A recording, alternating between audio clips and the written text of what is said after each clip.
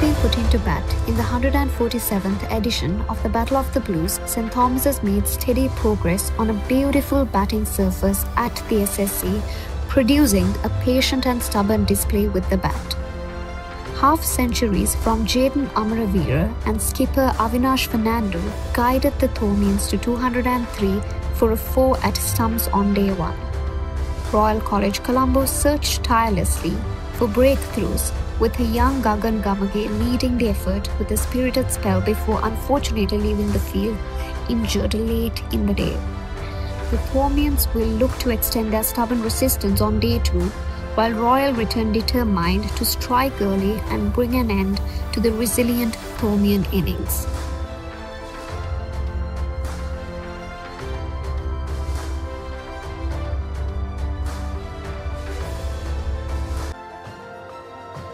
Lovely morning at the SSC, and it is the day 2 of the Battle of the Blues. It's the 147th, Royal versus St. Thomas's.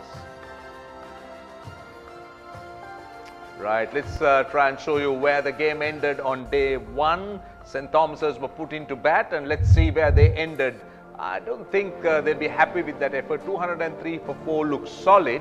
90 overs consumed. Good opening partnership. Gunaratna making 44 as well, and a cheap wicket in the form of Kodituaku. But then Solomons and Hettige, the 2 batters together, that is the Thomian score, 203 for 4. What about the Royal bowling?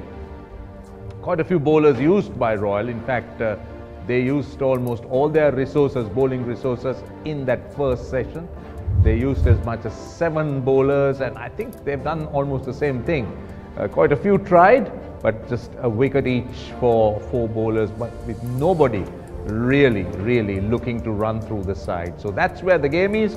203 for 4 was what St. Thomas's got. Been put into bat on day 1 of this 147th encounter between the Battle of the Blues.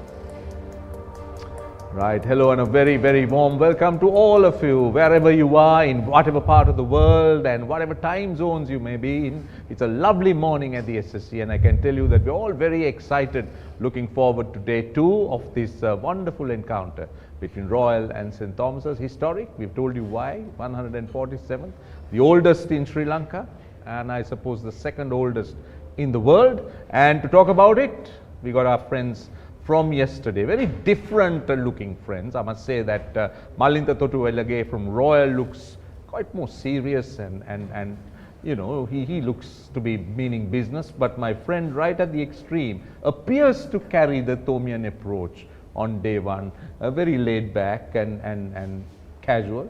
How are you, Sashrika? I'm good. It's a very relaxed approach by the Thomians. The Royals are chasing. So what I see in you is what you're portraying the Thomian approach. I have to represent the Thomians. Well done. Well done. That's very good. Very good. And I can also see you having that little logo on your heart. So that's good. All right. So I'll come to you. 203 for 4, put into bat on a good surface. I like to hear your thoughts. Well, it was a very solid start. The run rate was pretty rapid too up front. But I think the Royalists also changed their plans after about an hour's play.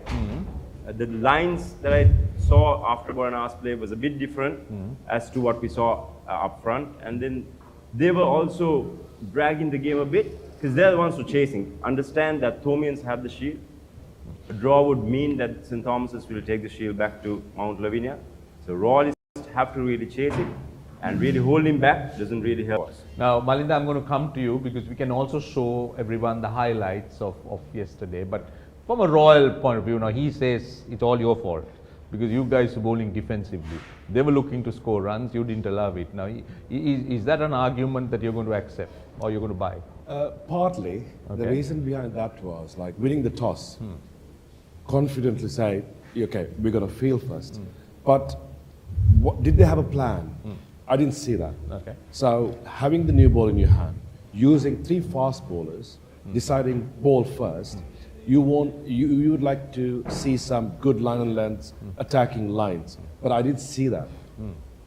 Right, so time to take a look at the highlights of the first day. As Sashrika said, very good start, some friendly bowling as well.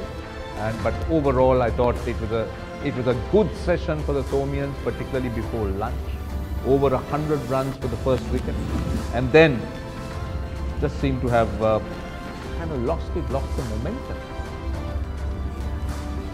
True, Roshan. The experienced pair of Avinash and Jaden Amarira getting the Thomians off to a good start. That was the end of Jaden.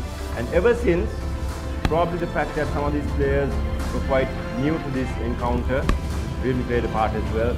But all in all, defensive approach, and that was a brilliant catch by Gagan. And most importantly, for St. Thomas's, the key batter, another brilliant scalp, Rashawn Solomon, he was a wicket. Right, so, well, lot to play for, but Malinder, which team would be happier going into stumps on day one? So day one. Day one, yeah. Day one, yeah. I mean, going to stumps. I think St. Thomas's, the reason behind that was Royalists had the control of the game. They decided what they want to do, but they did not implement what they really want to do, I feel. But that gave St. Thomas's to control the game. And if you see, What Sashrika said, they played, our bowling attack was very poor. It's below par, and that gave them opportunity to score runs. And also, when you get a chance, there was a lot of missed opportunities as well from Royal point of view. So if they want to win this game, they have to implement the plans that they probably thought about before they're coming into. So I felt like it didn't go well, but as the day goes along, you felt that okay, they realized they feel like the energy level was a bit better.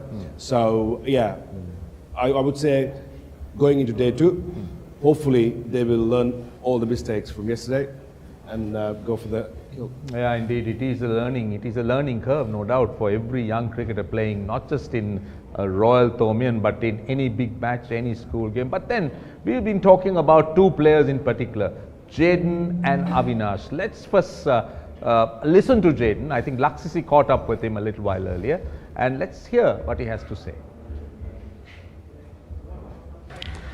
So joining with me right now is one of the two heroes for St. Thomas's College on day one of the 147th Battle of the Blues, Jaden Amarira, who scored a half-century and put up a 110-run partnership for the first wicket. Jaden, how happy are you with the main big match half-century and that partnership with your skipper for the opening wicket? Yeah, I'm very satisfied. We knew the first 30 minutes are not going to be easy. So me and Avinash were going to stay there in the wicket and negotiate the first 30 minutes. And from then onwards, we knew it's going to be a batting paradise. So it took our opportunity. So in the first 16 overs, both of you went at 4 runs per over, then had to shift gears a bit, had to slow down a little bit. So was it the fact that the service maybe got a bit harder to bat, or was it the fact that the Royal bowlers just came back into the game really well? I think they were a bit loose in the first few overs. So they gave us a few freebies and we capitalized on that. After that, they kept us tight, and with the spin, they bowled well. 203 runs on the board for the loss of 4 wickets. What's the plan for day 2 for St. Thomas's College? We'll be looking forward to get to a good start, negotiate the first hour or so, and then capitalize after that. All the best for day 2. You know what I saw in that? He appeared to be overawed by the interview more than batting in the middle. I mean, in the middle he looked relaxed and comfortable, but at the interview with Laksisi talking to him, he kind of, he didn't look himself. Did you both see that? Or is that something that does to a young guy? That's probably his persona and personality. He's slightly laid back, but as you said, commanding in the middle. Most importantly, he's one of the leading scorers for St. Thomas's this season. And once again, come the important hour, he showed what he's got. Right, so that's about Jaden. Now let's also, he's had his partner Avinash. He looked as good. I mean, left-hander, looked very nice, good opening partnership. Laksisi was very, very busy this morning. He was talking to both of them. Now he caught up with Avinash. Let's hear it. So leading from the front, the St. Thomas's College skipper Avinash Fernando scored a half-century yesterday. He scored a half-century last year as well. So Avinash, how happy are you with the knock and that partnership with Jaden? Yes. That 110-run stand managed to lay a solid foundation for your team. Yes, we're really happy. I mean, our first plan was just to bat carefully in the first 30 to 1 hour. And then we did our best. and Jade and I really supported each other really throughout. And yeah. So how did the surface behave, Davinash? I mean, it was a lot easier to bat on, especially because Royal College didn't really get their plans right. They bowled a lot of loose deliveries. So how did the pitch behave yesterday? I mean, first of all, in the early morning, it was a bit wet, I guess, and then the ball swung a bit. But then we just took the maximum advantage from loose balls. So now 203 runs on the board. What's the plan for day 2? Rashawn Solomon's still out there, Hettige is still out there as well. Both of them have managed to get a start. So what's the plan for day 2? Again, early morning will be a bit hard, and we're hoping our batsmen do best in the start and get a good score on the board. So all the best for day 2. Thanks so much. Yeah, that's the Tomian skipper, and he spoke about the difficulties early morning, and something interesting that I want both of you to comment, where he said that they took advantage of that opening partnership or that early morning negotiating and playing the conditions. So I'll come to you. Do you really think that they built on that partnership? It was a vital partnership. Purely No doubt. But Purely I'm talking about the end product. Importance, 100%. It was important purely because those two guys were the senior players in the team. So if they crumbled, the rest were all inexperienced. So that's why it was very important for St. Thomas's that those two contributed, especially the captain. Now his confidence will be up. He performed, he laid the platform. It's up to the rest of the batters to continue. Now talking about the importance of that partnership, we could look at that first wicket partnership and the way the players dominated, the way those two played. I mean, I was thinking 300. You see, because 80 without loss. At lunch, 100 runs opening partnership, and that's exactly what we are talking about. 110 runs, and that setting the tone in that first session. Yes, put into bat, a bit of greenness about, ball moving around, so you'll expect the openers to play the way they played. But you both know that the middle session is about the toughest for any fielding side when they haven't really made their mark. So in that sense, Malinda has been quiet, so I'll ask him. So in that sense, do you think that Royal got out of jail? I mean, because if St. Thomas has continued to dominate, let's say went to tea at 200 and then went to stumps at 300, the story would have been different. So again, it's a missed opportunity for St. Thomas's. As I mentioned, the Royalists weren't bowling in good lengths, so they have taken that opportunity. They were going at a good rate, but they never shift the gears. As you said, the second session is the most important. 40 odd runs for 2 wickets? Yeah, absolutely, not losing any wicket in the first session, having a good start, and especially captain weren't in runs. He got into runs, which is great for him, and they couldn't shift the gears. Wasn't sure what was the message from the dressing room, and you're absolutely right.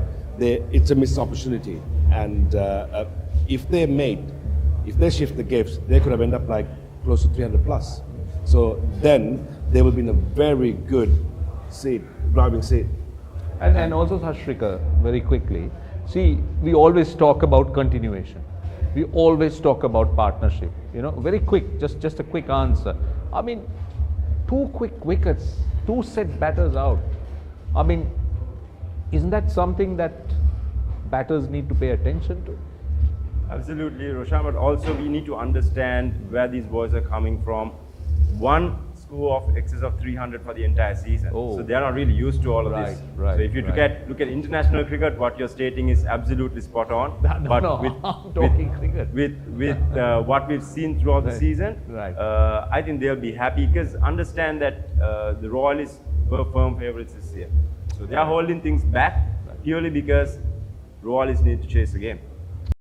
Right, so that's how the game panned out on one. There've been a lot by Sashrika Pusagola, and I'm not surprised. He's wearing the Tomian badge on his heart, so I mean that's okay. And Malinda Thotuilage has been very defensive himself, leaving a lot of deliveries and also accepting the fact that Royal hasn't attacked enough. So let's go for a quick commercial break, and when you're back, we'll continue to talk a bit more on day 1 and looking ahead.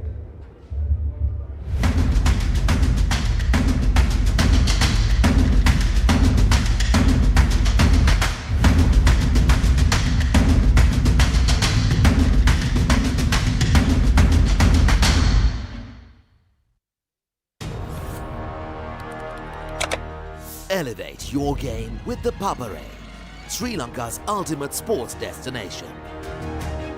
Experience every heartbeat and every goal like never before. From cricket to football, rugby to athletics, we capture the spirit of every sport that ignites our passion. Relive legendary moments, exclusive interviews and expert commentary, all in one place. Join us for live coverage of thrilling matches and events, bringing you closer to the action. Together, we unite a nation through the love of sports. Tune in to the Papare, your home for all things sports. Live the action, feel the excitement.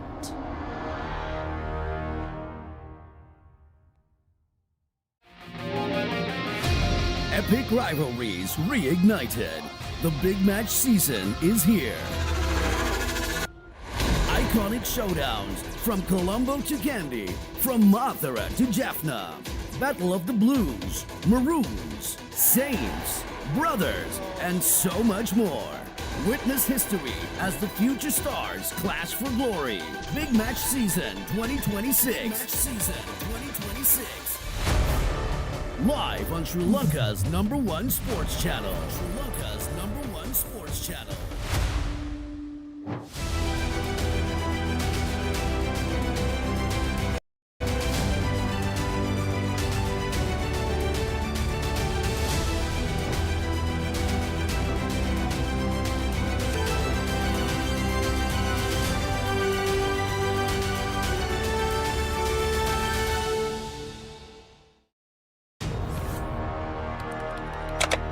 Elevate your game with the Papare, Sri Lanka's ultimate sports destination.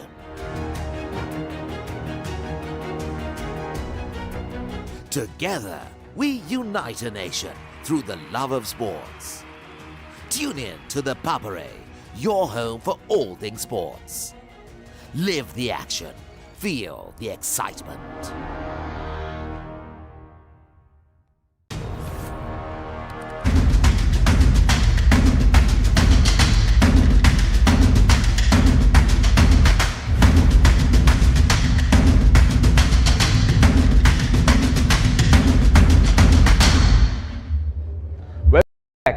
You're watching the Royal Thomi and the Battle of the Blues, and in case you're wondering what platforms you could catch the action, let me quickly remind you the Papare 1, that's HD on channel 126. You can also have the Dialog Play app and also the papare.com. Just a quick reminder about the platforms that you could watch this game. I know lots of people watched it, really a lot of people watched and we got so much of interest from around the world. So just a little reminder in case you want to sort of switch around and understand, or tell your friends where they can watch it. Right, so we spoke about day one, St. Thomas's 203 for 4. We all said it's very good batting conditions because hardly anything happened. But now how does the pitch look today? Pavis Maharoof again is out there with Arjun Vaidyasekara, who is assisting him to try and understand the conditions of the surface. We had a fascinating days of cricket yesterday. 90 overs, 203 runs and only 4 wickets. The viewers might think just 3 runs per over being maintained by St. Thomas College, but nothing to do with the pitch. It's just the mentality of the Thomians trying to bat out the day. Overnight rain yesterday, how the pitch is looking. To talk about it, I've been joined by Arjun Vaidyasekara. Arjun, as I said, 90 overs, 203 runs. The pitch behaved well, but the mentality was different. How do you see this pitch behaving for today? Good question, Faris. I'm sure the pitch didn't do justice to the runs on the scoreboard. Probably it's a combination of a little bit of poor batting, poor bowling, and also some negative bowling. I still reckon the pitch has a lot of runs. I reckon that today will be the best day to bat. Just looking down the track, and we are from the tennis course, and Faris, if I walk through the track, you would see the wicket is still very green, but you get a little bit of scuff marks where the bowlers run up, follow through has been. Nothing to worry about. It's still holding well, and this will probably get a bit more worsened as the day goes by. I still feel today will be the best day to bat. Saying that, St. Thomas's still hold the upper hand the way I look at it. probably 300, 340, and it's going to be a daunting task for Royal to come back into the game. They'll be always chasing this game. Right, so out from here, the pitch looks really good. Yes, the scuff marks will come into play, but the Royal spinners for me was too little quick yesterday in the air, as well as there was no flight. Today, maybe change of strategies, and also overnight rain means that there's a bit of juice on top. The seamers can come in handy. But overall, I think St. Thomas's College, they hold all the aces. They can walk the show by understanding how they want to play. For Royal College, they have to come all guns blazing to pick up the rest of the 6 wickets. So that's a bit of how the Royal spinners should bowl. So I also thought that it was more a defensive kind of approach yesterday. The pace they bowl, they're looking to fire the ball in, really never really looked like wanting to, you know, get some purchase. So we can take a look at the Hua. I mean, closer look. I know Maha spoke about the pitch, Arjun spoke about the pitch, but this will also give you an indication as to how the surface looks. I know Sashrika has been in charge of many pitches, particularly at the Sara Oval, so you'll know a thing or two about this looking at it. Yeah, it seems like it's going to deteriorate with time. I think Arjun was right. He said today might be the best day for batting. It will be much easier than yesterday. The ball would come on, but I still feel come tomorrow the spinners will definitely play a part on this track. Right, so that is how the surface looks. Not much of you know, footmarks, because these are young guys and not heavy. Now you've been an off spinner in your day. So on a surface like this, so would you advise to bowl slower, or would you still want to bowl that defensive line to try and push St. Thomas's back, make the declaration kind of delayed, or what should a spinner do? See, as a spinner, definitely you need to get more overspin on a track like this, because if you're just going to bowl side spin, it's just going to skid on. But maybe vary it a bit and make sure that you vary your pace, vary your revs, vary your wrist position. In that way, the batsman won't be certain of what's coming, so that will be easier for the spinners to dominate. How about you? What would you say? Yeah, I think for me, it's like more than where you pitch, it's intent. I didn't see that energy from our Royal side. So they need to change the game plan and the mindset, and to make sure whatever the resources you have, and have a simple plan. That's my advice. Right, skipper of Royal today, head coach of Royal today. Right, we got day 1, 4 wickets only, 203. St. Thomas's love to hold on to the shield. They're not going to give it away. They're going to want you to grab it from them. So what would be? Because I believe, Malinta, in scenarios like this, out of the box. You know, we were talking about bowling short and all kinds of things on commentary. So what would you do? I always like to throw my guests into that situation and ask what they would do. So if you are, let's say, the Royal coach, what advice would you give them? I would try to keep the one fast bowler and the spinner to start with, and I want them to have attacking lengths. So as you see the approach from the Thomians, they had opportunity, they didn't take it, but you know, like, they're not going to come after you, right? So I feel like the more balls, if you put in the areas that batters has to play, you're going to make some mistakes, because you don't want them to caught up with two minds. So either they have to go for it or just defend themselves. So I would say attacking lines. Yeah, now when you talk about attacking lines, I'm still with you here, right? So yesterday when we were watching, we were seeing backward square leg, fine leg out, third on the boundary. I mean, nobody you know, close to the bat or under the bat. So again, that was yesterday. New day, I mean, everything is history. You've got to restart. So what spin would you employ? Left arm spin, right arm spin? So because Maha was saying bowl slower, there might be something for the spinners. So I think spinners are going to play a role. So I'm still with you as the Royal coach. So what kind of field would you have? Would you want to have fielders close to the bat? Or would you kind of have an in-out field where you're going to not let the Thomians score runs easily, but you'll also want them to make mistakes? What's the approach? All-out attack, or want them to make mistakes? I want my bowlers to attack with, like, you know, put some pressure on, and it's a mind game. We all know that. We all have played that game. It's all about the minds. So I would say, like, you know, just have the fielders in, and don't let that batter to be comfortable. It's a new day, you know, fresh legs. Be in your face. Be in your face. Absolutely, absolutely. And you know, they have to start from zero. Regardless. So I guess, like, you know, just put the pressure on and try to get one of them wickets early, then it could open up. Right. So Sashrika, let's switch places now. I'm stopping him and coming to you now. So what should be the game plan of St. Thomas's? 203 for 4. They've used up 90 overs. So now I think it's in the Thomian court. You got to do something. You can't be playing the waiting game and say, Royal, take the shield if you can. But so what should be the Thomian approach? Well, I would look to bat once in this game. As if I was a Thomian coach, I would look to bat once. No, you are now. I am now. I would try to get to 400 runs because cricket is a funny game. We've seen plenty of teams crumble under pressure. Yeah. Scoreboard pressure brings a totally different outlook to any team. So get to 400. I hope they can get there within a reasonable time so that they'll have enough time to bowl. No. That's my other question. Now we're talking 95 over days today and tomorrow. So you're talking what? 190 overs. So you're 203. You're basically saying double it. So get to 400, right? That's one. Second thing is, if you just want to bat once, obviously you're looking to get 20 wickets. So what kind of overs would you be giving your batters to try and get to 400? And how many overs do you think you'll need for 20 wickets? Because you know your strengths. Personally, I would look to bat an hour after lunch. After lunch? Yes. Because if you have at least say 4 to 5 wickets in hand, you could push a bit and get 80 to 90 runs in that period of time. With that in mind, obviously try to get at least 5 to 6 wickets. Yeah, but how many overs would you want? So that would be about 50 overs, okay, if I'm not mistaken, for Royal to bat. So right, 50 overs is sufficient to get 5 to 6 wickets. Right. And then tomorrow is another 95 overs. So as I said, funny things have happened in cricket, so that should be the plan for St. Thomas's. Yeah, no doubt. Funny things have happened. Now, just in case, just deviating a little bit away from our discussion, I know you're interested in both what Malinta and Sashrika says, but just in case, as I said, you lost or you did not see how St. Thomas's lost their wickets, I think we can show you that. So let's take a look at those 4 wickets lost and how they were dismissed. Some outstanding catches and some easy ones as well. This is a good catch at mid-off.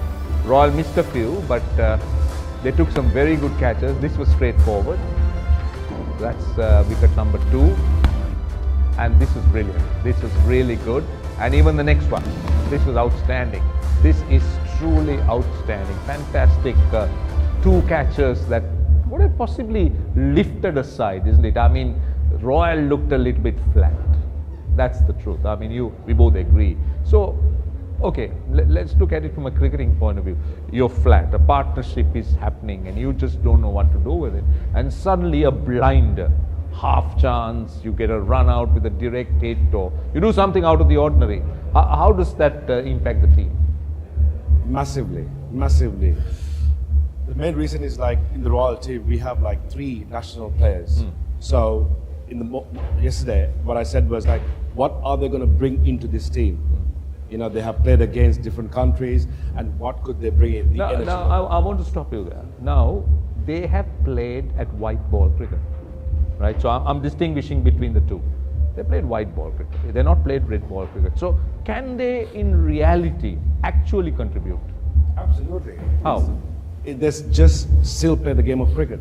No, in terms of contribution, the experience you spoke about playing for Sri Lanka. So how can that experience playing T20 or 50 over help in this 3-day format? It's responsibility. Okay. You know, accountability. And, you know, of course, looking from St. Thomas, they know Royals have some national players. You know, they have that ego. And they want to make a difference and they want to take the shield back. So in a way, St. Thomas want, okay, if you want to get it, try and get it. You know, it's just like teasing them as well. So we will be able to see a lot more when they come to bat. Should that be the actual approach? Now you guys are having the shield, right? So is it a case of holding on to the shield or is it a case of wanting to win? I mean, from your drift, I thought St. Thomas's would be happy to hold on to it for another year. I mean, by the way they play, because you concede that they haven't had a good season, never got a 300 in a game, just once. Sorry. So should that be the approach, Sashrika? But we all know that big matches are very different. Sometimes teams that are written off, they can turn out to be different. Well, sometimes you got to be realistic in your approach. We all knew that Thomians, the batting really didn't click all season. Only a couple of batters got their way through. So that being said, now St. Thomas's are in a reasonable position to get to a place that they've not gone before. Get to a score of around 350 plus. So they should make use of that. They've got good spinners to go with. They've got a wicket that will deteriorate with time. So things are going for them. And plus, understanding that Royal really has to push for it might give some opportunities or create some opportunities for St. Thomas's. Now he says St. Thomas's should bat only once. So how can Royal win this game? Now don't tell me bat well, bowl well, get 20 wickets. The thing, as I said, like they need to. What a strategy. Royal is they need to change the gears and try to be more attacking and get early wickets. And when you get an opportunity, try and catch them. And also, in general terms, I've spoken to a few of the friends of mine yesterday. Like people in here, they're not just come here just to drink or a meal, right? They just want to see some exciting cricket. Are they getting what's worth? At the moment, no. Because they want to see because it's a 3-day game, and they want to see some action in the middle. So I don't think both teams have not given that back to people who came from everywhere. Yeah, I know. And just give that excitement. I So hope. how does Royal win? You haven't answered my question. Attack and just again. What's the strategy? Varying the. So get St. Thomas's out before lunch, and then what you do, and then what you expect to do. It's not really easy to say get them out before lunch, but again, bowling, be disciplined. Okay. Be disciplined. You have to be realistic as well, right? So they have still 6 wickets to go. Yeah, 4 you down. want a 3 for 4. Absolutely. So you got to attack it. You can't waiting for them to make the decision. And again, Royal won the toss. They made a decision, so they have to back it up. Right. So final thoughts from a Thomian side. Now I know you said 400 batting first, but I mean final thoughts can be final thoughts. I mean, key wicket would be Rashawn Solomon. He's there right now. If he can capitalize, if he can score swiftly as he usually does, then St. Thomas's will be in a very good position going into the lunch break. So that's my thought. He holds the key. So you just want the Thomians to move on, but at what pace? Are you looking at a rate of scoring? So as I mentioned before, an hour after lunch. They're just going a little over 2 runs. Yeah, so they definitely will have to accelerate the scoring rate. But I'm pretty sure the first 15 to 20 minutes they'll be a bit sedate. But from there onwards, they really need to push. And when you say push, a little bit more intent, more singles, twos, not only about boundaries. Not only about boundaries, but have that average economy or the scoring rate at 3.5 plus per over. Right, so those are the thoughts from two distinguished royalists, or at least old boys, a royalist and a Thomian. So we're all looking forward to see how St. Thomas's and Royal would try and play in on day 2, because we've seen what they did on day 1. So let's hope day 2 will be different. It's time to join our commentators, and there's a slight biasness in the commentary box because we got a Thomian there, Haritha Pereira, and with him is Damit Veerasinghe.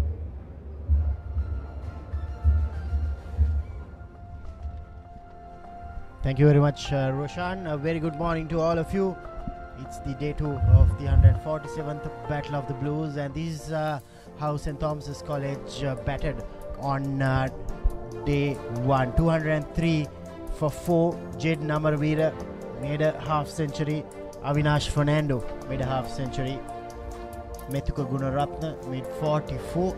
Aaron Kodituaku 89 balls, 12 runs. Rashawn Solomons and Rafael Hetige 19 and 12 runs respectively. 14 extras for St. Thomas's College. It's been a very cautious approach from St. Thomas's College on day 1. Royal bowling, they used 7 bowlers. Kodituaku, the young right arm seamer Mahir Kodituaku, Gagan Gamage and Sihandu Suryarachi were the pick of the fast bowlers for Royal College. Dushen Udavala, he was very economical, didn't give away much. Himaru was by far the best spinner for Royal College on day one. Ramiro Pereira too picked up 1 wicket.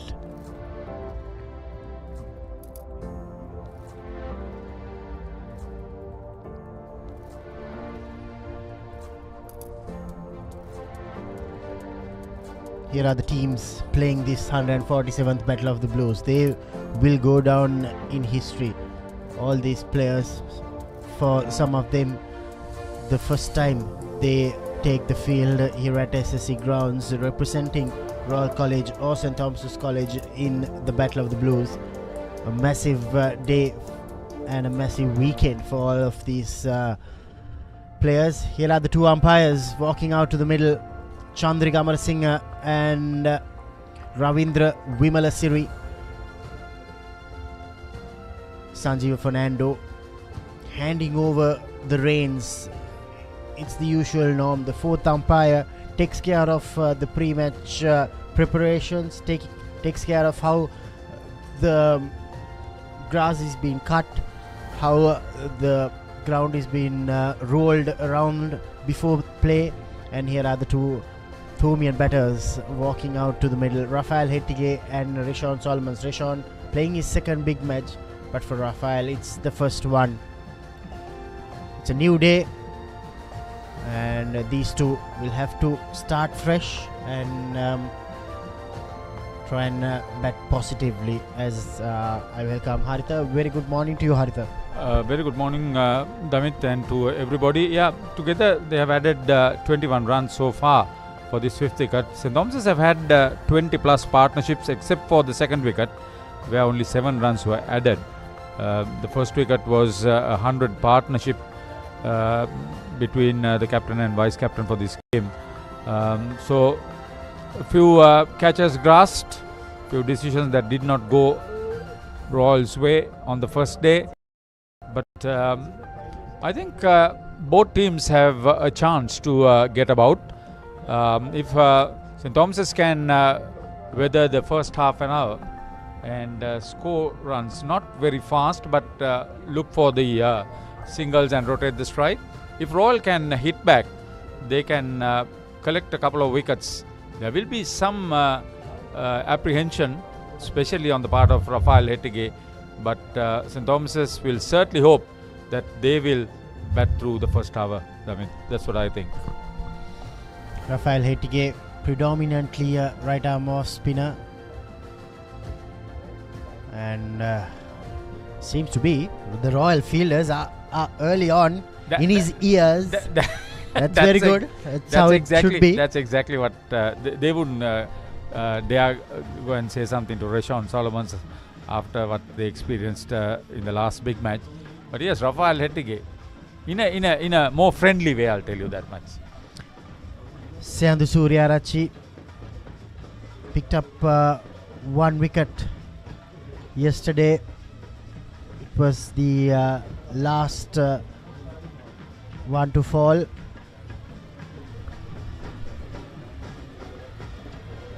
Yeah, 90 overs. So that last session was a long one, just 75 runs in 34 overs. And 2 wickets were lost in that last session.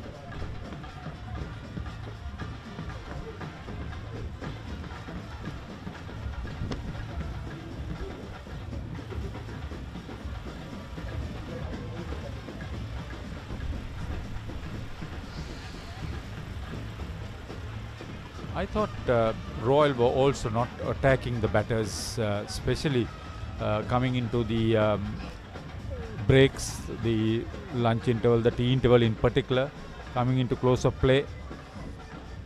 They had a rather defensive feel. They'll start off with a very wide slip and a very wide gully.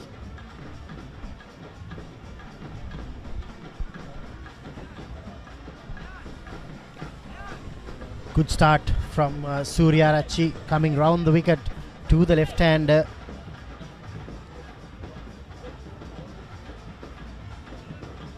How Royal uses the second new ball on day 2 morning will determine how this game is panned out. The good thing is they will have Gamage to come and bowl if he would be the preferred choice. He, to me, looked the most aggressive of the bowlers.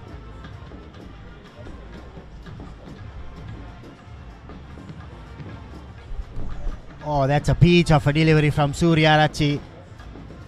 He has bowled 2 brilliant deliveries to start off day 2. This hit the seam and just went back. Look at where the keeper collected it. Very good delivery from Suryarachi. Yeah, first one went away from the left-hander. This one came back to the left-hander. Great statement from Sehandu Suryarachi, operating from the tennis court's end.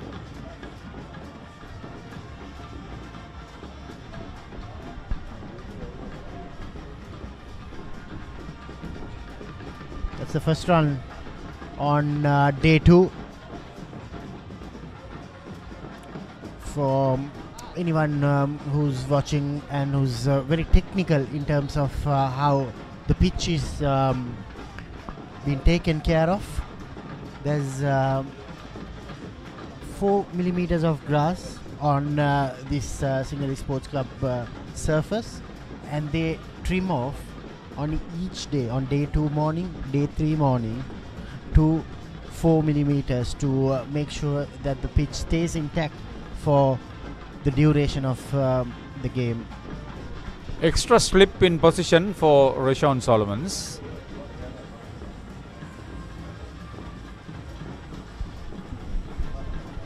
Suryarachi will have to make sure that the batters try and face as much as possible. Shouldn't let them leave the ball early on day 2. And for the viewers, it's 95 overs on day 2 and 95 overs on day 3 as well. That's why we've started off at 9:40 local time. Wherever you are watching on the Papare, it's the 147th Battle of the Blues action. It has begun on day 2. This is where Royal are making their mistake, Haritha. They are just letting the Thomian batters just to leave the ball. Yeah, and to settle down. I mean, if you are bowling with a new ball and if you are bowling to pick up wickets, you need to attack the batter, the wickets, get as close as possible, not so far away. Some familiar faces. Dasis Manchanayaka, big match winning captain, along with Kavindu Madarasinghe, Ranuka Malaviarachi. Good to see these young old boys coming in and supporting the team. Most of these guys have been their teammates.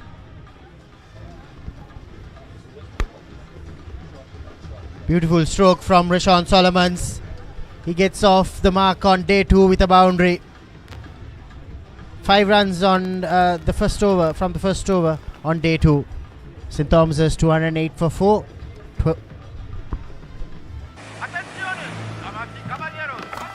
Come join the people cheer. Our day is finally here. A whole new era with the joy of rich cocoa. Whole life's a treat again. So good it's almost insane. With a chocolate star by the name of Roccoa. Say hola to Richbury Roccoa. Chocolates made from premium cocoa. Fillings and flavors for the full fiesta. Yes, the name is Roccoa. Go share it close and far. It's time for Roccoa. Come taste la vida cocoa.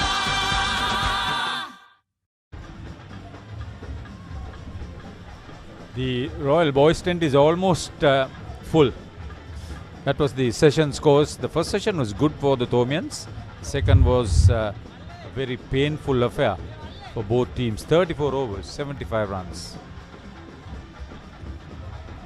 They would won't despair to not only occupy the crease but rotate the strike too.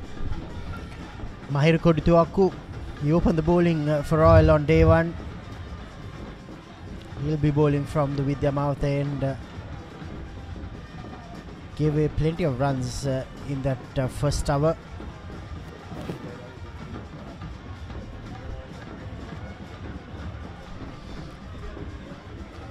"12 overs, 50 runs. You would imagine, well, he has been expensive in the context of how many runs were scored of the 7 bowlers. But I'm still perplexed to see that only a very wide slip and wide gully is being employed by the Royal captain for Rafael Hetege.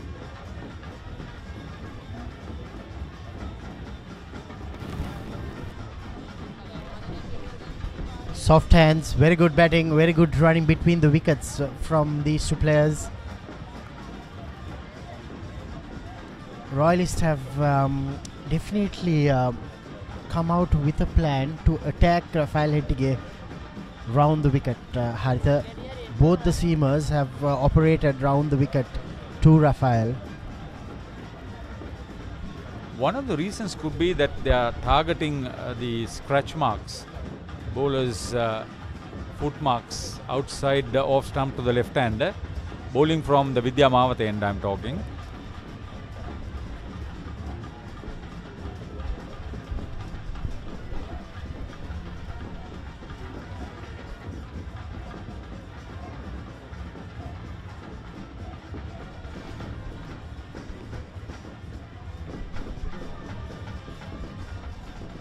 Dinsara, he had a bad day yesterday on the field.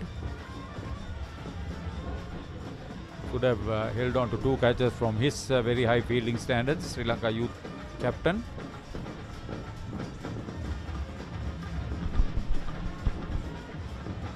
On-field umpire Chandrika Amarasinghe along with Ravindra Vimalasiri, 2 experienced umpires. Reshon Solomons will hold the key for St. Thomas's College if they are to post anything above 300, 350. He's having a chat with Nilanka Peri. This is Shanta Fonseca. He is the television umpire. And the match referee, Graham Lebroy, sitting next to him. 2 fast bowlers from the same area, same school. Nigambo, Maristella. Sanjeev Fernando, 4th umpire.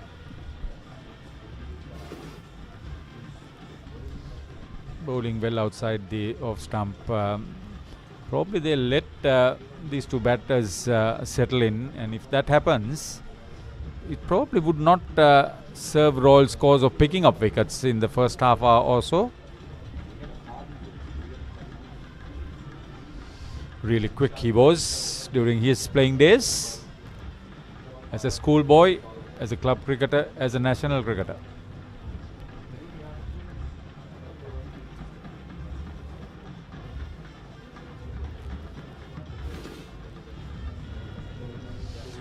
End of the second over for the second morning. St. Thomas's 209 for 4. Why take chances with construction delays, speculation or uncertainty when you can invest in the real thing? Marina Square offers premium finishes, ocean views and above all, a payment plan that extends till 2027. Know exactly what you buy and pay with ease. Call 076 305 0000. Marina Square, Uptown Colombo. A luxury project fast approaching completion. Backed by Access Engineering. ගෙවන් යන්න phones ගන්න ළඟම ආබාන්ස් එකට යන්න ලොකු පොඩි හැම phones ගන්න ළඟම ආබාන්ස් එකට යන්න හොඳම ෆෝන් එකක් ගන්න ළඟම ආබාන්ස් එකට යන්න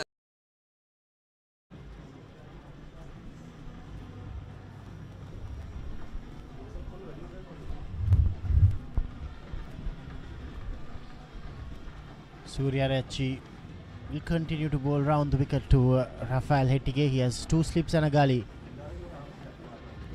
And it goes through the 3rd slip vacant area, Haritha. At least they have employed 2 slips. Earlier they had a very wide slip and a very wide gully. I like it. You must give the bowler the confidence. Yeah, Hettige. Earlier last evening he scored 2 boundaries with similar strokes. Make him play, yes, in the air. Right into the gap. He could be a good surveyor someday. If he can be that precise. And now they have that wide slip and wide gully for the right-handed Solomons. Reverse the roles in the field placement for the two batters.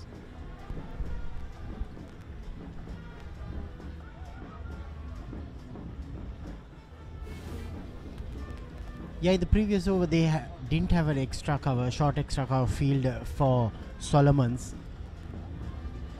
They've put in another extra field just to cover up that vacant area. But it's day 2 morning. If you are to take wickets, you need to be a little smart. Lay the trap down, Haritha. Show him some gaps so that he'll go for his strokes.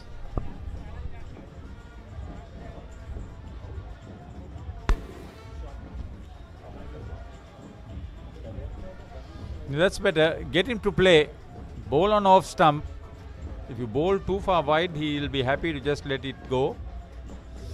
Yeah, why do you want to prevent a boundary when you get the opportunity to pick up a wicket, at least over the first 5 overs? Yeah, because at SSC, as the great Mahela Javardhan always says, day 2, day 3 is always the best time to bat. And if you are there in the second session or the third session on day 2, you'll be easily able to score runs here at SSC.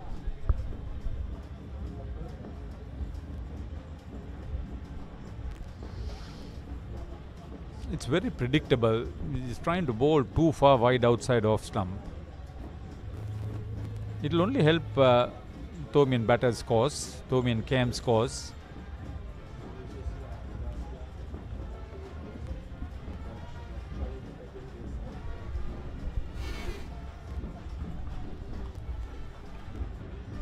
He's got the right idea, Surya Rachi, trying to get Solomons to drive on the up.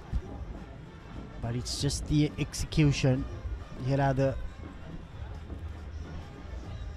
Too early, you become very predictable. He's not going to try anything of that sort over the first 5 overs. So you got to make him play. I mean, that's what I see.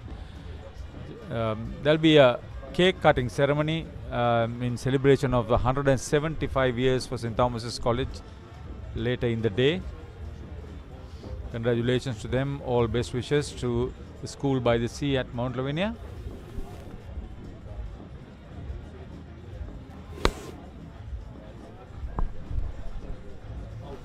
Oh, Himaru had to go for it. 5 runs will be added to the Thomian score, but could have been the 5th wicket also. Yeah, there was a lot of hesitation between the two players. Himaru Deshan that time, there you go. Before he even dived, was not even in the picture. There you go. He had to go for it. These are the direct hits. It needs to go their way. 215 for 4 St. Thomas's. Dam doom ding belana stick penna ya mea pel belana stick penna ya devi late belana stick penna aturu mituru damba divaturu ona kenek antimedi munchie sticks racing stick venna strawberry vanilla chocolate racing munchie sticks stick venna. Welcome to the Under Armour Halo project. Halo is not simply another sneaker, but rather a fleet of innovative footwear crafted to maneuver the complex biomechanics of running, training, and, well, everything in between.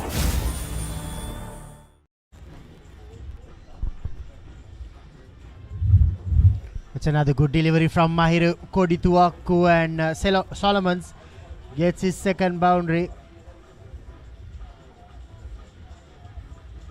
They've bowled at the right lengths this morning, Haritha. They found the edge several times, but not the wicket. Yeah, I mean, this is what I maintain. They have a very wide slip and a very wide gully, and that's yawning spaces there for edge. It may have not carried to the fielder, but certainly the boundary would have been saved. 19 balls, 16 runs on the second morning. so far without any loss. St. Thomas's would be happy. Yeah. The honor boundary count 25 so far.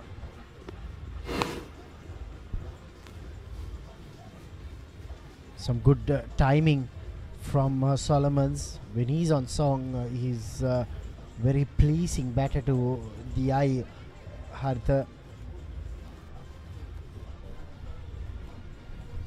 Yeah, Jaden Amarveera is a good striker of the ball at the top of the order, but this is the batter that the Thomians really cherish.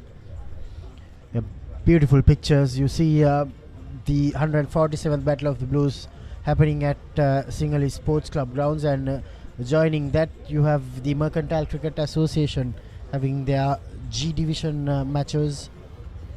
Plenty of cricket being played this morning here in Colombo. It's a beautiful morning. Yeah, the mark is stark contrast. It's very uniform now, quite visible. Every enclosure very well advertised. Supposed to be full because the tickets are sold out. Hopefully we'll have a full house by lunch today, definitely by tea.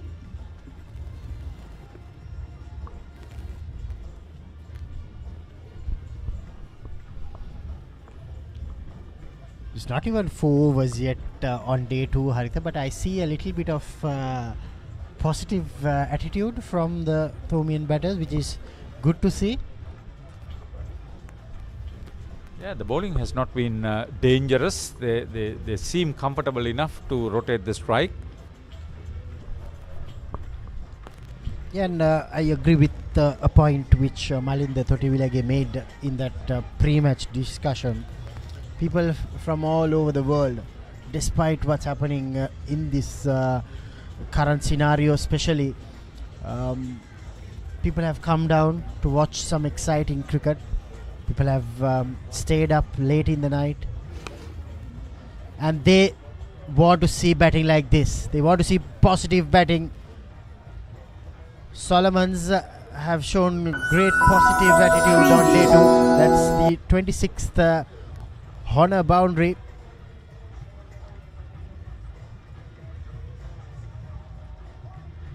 This 50 wicket partnership is now 43. That's the second best of the innings so far after the 110 opening partnership. Right on top. Dropped it short, or confident shot that. Timing, placement, intentionally over the infield.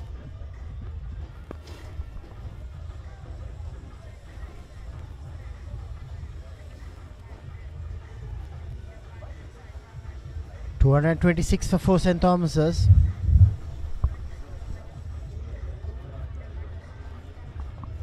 හැමදේම පටන් ගන්නේ gut එකෙන්. දිනන ගැම්ම දෙන්නේ gut එක.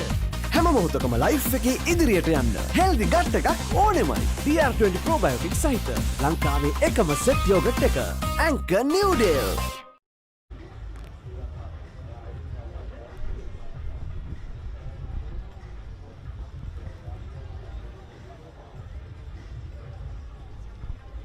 Welcome back to the SSC, the second day of the 147th Battle of the Blues. Joining me is the experienced commentator, Mr. Roshan Abesinga. Good morning, Roshan. Hello, Arjun. Good morning. What a day yesterday was. I want to ask you.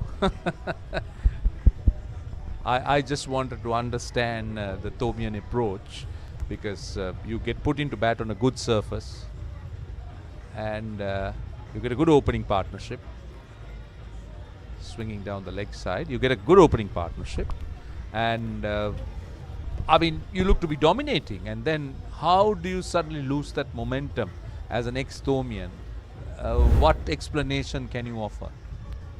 Can I sum it up in one sentence to you, Please Roshan? do, please do. That has been a question I've been asking, and Sashrika Pusegolo on the show studiously avoided it. St. Thomas has dominated it, won the day, but was short of runs. Well, that's a typical Tomian response. I'm not surprised about it. But what I would actually like you to do, tell me, Arjun, is to remove the Tomian hat and sit as a complete neutral, and then look at it from that angle. Then you will tell me that after being 80 without loss in a tough first session where the ball was doing a little bit, and as you go along to session 2 and 3 when a bowling side is naturally struggling, that I feel that St. Thomas has lost it a little bit. This is what I thought. Yes, certainly, yes, Roshan. The critics they do have a point. Me being a spectator, someone who perhaps, let's say, not have played cricket, I think St. Thomas has certainly won the first session. Second session, I did ask the question.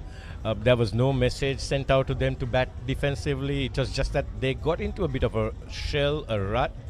And I think it was a combination of probably not going out there, trying to reserve their wickets, and also a combination of Royal bowling on one side of the track, which is also quite, you can't bowl way outside your stump and expect to get wickets. You're just taking two components of wicket-taking ability off the track.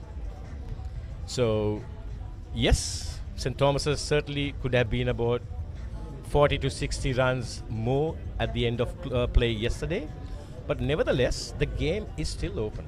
Of course, no doubt about it. And I still feel St. Thomas's are in the driving seat. But what I mean is, the advantage could have been greater, because if St. Thomas's planned to dominate that middle session after being 80 without loss, so you're going to tea with a 200 plus score after being 80 without loss, or maybe close to 200, you're sure to get to about 280, 290 come the stumps. And then you talk about the time you have left to bowl the opponents out. Yeah. So we're talking 190 overs today. So if you strategize, I know it's very early in the day. I mean, as nothing's happening, I'm just trying to take this discussion forward.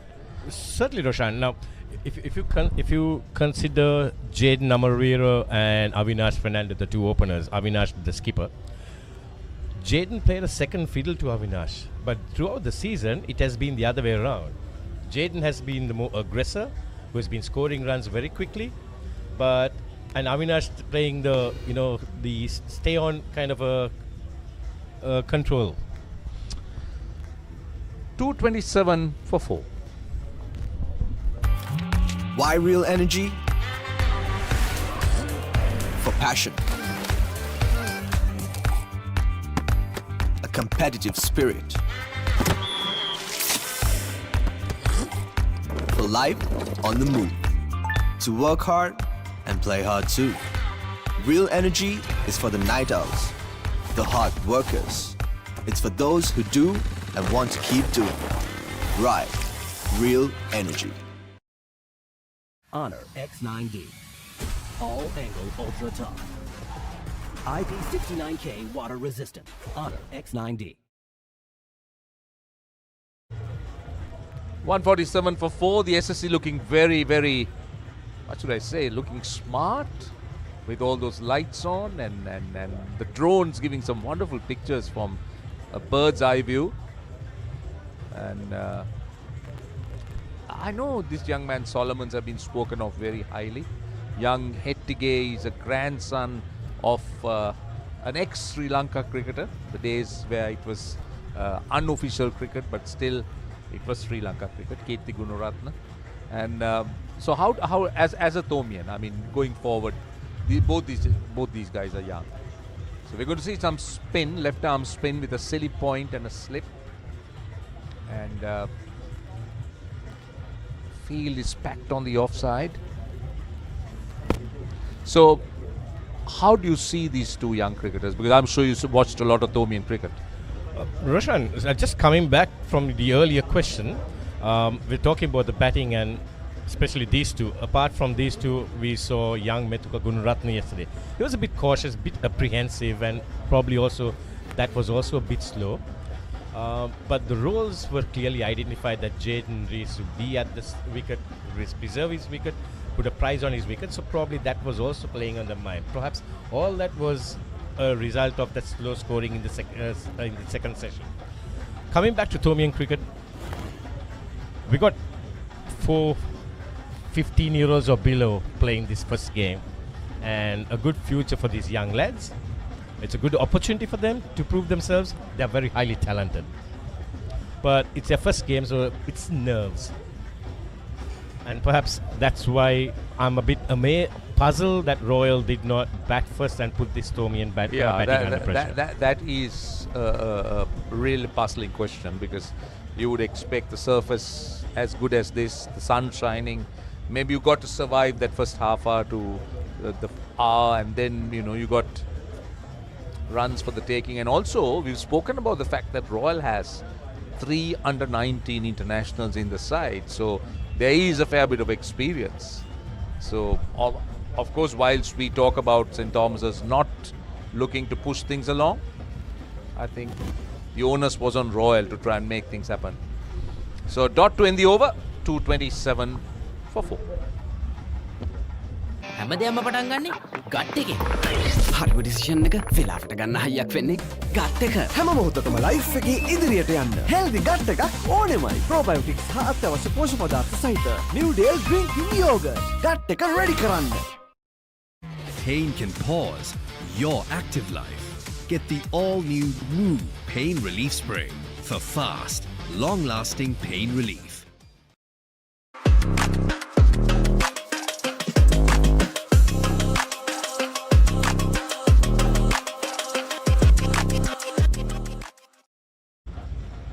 See, 227 for 4. Partnership. Last wicket at 182, so it's a partnership of 45 runs. And also the other thing that I see today, Arjun, is that it's a bit leisurely, isn't it, the pace? You got to go bowl 95 overs in the day, so you'll expect a little bit more energy.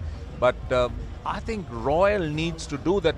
Now, I need to ask you something. Generally, when we sit here, we have food here, and we enjoy the food. But today, we've got a little cup which says 147th Battle of the Blues since 1879, and it also gives a brand here. So what's the significance? I mean, I'm just wondering. I mean, this is the cup I'm talking about, so just for everyone to see. So Arjun, you know anything about this? Yeah, Roshan, good question. So I always ask good questions. Taking a moment away from cricket, the match organizing committee, every year we try to bring something new. And last year it was a sustainability project, which is now enhanced right across the ground. This year we have a few new. One is a new tents that we have put up, which is the Grand Marquis, moving away from the Takarang tents. We have brought in solar for the boys' tents. We brought in a digital ticketing, and apart from sustainability, we've also focused on recycling.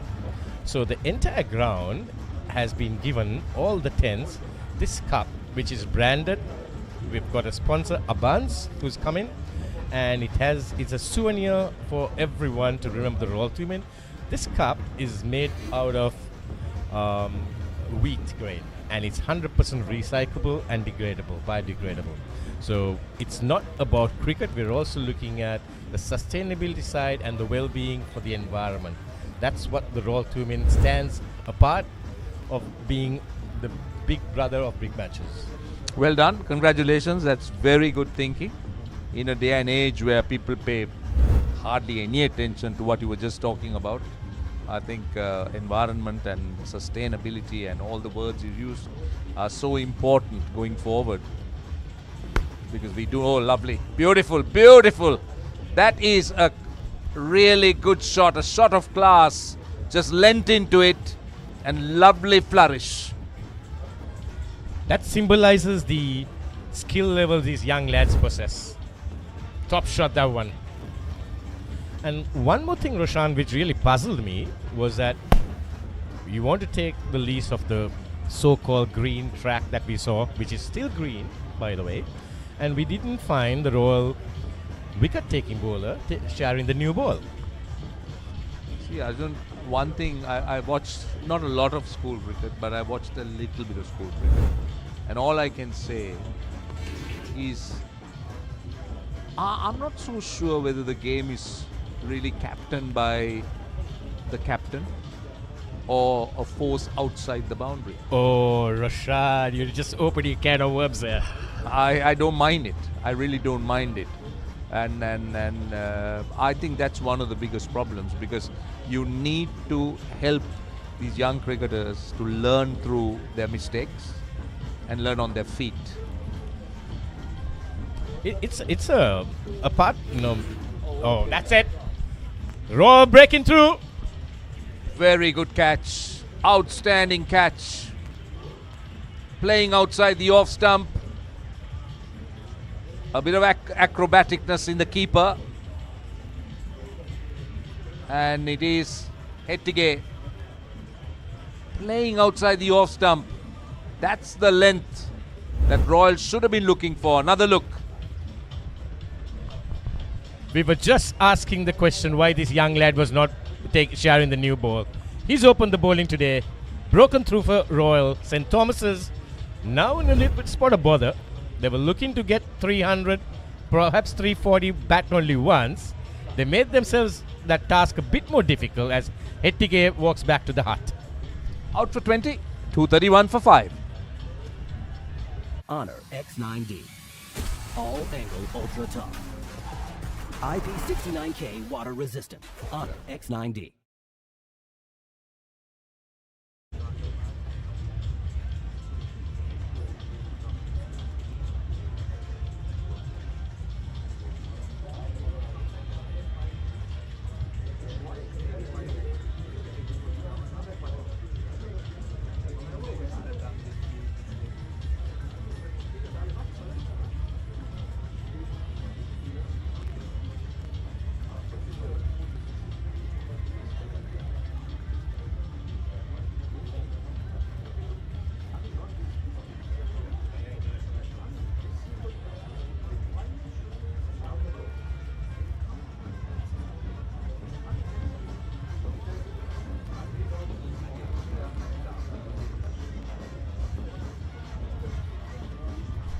.231 for 5. St. Thomas's losing a wicket very, very early in the piece. Now we've got Pires. Just tell us a little bit about young Pires, Arjun. Stevan Pires, another 14-year-old youngster playing in his first big match. Highly talented. The stumper off the side, the wicket keeper. Roshan, you just opened a can of worms, but I'm not going to go there.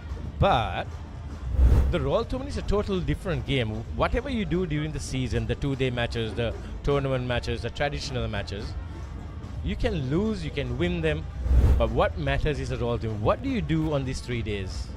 What do you bring into that? What are the strategies that you have done during the season and how you bring that into the Royal Tournament? You can be the best side, but the underdogs sometimes, or most times, do well at a Royal Tournament. It's a psychology. It's the crowd, the drama, the extravagance. They've never played a match like this during the entire season, but they practice playing 20 to 25 matches, just preparing for this. No, I'm sure. I mean, and I endorse what you say, and I understand how big a game this is in a young schoolboy's career or life. I mean, even if he stops playing cricket after this game or when school cricket is over, he will always tell his grandchildren and if possible great-grandchildren that I played in a Royal Tournament. So that's a massive thing.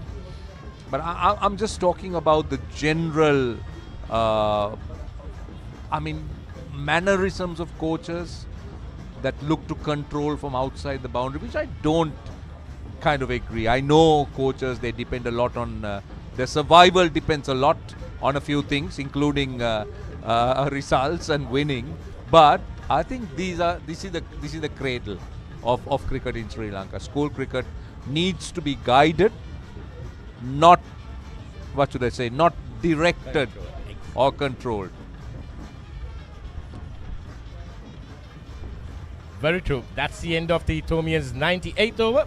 232 for 5.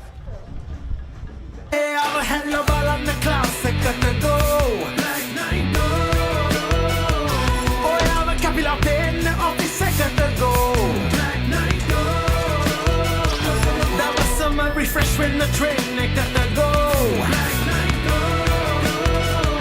Saratama enjoy get on the body gotta go. Black Knight go. Black Knight go. Pocket perfume. You take it go ekak. Ayubowan Sri Lanka, introducing the Elizabeth by Prime Group. In the heart of Colombo 7. Call 0703 777 777.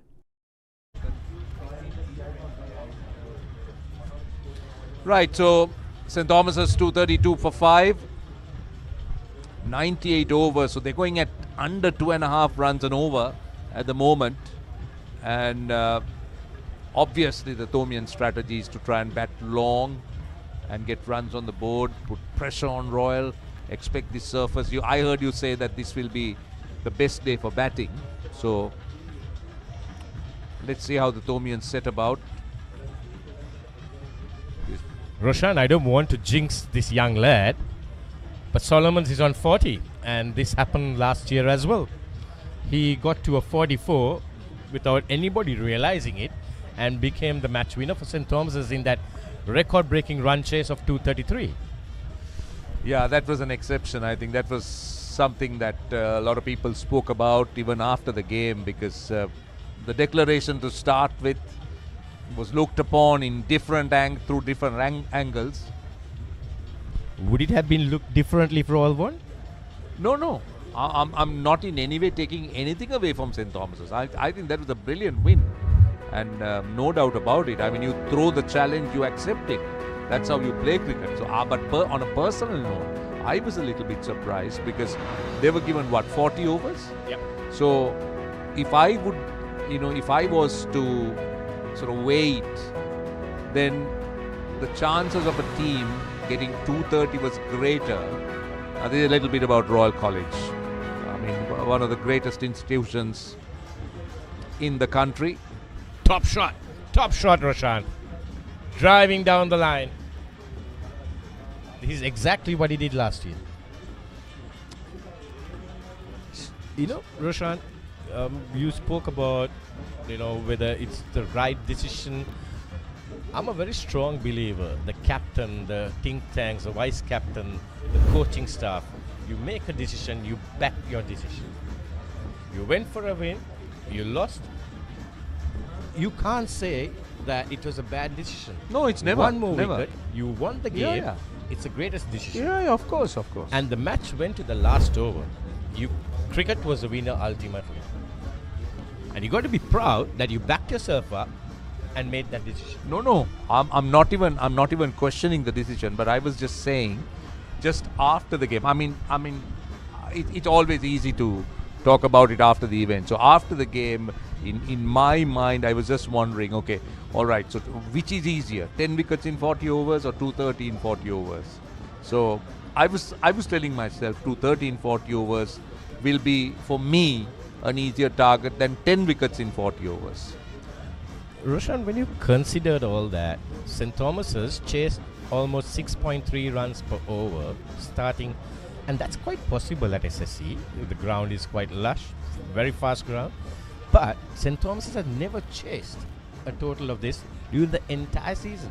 Similar this year, St. Thomas's have not surpassed 200 runs. We barely managed to bat over 55 overs. Just one game with 300, I was told. One game, and they ticked all the boxes only in one match, and that is what is required. That one match that counts.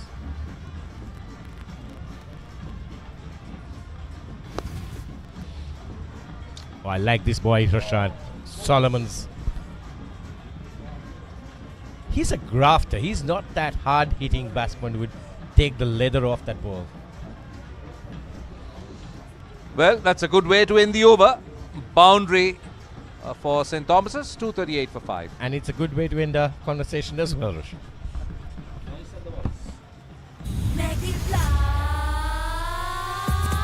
Blast, blast, blast, make a flavor blast. Flavor blast, make it Papare blast. Pattu enna rasa kanna blast. Hoina item, make it Papare blast. Blast, make it Papare blast. Flavor blast, make it Papare blast. Blast, make it Papare blast. Flavor blast, make it Papare blast. Blast, make it Papare blast. Rasa pattu enna Maggi Papare blast. From Nestle. Kitchen එක අපාස් කරන්නේ දැන් wife උත් happy එකේ ඉන්නේ wife happy කරන්න kitchen එක අබාන්ස් කරන්න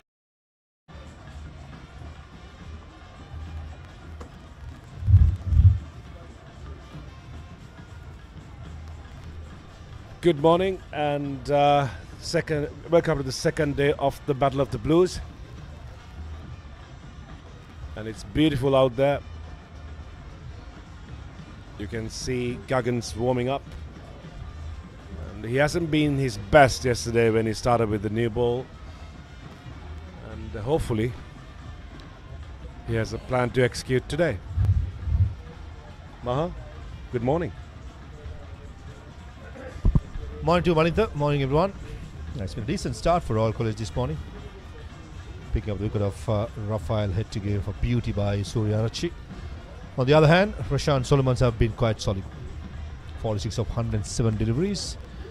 We'll be seeing Gamage for the first time today. He was unfortunate to have some cramps last evening, could not finish his spell properly.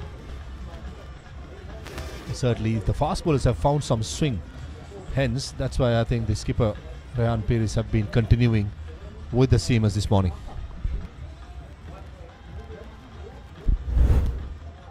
Rehan has to come with a major plan today because they had opportunity yesterday and they didn't bowl well from the start.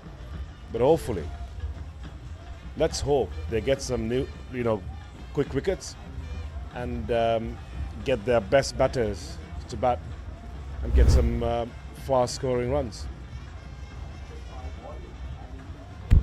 From the Tomian perspective, I think this game plan is quite simple. Bat long as possible. This is where, as you correctly said, Rehan has to come up with some different plans, be proactive, bring in the changes, not making sure the batsmen do get settled in. That's a poor delivery, short and wide. And Rashan Solomons bring up his half century with a magnificent shot through the offside. 50 over 108 deliveries. It's been a classic knock with not much risk being taken. Intent was clear. Much better display from Solomon.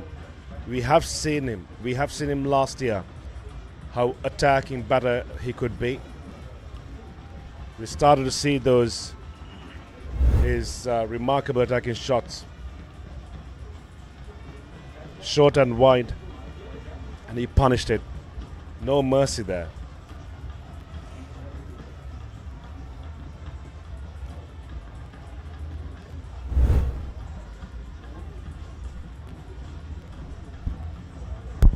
Gagan Gamage got to make sure that he continues the good work what Kodithuaku as well as Suryashi did in the morning. Enough movement, enough encouragement with overnight rain. There's a bit of sweatness in the morning, and probably the next half an hour or so, whatever assist for the fast bowlers will be gone and will be vanished away. So you try and maximize it while it's still on. Yes, only one wicket's been taken this morning by Royal College, but I thought the two fast bowlers bowled well to a plan.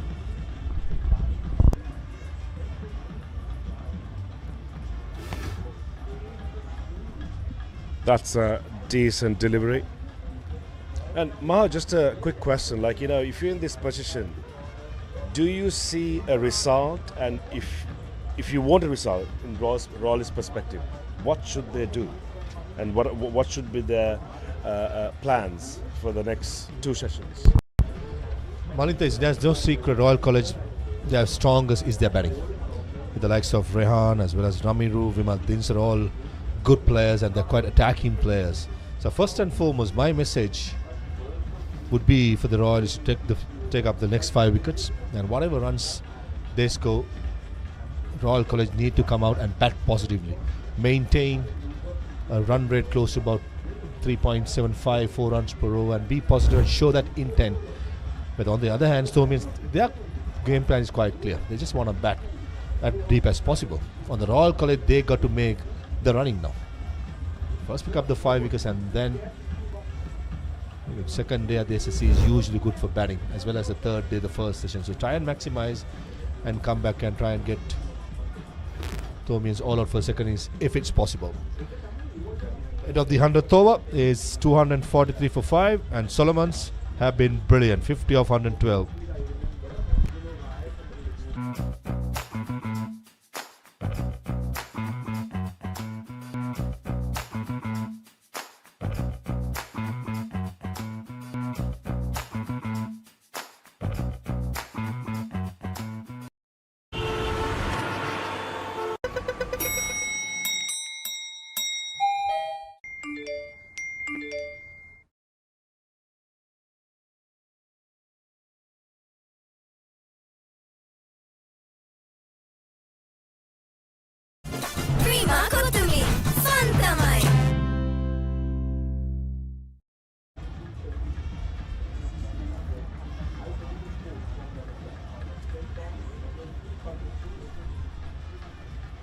Solomons on 50, Pires on 1.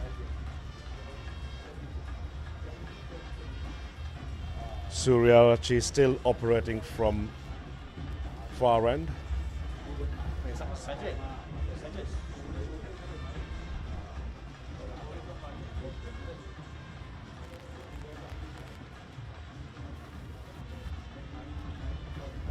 Just on Suryarachi, Malinta, he's been very impressive this morning, as I said. 5 overs on the trot and bowling is 6. This shows very good stamina and fitness levels for a youngster. It's not the easiest conditions out here at the SSC with the sun baking down.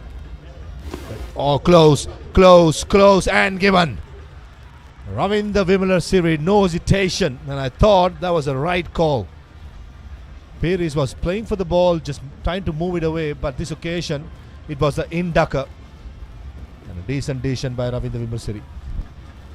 Suryarachi was struggling to find the length of this swinging ball. Finally, he got the right length and the line. It's pretty close, but decisions were made. And unfortunately, Pires had to depart.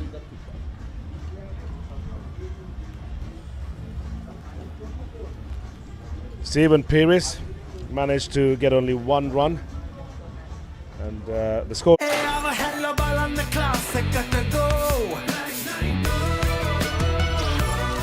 Night Go, pocket perfume. You take it a go, ekak.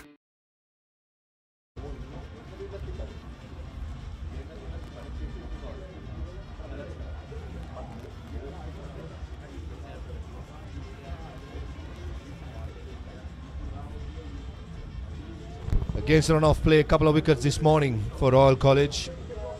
Brings in Ludisha at number 8. Oh, fantastic spell by Suryarachi. He's been rewarded with a couple of wickets. The last wicket of Stevon Pires was a close call. Could have gone either way. In the end, it goes the Royal College way.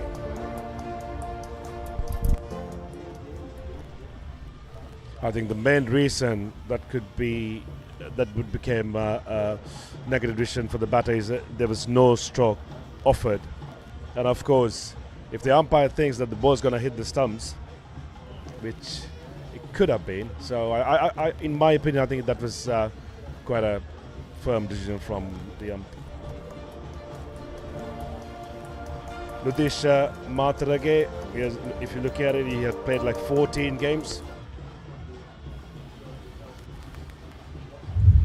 Suryarachi has been rewarded for some fantastic bowling this morning. First he had Rafael Hettige, then Stevon Pires. I'm with you, Valinta. As soon as there's no stroke offered just outside the off stump, and if the umpire feels this ball is yet to swing even more, as the last decision was made, I think most of the time the umpires will go with the fielding team's appeal. And looking at the replay while watching live, I thought that was crashing to the off stump. But looking at the replay, that was a 50-50 call. But I understand what Ravindra Vimalasery would have thought then. He would have expected the ball, or he would have thought that ball would swing even more. But on the batter's side, Sevon Pires, I thought he misjudged the length as well as misjudged the line. I agree. This is what you could do with the Duke's ball. Yep, it's, for me, looking at from the slow motion, it looks hit outside the off stump. Having said that, there's an umpire in the middle, and who could, have only one angle to watch, and we are privileged to get those replays and to our analyst.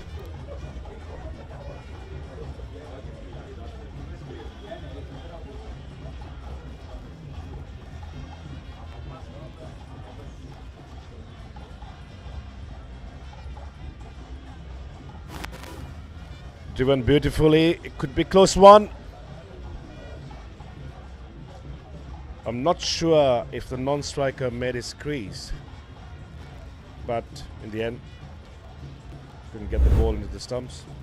Looking at the body language of the fielders, I think if this was a direct hit, Rashaan Solomons could have been walking, direct hit would have been a different story. What a great opportunity for Royal College to pick up their third wicket. Had all three stumps to aim at. But unfortunately, the fielder, I think that's a skipper, Rehan, who misses it.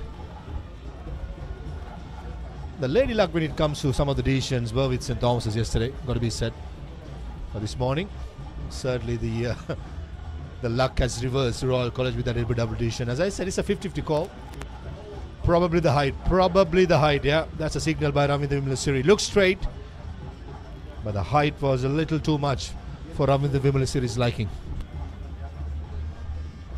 100% agree. As soon as the ball appealed, umpire's decision was showing that it was too high. Correct decision.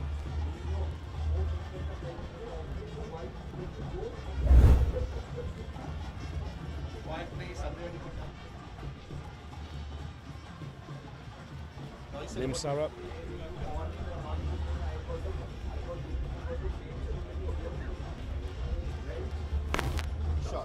Short ball, punished for a boundary.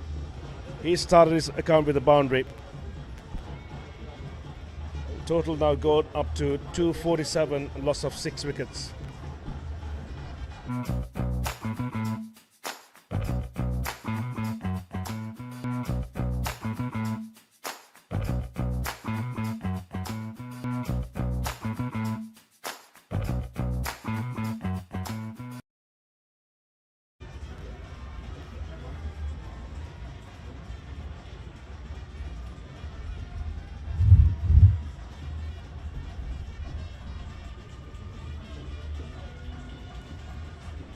If you have just joined in, you are watching day 2 of the Battle of the Blues. So far the story is St. Thomas's still batting and they have gone to 247.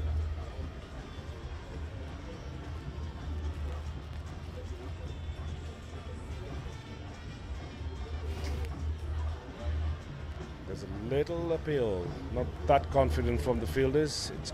It looks to me it's a little too high. It's amazing how all of a sudden couple of wickets and the pitch is almost unplayable with few of the appeals in the last couple of overs. That's clearly pitching outside leg as well as the height. Gagan Gamage finally getting the length right. Youngster, quite impressive for a 14-year-old. It's about creating that pressure, isn't it? Play the game so much. It's just about picking up one wicket, and we pick up 1, 2, 3 is imminent. So this is where Royal College should believe in. That's an excellent shot and even better fielding at short extra cover. Certainly save 4 runs there. There was Mahiru Kodituaku. Brilliant energy from Royalists today, and it's totally different to the team that I saw the first session, the first day. Very effective. Looks like they want to get this wicket as soon as possible. The attitude is amazing from this from the first session on the second day.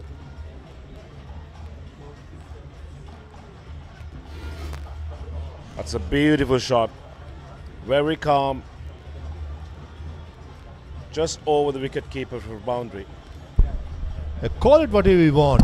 Upper lap, ramping it, but it's mighty effective. There was nothing wrong with the delivery. Gagan Gamage trying to outfox the batter with a short delivery. But what the batter did really well was to have a good head position and also made sure that he was watching the ball till the last moment. This is excellent batting.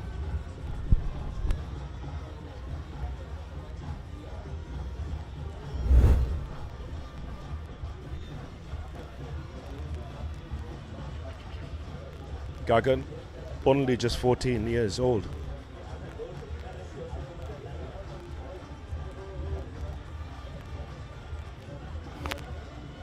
Another beautiful struck. Absolutely brilliant.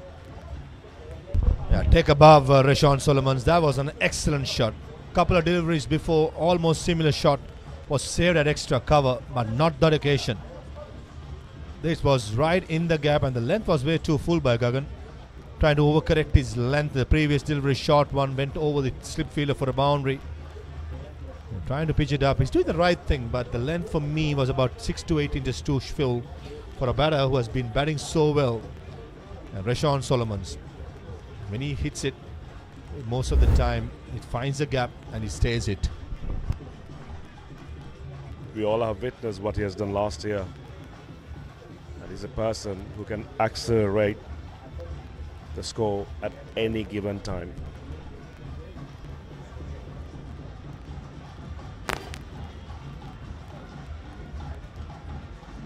Certainly a very good young player, Rashawn Solomons. Sound technique, plays the ball on its merit, and most importantly has a very good head position. And one thing about the batters of St. Thomas's College, which have their own unique technique, for an example, Jaden Amarveer has his own technique, but shuffling across to the offside, whereas Avinash Fernando, the skipper, as well as Rashawn Solomons, has a very similar technique, very steady. The initial movement, not that big as Jaden Amarveer, but the head position of all these batters has been spot on. Should be at least a couple of runs towards square leg. Rashawn Solomons come back for the second. As we see the end of the 102nd over, it's 257 for 6. Honor X9D. All angle ultra tough. IP69K water resistant. Honor X9D.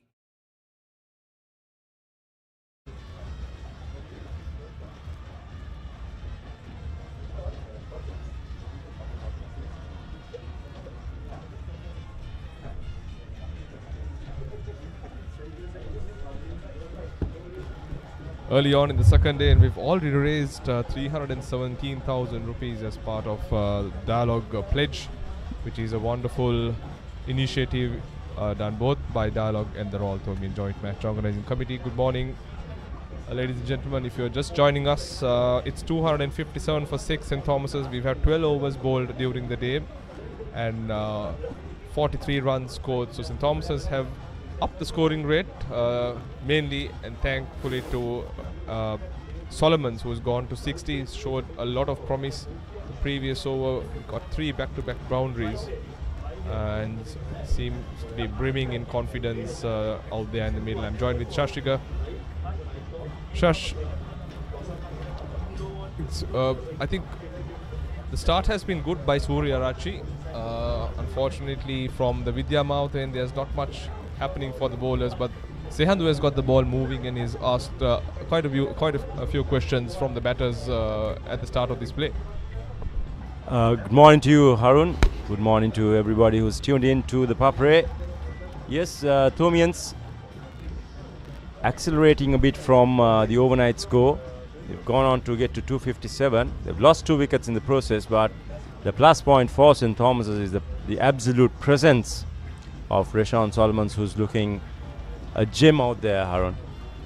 Yeah, he's so composed, carrying a very mature head on his shoulders, the way he's gone about his innings. First 5 to 10 overs, he was a bit circumspect, played the ball on its merit, left the ball very well, made sure he got himself in. And over the last 3-4 overs or so, we've seen him, really put his foot down, stamp his authority. Those free-flowing drives, we saw some cheeky ramps as well. So he's got his eye in basically, and on a wicket like this, I don't think he can do too much wrong unless otherwise he makes a mistake. So Rashawn Solomon's 15-year-old. He showed immense composure last year as a fresher when he helped St. Thomas's get to that elusive target to win the shield, the DS Senanayaka shield, and bring the shield back to St. Thomas's. So clear indications that he's going to be one of those stars in these big match encounters. He's got a few years left in him, Harun. Definitely, I think he's a boy to watch for the future. Like I said, there's a nice sense of flair and flamboyance in the way he goes about his business. Technically very sound and correct. Not look to do anything extravagant. Not good stuff by Surya-Rachi. 3 balls which Nimsara has left alone. If you saw the way Piris got out, that's where he should be bowling, that 4th stump, making sure that the batsman is offering a shot more often than not. So Surya-Rachi has been the pick of the bowlers for Royal. He's got 3 wickets. He's bowled in good areas today. We were all wondering from up here why he didn't take the new ball yesterday, but then again he's come back, he's done well. He's bowled in good attacking areas, hence getting some wickets. It was a question that we also had in our minds as to why he didn't take the new ball, especially being a seasoned campaigner playing his second year. One would always expect the more senior individual to take the responsibility. That brings the end to over number 103. 13 overs gone during the day. 257 for 6, St. Thomas's.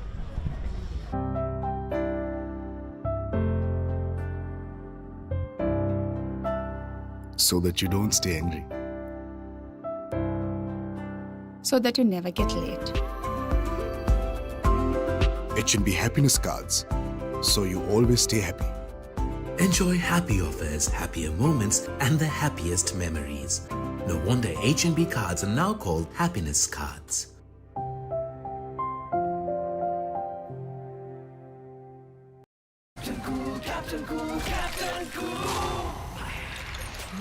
අවුව නිසා body එක cool නැත්තම් mind එකත් cool නැහැ. ඒකට තමයි Dettol Icy Cool.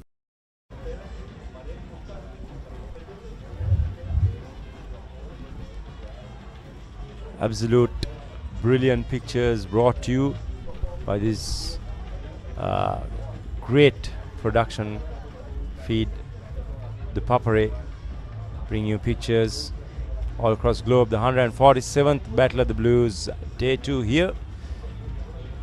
And we see a change of bowling from the commentary box end. It will be Ramiru Pereira, the seasoned campaigner, the under-19 cap. He's bowled economically, but I'm pretty sure the captain would have expected a lot more from him, Harun. I think to be fair by Ramiru, he didn't bowl bad at all. I think there was not much support off the pitch. Wicket was just basically the ball was coming onto the bat nicely. Occasionally he got some turn whenever he came round the wicket, obviously with that angle. Early on when he started off, he lacked a bit of zest and zip off the track, but then we saw him doing a slight adjustment in his release point, and then that brought about some change and he looked a bit more penetrative. But it's a new day, and with a little bit of wear and tear that's taken place on the wicket, I'm sure the Royal captain in himself would be hoping for something to kind of transpire and to kind of clean up St. Thomas's as fast as possible.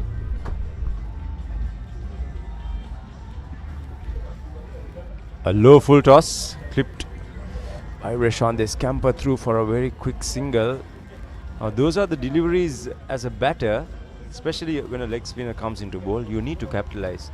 The moment you put that away to a boundary, the bowler is going to be very defensive from there onwards. Harun, you might absolutely bring your experience into play and understand that if a bowler attacks you in the very couple of first balls that you bowl, you'll be struggling to go on from there. I can't agree with you more. As a bowler, as a leg spinner, I always dreaded.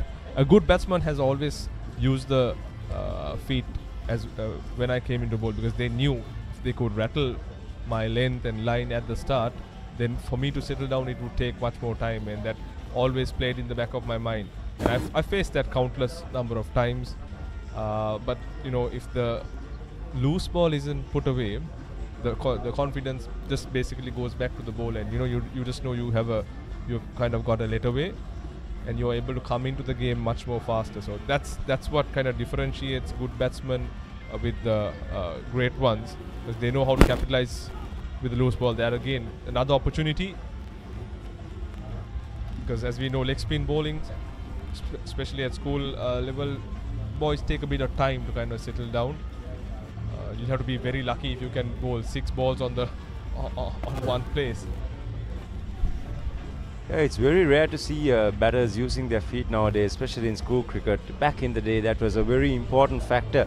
You use your feet, get to the pitch of the ball, get the ball on the full perhaps, and capitalize. But now they prefer to play from or within the crease, use the depth of the crease maybe at most, but not really look to come down. That's the end of the 104th over, 258 for 6 St. Thomas's. ඉතින් එයා හොද්ද ඉතුරු ටික කියන්න spicy සේවරි මොන හරි ඕනේ Spicy chat එකට spicy savory rasa munchy savory nuts. An exclusive waterfront address rises at Port City, Colombo. Direct marina views, private yacht access, an infinity pool above sea and skyline. Honor X9D. All angle ultra tough. IP69K water resistant. Honor X9D.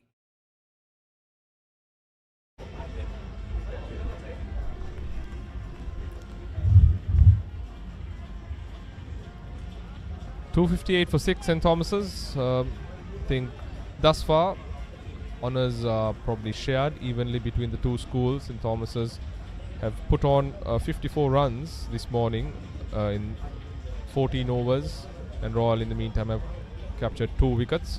The scoring rate has increased relatively compared to the rate at which the Thomians were going in the last session yesterday. That's thanks to Rashawn Solomons, who's been very fluent in his stroke play, especially in the last half an hour or so. He's played some fantastic drives. So good to watch. It's double bowling change for Royal. Himaru De Silva has been introduced from the tennis court end, so it's 2 spinners bowling in tandem with 2 right-handers facing. What do you think, Shash? Have Royal got this ploy correct? It's a positive approach by Rashawn. Yes, this guy I feel has been the pick of the bowlers in terms of control. I know the fast bowler got 3 wickets, but you look at his economy, he really held the inning for Royal together. 23 overs, 39 runs. Going at less than 2 runs per over, he has the control. So if St. Thomas's can dominate him, that would mean that the runs would come freely from both ends. But if he continues to do what he did yesterday, that's where you will see a false stroke or 2 from the Thomians. I think you're right, Shash. He was instrumental in actually pegging that scoring rate and bringing it down. He bowled a very tight line, didn't give any freebies at all, and that little spell post lunch that St. Thomas's where they went into a shell, it was thanks to Himaru De Silva, who looked to be very penetrative, created a few chances, and he was ably supported by Gagan Gamage. I thought that bowling partnership is what brought Royal back into the match yesterday.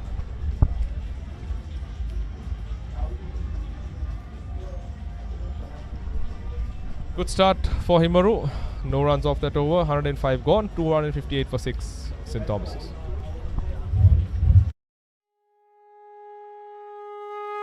Why take chances with construction delays, speculation, or uncertainty when you can invest in the real thing? Marina Square offers premium finishes, ocean views, and above all, a payment plan that extends till 2027. Know exactly what you buy and pay with ease. Call 076 305 0000. Marina Square, Uptown, Colombo. A luxury project fast approaching completion. Backed by Access Engineering.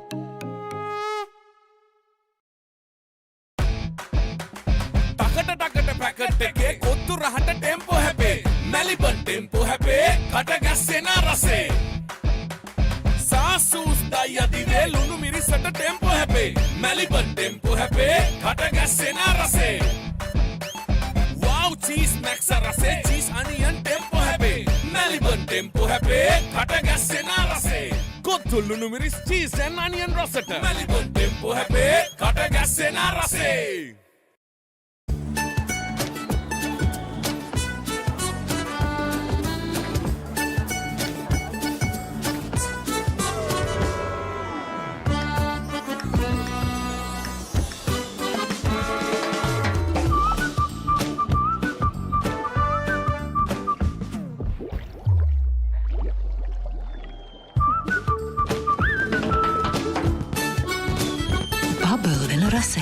Aluk Maritzbury Bubbles.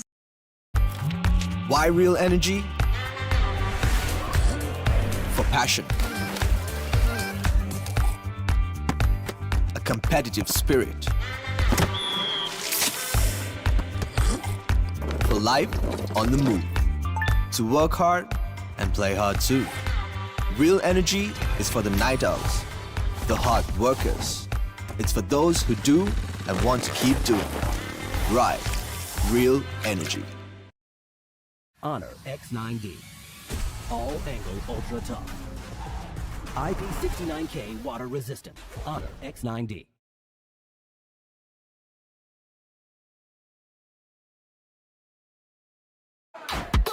Deneka settu nama mange ata dineka. Chattaka dana athare langi tiyan kaneka. Taste එක එකින් එකට වෙනස් වෙලා එන එක chill වෙන හැම තැනකම බයිට් උනා මේක චුටියක මෙන්න මේක දැන් අලුතෙන් එන එක ඒක තමයි මේක හැමෝම අතර ටෙස්ට් එක මංචි කොමේක හැම වෙලාවකම හැම තැනකම හැමෝම අතර ටෙස්ට් එක මංචි කොමේක ඒක තමයි මේක try කරන්න අලුත් Munchee කොමේක.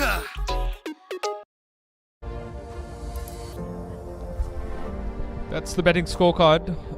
St. Thomas's 258 for 6. As you can see, a lot of starts. Amaravira, Fernando, the captain, both getting to their half centuries. Gunaratna, unfortunate to get out at 44. He too played an able hand. Korithuakku, I thought, was below par in terms of how he went about his innings. 89 balls for just 12 runs.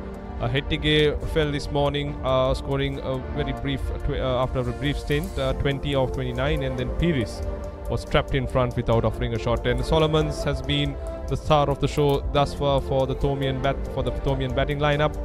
He's looked very confident. He's probably the strike rate says that he's striking at 50, but today he's kind of upped the ante and scored at a much faster pace. And bowling for Royal, the key performer Suyarachi, who's captured 3 wickets. But the star for me has been the left arm spinner. He's bowled 24 overs, only for 39 runs at an economy of 1.62. Udavela quite economical as well.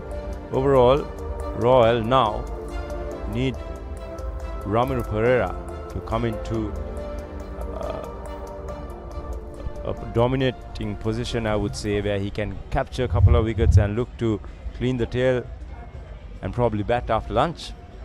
Yeah, one more wicket for Royal would obviously bring them into the tail of the Thomian batting lineup. But mind you, when you say the tail, it's not to take away the fact that these tailenders can't bat. Nowadays, cricket has evolved to an extent where, you know, even the number 11 can hold the willow. But earlier the better for Royal. They wouldn't want St. Thomas's to cross that 300 run mark, which can obviously be a psychological factor that, you know, that rings in your ears, that plays in your mind. And when you're playing with a star-studded batting lineup, the pressure is all of a sudden, you know, swung onto your side. Looking at the likes of Pires, Vimat Dinsara, Ramiro Pereira, all of a sudden the onus is on them to kind of prove a point in the middle. Well, that's a loose delivery, capitalized by Mathrage, and there we go. That's a much needed boundary for Mathrage. Ramiro Pereira trying to toss it up, drifting down towards the leg side, and, you know, helped on its way with great control. Went low and didn't really look to played hard, but just timed it, helped it along its way. That was a googly, that was not directed properly. Very well played, like you said, Matharuge, bring that bat from down to up, not trying to hit it too hard, just timing it. It looked decent. Naturally, most of these boys who are playing their first Royal Tournament will take time, will consume a lot of deliveries to, get to their stride. It's not easy to come into a Royal Tournament and, all of a sudden prove a point, or maybe even just to show what you have done during the season. That brings the end to over number 106, 262 for 6 St. Thomas's.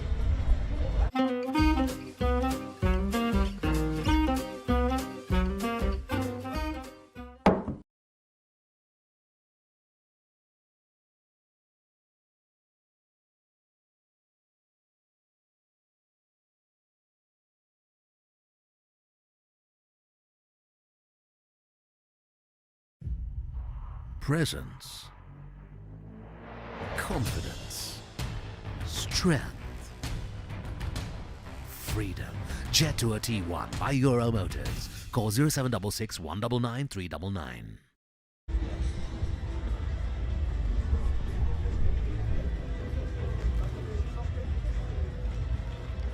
De Silva to continue. Slightly shorter this time. Rashawn Solomons looking to capitalize to pierce that offside field and probably even look for a boundary. Only one deep fieldsman for De Silva, the deep square leg. Everyone else up in the circle or in an attacking catching position. So it's a very interesting tussle here. De Silva, the accurate economical bowler for Royal against St. Thomas's best batsman.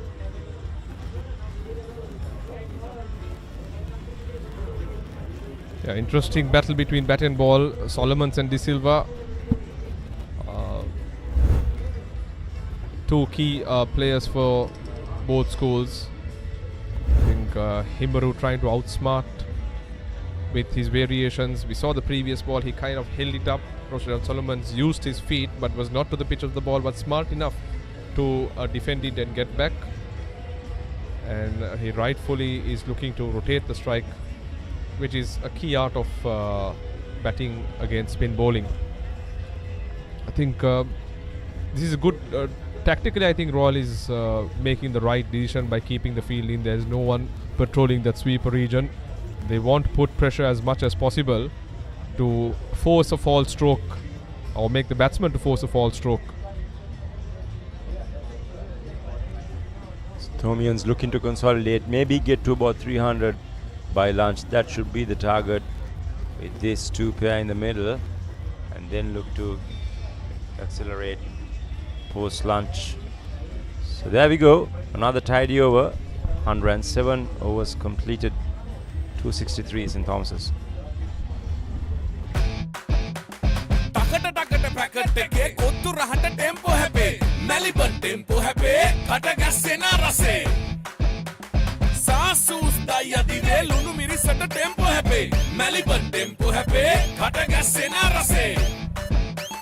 Wow, cheese max rase, cheese onion tempo happy. Melbourne tempo happy, kata gasena rase. Kothulunu miris cheese and onion rosetta. Melbourne tempo happy, kata gasena rase.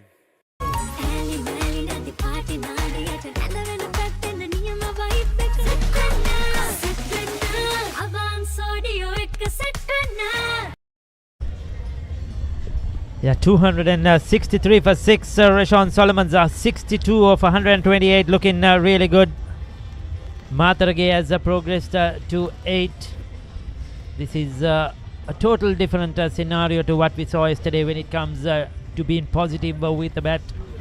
The Thomians have woken up today thinking we have to do something different.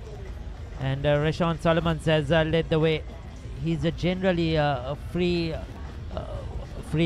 stroke making player with a lot of flair.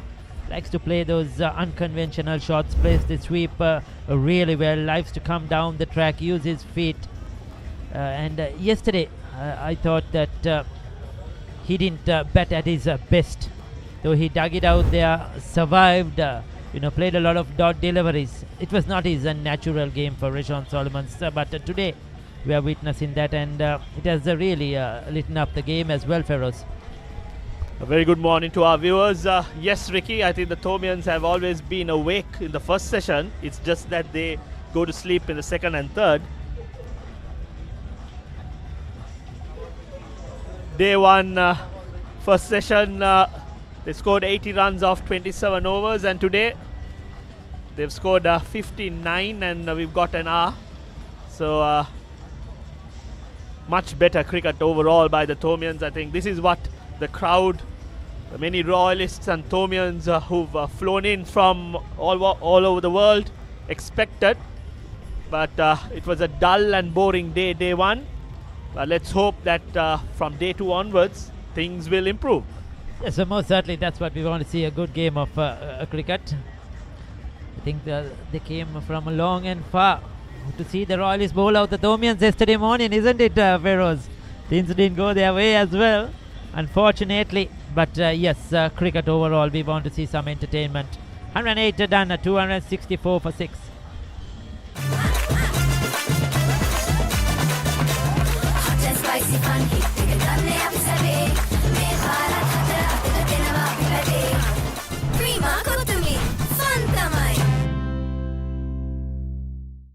When tea meets sparkle, refreshment gets a whole new twist. Introducing sparkling iced teas, lightly carbonated, crafted from carefully brewed tea, and infused with natural flavors for a clean, crisp taste in every sip. Ayubowan Sri Lanka, introducing the Elizabeth by Prime Group. In the heart of Colombo 7. Call 0703 777 777. Well, Feroz, 18 overs, we have had 61 runs today. That's over 3 runs per over. That's a really good. That's what I was asking for all day yesterday. A minimum 3 runs per over. But unfortunately, the Thomians ended up at 203 yesterday in their 90 overs. The Royal bowlers have toiled hard, and they have really tried, especially the left-arm seamer. I am highly impressed by his commitment, his attitude, the youngster. Playing his first Royal Thomian, just played one game before this, and he's been really good with the ball. And the Royalists continue to strive to try and break this partnership. Absolutely, I think he's bowled with a lot of heart, good aggression, and most importantly, he's shown indication that he's a thinking bowler. And there was an interesting observation made by an old boy yesterday. He's sporting Michelle Stark's number on his back, and he's also a left-arm fast bowler, so I'm sure he's drawn a lot of inspiration from Michelle Stark. Yes, and I hope that he will be nurtured and taken care of well, because he has a lot of cricket left in him, a lot of talent and potential for the future. And if coached and nurtured well, kept injury free, I think he can do a lot more for Royal and cricket in general here in Sri Lanka. The young talent, he has the height, he has the pace, and he seems to be a thinking cricketer as well from what we saw him yesterday.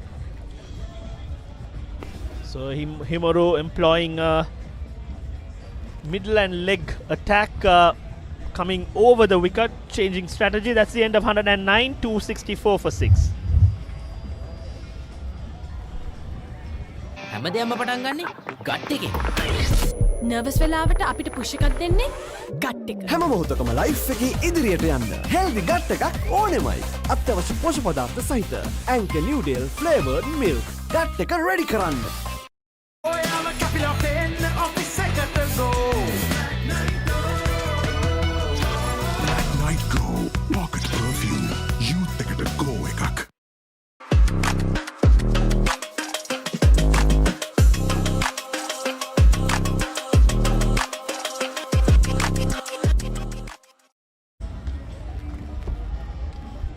So 264 for 6 at the moment. 109 overs are done. Solomon's on 63. Matarage has moved up to 8.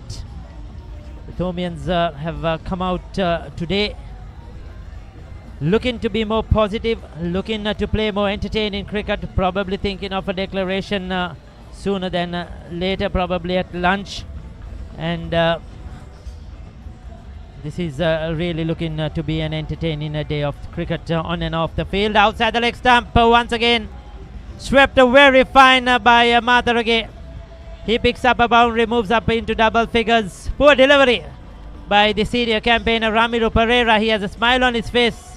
That was very loose, and that was easy pickings. You do not have much protection down there on the boundary as well. Well, nothing is possible, especially when you have a mega event of this nature, such as the Royal Thomaian, without our sponsors who have come forward to support cricket, to support the Royal Thomaian, the Battle of the Blues. And joining us this morning is the CEO, Director of Prime Group and Prime Lands Private Limited, Mr. Ruminder Randenia. Good morning to you, sir. Good morning. Warm welcome. Are you enjoying the game so far today? Yes, very much. Cricket looking good as always. We'll get back to that. Of the leg, the boot of that close-in fielder. So tell us something about Prime Lands partnership with the Royal Thomaian. Yes, actually Prime, we are so excited to be the gold sponsor for this 147th Battle of the Blues, and we are the official real estate partner as well. So we are so excited for that. A small hold up in play as we speak. He was hit on his ankle there. That would be very painful for the fielder, Hirun. Certainly. Full face of the bat. Physio is out there. Hold up for play. So he's... the Battle of the Blues is more than just a cricket match. It's a celebration of tradition, youth, talent and team spirit. So Prime Group, we really enjoyed that. So is this the first time that the Prime Group has come together with the Royal Thomaian? Yes, this is our first time. So how is is it just the Royal Thomaian, or is it something to do with the cricket that a Prime Group looks forward to? Yes, Prime Group has grown to become Sri Lanka's market leader in the real estate industry. Through trust, innovation and a strong commitment to creating values to our customers. So over the past 30 years, we have developed our portfolio like premium, luxury and ultra luxury projects in prime locations across the country. So we believe that legacy brings us to this 147th Battle of the Blues as well. Yes, I presume that if I'm correct, Prime Group probably is the fastest or the quickest group when it comes to property, Prime Lands to grow up. I remember from that small office where you all started many years ago and to where it is today, how quickly it has grown across the country and into different sectors as well. I know I have been a client, a customer of Prime Lands over the years as well. So it's great to see that and now I mean, coming in to promote sport and to embrace something like the Battle of the Blues is great work, isn't it? Yes, first of all, very nice to meet a customer at the commentator's box. So as you correctly said, Prime throughout that 30-year journey, so we delivered the promises what we have promised. So that's the main reason that we keep on trust with our customers. So that's the main reason to elevate Prime up to this level. As we come back, our players have resumed. It's 269 for 6, so all okay out there in the center. Ramiro Pereira is bowling around the wicket and is bowling outside the leg stump. This time he has a protection on the boundary. Solomons, he loves to play the sweep. He's a good player of the sweep as well. Moves up to 64. And so far, how has the success been for you being involved with the Royal Thomaian? Are you happy of what you have got, and are you happy as the CEO and as the product itself, Prime lands of what is happening at the Royal Thomaian? Yes, Prime is quite excited about this. So, like as I said earlier, so our project portfolio is so strong. We have come up with nice new projects like Port City project and Colombo 7 project. So, with those kind of projects, so we are receiving amazing feedbacks and rather inquiries from our customers and our people. Yes, I remember when Prime Life started off, it was all about land, isn't it? Yes. Bare lands, but how it has grown into structural wise as well, and apartments, and as you said, the complexes. Yes. It has been quick, fast, but it has been very successful. Exactly. So, I would say like this, in our first in our beginning, so when we started, so we basically dealing with lands. So so then our portfolio, like we did houses, individual houses, apartments, like so our project, so our portfolio is very strong at the moment. So we have come up with a lot of innovative ideas, lot of creative projects like YOLO, like our Norelia project. So those things are amazing projects. So our customers, they keep on trust with us. On the other hand, our amazing payment plans, those things are the most attractive points to our customers' point of view. That's great to hear. We are speaking to Mr. Ruminder Randenia. He's the CEO Director of a Prime Group. As we have the youngster Gamage coming in, the left arm seam, another single, working the singles quite well now, 3-4 runs per over, hitting the odd boundary as well, the Thomaian batters. So have you been individually as a person a great follower of cricket? You have had a liking for cricket? Yes, I'm a great cricket fan, so I would say I was here for the Battle of the Maroons as well, so I'm a great cricket fan. Yeah, that's lovely to hear. 271 for 6. Prime Group of companies must take up to play some cricket as well. You can play mercantile cricket probably. Yes, I'm sure there is a lot of talent and a lot of interest in some of the staff out there who are involved working at Prime Group. Yes, Prime Group is rich, very rich of those kind of talented people. So we have that kind of a talent pool with us. So basically, like our engineers, our quantity surveyors, those people are there. So so we have a plan to play mercantile as well. That's great news. I'm sure we will love to see Prime Group probably one day playing in one of the divisions of mercantile cricket as the game progresses here. And you were at the Anand and the big match, you said, over the last week or so, and then now at the Royal Thomaian. What do you see generally between the two big matches? Any differences, or how do you see the atmospheres in your point of view? Yeah, the atmosphere is really amazing. So especially when you are talking about this school cricket, so we have to develop this school cricket up to our national level, up to the international level. So that will give us some very good players for us too as a nation, no? Indeed. This is where it all begins. This is the talent for the future. I was saying earlier, the boy bowling now, just 14 years of age, has a great future ahead of him for Royal and for Sri Lanka cricket as a left-arm seamer, playing his first Royal Thomaian. Not much experience behind him, but striving hard there, Gamage. And it is a great exposure indeed, and nothing better than playing the Battle of the Blues. Another short delivery. Nimsara Matarage pulls that. Beautifully played, got right on top of that one. Rolls his wrist over it and splits the gap to perfection. So this is a good partnership.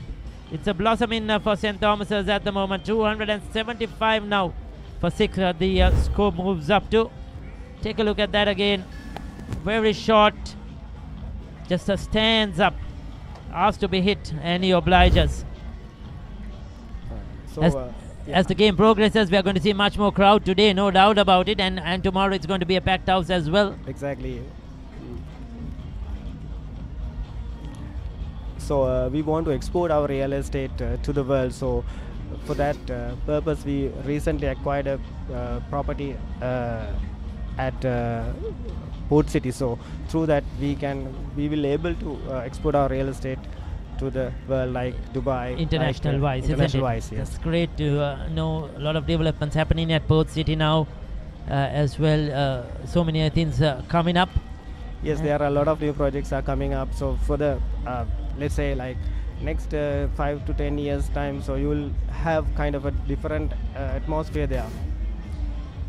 Yes, I know you have a very busy schedule as well. Any final words before you leave us in the commentary box, Mr. Ruminder Randenia? Yes, so we will. So we wish all the royalists and Thomians. So we wish them a very best. Well, on behalf of the organizing committee, on behalf of the two schools, we say a big thank you to our gold sponsors, Prime Group of Companies, and thank you to you for coming forward to support the Battle of the Blues. Thank you very much. Right, okay, thank you. So that was Mr. Ruminder Randenia, CEO Director, Prime Group of Companies, joining us for a couple of overs. And he's thrilled and happy that the Prime Group of Companies is a part of this 147th Battle of the Blues. 111 overs completed. Then Nelson for the number of overs, 275 for 6 at the moment. Feroz is back. And there is a bowling change with Himaru being brought into the attack. I thought it was a not so smart move to bowl round the wicket. The right arm leg spinner coming round the wicket, trying to bowl to the rough with a leg slip and a deep point. Didn't make any sense to me. But this time the left arm spinner Himaru coming round the wicket. A change of ends for him. Coming from the Vidyama at the end. Solomons has looked solid, I think. A class apart. Has plenty of time when he bats. You mean Solomons has looked Solla? That's how they call him. Absolutely. Feroz, known as Solla. Yes, he's been good. He's been good. A good young talent. I have followed his cricket from a very young age, before even started playing school cricket, from the under-9s onwards at the CCC School of Cricket under Sir Coach Nelson Mendis. And he's just blossomed. You always knew he had the talent. He always knew he had the potential to make it one day. And we saw it at the last Royal Dominion as a fresh, as a youngster in that run chase. And today he's come out and showed a lot of guts and showed how good his temperament is. And brilliant batsmanship. If you look at how he bats predominantly on the back foot against spinners, and anything that's flighted, he pounces on it, not afraid to use his feet, and even playing on the back foot. The movement, how he goes across, waits for the ball to come to him. He's a brilliant bat, and I think he shows the difference in class. The rest of the batting has also been good, but Solomons has been a cut above the rest. So plays very late as well, and has the shots to do that. He's just his natural flair, and everybody should let him play his natural game always, and he will score a lot more runs. And it seems that he has that mindset for the big game as well.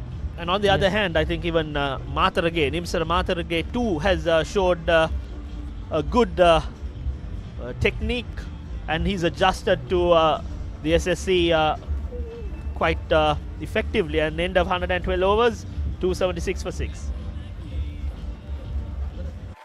Chunky tamai wachane Chunky and then manga herenne Chunky wandiyaka mama yanne Chunky lindeng edagena nala Chunky club ekේ වැඩ දාලා Chunky nange mage ආදරේ Chunky kiyanne matad oya Chunky shot එකක් කනවා මෙයා මේ Chunky part මොකටද අයියෝ Chunky chalks they dena they So hunky so crunchy Chunky chalks love Chunky live Chunky Chunky chalks Prima Kotumi, Santamai.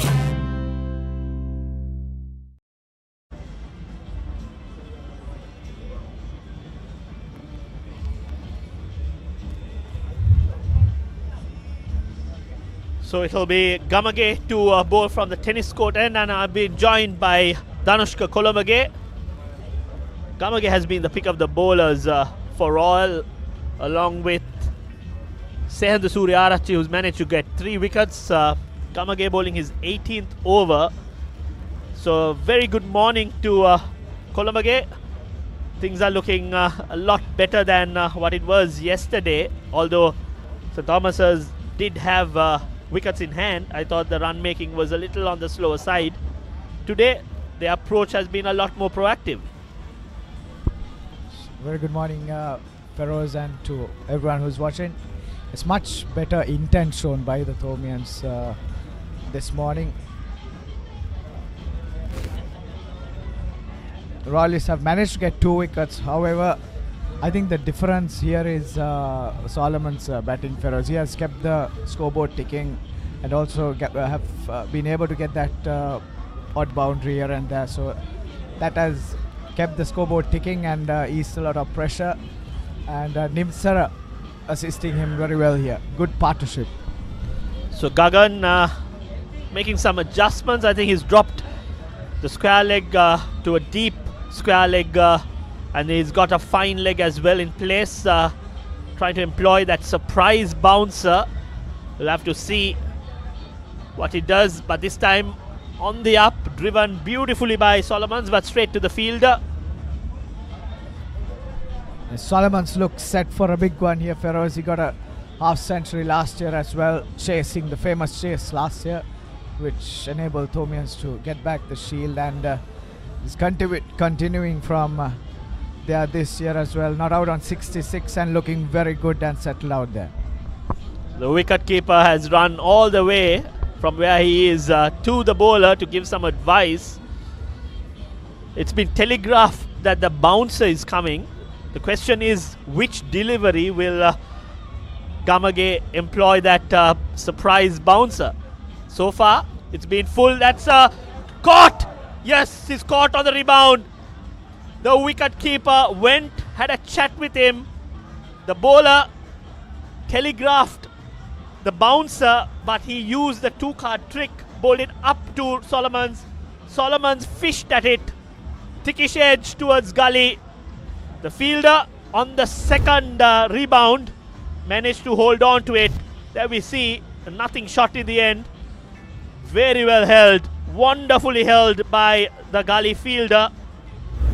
We have to see who is.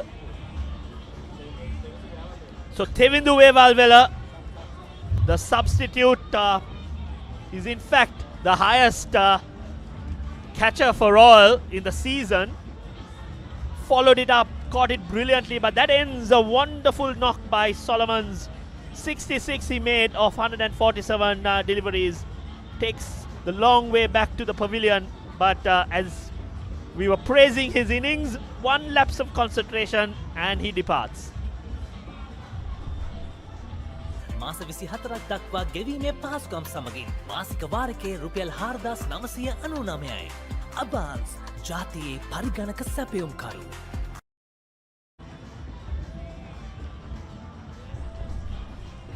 So Solomons departs for 66, and I think credit to the Royalists. Feroz, I think Solomons was expecting the short delivery, and that delivery was pitched up, and Solomons was not sure whether to go to the front foot or back foot, and just hung his bat out there, and so credit to the Royalists, good thinking there.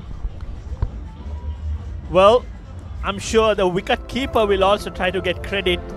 The previous delivery he ran across, we see Shanil Pereira, left-handed batter, has walked in a very healthy average of 37.5. He scored 225 runs. Best score of 37, but looking at the top score and his average, he must be averaging 30s every innings. A left-hander to take strike.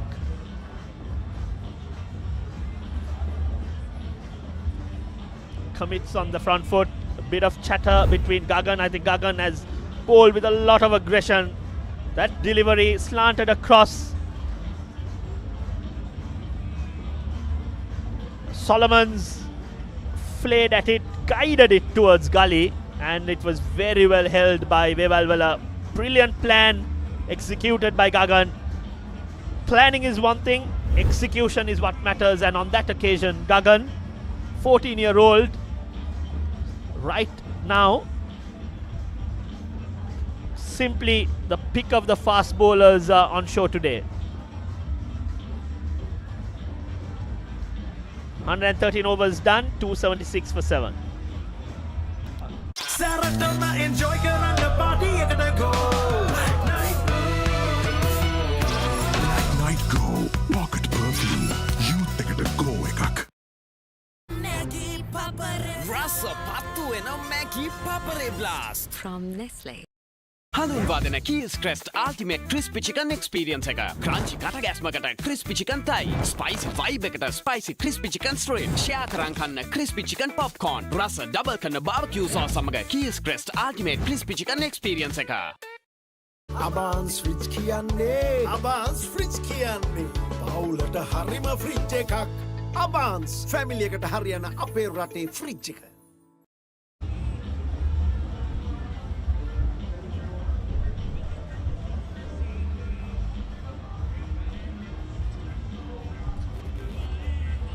Next delivery played easily, and they cross off for a single. And joining me in the commentary box is Farwiz Maroof. Very good morning to you, Ma. The Thomians off to a much better start compared to the last evening, the last session, where they were quite slow in run making. And the Royalists have managed to get 3 wickets. And however, the Thomians at 277 for 7 will be looking at a declaration most probably after lunch. Morning Kola, morning everyone. Yeah, this morning Royal has been really good. They come up with a plan and 23.2 overs, 74 runs and 3 wickets. I think the Royal side will be the happiest side.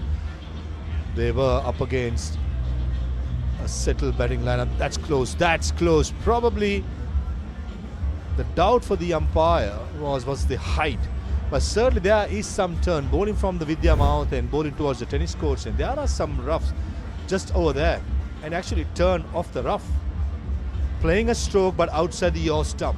That was the difference. When Stevon Peris was given an LPW of Surya Arachi,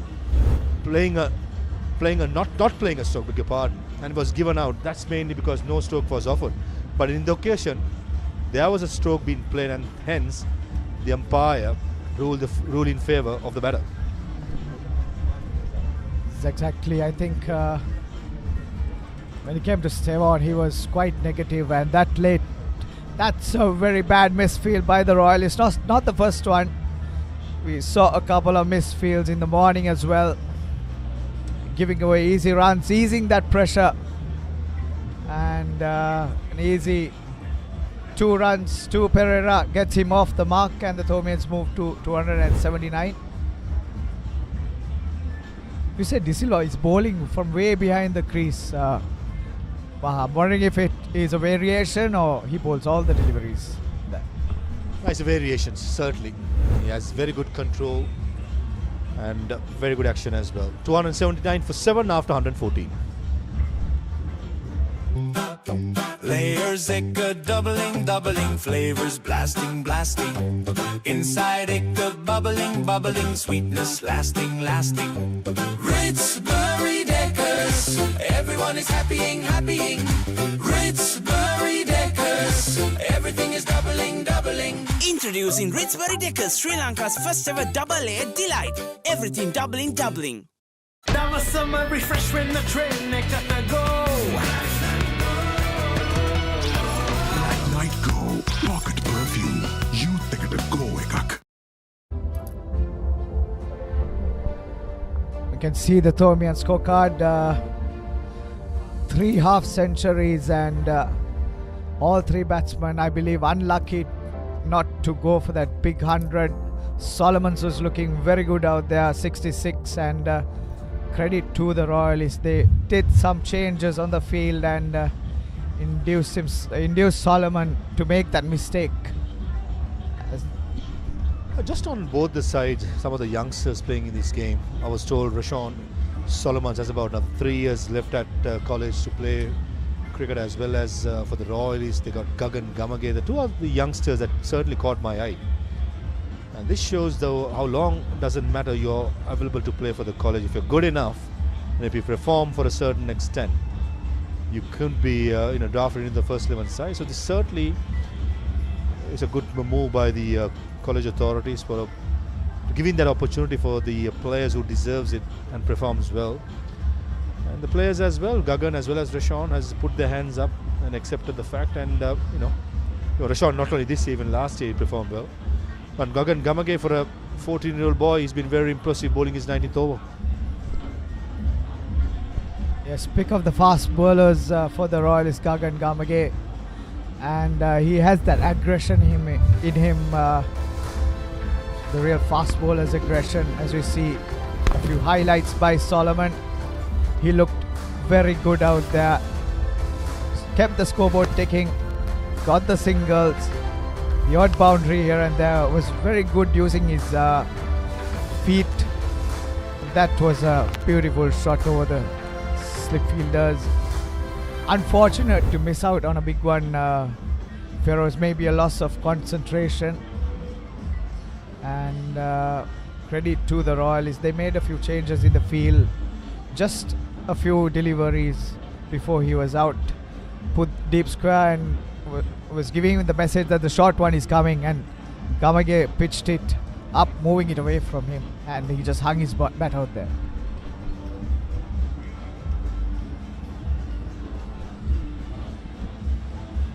Now, one thing for sure that the Royal skipper Ryan Pires have been quite proactive today.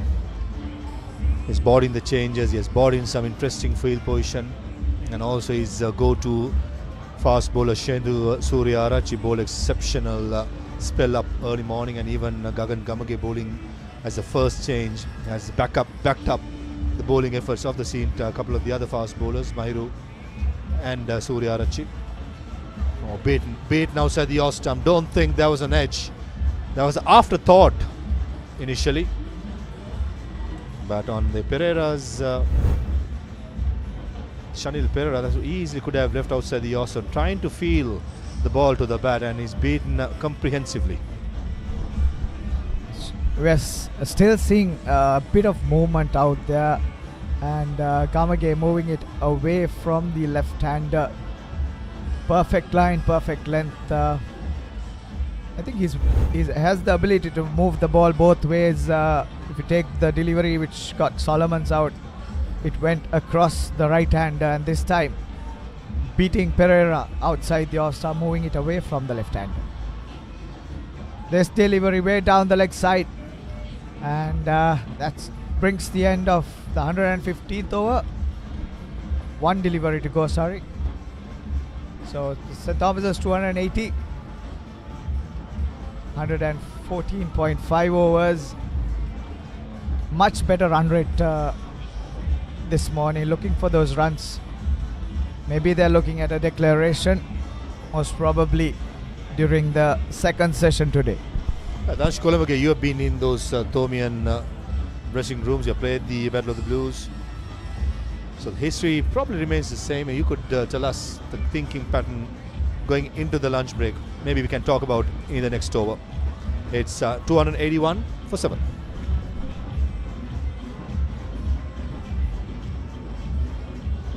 මාස 24ක් දක්වා ගෙවීමේ පහසුකම් සමගින් මාසික වාරකයේ රුපියල් 4,999යි. අබාන්ස් ජාතියේ පරිගණක සැපයුම්කරු.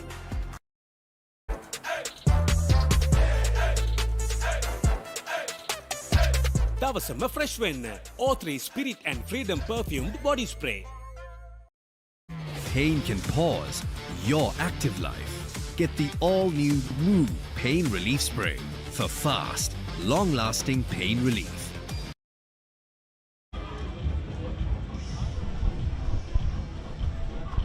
De Silva to continue. He's bowled 28 overs so far, 1 for 44. His role has been mainly to keep one end tied up, stop the runs, while the Royalists look for the wickets from the other end. Yes, coming back to that question, Maha. So ideally, the message to the Thomians would be to get to that 325, get closer to the 350 mark, and because I don't think still they are comfortable at 281, because the shield is with the Thomians, and the Thomians might not want to take a big chance declaring too early. However, because both sides have very strong batting lineups, so they would try to get close to that 350 mark before thinking of the declaration. The two bowlers to watch out for me when St. Thomas come out to bowl is for sure Gimhan Mendes, the left arm fast bowler, the lone fast bowler in this side, and Abid Parnavidana, the left arm spinner. Especially if Abid Parnavidana bowls from the end where De Silva is operating from the Vidya mouth and bowling towards the tennis courts, just outside the off stump, the roughs. Yeah, probably the top batters of Royal College all being right-handers. But I still feel there is a bit of turn bowling from the Vidya mouth and towards the tennis courts, and so I'm definitely looking forward to watch Abid Parnavidana, the left arm spinner, against the top quality batting lineup of Royal College. 281 for 7.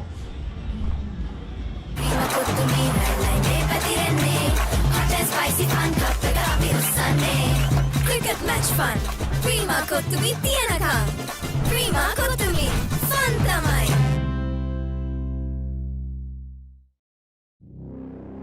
Speed. Dominance. Power. Limitless. Jet Tour T2 by Yola Motors. Call 0766 199 399. අවුව නිසා body එක cool නැත්තම් mind එකත් cool නැහැ. ඒකට තමයි Dettol IC cool. අවුවත් එක්ක ඇති වෙන දාඩිය නිසා හැදෙන විෂ බීජ වලින් ආරක්ෂා කර ඔබේ ඇඟ 3 ගුණයකින් කූල් කරයි.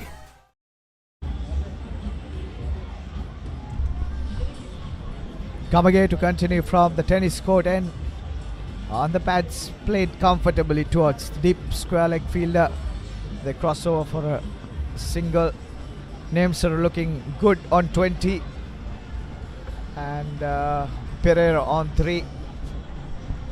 Usually on a Friday and Saturday, those are the 2 days. Usually we lose our Royalist as well as Thomian commentators, Darsh Kolomage. So have you spoken to the production manager to let him know until what time will you be commentating, and then you'll be on high spirits later on? I think I'm only slotted for the morning session today. Were you only slotted, or you just told him, right, I'm only available for the first session? Is there a request or a demand? I think it came without a request. Thanks to Damit.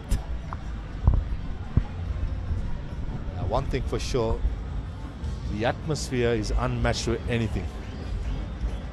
The music pumping, the old boys having a great time, reminiscing the old days, the batch get-togethers. Certainly a carnival atmosphere.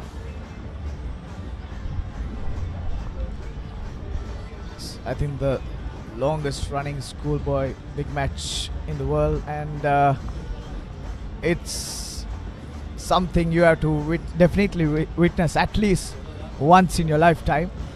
So if you're out there, please make it here, especially on Friday and Saturday. Those are the days where the atmosphere is absolutely amazing. I tell you what, Gagan Gamage in this spell have found a nice little rhythm. He's moving the ball both ways, hitting a good length, good line, and certainly showing his aggression for a 14 in a row. Suffered from cramps last evening. Certainly showing a lot of heart here, Gagan Gamage.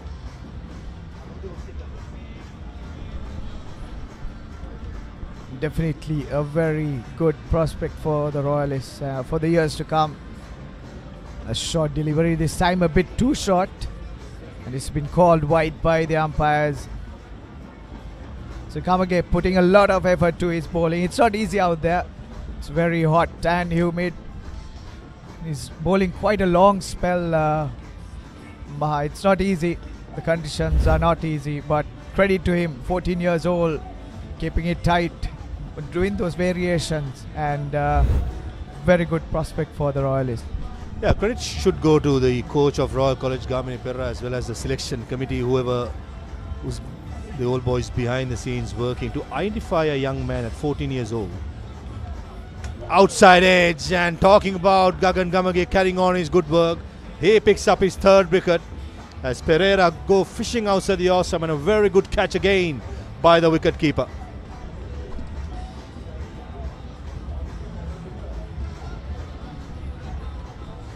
Enough movement away, and the batter was tempted that shot since the ball was way too full. Late movement from Gavan Gamage.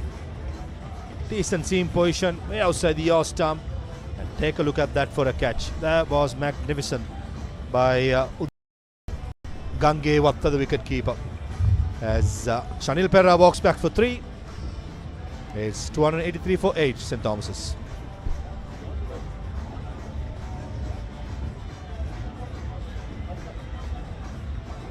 Ayubowan Sri Lanka, introducing the Elizabeth by Prime Group. In the heart of Colombo 7. Call 0703 777 777.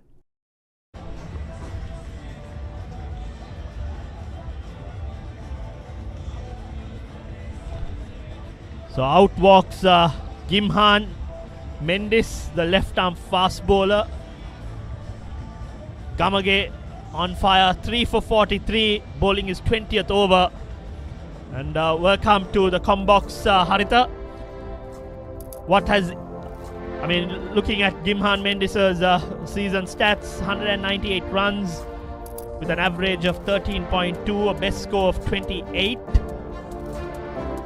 Decent stats, but he's known for his bowling rather than batting, and at the moment St. Thomas's 283 for 8. Royal will push to bowl them out before lunch, and that will be a good story. 2 Ambalangoda boys turning out for the Mount Lavinia school. Talking of Gamage, I think he's been very mature for his age. Even the previous wicket, he bowled a bouncer, sharp bouncer, and followed it up with a fuller delivery. And he's not just floating it, he's banging it. Even the ones that are pushed forward, he's bowling with a lot of venom. Again, thickish inside edge towards fine leg. Aggressive bowling by Gamage. Needs 2 more for his 5-wicket haul. We can only hope that he gets those 2 early. Yeah, he deserves for his attitude, as you said, Feroz. You need somebody of that caliber on a wicket like this. Took a brilliant catch yesterday to dismiss Aaron Kodituaku. He's young, he's raw, and especially full of enthusiasm. Absolutely. I think our fellow commentator Harun can vouch. When he played as a 15-year-old, there's a lot of nerves, there is a lot of immaturity, but this boy, Gamage, has come into this Royal Tomian with a lot of passion, a lot of heart, and most importantly, he's a good thinking cricketer.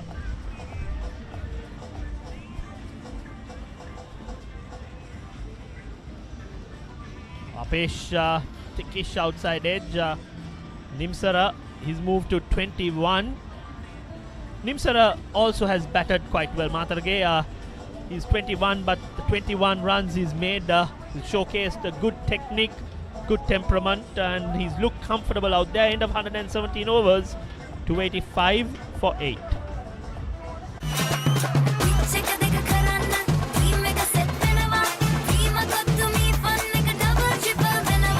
Cricket match fun. Prima Kotumi Tianaka. Prima Kotumi. Fun tamai. An exclusive waterfront address rises at Port City, Colombo. Direct marina views, private yacht access, an infinity pool above sea and skyline.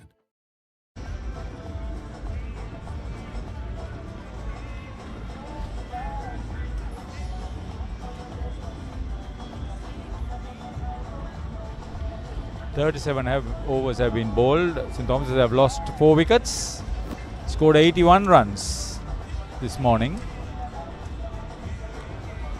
So bowling change, the right arm off spinner Udavela being brought into the attack.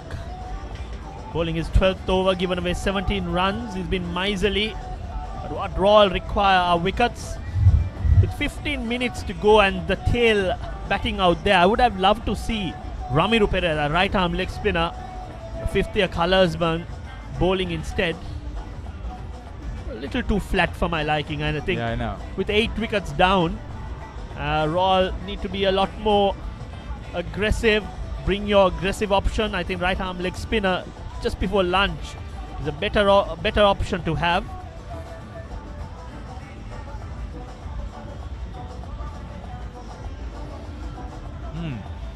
I thought maybe Himaru could have continued, especially with the new batsman Mendes. He's under 17 national cap as well. Knows a lot about him. They played together. Himaru was one of the leading wicket takers in the under 17. A bit of miscommunication. Chance of a run out. Should have been, I think, the fielder Ramiru held on to the ball a little too long. Comedy of errors. Almost brought in a wicket. Yes, no, misfield. There, he should have given that throw. I think comedy of errors. Very comical cricket by both teams. Firstly, the misfield. Yes, up no, by yes. One call. And the golden rule is never run on a misfield. Okay.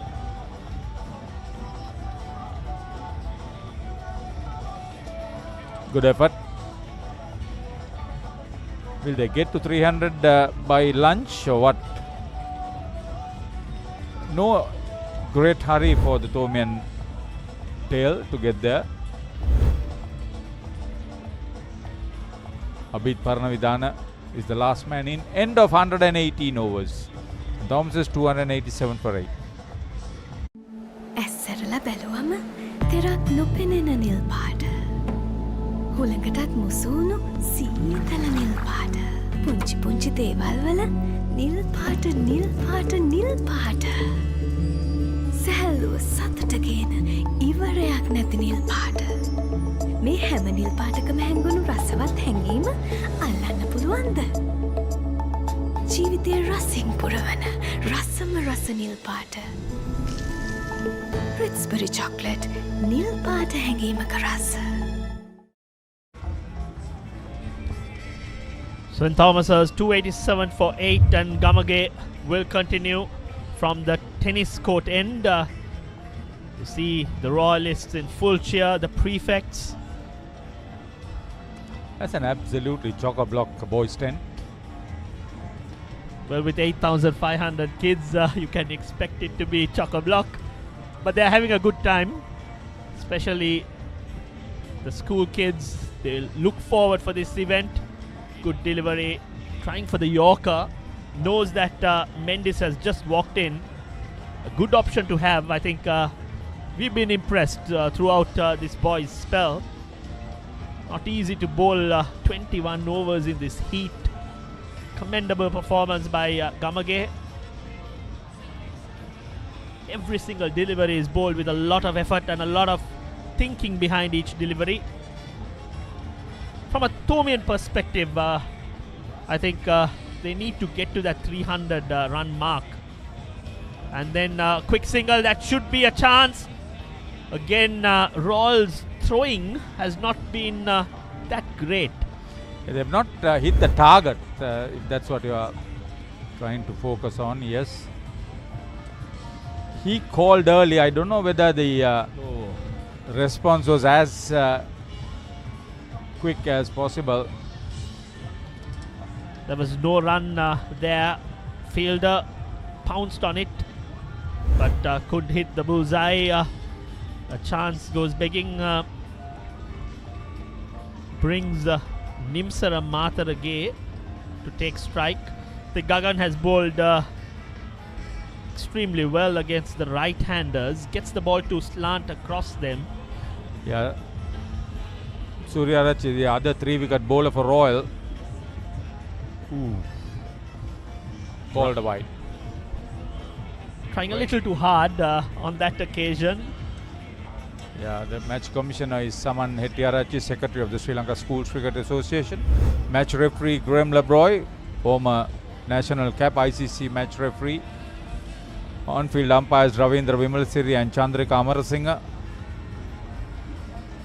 Shanta Fonseca is the television umpire. Sanjeeva Fernando, the fourth umpire. Our scorers, Tushar Kure St. Thomas's, Hemant Ari Vikram Royal, Sanjay Jayasinghe for the media. Gets the batsman on the front foot. Looking at Gamage, I think got a beautiful action, wonderful jump. Most importantly for a fast bowler, that front foot brace is very important, and you can see him bang that front foot, get a good amount of swivel behind each delivery. And the other thing is, even into the 21st over in this extreme heat today, he's bowling with a lot of zest, wearing his pace. Treat to watch. Left alone, quite a contrast to the other two fast bowlers. I think Gamage gets more purchase because of that front foot brace. He's got the height as well. A wonderful action compared to Sehendu Suryarachchi, who was the leading wicket taker for Royal coming into this big match. Got 26 wickets during the season. This is not for you. This is the official catering partner, Pereira and Sons, Green Cabin. Everything, the Green Cabin as the catering partner of the Royal Thomaian in a big way. So all the top corporates are getting involved. It's a big business these days, more than just a sporting event from the days that you played here. It was always a big event, but good to see that sponsors are getting involved. They've always been involved with this brand, the Royal Thomaian brand, and I'm sure gives them ample opportunities to showcase their products. There's a money is massive worth, I market suppose. as well. Absolutely. Money is worth. Thank you for being part and parcel to make this such a spectacle, uninterrupted game of cricket between two great schools. So end of 119, 289 for 8.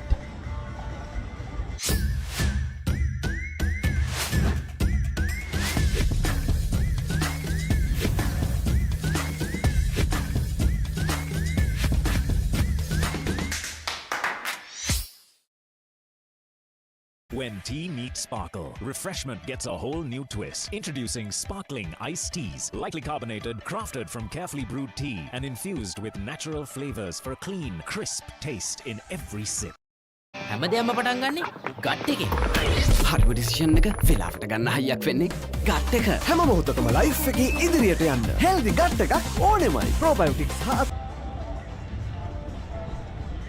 The fourth session of play slowly coming to an end in this 147th Royal Thomaian.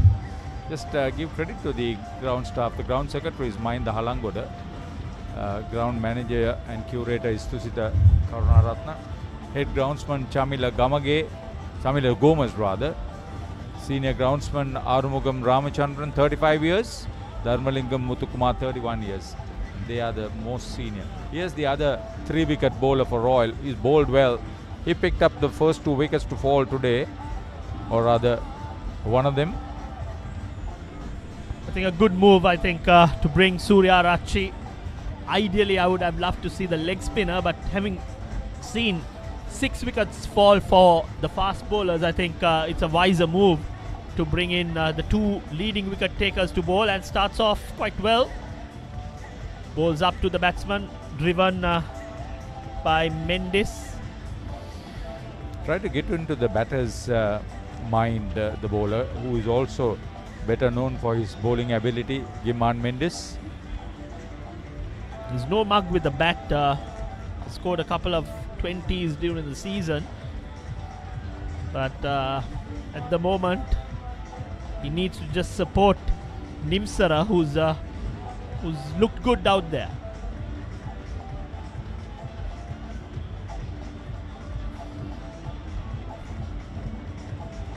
The wicketkeeper has 2 victims.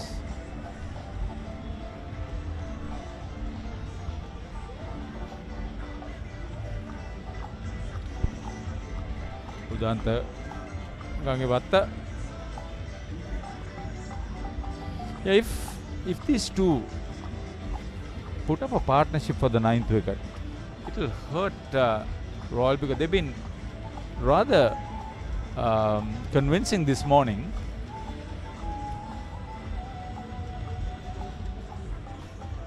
Another quick run. The infielders need to be a bit more vigilant because Gimhan Mendes is only looking to pinch that single and get Nimsar on strike. Not looking for the big hits. So the infielders, especially when a batsman walks in new, need to be a lot more vigilant, lot more attentive, walk in a lot faster, walk up rather a lot faster, and ensure that you don't give that easy single. It's a schoolboys big match, and you can see that they are getting ready for the parade during lunch. The flags are being unfurled in front of the boys' tents, the respective boys' tents. Safely played on the back foot. Not much of zip off the wicket when Surya Archie bowls. Quite a contrast when Gagan Gamage bowls. There's a lot more effort when Gamage bowls. But Surya Archie, I think today's spell has been a lot better than what we saw yesterday. And yeah, he produced some really good delivery that didn't give him wickets.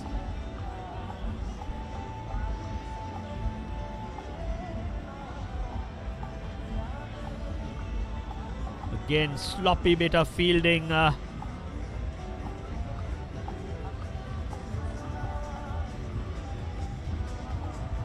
By Yasindu Dasanayaka, the vice captain. That has been the story right throughout for Royal, unfortunately. It's quite surprising, I'll tell you that much.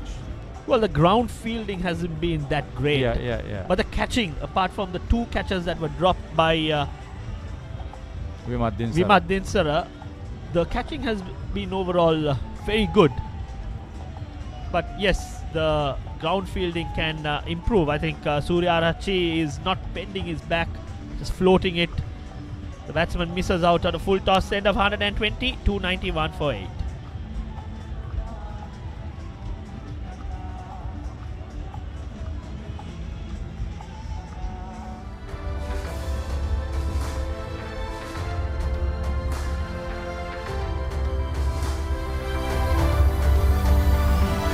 Part of the production, preparation, a lot of discussions, make sure that everybody is included, inclusive production.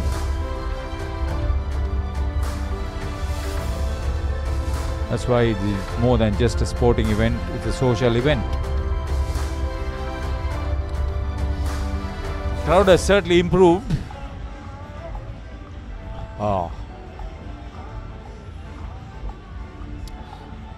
I think the seniors need to just go and have a chat last over before lunch. Try to get the batsman to play as many deliveries as possible. That was a little wayward. He's trying a little too hard. I really can't understand why can't you have a silly mid-off or a forward short leg last over before lunch, most probably. I think as you speak, a little bit of change in the line of attack. Gagan coming round the wicket. There you go. That's it. Very well bowled. Changed his tactic. Yeah. Came round the wicket. Got the batsman playing at it. Thickish outside edge. And Gamage has his 4th. Nimsara departs. Nothing shot. Could have left alone. Wanted to play a shot. But a well-deserved 4th wicket for Gagan Gamage. No mistake in the slip cordon either. So now we can have an extra half an hour of play. I think there you see outside off stump. Batsman didn't need to go at it, but what prompted him to play was the fact that he came round the wicket. The line was different and made him play at it, and was well held in the slip cordon. I think what impresses me is the thinking behind that delivery. Nimsara departs for 23 of 54 deliveries. Batted well. Yeah. Vimad අවුව නිසා body එක cool නැත්තම් mind එකත් cool නැහැ. ඒකට තමයි Dettol Icy Cool. So the last man, Parna Vidarana, the left arm spinner, strides in to face the music. I think from a psychological point of view, St. Thomas's would love to have that 300 run mark. Royal, on the other hand, would want to have a decent lunch, knowing that the batsmen will walk out and do their jobs. He's pitching for a 5-wicket haul, richly deserving. If my memory serves me right, I think the last 5-wicket haul was taken by the left arm spinner. I'm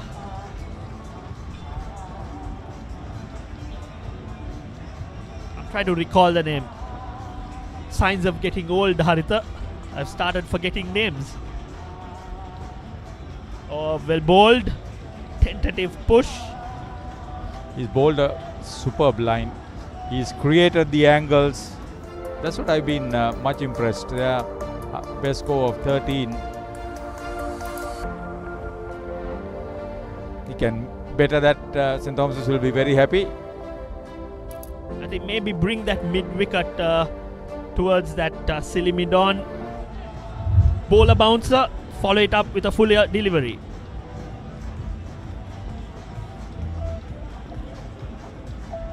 I think Parna Vidarana is happy to leave it alone. That's what Ludish and Nimsara should have done this time. Parna Vidarana vigilant, leaving it alone. There you see, well held by Vimad Dinsara. Grateful to hold on to it. Yeah, really. So 2 slips and a gully. Again, change of ends, or rather change of sides for the left armour. This is what I said. The stewards are getting ready for the lunchtime parade. Oh, that's a loud appeal. Inside edge saves him. Wonderfully bowled. When we say that he's a thinking cricketer, that's what it's all about. See the effort. Beautiful delivery. Lucky that the batsman got an inside edge. Deserves that 5-wicket. Friendly appeal. Knew it all along that it was an inside edge that saved him. Well, someone needs to tell the prefects that the session may be extended by 30 minutes, Haritha. Who's going to tell? For their own good. Hopefully the Royalists can capture that 10th wicket in this over. Oh, wavered full toss. Is it tiredness creeping in, or is it too much of an effort? I think too much of an effort. Amidst all that energy that has been expended so far. And a bit of desperation as well. Now you see him again opting to come round the wicket. He wants to finish it off. I like that attitude, but you've got to be a little patient as well.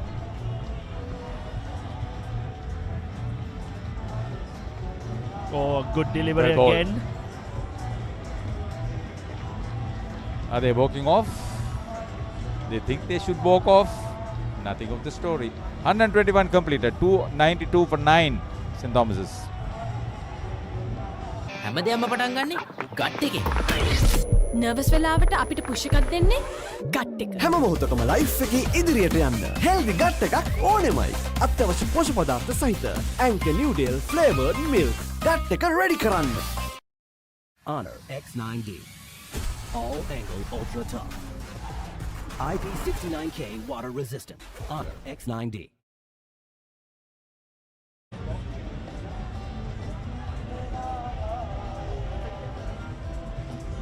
So, extended time.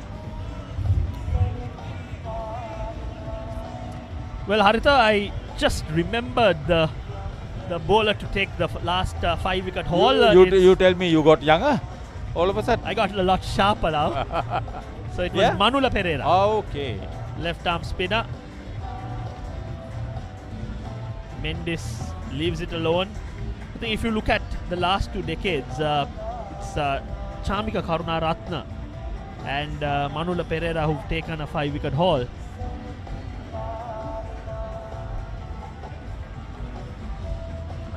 Scoring runs has been easy at on this placid SSE track. Did Kalana Pereira pick up a 6-wicket haul for? He did. Yeah.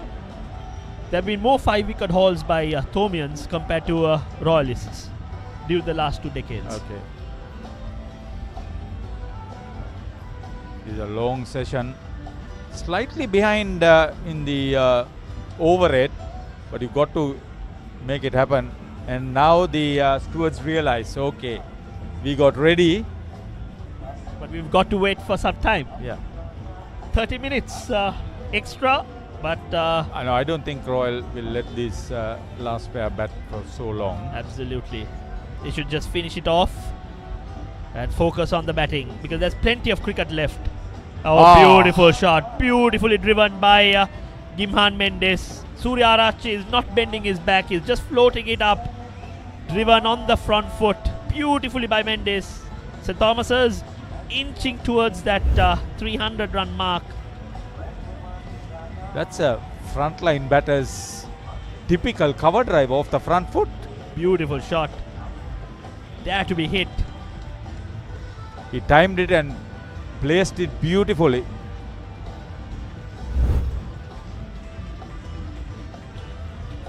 Slightly better by Surya Arachi.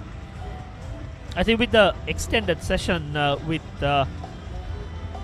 Gagan Gamagebi bowling very well from the tennis court end, I'd prefer to see a change. Maybe bring that right arm leg spinner to face Paranavidarana. Last man, more often than not, are not able to read the leg spinner, the googly, the flipper. And Ramiro has enough experience to come and finish this innings. A 50-year colorsman. Those are freebies. If you're a 50-year colorsman, you see the tail. That's a easy wicket for you to add to your tally. There you see again the ball is dying on the batsman. Not much of an effort. Some tired legs. He came into the game carrying an injury as well. Yeah, that's the highest team total, 411. There's been a 399 for 9 declared in 1996. That was 30 years back. And the exception is the 1941, 360 for 8. Oh yeah. And in that era, that must have been one of the best innings or best totals. In a 2-day game, mind you. Wave delivery. Not good bowling by Surya Arachi. End of 122, 296 for 9. Welcome to the Under Armour Halo project. Halo is not simply another sneaker, but rather a fleet of innovative footwear crafted to maneuver the complex biomechanics of running, training, and, well, everything in between.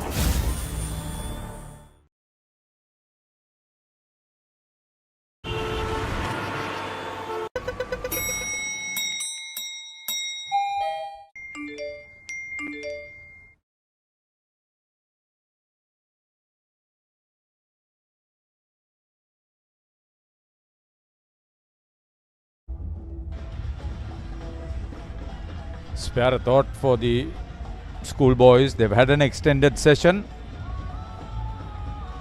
Now, yet another wide.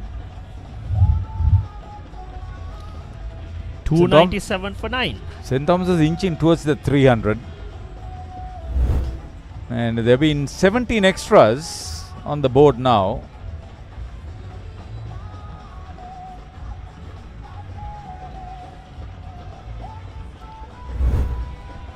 What happens is Gagan, when he puts in that effort, tries to at times fall over a little bit, and then you tend to push it across. He needs to hold his shape. Much better, driven on the up. Now he needs to be encouraged by that particular shot. Yeah. He's getting the ball to move across. One delivery to hold that line.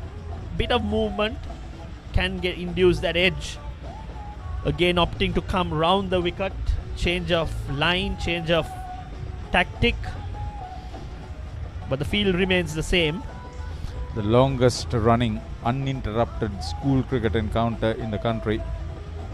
The Battle of the Blues in the Hill Capital is also happening this weekend. Plenty of wickets have fallen there in Kandy.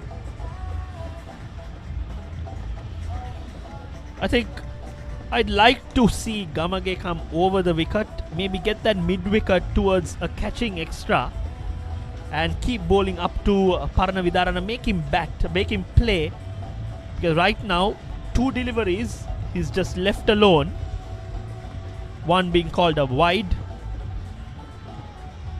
Different tactic. When he comes round the wicket, maybe use that bouncer, upset the batsman. Good delivery, a sharp delivery. Yeah. Quick off the pitch. Now the next had delivery, to play, yeah. he needs to follow up with a foolish delivery, get the batsman on the front foot. The second option is bang it short again. Yeah. Put him on the back foot and maybe look at the 5th or 6th delivery to slip in that Yorker or the foolish delivery where Paranavidarana goes chasing. I think he will probably bowl it fuller, make him play on the front foot. Opted for the fuller tactic, but got his line wrong. You got to understand, he's tired now. He's bowling his 23rd over. 4 for 49. Yeah, a little bit of encouragement, that'll help. You're thinking, you're struggling with your fitness. Not exactly struggling, but you're tired. But you're thinking. He's thinking. That's the good thing about him. The wicket-keeper and the slips are supporting the bowler. Full delivery. Tries the Yorker. Execution not up to the mark. Caught Paranavidarana by surprise. Himaru, the under-17 national cap, giving some advice to Gamage. You see, caught him by surprise. Didn't expect that. Just one more delivery left for Gamage in this spell. Mendes would want him to just survive so that he'll be on strike from the next over. Good sharp delivery. End of 123, 297 for 9. Rasa patu ena Maggi Papare Blast from Nestle.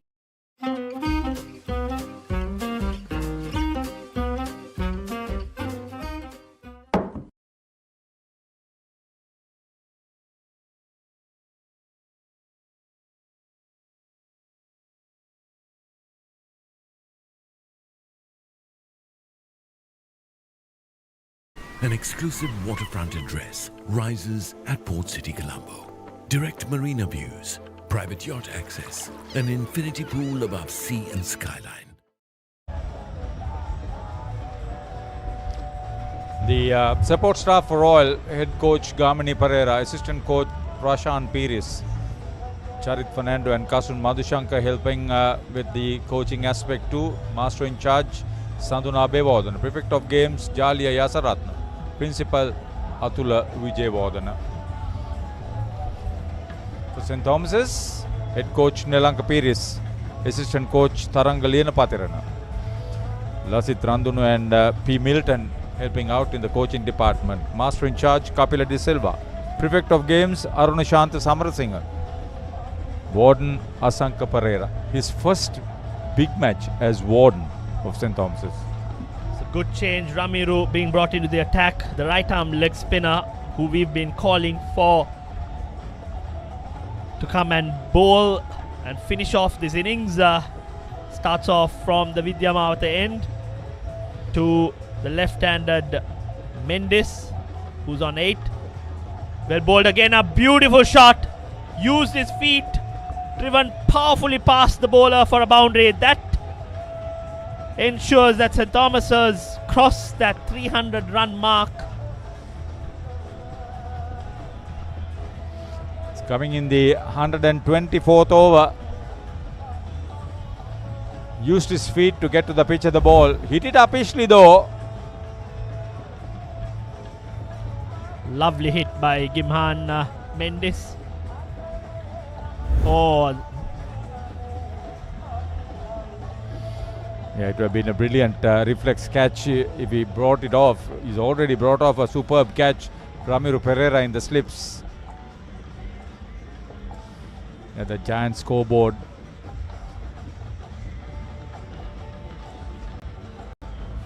"15 minutes past the scheduled close time because of the last wicket for St. Thomas's. well, if I was Ramiro, I'll try to give a single to the left-hander as early as possible. Get Parna Vidarana on strike. Because you've got a better option. There you go, Apesh. Very well played again into the gap. Just a single brings Parna Vidarana on strike. He's got... I got the feeling that if they are not bowled out, they'll probably declare at lunch. Well, the way things have panned out, I doubt whether they'll declare. They are asking Royalists to come and capture all the wickets. No freebies, no declaration. I think they've learned from last year's Royal Tomian. Oh, not bad. End of 124. St. Thomas's 302 for 9. Why real energy? For passion. A competitive spirit. For life on the move. To work hard and play hard too. Real energy is for the night owls, the hard workers. It's for those who do and want to keep doing. Right. Real energy. On the first morning, St. Thomas's added 80 runs without losing a wicket in 28 overs. On the second morning, so far 44 overs have been bowled. St. Thomas's have lost 5 wickets and they've added 99 runs so far. So bowling change, Himaru De Silva, the left arm spinner, being brought into the attack.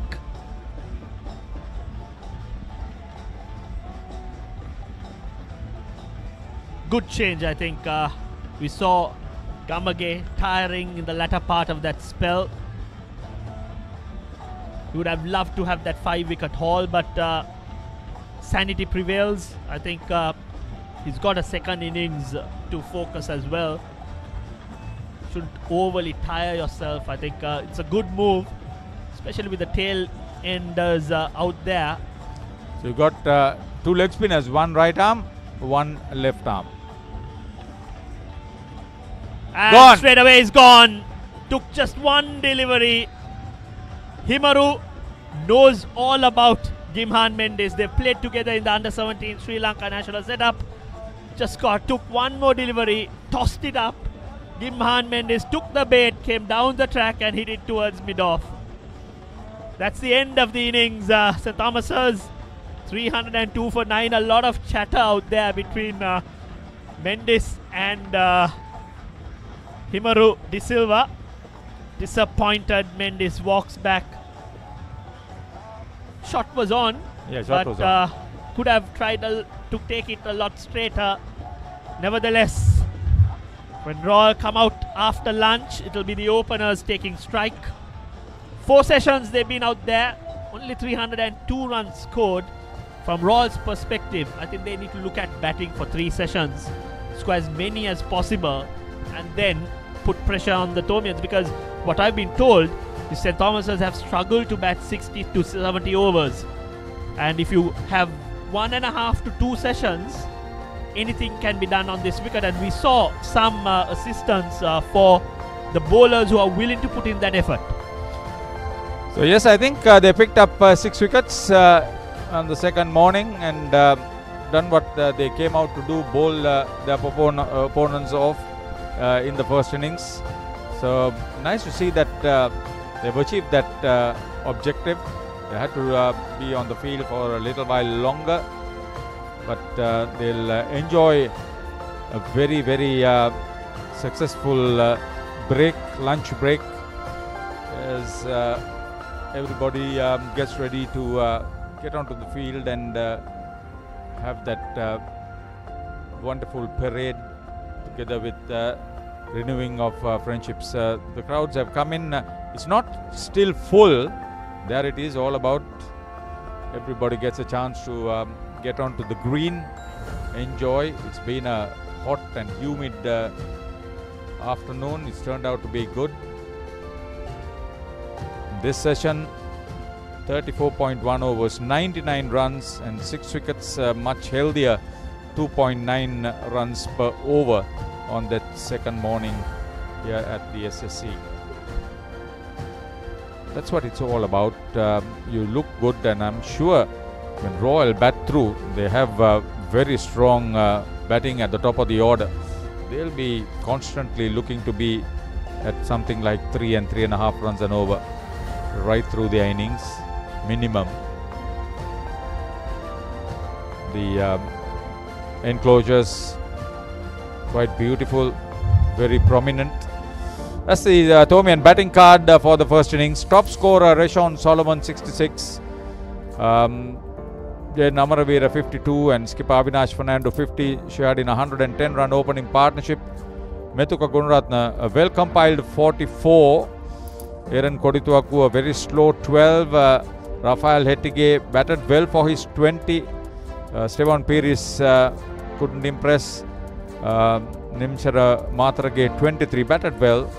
Shanil Pereira 3 and last man out was Gimhan Mendis for 13 with Abid Paranavidana not out on not. 18 extras, 9 wides and 4 no balls.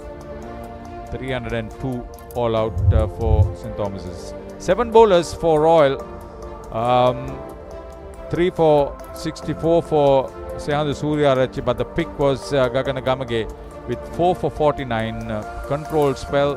And Himaru De Silva, who picked up the last wicket, ending up with 2 for 40 for 29.1 overs. So he's been the workhorse.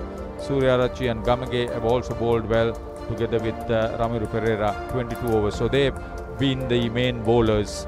And St. Thomas's have lost their last 4 wickets for the addition of just 26 runs to be bowled out for 302 runs. Maybe 20 minutes extra because of the last pair being batting when scheduled lunch was approaching. They wouldn't be too unhappy about what has been the overnight batters. Rafael Hettige and Reshon Solomon had already put on 21 runs last evening. They came out to bat with purpose and they batted reasonably well, scoring with whatever big opportunities. There were boundaries that were coming in streakily. Solomon's in particular was in absolute control. That was a nice stroke from Hettige, who was first caught by the wicketkeeper Udanta Gangevatta, giving Suryarachi a much needed wicket. A few misfields on the field by the Royal fielders certainly helped the Tomian batters. Solomon's, meanwhile, anything loose was dispatched to the boundary with ease. He got to a well-deserved second consecutive half-century. Stevan Pires didn't offer a stroke, and that's the third wicket for Suryarachi. St. Thomas didn't want that as Solomon's was innovative and elegant with his stroke play. And, Ludisha Matarage didn't miss out on anything loose either, and this was brilliantly taken. One of those big catches. Then wickets started falling regularly as Gagana Gamage came into the party. This was one of those easy catches once again. Gimhan Mendis used his feet, got a couple of boundaries, went for another one and was dismissed comfortably. he was the last man out for St. Thomas's. So it's been a session that went Royals' way because of the 6 wickets that they claimed to get their opponents bowled out, despite St. Thomas's making 99 runs in that first session. So I think deserving that session going Royals' way. So day 2, that's what it's all about. It's lunch here at the SSC. Much anticipation about the Royal reply and how they would get about it. Would St. Thomas's come and try to contain the flow of runs or pick up wickets, whichever way that comes their way. Everybody is enjoying. This match is all about being there, be noticed, and experience the Razzmatazz. I'm sure a sellout crowd will be in attendance during the second session of play on the second day.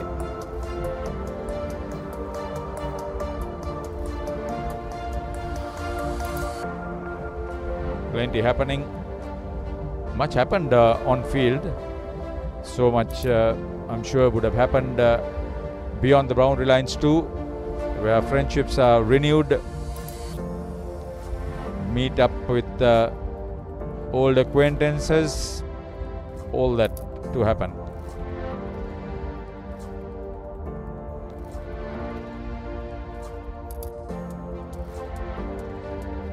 Second morning, the main aspect was Gagan Gamage's bowling, Rachon Solomon's batting, and certainly the wicket keeping of Udanta Gangevatta.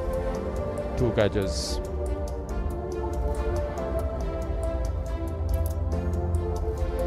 The organisers would be very pleased with how the game has progressed up to now.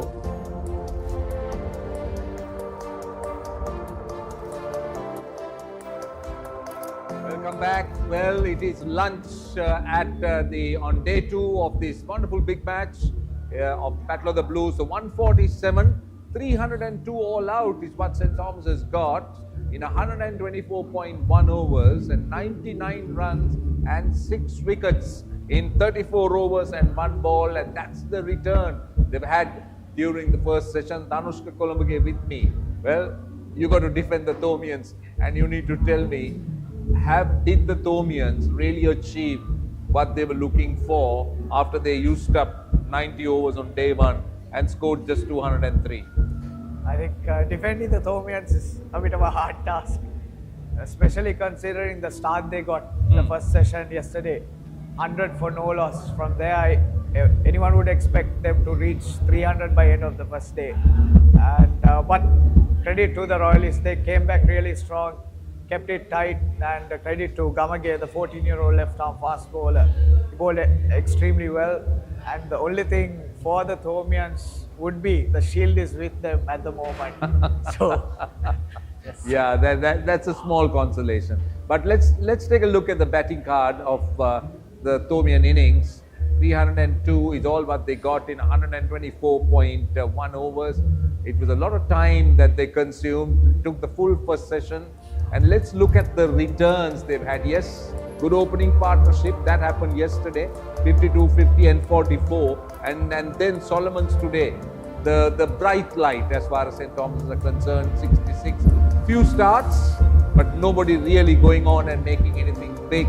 And also the rate of scoring, the number of balls consumed is very clear on that second column. So that has not helped the Thomian cause. So 302 all out is what St. Thomas has got. And let's take a look at the Royal bowling. I mean, I was very impressed with the young left-armer, Gagan Gamage, as he had 4 wickets and bowled exceptionally well. We are still looking at the card, or the batting card of St. Thomas's. And the Royal bowling, as I said, the man they call GG. Gagan Gamage, 4 for 49, bowled his heart out. Surya Arachi, 3 for 64, and De Silva, 2 for 44. The bowlers who made some impression. But otherwise, I think, I don't know. I'm not so sure which side has the advantage here at the moment.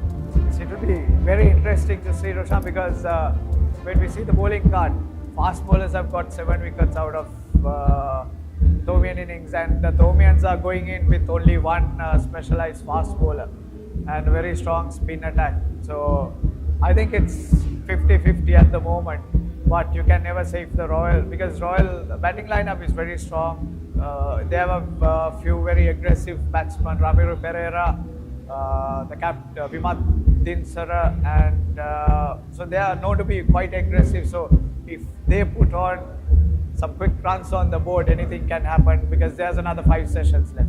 Right. So now one player that everyone was like in wow when they came into this game, after that innings he played in the chase, was Reshaun Solomons. Even today, I thought he batted well. He doesn't look to be a player who's in a hurry. Someone who takes his time, good technique. Your thoughts on the youngster? I heard he can play up to the 150th battle. Yes. So that's a long way off.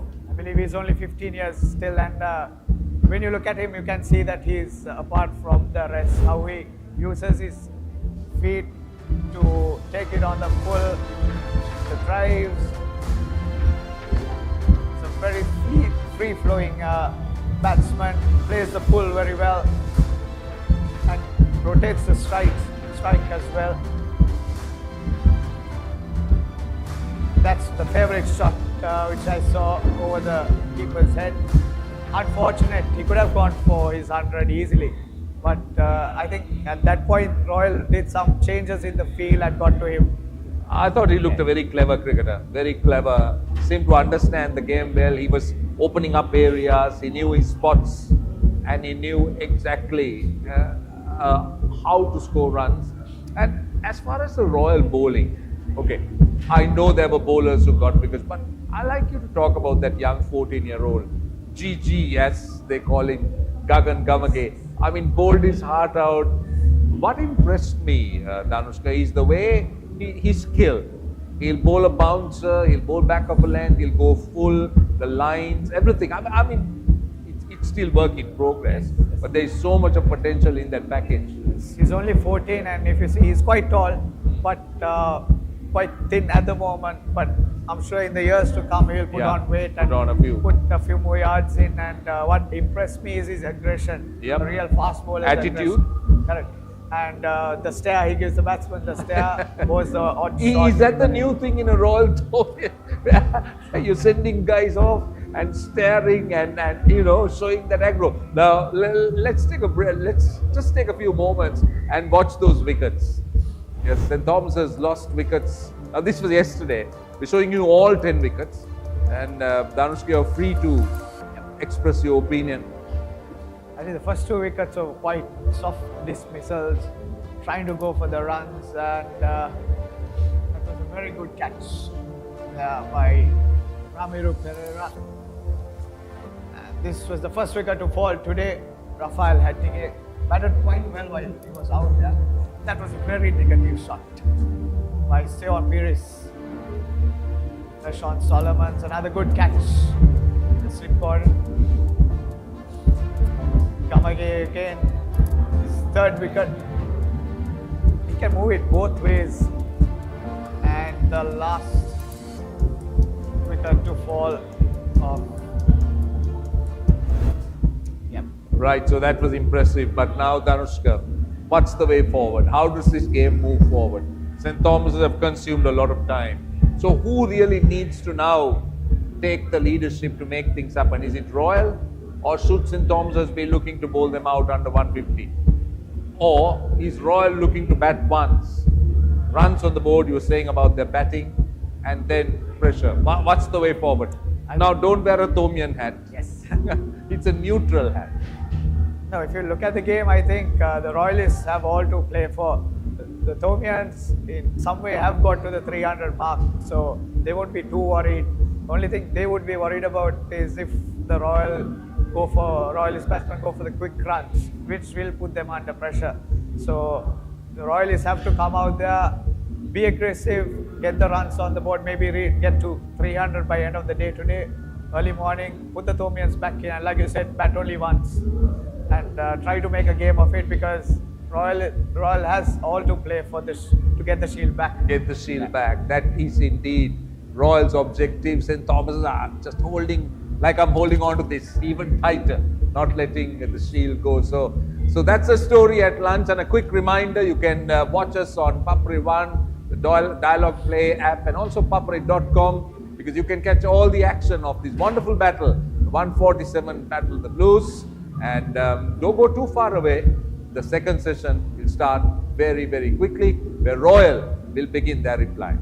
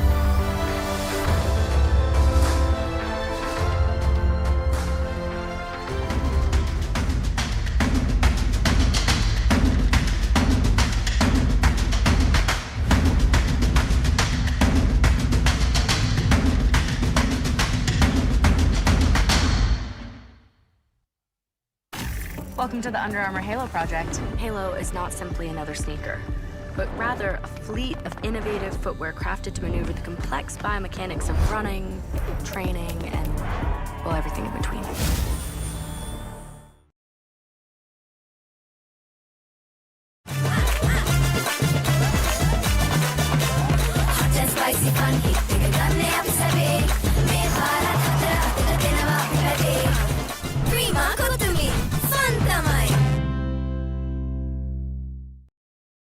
Ayubowan Sri Lanka, introducing the Elizabeth by Prime Group. In the heart of Colombo 7. Call 0703 777 777.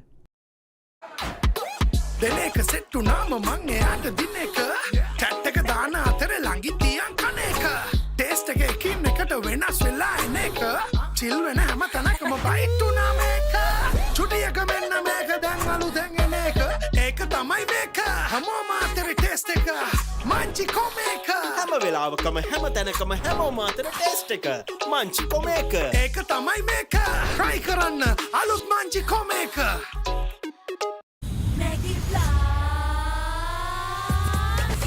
Blast, make a flavor blast. Flavor blast, make it Papare blast. Pattu enna rasa kanna blast. Hoina item, make it Papare blast.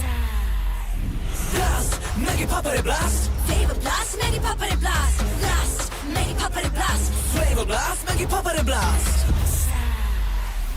Blast, make it Papare blast. Rasa pattu enna Maggi Papare blast. From Nestle. හැමදේම පටන් ගන්නේ gut එකෙන්. දිනන ගැම්ම දෙන්නේ gut එක. හැම මොහොතකම life එකේ ඉදිරියට යන්න හෙල්දි ගට් එකක් ඕනෙමයි. TR20 probiotic සහිත ලංකාවේ එකම සෙට් යෝගට් එක. Anchor New Deal. ඉතින් එයා හොද්ද? ඉතුරු ටික කියන්න ස්පයිසි සේවරි මොන හරි ඕනේ. ස්පයිසි චැට් එකට ස්පයිසි සේවරි රස.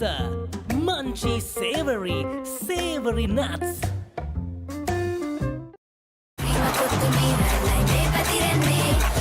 Spicy fun cup එක විරුසන්නේ cricket match fun ප්‍රීමා කොත්තුමි තියනකම් ප්‍රීමා කොත්තුමි fun තමයි ඔයාලා කැපිලා පෙන්න ඔෆිස් එකට ගෝ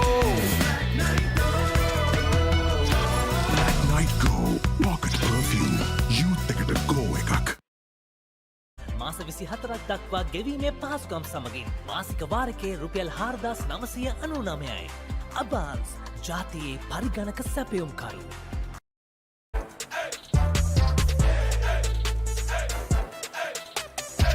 දවසම ෆ්‍රෙෂ් වෙන්න O3 Spirit and Freedom perfumed body spray.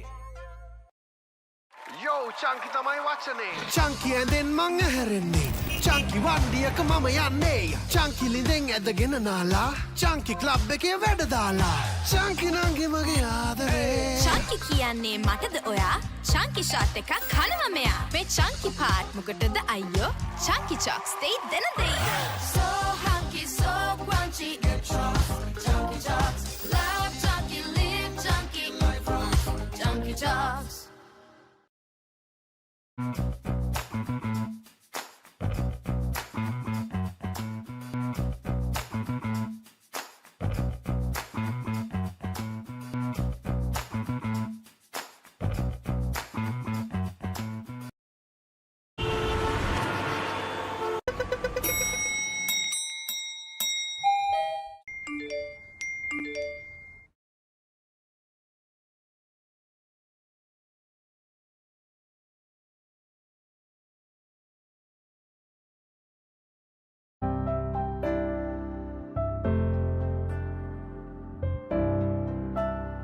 So that you don't stay angry. So that you never get late. It should be happiness cards, so you always stay happy. Enjoy happy offers, happier moments, and the happiest memories. No wonder H&B cards are now called happiness cards.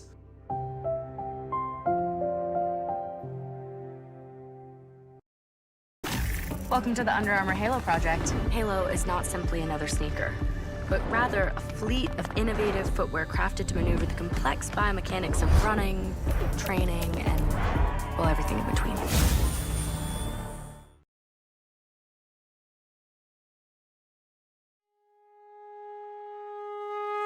Why take chances with construction delays, speculation, or uncertainty when you can invest in the real thing? Marina Square offers premium finishes, ocean views, and above all, a payment plan that extends till 2027. Know exactly what you buy and pay with ease. Call 076 305 0000. Marina Square, Uptown, Colombo. A luxury project fast approaching completion. Backed by Access Engineering.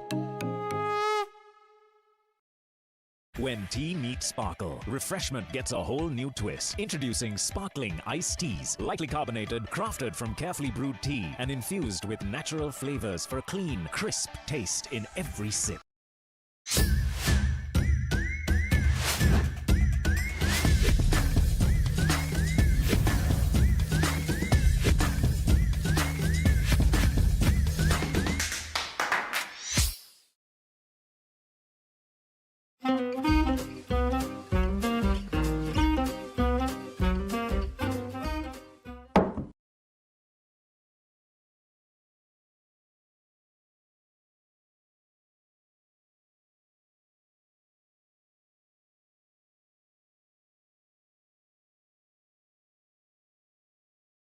හඳුන්වාදන keys ක්‍රෙස්ට් ultimate crispy chicken experience එක. Crunchy කටගැස්මකට crispy chicken තයි. Spicy vibe එකට spicy crispy chicken street. Share කරන් කන්න crispy chicken popcorn. රස double කරන barbecue sauce සමග keys ක්‍රෙස්ට් ultimate crispy chicken experience එක.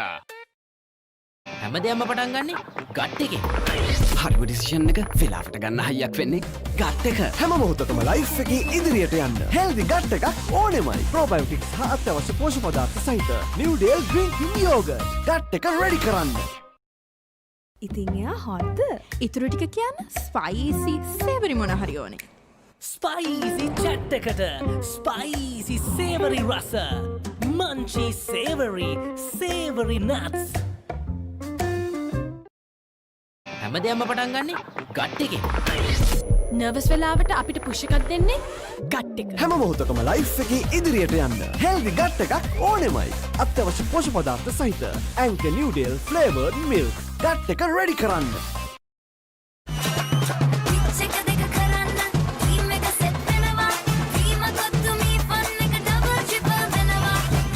Match fun. Prima කොත්තුමි තියනකම්. Prima කොත්තුමි fun තමයි. හැමදේම පටන් ගන්නේ ගට් එකෙන්. දිනන ගැම්ම දෙන්නේ ගට් එක. හැම මොහොතකම ලයිෆ් එකේ ඉදිරියට යන්න හෙල්දි ගට් එකක් ඕනෙමයි. DR20 probiotic සහිත ලංකාවේ එකම සෙට් යෝගට් එක. Anchor New Deal. රස පත්තු වෙන Maggie පපරේ blast From Nestle. සැරටම enjoy කරන්න පාටි එකට ගෝ. Night Go Pocket Perfume Youth එකට go එකක්. Ayubowan Sri Lanka, introducing the Elizabeth by Prime Group. In the heart of Colombo 7. Call 0703 777 777. Prima Kotumi, Fantamai. An exclusive waterfront address rises at Port City, Colombo. Direct marina views, private yacht access, an infinity pool above sea and skyline. ඉතින් එයා හොද්ද ඉතුරු ටික කියන්න spicy සේවරි මොන හරි ඕනේ. Spicy chat එකට spicy savoury රස මංචි සේවරි නට්ස්. හැමදේම පටන් ගන්නේ ගට් එකෙන්.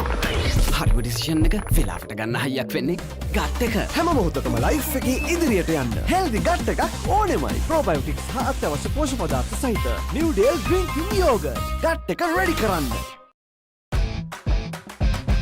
ටකට පැකට් එකේ කොත්තු රහට ටෙම්පෝ හැපේ. මැලිබන් ටෙම්පෝ හැපේ කට ගැස්සෙන රසේ.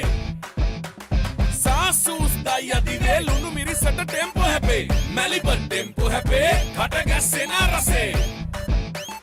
Wow cheese max රසේ cheese onion ටෙම්පෝ හැපේ. මැලිබන් ටෙම්පෝ හැපේ කට ගැස්සෙන රසේ.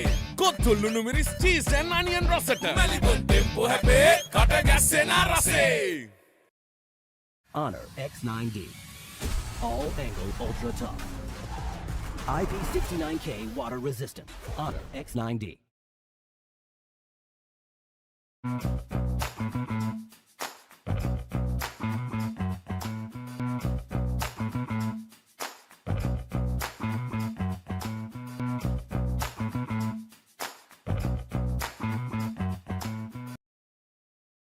Summer refresh when the train got to go. Night Go Pocket Perfume Youth එකට go එකක්. ඔව නිසා බොඩි එක කූල් නැත්තම් මයින්ඩ් එකත් කූල් නැහැ. ඒකට තමයි ඩෙටෝල් අයිසි කූල්. අවුවත් එක්ක ඇති වෙන දාඩිය නිසා හැදෙන විෂ බීජ වලින් ආරක්ෂා කර ඔබේ ඇඟ 3 ගුණයකින් කූල් කරයි. හැමදේම පටන් ගන්නේ ගට් එකෙන්. නර්වස් වෙලාවට අපිට පුෂ් එකක් දෙන්නේ ගට් එක. හැම මොහොතකම ලයිෆ් එකේ ඉදිරියට යන්න හෙල්දි ගට් එකක් ඕනෙමයි. අත්‍යවශ්‍ය පෝෂක පදාර්ථ සහිත Anchor New Deal flavored milk. Gut එක රෙඩි කරන්න.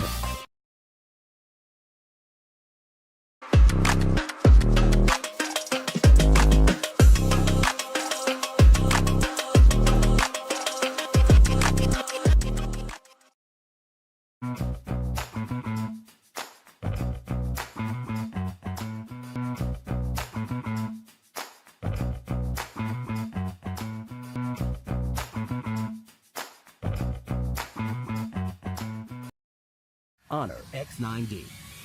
All angle ultra tough. IP69K water resistant. Honor X9D. හැමදේම පටන් ගන්නේ ගට් එකෙන්. දිනන ගැම්ම දෙන්නේ ගට් එක.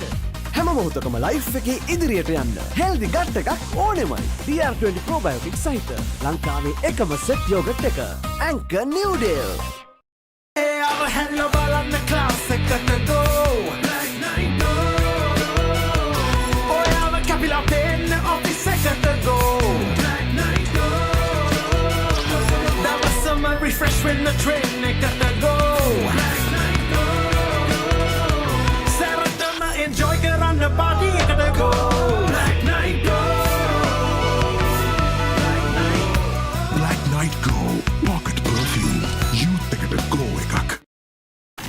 Welcome to the Under Armour Halo project. Halo is not simply another sneaker, but rather a fleet of innovative footwear crafted to maneuver the complex biomechanics of running, training, and, well, everything in between.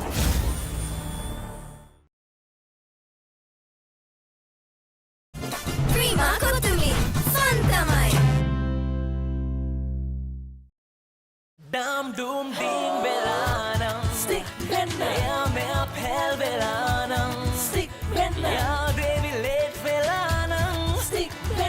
අතුරු මිතුරු දඹ දිවතුරු ඕන කෙනෙක් අන්තිමේදී Munchie sticks රසෙන් stick වෙන්න Strawberry, vanilla, chocolate racing Munchie sticks. Stick when. Ayubowan Sri Lanka, introducing the Elizabeth by Prime Group. In the heart of Colombo 7. Call 0703 777 777.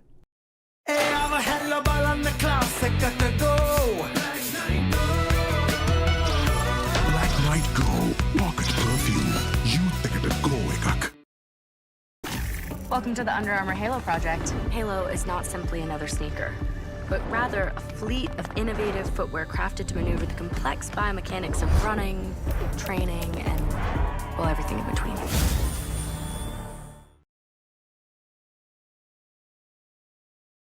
An exclusive waterfront address rises at Port City, Colombo. Direct marina views, private yacht access, an infinity pool above sea and skyline. අවුව නිසා body එක cool නැත්තම් mind එකත් cool නැහැ. ඒකට තමයි Dettol IC cool. අවුවත් එක්ක ඇති වෙන දාඩිය නිසා හැදෙන විෂ බීජ වලින් ආරක්ෂා කර ඔබේ ඇඟ 3 ගුණයකින් කූල් කරයි. Honor X9D. All angle ultra tough. IP69K water resistant. Honor X9D. හඳුන්වා දෙන Keys Crest Ultimate Crispy Chicken Experience එක. Crunchy කටගැස්මකට Crispy Chicken Thai, Spicy Vibe එකට Spicy Crispy Chicken Strip, Share කරන් කන්න Crispy Chicken Popcorn, රස double කරන barbecue sauce සමග Keys Crest Ultimate Crispy Chicken Experience එක. Why real energy? For passion. A competitive spirit. For life on the move. To work hard and play hard too. Real energy is for the night owls, the hard workers. It's for those who do and want to keep doing. Right. Real energy.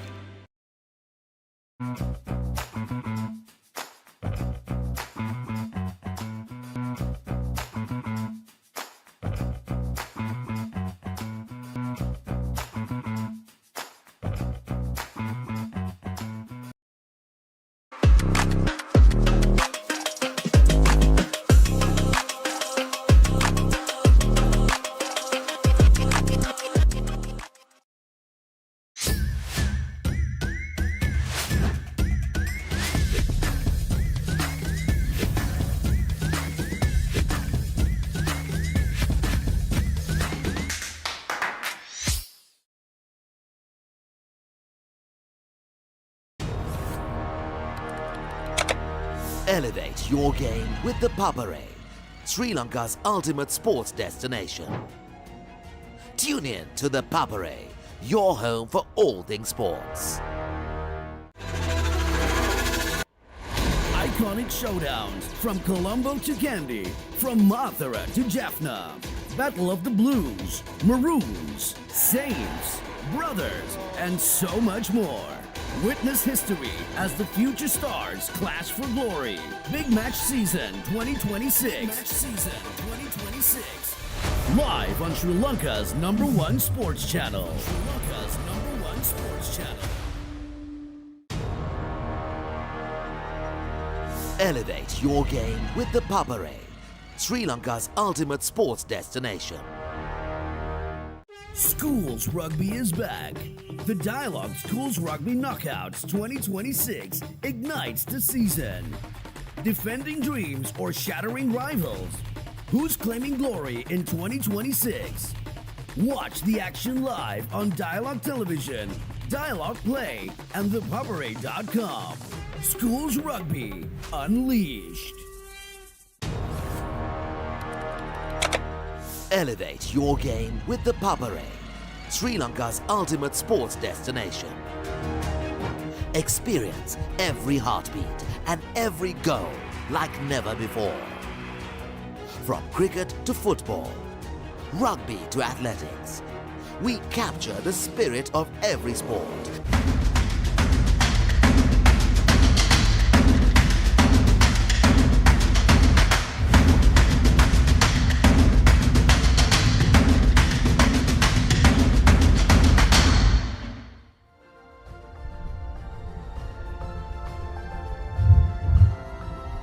Welcome back to the 147th Battle of the Blues, Day 2. Royal College taking on St. Thomas's College. We are bringing you these live pictures from Sinhalese Sports Club grounds in Colombo. We are now here for the post-lunch session. St. Thomas's College were bowled out for 302 runs in the first session on Day 2. 3 half centuries for the lads from Mount Lavinia. Rishon Solomons, a young talent to watch out for. He was the top run scorer with 66. Captain Avinash Fernando made 50. Jaden Amaravira made 52. They batted for over 124 overs. Here are the bowling stars for Royal College. Pick of the bowling was Gagan Gamage, the left arm spinner. He's still just 15 years old. Seandu Suryarachi, the other right arm seamer, picked up 3 wickets. Left arm spin of Himaru De Silva, he took 2 wickets. The 2 umpires are walking out to the middle for this post-lunch session. Ravindra Vimalasiri and Chandrika Amarasinghe, with Royal picking up 6 wickets in the first session on Day 2. Things have opened up really well here at Sinhalese Sports Club grounds. Hirun Matish, Liana Rachi and skipper Rehan Pires, they'll be expected to give a good start. As I welcome Roshan. Roshan, a very good afternoon to you. Very interesting session coming up. Afternoon, Damit. Yes, indeed. I'll be very interested to see the Royal approach, because I felt St. Thomas has lost it. I mean, I know lots of Thomians won't agree with what I'm going to say, but that, again, I've been harping on this over and over again. But when you get to 80 in the first session and you call it a difficult session, and then you just don't capitalize and you don't get your numbers right. I was expecting St. Thomas's to have got to about 300 on Day 1 with the way they batted on a flat surface, and then things would have been different today, but then not to be. But you spoke about that young left armer. He's called GG, by the way. That's his nickname, GG, and GG was very impressive. Hirun Lianarachi, his best score of 100 in this season, over 800 runs, very impressive average. The left-handed opener, a very good talented player, Hirun Lianarachi.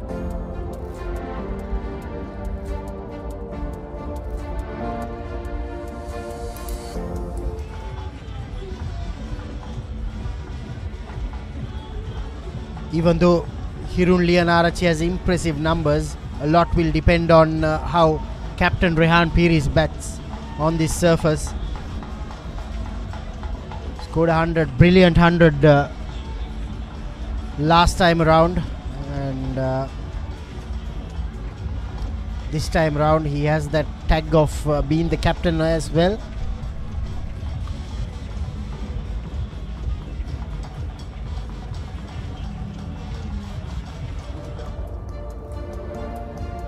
Rehan Pires, the Royal captain, over 900 runs this season. He'll want to get to that 1,000 run mark today. Best score of 126, 7 half centuries and 2 centuries this season. During the season, he captained Sri Lanka under 17s also in a tour to Bangladesh. Gimhan Mendis, he too was a part of that Sri Lanka under 17 setup. Has picked up 18 wickets this season.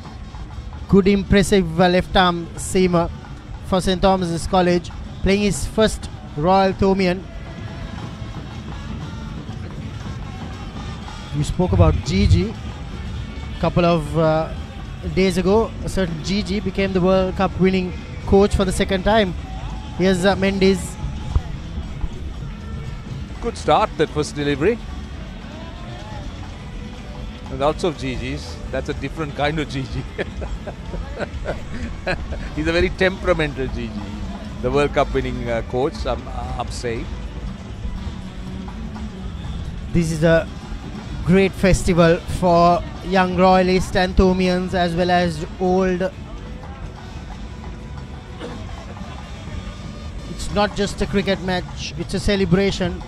It's a social event, this Royal Thomian.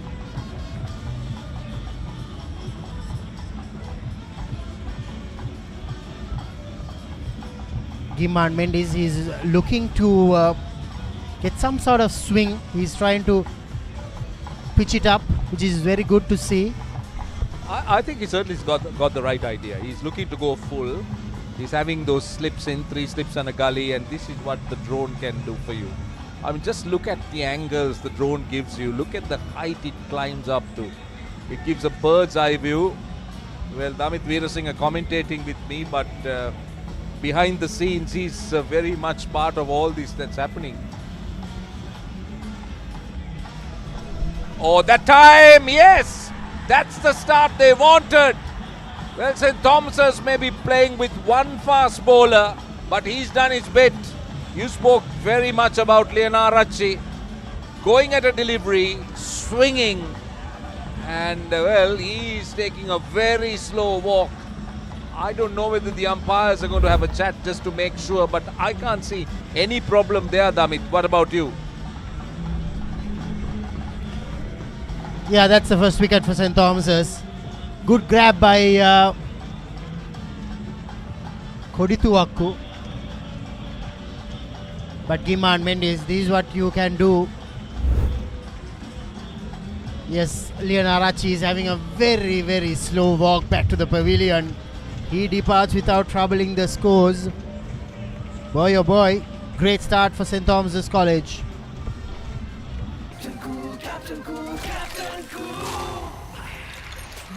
අවුව නිසා body එක cool නැත්තම් mind එකත් cool නැහැ. ඒකට තමයි Dettol Icy Cool.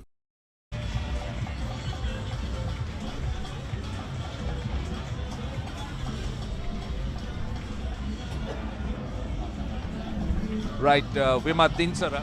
I've seen this young man bat. Sri Lanka under-19 captain, played in the Asia Cup. I beg your pardon, it doesn't look like Dinsara. I'm not sure. We're just confirming it. Yeah, but to start with, he's not a left-hander. Dinsara is not a left-hander. This is Udanta Gangewatta, the wicket-keeper batter, batting at number 3.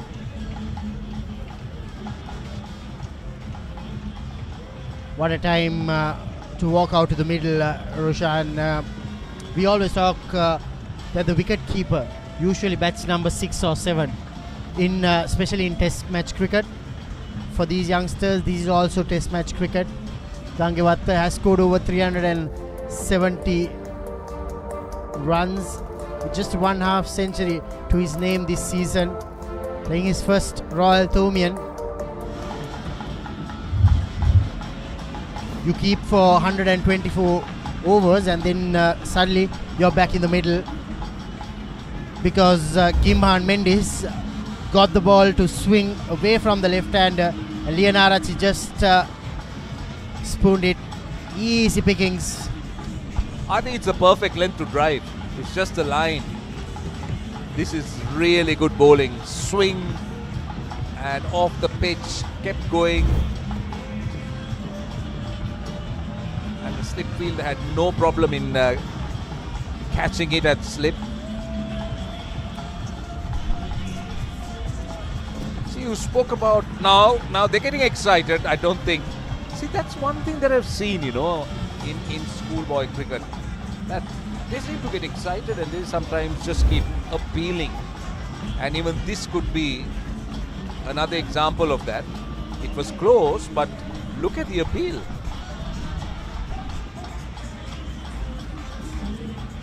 Just going past that outside edge.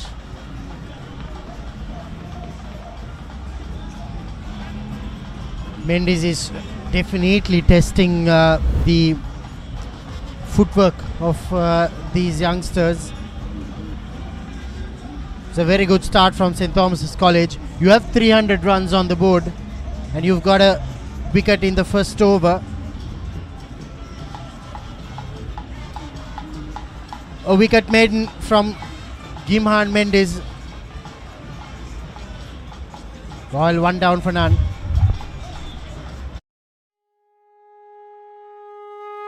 Why take chances with construction delays, speculation, or uncertainty when you can invest in the real thing? Marina Square offers premium finishes, ocean views, and above all, a payment plan that extends till 2027. Know exactly what you buy and pay with ease. Call 076 305 0000. Marina Square, Uptown, Colombo. A luxury project fast approaching completion. Backed by Access Engineering.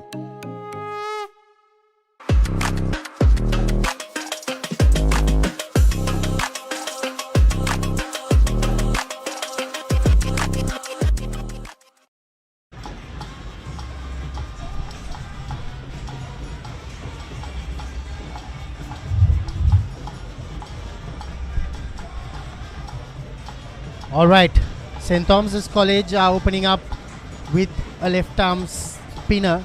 They've got a seamer in place for the first over, and from the tennis court end, it's going to be the senior left arm spinner Abhith Paranavidana.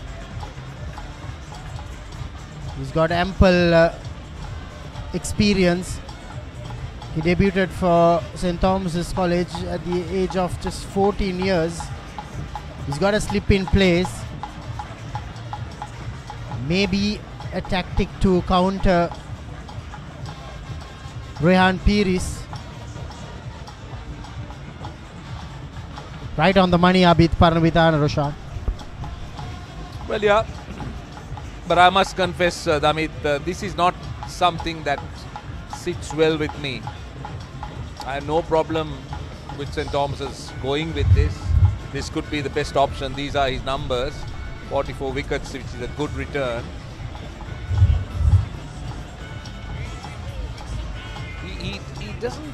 He's not that flighty orthodox spinner. He's someone goes a bit wide of the crease, tends to push it through quicker. With that angle, what are the chances of an inside edge to forward short leg? I would have rather have a forward short leg as well with a new ball. But still, Damit, I like to see seam bowlers opening the bowling.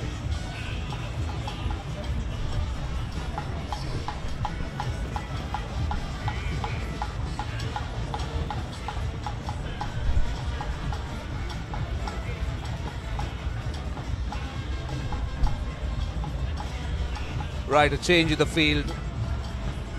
Extra cover comes in to almost a catching on the drive, but I still like a short leg.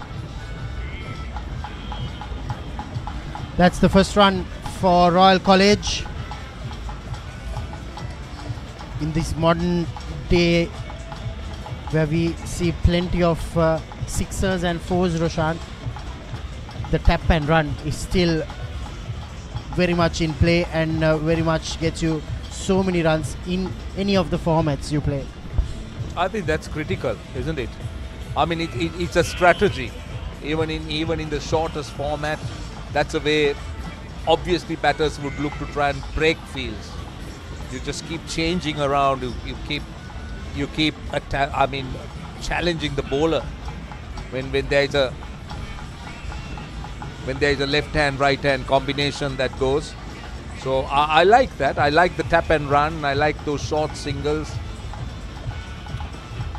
But what I don't like is not to see a fast ball opening the bowling.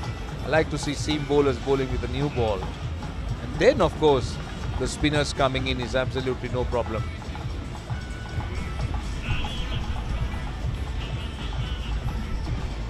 He's bowling left arm over the wicket and he's got two slips in place. Paranavidana with a brand new Duke ball. He's not gonna get much spin. Another single to end Paranavidana's first over. 2 for 1. Right, 2 for 1 in 2 overs. I can tell you that it's been a wonderful production. 22 cameras and lots of people working really hard and a buggy. Now that's amazing, and look at the number of screens we have, and well, these are the ones working behind the scene. And oh right, now look at him, he's pretending. But these guys are seriously working.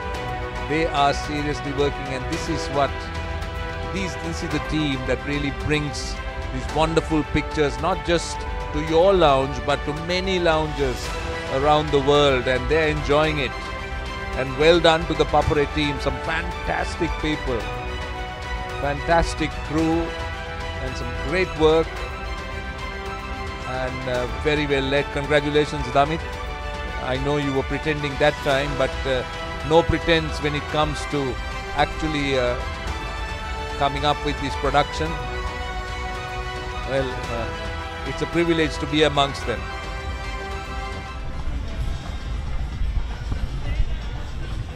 Thank you, Roshan. Yes, it's a great honor for the Papare to be able to show the live pictures of this prestigious 147th Battle of the Blues as the official production and broadcasting partner.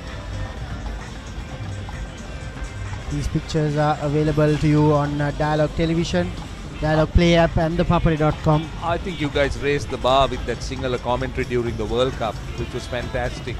That was historical. That was something special. Yes, from the Papare's point of view, Roshan, you should continue. Yes, and also we always strive in improving our standards, our work quality, and these guys, I'm just one person, but all of the guys involved, they work day in, day out. Plenty of big matches happening these days. It's the March Madness. Along with the big matches, there's the Dialog Schools Rugby season starting off. We just concluded the World Cup coverage, as you said.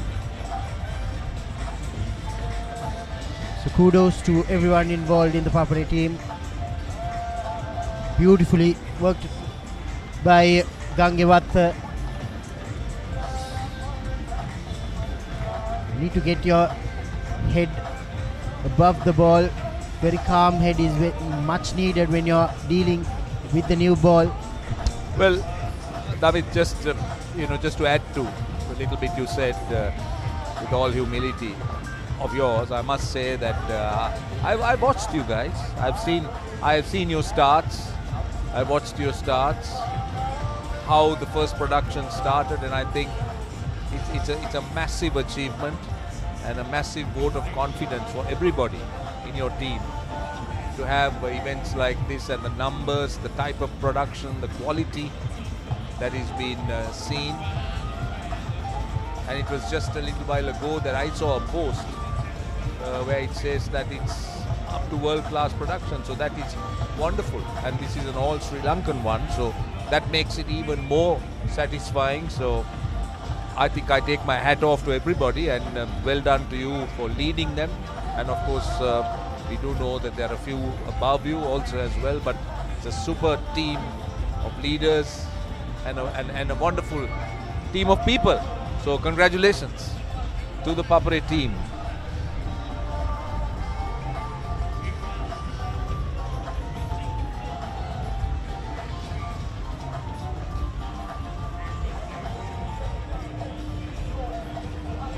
Consistency is going to be very key for the Thomian bowlers.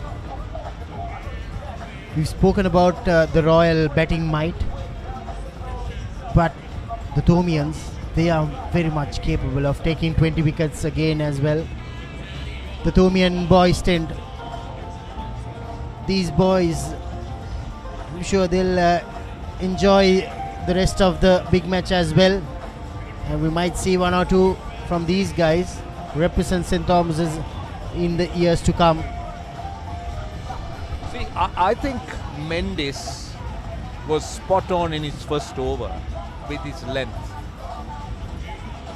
It is 4 for 1 at the end of 3 overs. Why real energy? For passion. A competitive spirit. For life on the move. To work hard and play hard too. Real energy is for the night owls, the hard workers.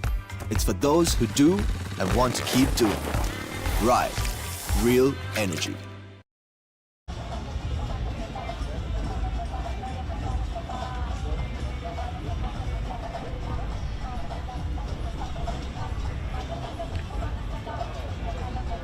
There you go, Roshan. Maybe St. Thomas's coaching camp is listening to our commentaries and they would have heard you and they've put in a short leg in place, which is the right thing to do. I agree with you, and much as you're correct, I'm sure you love this Keel's Crest spicy, crunchy pasta cup. It gives such a great aroma. I love the aroma, but there's a but there. I just had lunch, so I just don't have sufficient space to try it. But I'm just so, my eyes are so fixed on it. And It's perfect to be eating this Keel's Crest. Yeah, it's perfect in between meals also. I'm sure your next meal would come early before tea. So it's perfect now, and it's available. I'm actually tempted, honestly. I'm tempted. So I'm looking at what? Keel's Crisp Pasta Cup. So that is novel and unique. Yeah, it's 85 grams, no added preservatives, and it's available at leading supermarkets and groceries island-wide. Rasai Gunai Pahasui, Keel's Crest Spicy Crunchy Pasta Cup. It's the post-lunch session. Just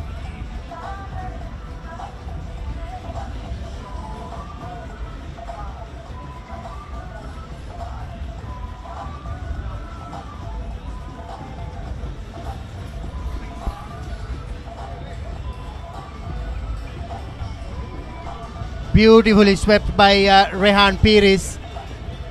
He's a class act, the Royal captain, Sri Lanka under 17 captain. That's the 38th honor boundary in this match. Good batting, really good batting. I say that because he's challenging the left arm spinner. That's the angle he's bowling. I'm a bit surprised that he doesn't have a fielder in that direction. He's got somebody behind square leg, but he was good. He picked it from around the off stump and went more in front. But now, oh, that's better. Now that is a peach of a delivery, because I turned and bounced. 8 for 1. Welcome to the Under Armour Halo project. Halo is not simply another sneaker, but rather a fleet of innovative footwear crafted to maneuver the complex biomechanics of running, training, and, well, everything in between.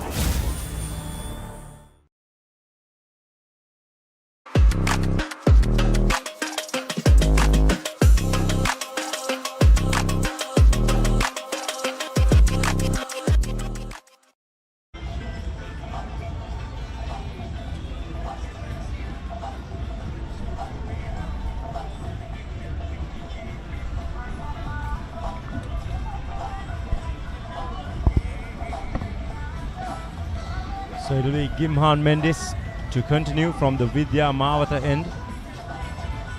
A very good last delivery by Parna Vidana, as I welcome Malinda Totuvilage to the com box. Malinda, you saw that last delivery at the previous over? Yes, I did. And comparing with the Royal fast bowlers with their new ball and looking Mendes, how he tried to hit the ball, it's two different line of lengths. And if you can see, the results is already making progress.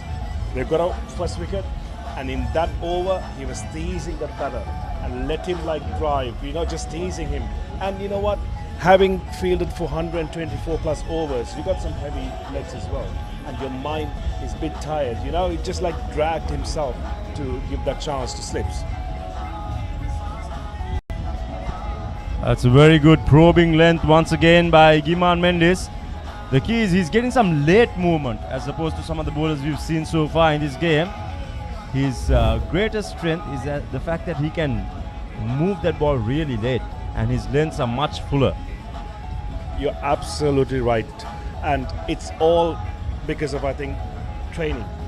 So you can see how confident he is from the first ball, and he's trying to bowl the same length and line with consistent line lengths, and he eventually gets the result. And if you have seen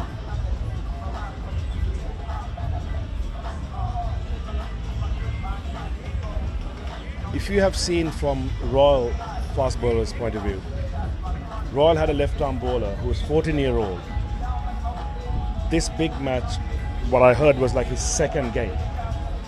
So, think about it, he got 4 wickets, and there's a potential bowler for the future. My only question to coaching staff is, why he was not played enough first 11 matches? Where was he? Correct, Martin, a very valid point. I think he's a 14-year-old. I'm assuming he's done quite well in the second 11 games. True enough, if he had potential, if he's been doing well, even trying him at least for a few games before the big match would have been ideal. But what has happened has happened. A definite bright prospect for Royal. So is this guy on screen, Giman Mendes, for St. Thomas's. So it'll be a good matchup, this Mendes versus Rehan Pires. Mendes steering the ball ever so late into the pads.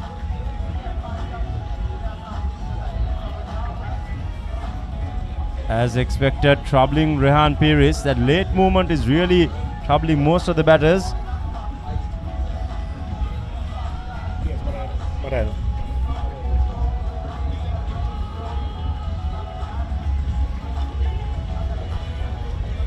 So it's time for sneak peek. Someone's out there. I think it's Nisandi out there in the park for an interview. I'm here with Dr. Kulatilaka, who is the Director of Education of Oxford College of Business, which is our platinum sponsor for the 147th Battle of the Blues. Hi, Dr. Kulatilaka. How excited are you to be a part of the Battle of the Blues? We are really excited about the game because this is one of the oldest school cricket game in Sri Lanka and also in the world. So we are actually proud to be a sponsor for this sort of a game. Tell us a bit more about Oxford College of Business. We are an higher education institute and we have been in the existence of higher education for the last 2.5 decades. We have been providing postgraduate, undergraduate and professional courses from British, Australian and Canadian universities, and we are one of the biggest masters providers in Sri Lanka. Thank you so much for joining us, and we are going back to the combox. Thank you, Nisandi. Some absolute important insight from some of the partners who tied up with this mega event, the 147th Battle of the Blues. That's a very good probing line once again. It's the end of the 5th over. Royal 9 for the loss of 1 wicket.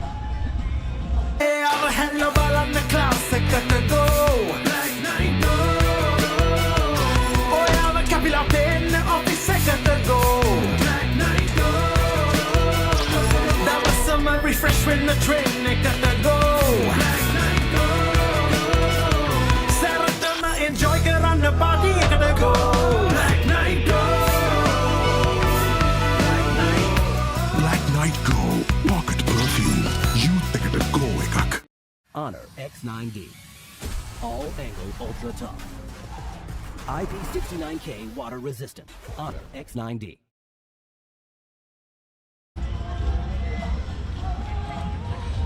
Royal trailing by 293 runs. At this moment of time, it looks like an uphill task. The Thomians having their tail up.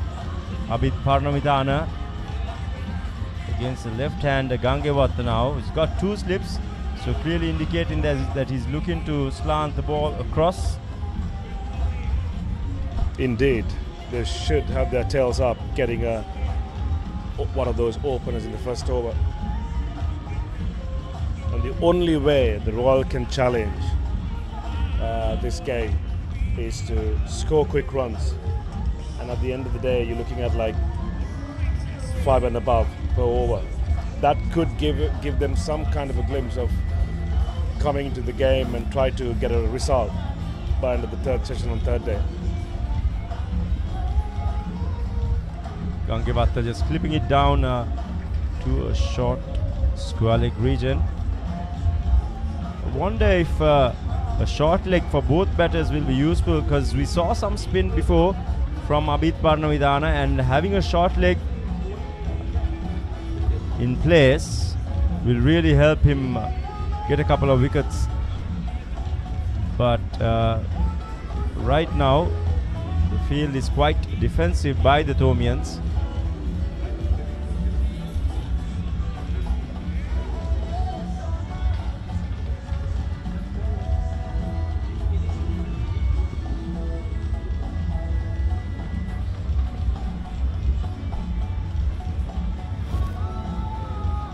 So Abid Parnavidana flighting the ball. He'll have to bowl with a lot of energy today. A lot will be expected of him. Being the senior bowler, the highest wicket taker for St. Thomas's, as we see Rehan using his feet.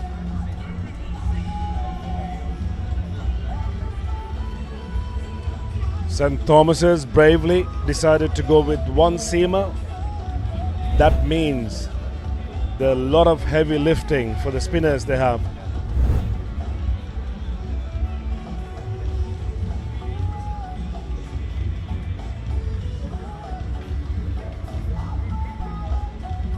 It's going to be very interesting.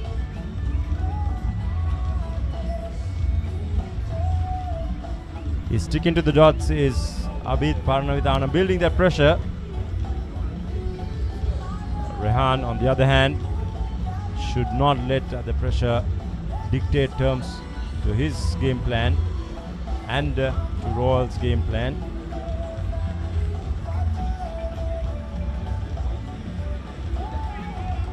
That's the end of the 6th over. Royal 10 for the loss of 1 wicket. දෙනේක සෙට්ටු නාම මං එයාට දිනේක chat එක දාන අතර ළඟින් තියන් කනේක taste එක එකින් එකට වෙනස් වෙලා එන එක චිල් වෙන හැම තැනකම බයිට් උනා මේක චුටියක මෙන්න මේක දැන් අලුතෙන් එන එක ඒක තමයි මේක හැමෝම අතර ටේස්ට් එක මංචි කොමේක හැම වෙලාවකම හැම තැනකම හැමෝම අතර ටේස්ට් එක මංචි කොමේක ඒක තමයි මේක try කරන්න අලුත් Munchee කොමේක. An exclusive waterfront address rises at Port City, Colombo. Direct marina views, private yacht access, an infinity pool above sea and skyline.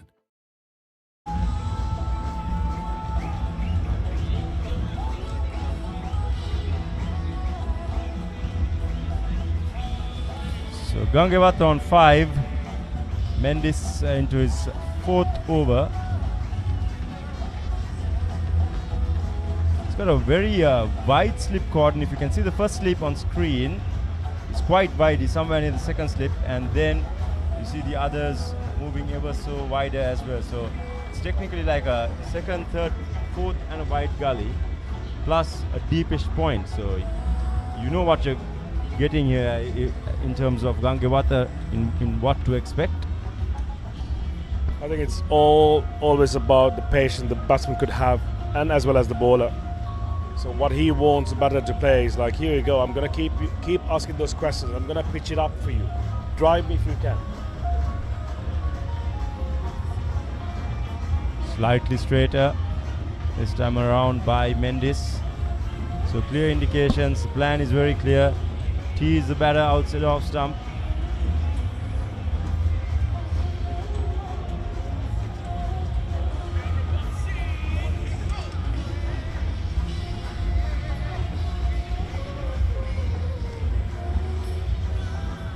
Mendes, ever so economical, into his 4th over. The control he's shown so far speaks a lot about his credentials as a fast bowler, as a 17-year-old. Once again, that's a pitch, a very close call. Umpire was in pressure once again, but goes in favor of the batter. Let's look at the replay.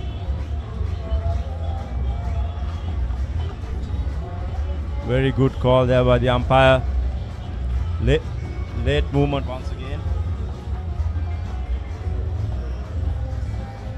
late movement once again, and troubling the batters consistently is Mendes. He has been very consistent with his line and length. Keep all pressing bowling away from the batter, especially if you're left-hander.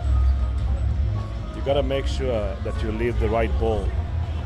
And I'm sure as an opener, I'm sure you experience the same with swinging ball, and it's always like so tempting. Yeah, because the thing is, if there's no movement, that's an opportunity to score a boundary. That's where the bait is on. If the bowler can manage to move it ever so late, that's an opportunity for a wicket. On the hindsight, if it doesn't, that's an opportunity to score a boundary. So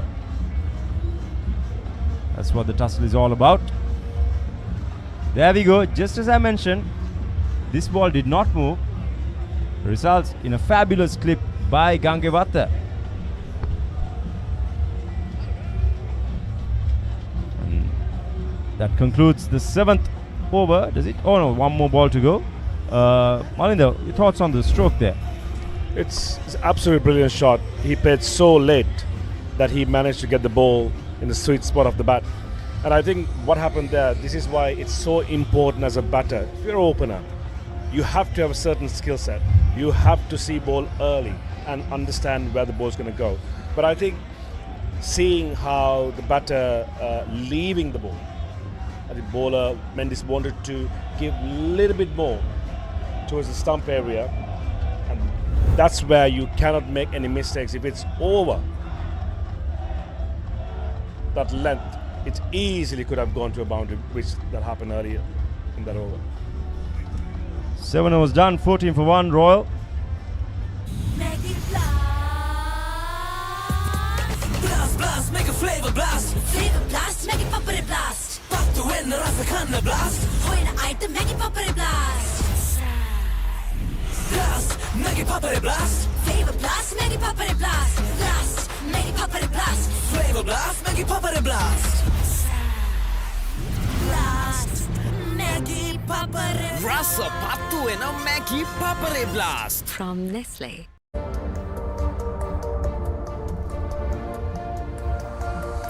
So most runs for Royal. Rehan Pir is heading the charts. 946 runs. Hirun Leonardi has already been dismissed. So massive blow for Royal.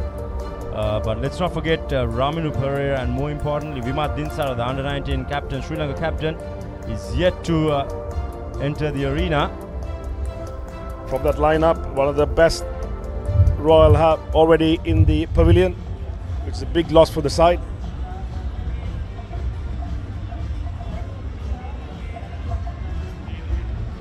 Paranavidana has been so consistent with his line and length. So this is the type of a discipline you expected from a bowling attack. And as we knew, St. Thomas's wanted to go with like 3 spinners and a fast bowler. So looks like they have a plan. Yes, definite plan indeed, but that's well done by Rehan. Rotating the strike is very important in a partnership, especially if you're struggling against one particular bowler. It's very important that you manage to get off strike, because then you watch the game from the other end. That's what most good batters do, and that's exactly what Rehan did. And as a bowler, especially when you have a right-hand, left-hand combination, it always get the bowler thinking and always working with his rhythm. So these are the plus points that batters can try to achieve while in the middle. Little singles, rotate the strike, just start with the basics. Good to see a short leg in place. We saw some spin from Abid Paranavidana. That's much more attacking. That easy clip to the leg is not on anymore. That's a very good single once again by the pair. Understanding that Abid is actually bowling quite well, and it's very good to see the two Royalists really get on.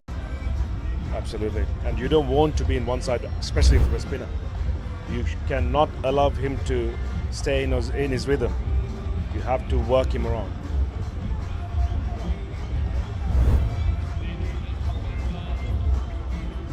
So Royal slowly but surely ticking on. They must be having a game plan in in place. They understand that this new ball spell will be vital. And once the shine goes off the delivery and it softens up a bit, that probably would be the time for the Royals to capitalize. But saying that, they need to have wickets in hand to do that.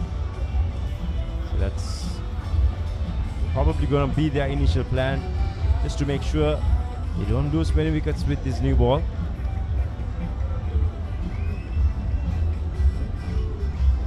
I think knowing Rehan, he's a quite aggressive batter. We have seen a marvellous 2 innings last year. And I'm sure St. Thomas's most wanted man at this situation is Rehan. And if you think about that, there's a deep square leg. If I was the spinner, I would get him to short leg and get him to play across the line and get him to do a mistake.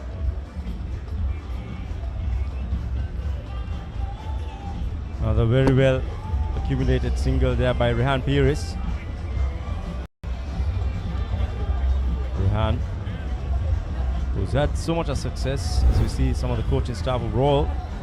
Rehan, who's had so much of success as a schoolboy, still got a couple of years ahead of him. So he's going to be a schoolboy superstar. I think he already is. So lots of expectations. Big heritage behind him as well.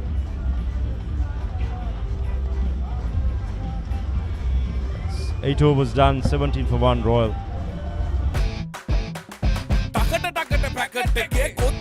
tempo happy Melbourne tempo happy කට ගැස්සෙන රසේ සාසුස් දයදි වේලුණු මිරිසට tempo happy Melbourne tempo happy කට ගැස්සෙන රසේ wow cheese max රසේ cheese onion tempo happy Melbourne tempo happy කට ගැස්සෙන රසේ කොත්තුළුණු මිරිස් cheese and onion රසට Melbourne tempo happy කට ගැස්සෙන රසේ ඔයාල කැපිලා පෙන්න ඔෆිස් එකට go Night Go Pocket Perfume Youth එකට go එකක්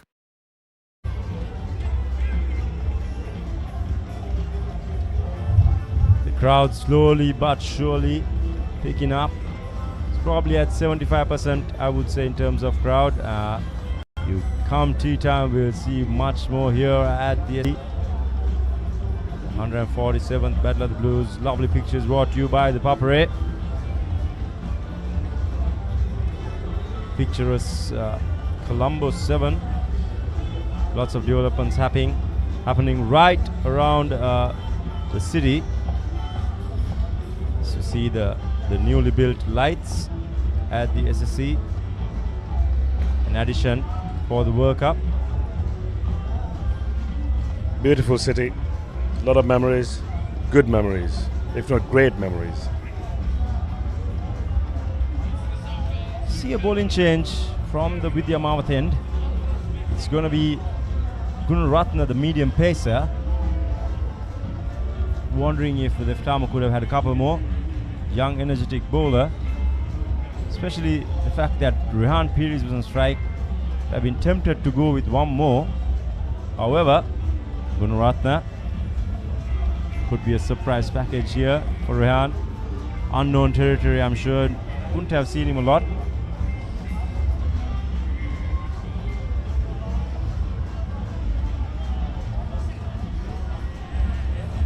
That was quite a wide and short, easy single for Rehan. And having only one proper fast ball, I think you had to protect him as well, right? And with this weather, with this humidity, you want him to come in short spells and have that 3-4 overs with full effort. And I see what you mean, like, you're so tempted to have him bowl another one, but he was bowling really well, and saving his energy is a key at this point of time of the game, I believe. Yes, Malin, the two sides of the story.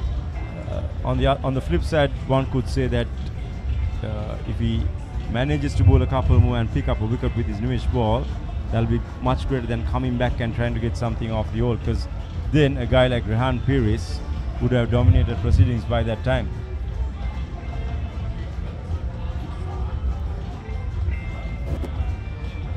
That's clipped neatly by Gangewatha. It trickles down to the boundary. Run signaled by the umpire. So poor start here by Gunaratne.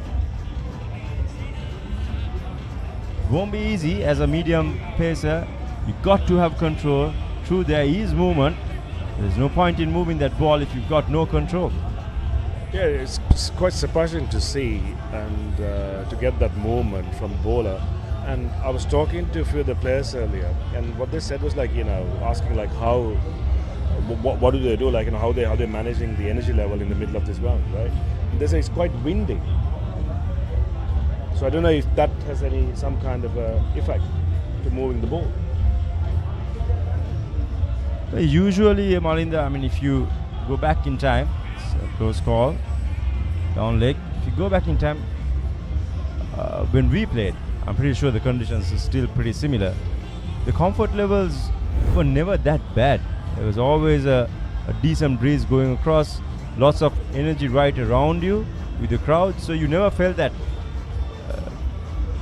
where you feel you're struggling to stay out there.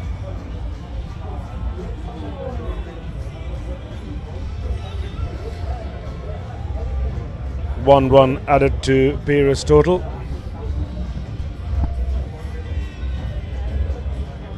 I can see like a positive body language from Tomian's side. Gunaratne has to be fuller. As a deeply doubly bowler who does not have a lot of pace, if you're going to be short, that's no good for the Tomians. He's got to be much fuller. If he wants to get that effective, he has to be fuller.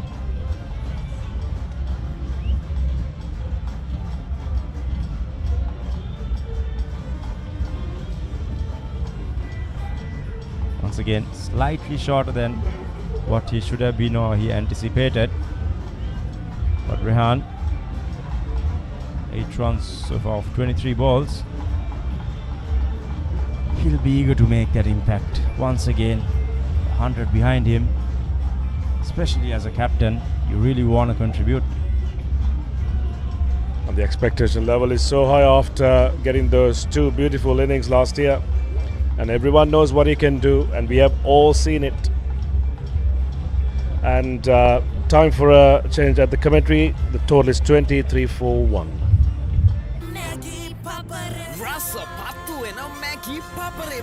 From Nestle.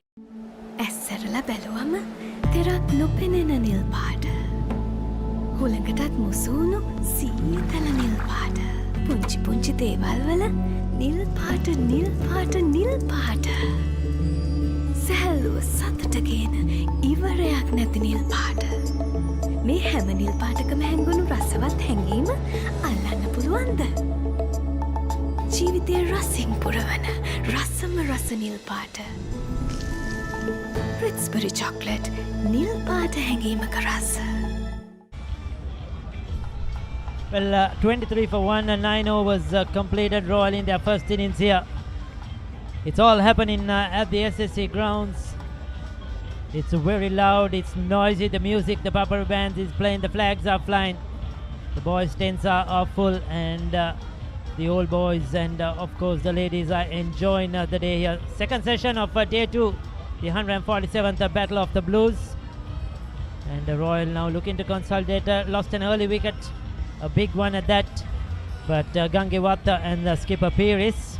Skipper Pires has taken his time. Generally explosive player, likes to get after the bowling, but he's playing very sedately at the moment. The experienced Parnavidana playing in his third Royal Tomian operating from the tennis court end.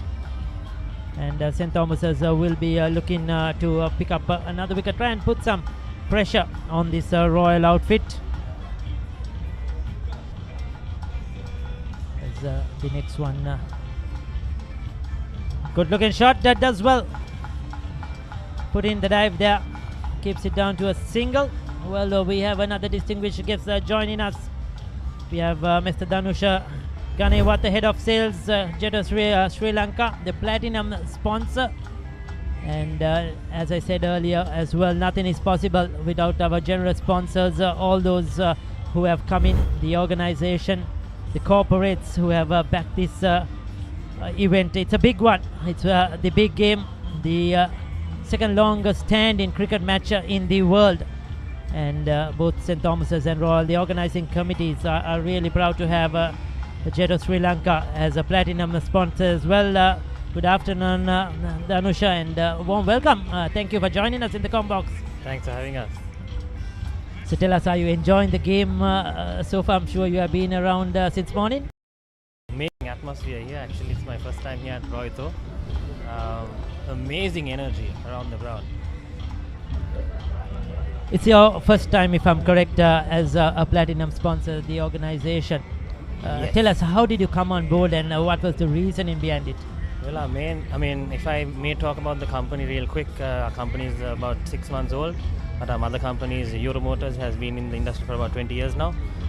Since it's our first time, we thought, just to put our brand out there, our product out there to the Sri Lankans, we thought that it would be a really good opportunity for us to sponsor the Roito, and especially it's actually not only Roito, it's actually all the big matches in Colombo which is happening. Proud to be part of the game. It's most certainly the final ball of this 10th over. Missed everything, did it? The wicket keeper, young Pirisa, unable to get beyond that. Will wait for the umpire signal, called as byes. Umpire Ravindra Vimalasiri, ICC umpire. So 10 overs done, 25 for 1. Yes, it's great to see these corporates and Jetto, as you mentioned, just 6 months into the brand and in Sri Lanka coming aboard to sponsor these big matches, and the biggest of them all, the Royal Thomian. As Sure. Well, are you happy with what's been on offer so far at the venue, branding wise and everything else? Yes, actually for these 3 days for the Royalists and the Thomians, we have a special offer going on. If you do sign up, we have a display unit at the Hawker Street. I would invite everyone to come over, give their contacts, and let our sales guys contact them and offer them the promotion which we are giving them today. There you go. There's a promotion and offer for all those at the Royal Thomian. Just giving your name, going to the Jetto stall, and there are some options available. It's a wonderful vehicle, of course. There are so many. There you go. Tell us about it. Okay, the white one which we see on the screen is the T1 actually. We have 3 variants of this: the 1.5 litre petrol turbo front wheel drive, and then the 1.5 plug-in hybrid, and the 2 litre 4-wheel drive. So there are 3 options: the Jetto T2, the Jetto T1 as well. Yes. So 3 options available for your liking, for your comfort. And the word is spreading around quickly. There you go. It's looking fabulous. Right next to the boys' tents, between the Royal and St. Thomas's boys' tents. That's the white one, and that is the black one. Black one, yes. These are all T1s which we see right now. We currently have a special promotion going on. I would also invite everyone to give us a call, drop by our showroom at Park Road, come over and enjoy a test drive with us. The kids are enjoying the comfort around the vehicle, and I'm sure they are taking care of it very well. Lots of protection from the youngsters from Royal and St. Thomas's who are enjoying the game. The black and the blues, the gold and the blues. It's a tremendous carnival atmosphere down here at the SSC. It will get even better as the day progresses, and so Gunaratna with his gentle medium pace, rolling his arm over. Royalists are just picking the singles. They haven't tried really anything, or haven't tried to be aggressive. Just batting calm and coolly. Just a scene of this new ball which is into the 11th over. They have some experienced players to come. That's once again the T1, the Jetto, looking fantastic. All ready for the battle of the blues. It's ready for a battle, isn't it? 100%. 100%, Ricky. Looking fabulous, the official vehicle partner, platinum sponsor. Uses his bottom hand effectively. Just stands and delivers. Papare standing tall, upright. Picking up the length really early, and look at the wrist work. Strong wrist to get that into the gap through the onside pass, that mid-on fielder. Beautifully played. He's a very good young player. Has shown lots of promise. Sri Lankan under-17 captain. And if he stays there for long, he's going to be very dangerous for the Thomians. So welcome boundary for Royal. Have you gone around the stands towards some of the areas on the ground? Yes, we did. We have our sales team here as well. We've been visiting all the tents around SCC today. So it must be a very a busy couple of weeks for you. Generally, you probably is always at the Joe Pit. But 2 or 3 additional matches to drop into this this month. Yes, wonderful March madness, I would say, Ricky. It certainly is 11 overs, 31 for 1 at the moment. And tell us the product itself, the vehicles itself, how is it growing? Have people now started to catch up on the Jetto brand? Yes, actually we have picked up really well. Sales point of view, we've been really well actually. I mean, also since we've been sponsoring quite a bit of big matches and doing some events recently, we have been catching up on quite some good leads, and also people have been coming over to the showroom to check out this new brand, because to be honest, Ricky, this brand has been it's across the world right now. I mean, it's across about 75 countries and across 2,800 sales centers. Jetto globally has been selling about 47,333 cars a month since 2024. So it has been named as the fastest growing SUV brand. So us as Euromotors, is our duty to give out all the models to the Sri Lankans here. That's wonderful news. You have options to play with the big with the Parnavidana is one of the options. The Thomians have the left arm spinner. They will be hoping he will come good. He will provide a better performance than what he has done in the past years here at the SSC. He's been very good throughout the season, has picked up lots of wickets. And the Thomians need something special from a young Parnavidana in this game. Tall, left arm orthodox. Spinner bowls a good line, good length, bowls with a lot of good control. Needs to find a way to buy a wicket, break this partnership.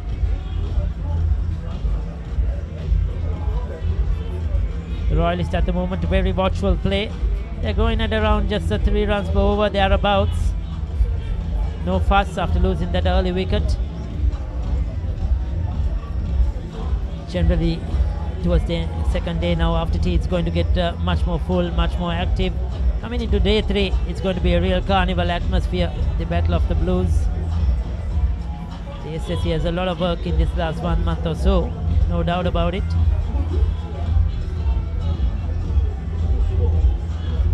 So I am sure it is the idea or the hope that Euromotors will continue to support cricket, back cricket in the future as well.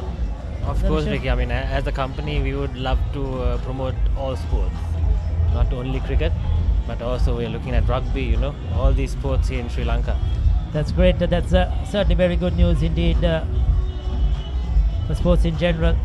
They need the backing of corporate sponsors to get better and to produce better athletes at the international level. That was a bit officially played close to that short leg fielder. Gangewata playing too early. The ball probably just holding up a bit in the surface there. We'll take a look. A word from his skipper. Piri's at the other end.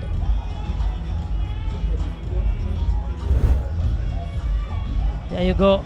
Yes, looking to push on the offside. Played a bit too early. Oh, very close to the short leg fielder.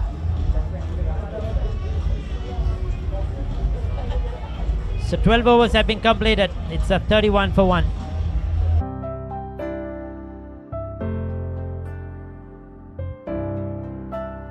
So that you don't stay angry. So that you never get late. It should be happiness cards, so you always stay happy. Enjoy happy offers, happier moments, and the happiest memories. No wonder H&B cards are now called happiness cards. ගෙවන් යන්න phones ගන්න ළඟම ආබාන්ස් එකට යන්න ලොකු පොඩි හැම phones ගන්න ළඟම ආබාන්ස් එකට යන්න හොඳම ෆෝන් එකක් ගන්න ළඟම ආබාන්ස් එකට යන්න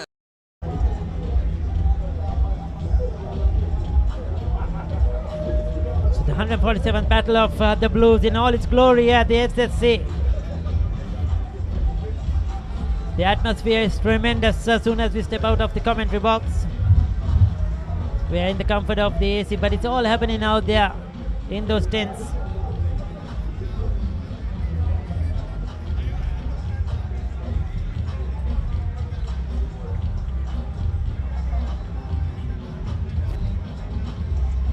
So now we have a change of bowling.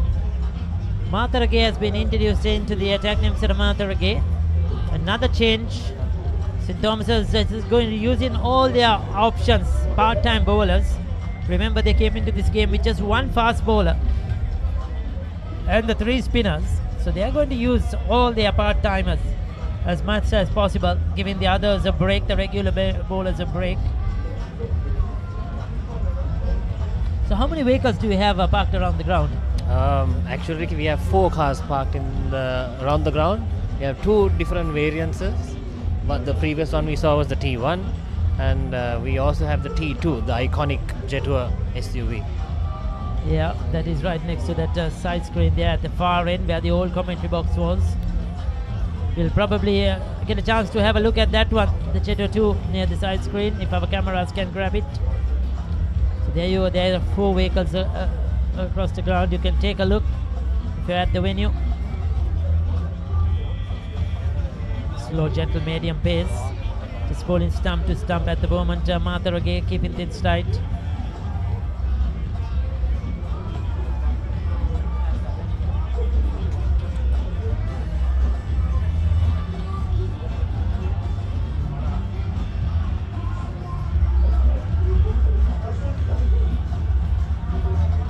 Beats the bat, beats the outside edge.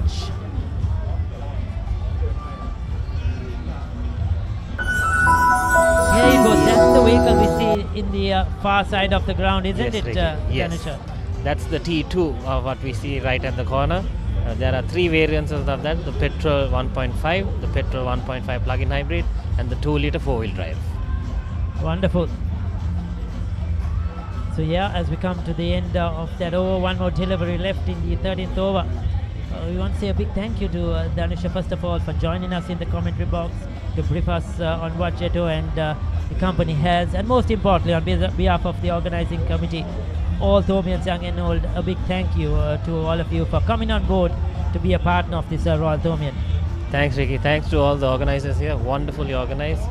Proud, happy to be part of the game. So there you go. Thank you very much. 13 overs done. It's 32 for 1. Prima Kotumi, Fantamai.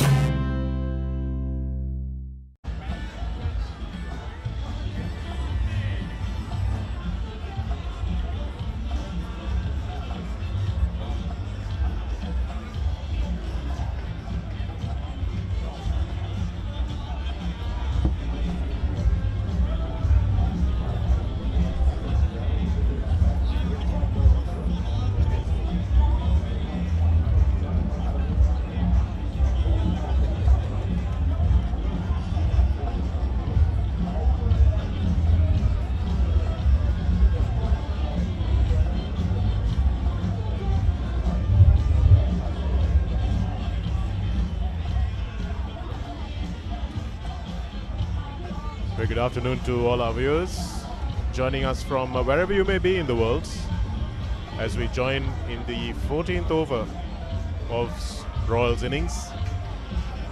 32 for 1. Joining me in the commentary box, former Royal captain Harun Mawjood. Where would you rather be, Harun? I think the ball is actually in the Royals court. They have to enforce the game.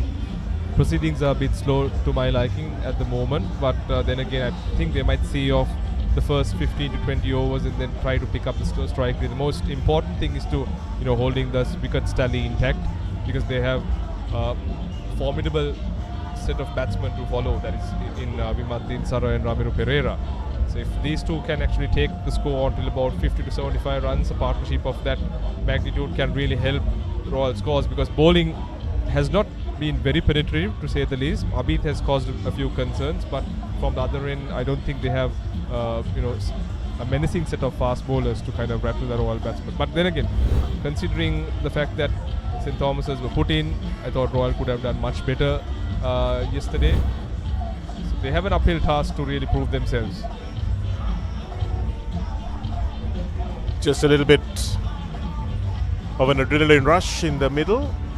Quick single, and that's something that we haven't seen a lot of, isn't it, Harun? But the weather conditions, it's a bit harsh of us to expect these guys to be running 2s and 3s in this kind of weather. Let's watch this one again. Oh, had he collected that cleanly, he was gone for all money, Ashanaka. He was unfortunate not to get the grip onto that ball. Sliding on, the release, just didn't have enough control, the cover point fielder. Pretty suicidal run as well, and that's probably a result of the pressure that Parnavidana has been putting on these batsmen. It's been very tight, and he's bowled a good line, especially to the right-hander.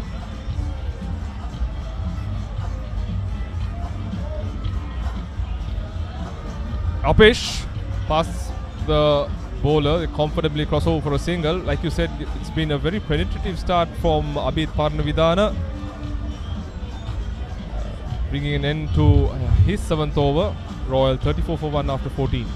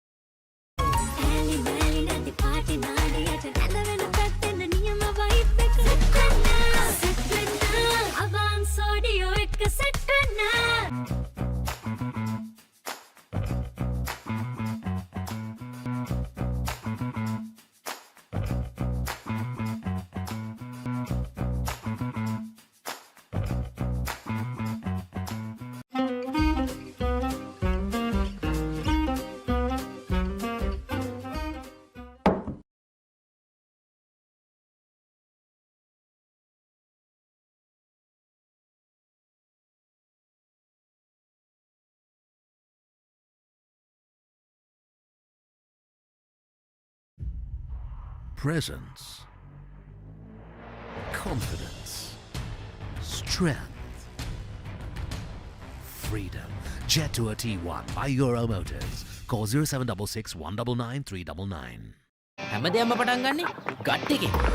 හරිම decision එක වෙලාවට ගන්න හයියක් වෙන්නේ gut එක. හැම මොහොතකම life එකේ ඉදිරියට යන්න. හෙල්දි ගට් එකක් ඕනෙමයි. ප්‍රෝබයෝටික්ස් හා අත්‍යවශ්‍ය පෝෂක පදාර්ථ සහිත New Dale Drinking Yogurt. Gut එක රෙඩි කරන්න.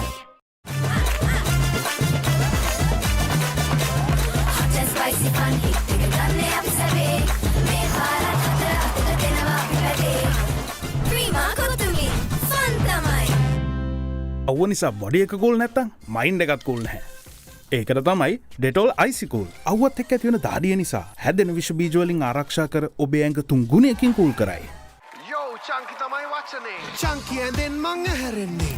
චංකි වණ්ඩියක මම යන්නේ. චංකි ලිඳෙන් ඇදගෙන නාලා. චංකි ක්ලබ් එකේ වැඩ දාලා. චංකි නංගි මගේ ආදරේ. චංකි කියන්නේ මටද ඔයා? චංකි ෂාට් එකක් කනවා මෙයා. මේ චංකි පාට් මොකටද අයියෝ? චංකි චොක්ස් දෙයි දෙන දෙයි. So hunky, so crunchy, chunky chocks, love chunky, live chunky, chunky chocks. Kitchen එක අබාන්ස් කරන්නේ දැන් වයිෆුත් හැපි එකේ ඉන්නේ. වයිෆ් හැපි කරන්න කිචන් එක අබාන්ස් කරන්න.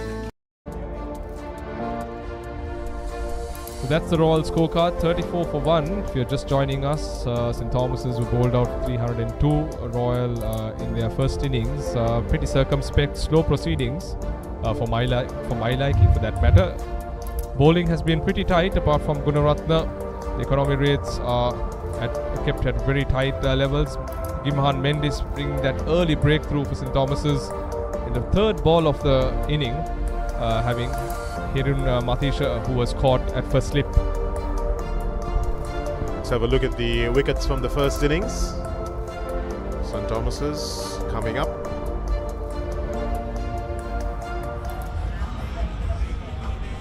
The players come back from the drinks break. Here are the wickets.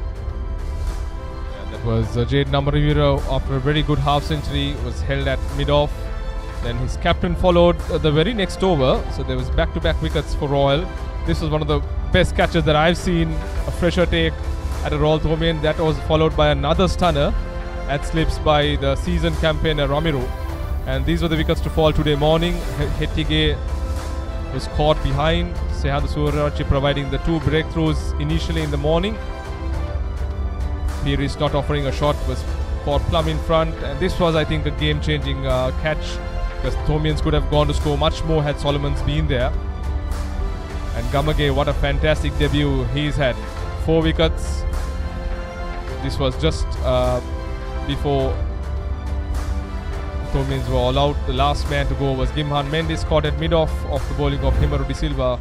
So the pace is sharing 7 wickets amongst themselves, with Himaru and Ramiru taking the remaining 3. And as we speak, there's a bowling change from the Vidya Mawathen. It's Rafael Hettige, the right arm off spinner, who will be bowling for the first time in a Royal Thomaian encounter. Good start. Very good start from Rafael. He will be under pressure, of course, coming into the side and bowling his first ball. 11 matches this season. 306 runs and 11 wickets only. So he doesn't have a lot of a body of work behind him.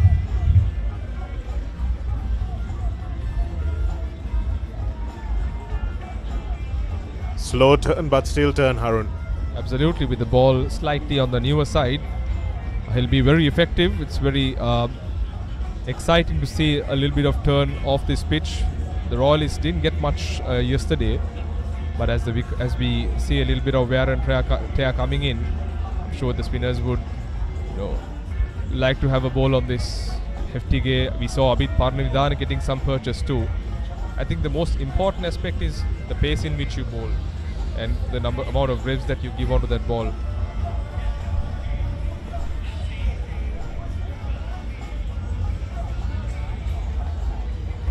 Oh, that's good. That's big turn. Hettige seems to have found his mark, Harun, and doesn't look like the Royal batsmen are very comfortable against him. Only it's been 3 balls though. Not at all. Fantastic delivery. An off-spinner's dream to see that ball drift into the left hand and spin away. 3 balls that I've seen, highly impressed Hettige.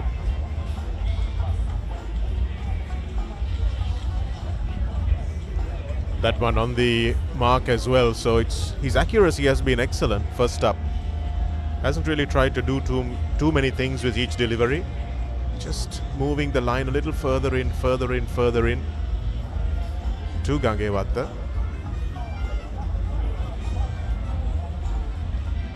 It's been an excellent start by Rafael Hettige. Not easy bowling your first over at a Royal Thomaian, a maiden. 34 for 1 Royal after 15. Speed, dominance, power, limitless. Jet Tour T2 by Yola Motors. Call 0766 199 399. හඳුන්වාදන keys ක්‍රෙස්ට් ultimate crispy chicken experience එක. Crunchy කට ගැස්මකට crispy chicken තයි. Spicy vibe එකට spicy crispy chicken strip. Share කරන් කන්න crispy chicken popcorn. රස double කරන barbecue sauce සමග keys ක්‍රෙස්ට් ultimate crispy chicken experience එක. සරටම එන්ජොයි කරන්න පාටි එකට go. Night Go Pocket Perfume. Youth එකට go එකක්.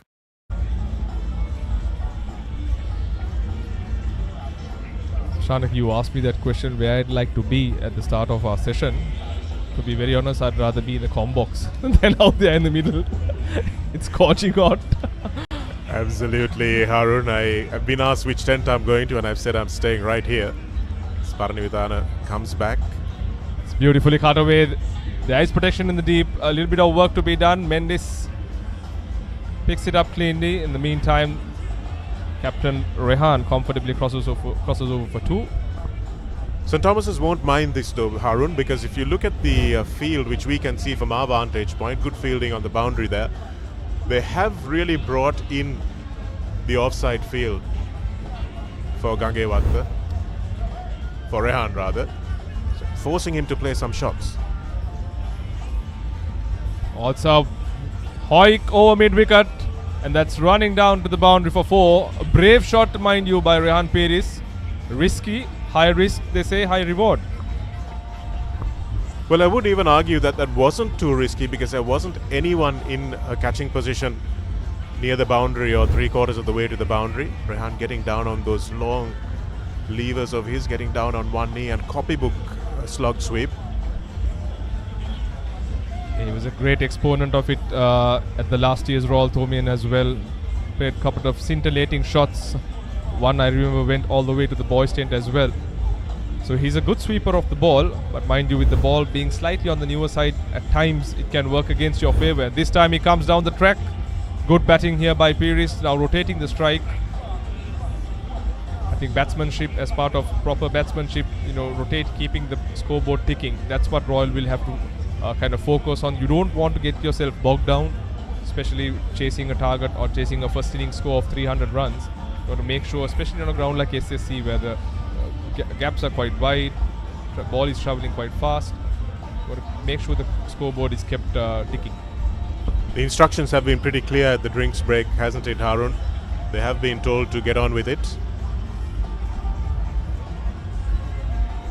I'd like to see Paranavidana go back to that last ball he bowled in the previous over. Nice and slow, looped it up to Gangewatha. Let's see whether he goes back to that. Yes, he does. That's much better, much better. But there's a big inside edge on that.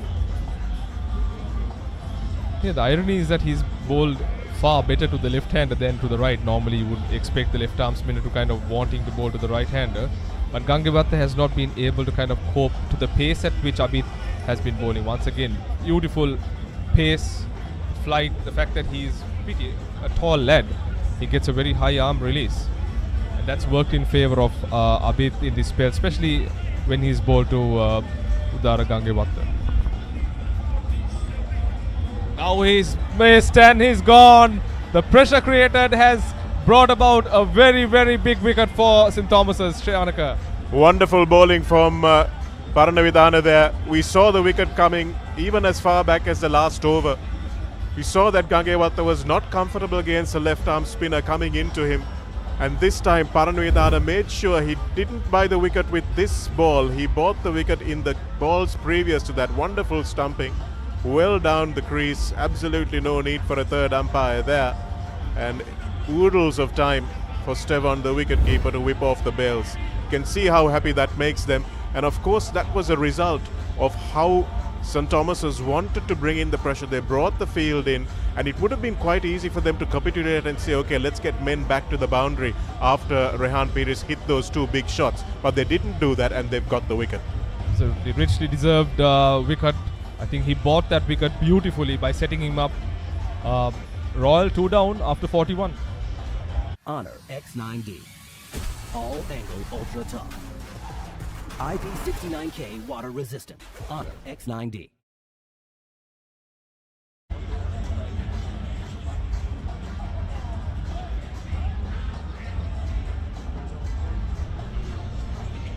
In comes the Sri Lanka youth skipper Vimat Dinsara, who will join the Royal skipper Rehan Peris.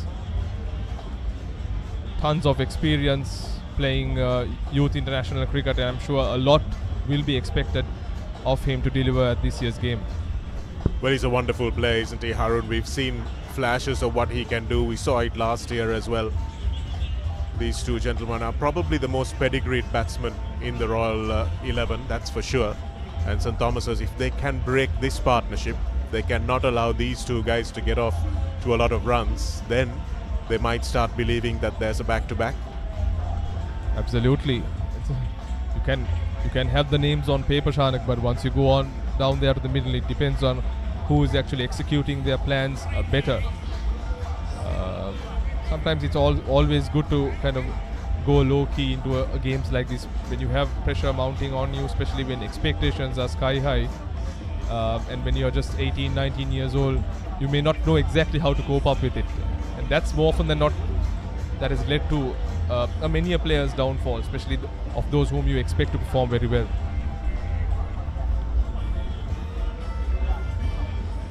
Rafael begins his second over. And his first ball to Pires, who will want to maybe play Rafael Hettige out just to make sure that he consolidates a little bit, doesn't allow St. Thomas's to get too far on top. But if you were Rehan Pires and you attacked him, you attacked Paranavidana in the last over, what would your mindset be, Harun? So basically, if I was Rehan, I would still go about playing my natural game. Knowing Rehan Pires, he's quite the aggressor. He likes to keep the scoreboard moving. I believe that he would not stop doing, but he'll have to take measured risks. We'll first take a look at Vimat Dinsara's stats. Not being able to play many games due to national responsibilities. 5 games, he's still got 394 runs at a fantastic average. Like I said, a lot expected from Rehan, as beg your pardon, Vimat. As Rehan this time comfortably back cuts that and crosses over for 2. So I think it's a very crucial phase, like you said, Shanaka. The fact that the wicket also fell at a very crucial phase for St. Thomas's. If there can be a solid consolidation here, and if these two can carry on and see of any threat, because once this ball gets old, it's just going to get that much more easier for batting. And I'm sure with Vimat's experience, he'd share a lot of know-how and knowledge to Rehan in building this partnership. International experience or not, Arun, this would be the highest pressure, the highest expectation, the highest stakes that Vimat Dinsara will be playing for. So we can't discount the pressure that they will feel. Let's have another look at the last wicket. Gangewatta coming down the track. Plenty of bounce in that delivery as well from Abid Paranavidana, and that's what really undid Gangewatta. You see the keeper taking it almost near his shoulder.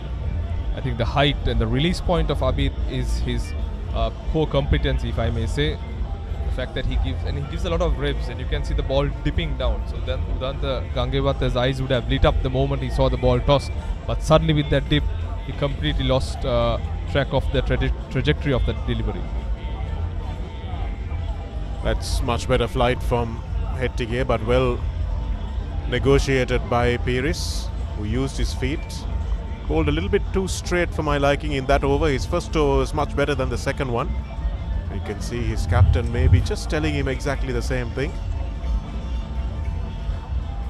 හැමදේම පටන් ගන්නේ gut එකෙන්.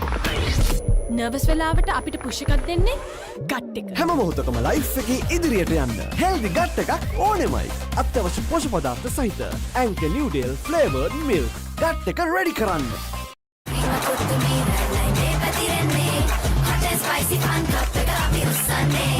Cricket match fun. Prima කොත්තුමි තියනකම්. Prima කොත්තුමි fun තමයි. අවුව නිසා body එක cool නැත්තම් mind එකත් cool නැහැ. ඒකට තමයි ඩෙටෝල් අයිසි කූල්. අවුවත් එක්ක ඇති වෙන දාඩිය නිසා හැදෙන විෂ බීජ වලින් ආරක්ෂා කර ඔබේ ඇඟ 3 ගුණයකින් කූල් කරයි. Welcome back to live pictures of the 147th Battle of the Blues from the Sinhalese Sports Club grounds, straight to your living room or tent or wherever you may be today. St. Thomas's have just picked up a big wicket in the last over of Abid Paranavidana. He's got 1 for 21, but Royal now have their 2 best batters at the crease. Rehan Pires and Vimat Dinsara still to face a ball, Dinsara, and won't get to do so at least until after this delivery from Abid Paranavidana.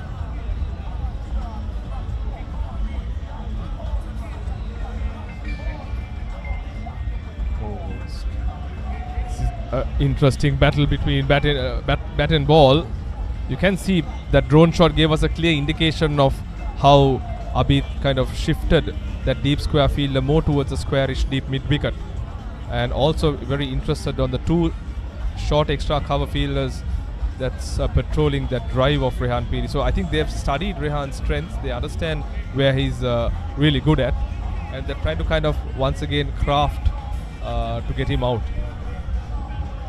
There's absolutely no one between that deep square leg fielder and fine leg Harun, which means that they want him to try and paddle sweep it down there, and that could get him in a little bit of trouble. But yes, you're right, the 2 extra cover fielders are interesting. They want him to try and drive over them as well. But Rehan Pires, how will he negotiate this obvious trap that has been set for him?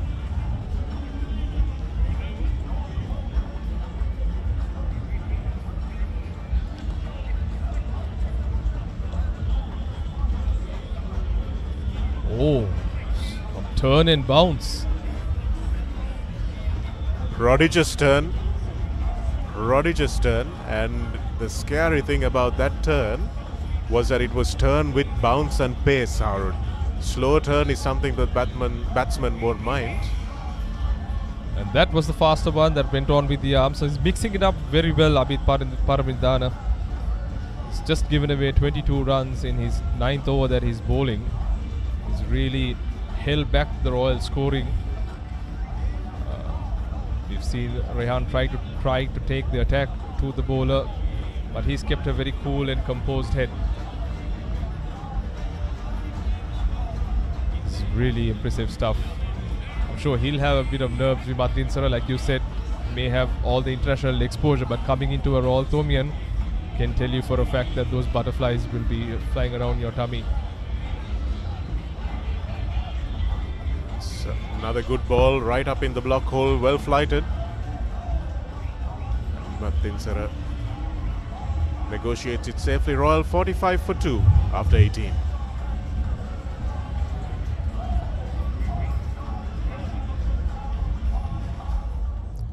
Here's some look at Mount Lavinia. Harun, I'm sure you visited the campus. Yes, I have, but I'm sure you will do justice to explain the viewers as to how important this piece of real estate is. Well, that is the newer basketball courts, the lower basketball courts, and these dressing rooms, which were much less fancy back in our day. A new pool, of course, the first pool that St. Thomas has ever had in the country, and then moved on. And that, of course, is the pride and joy, the chapel. And we'll hand over to Saharita Pereira and Feroz Ahmed.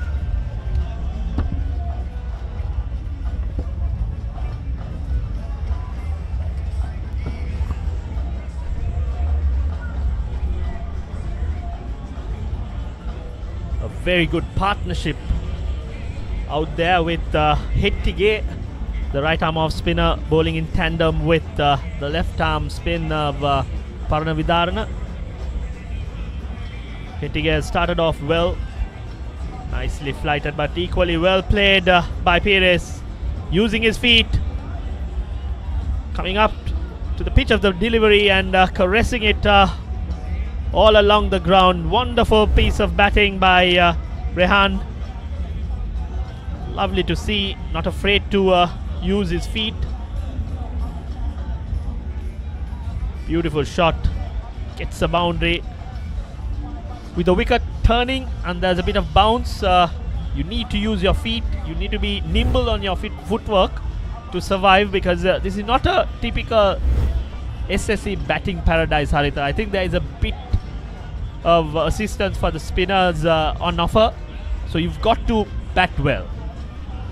Yeah, once he takes a step forward, he's a tall chap. Rehan Pires easily gets very close to the pitch of the ball. 50 up for Royal, coming up in the 19th over for the loss of 2 wickets. Martin Sara, the under-19 Sri Lanka youth cap. Yet to get off the mark. A silly mid-on, a slip. Attacking field employed by the Thomians.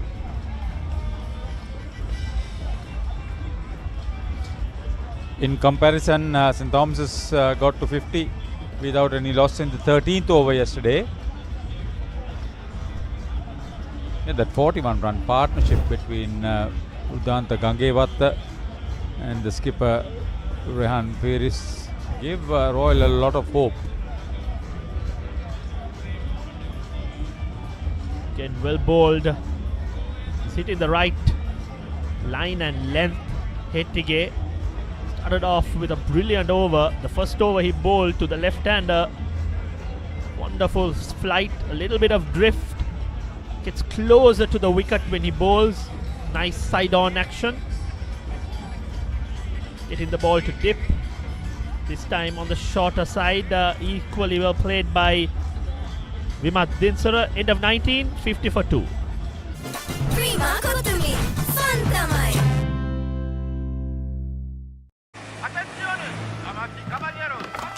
Come join the people cheer. Our day is finally here. A whole new era with the joy of rich cocoa. Whole life's a treat again. So good it's almost insane. With a chocolate star by the name of Roccoa. Say hola to Richberry Roccoa. Chocolates made from premium cocoa. Fillings and flavors for the full fiesta. Yes, the name is Roccoa. Go cherry clothes and fun. It's time for Roccoa. Come taste la vida cocoa.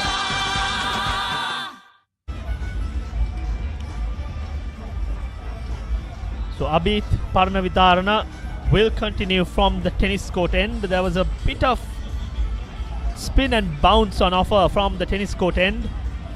With two right-handers out there, might be interesting to try out the right arm leg spin of Shanil, especially with just 10 minutes left for tea.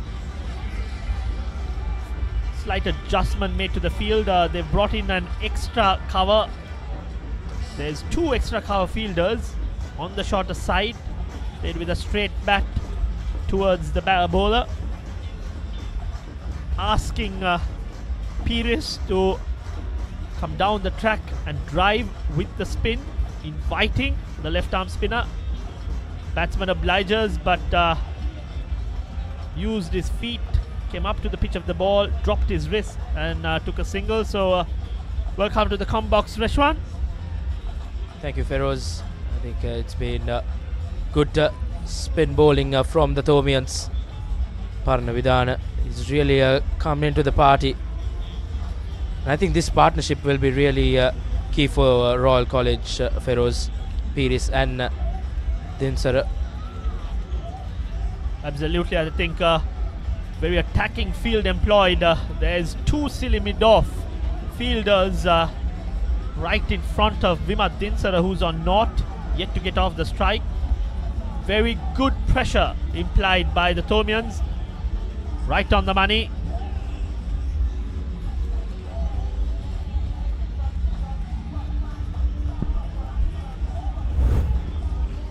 Indeed, Parnavidana has really bowled those good line and lengths.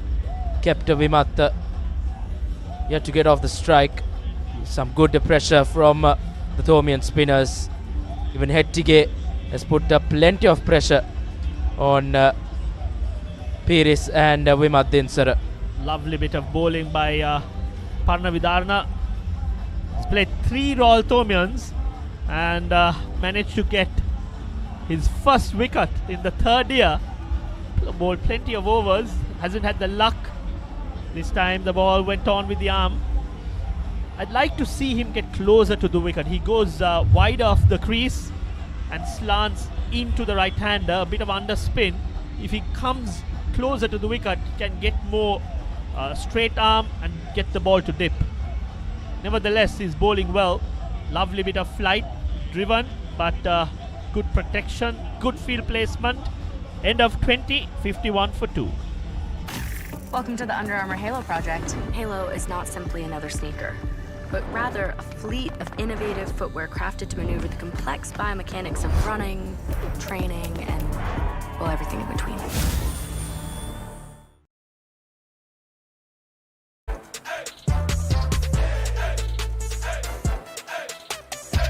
දවසම fresh වෙන්න O3 Spirit and Freedom perfumed body spray. Ayubowan Sri Lanka, introducing the Elizabeth by Prime Group. In the heart of Colombo 7. Call 0703 777 777. Fall of wickets. One at when the score was 0. And then the second one fell at 41. 51 for 2 after 20 overs. It's been a decent reply by Royal College, but plenty of work to be done.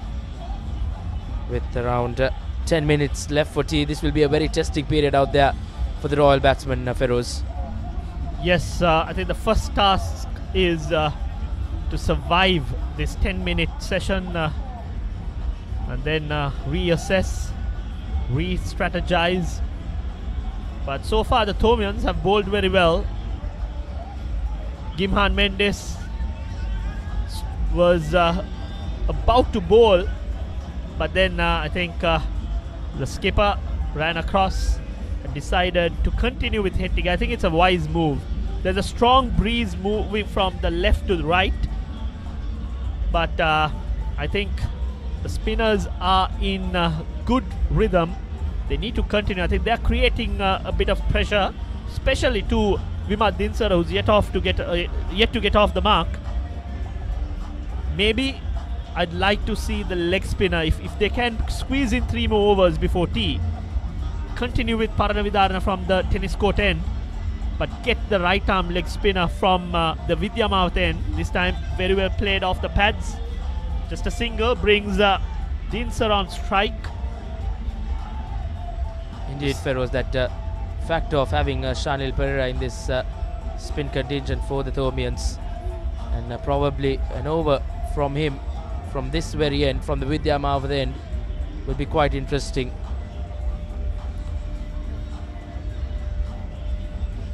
If you're being brave, I think I may bring the leg spinner from the tennis court end, because there's a bit of spin and bounce.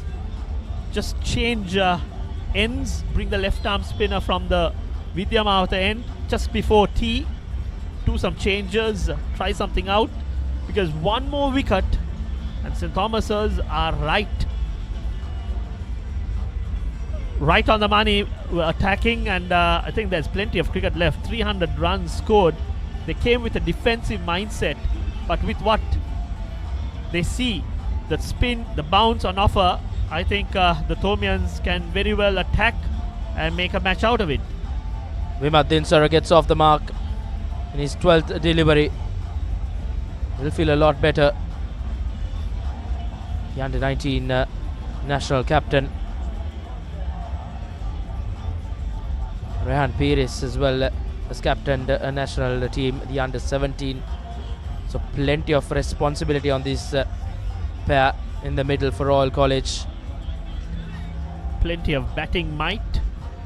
Rehan Pires scored a brilliant 150 last year. Was out for 161. Unfortunate to end up on the losing side. Started off well, not afraid to flight, but beautifully played on the front foot. A wonderful cover drive. Hettige tossed it up, did the right thing, but Pires used his height, stretched forward, met it with a full face all along the ground. There you see, lovely transfer of weight.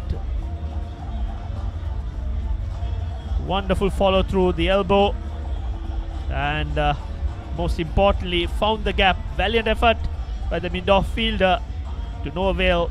A boundary for Rehan. Did a brilliant shot.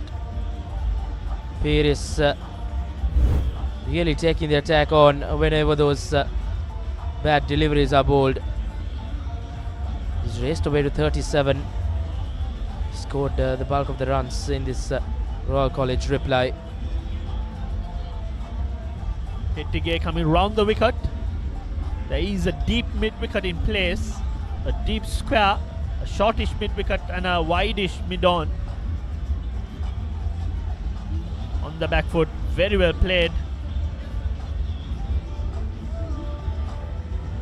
I think it's better off if Hettige can come over the wicket. He gets closer to the wicket, gets a little bit of drift away from the right-hander, and maybe he prefers to bowl to a left-hander. Started off very well against Udanta Gangewatta. Troubled him in the first over he bowled. This time coming round the wicket to Dinsara. There's a leg slip in place. Short mid-on. Nicely bowled, equally well fielded. Good cricket overall. Bowler not afraid to toss it up. Batsman using his feet. Well fielded. End of 21, 58 for 2. When tea meets sparkle, refreshment gets a whole new twist. Introducing sparkling iced teas, lightly carbonated, crafted from carefully brewed tea, and infused with natural flavors for a clean, crisp taste in every sip.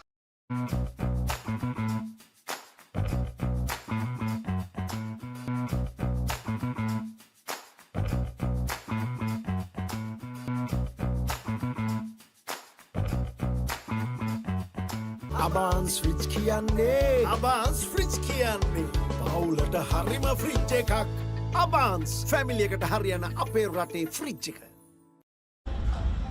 Parna Vidana will continue from the far end, from the tennis court end rather. Interesting field placed for Rehan Pires. Long off, a mid off, and an extra cover. The mid off is being asked to get squarer. There you see the field well spread. Lovely ball. Not afraid to toss it up. Parna Vidana is a taller lad. He's got into a good groove, bowling his 11th over on the trot. Opened the bowling. St. Thomas's coming into the game with just one fast bowler. This time played on the back foot. Single gets Dinsar on strike. Pires is very busy in the middle, always looking to find those runs. And Vimat Dinsar, after getting off the mark, will feel a lot better. Parna Vidana will really look to try and trouble Vimat Dinsar. This could be a very, very big wicket for the Thomians if they could get it. Started off well. I think very attacking field for Dinsara. They know the importance of Dinsara, the Sri Lanka under-19 youth captain. Plenty of experience. So far, the bowlers have been right on the money, attacking, and the fielders too have backed the bowlers. There you see attacking field placed a slip. Silly mid-off, two silly mid-offs. The line of attack will be outside off stump, asking the batsman to hoik across the line. Ample acreage on the leg side. Just a mid-on and a deep square leg, inviting the batsman to go across the line. So far, batsman has been patient. Dinsara playing with a straight bat, waiting for that loose delivery. Parna Vidana, on the other hand, is not giving any freebies to the batsman.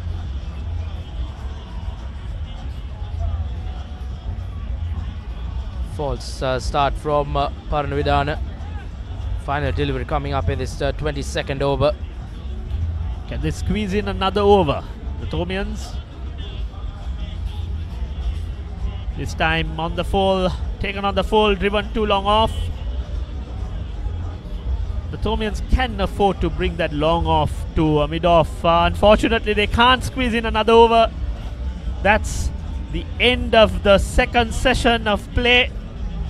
Parna Vidana finishes a spell bowling non-stop. Started off, opened the bowling, bowled the second over, bowled 11 overs on the trot. St. Thomas has managed to squeeze in 22 overs this session. Royal have scored 60 runs for the loss of 2 wickets. Plenty of discussion. Gimhan has a lot to say. He's seen how Vimat Dinsara bats. There's a lot of advice given. A lot of discussions will take place. This next session will be a key session. Royalists will look to score possibly 100 to 120 runs. That will be their target. Thomians, on the other hand, would want to get in the wickets, get rid of the danger man Rehan Pires. The Thomians wait in anticipation, waving their flag. The schoolboys are enjoying basking under the sun, enjoying themselves out here at the SSC. Day 2 T. We will take a break, and when we come back, we have the batting. Leonarachi was out in the first over. Mendes, the wicket taker, well held in the slip cordon. Gangewatta scored 18, hung in there, but was enticed by Paranavidarna, was stumped. Pires not out on 39 and Dinsara on 2. Indeed, it's been a very steady reply from Royal College, and the pick of the bowlers surely has been Paranavidarna, with him claiming his first Battle of the Blues wicket, as his figures at the end of this second session on day 2. 1 for 25, bowled extremely well from that tennis court end, and his other wicket taker Gimhan Mendes, who got that big wicket of Hirun Leonarachi that very first over and really set the tone for the Thomian bowlers.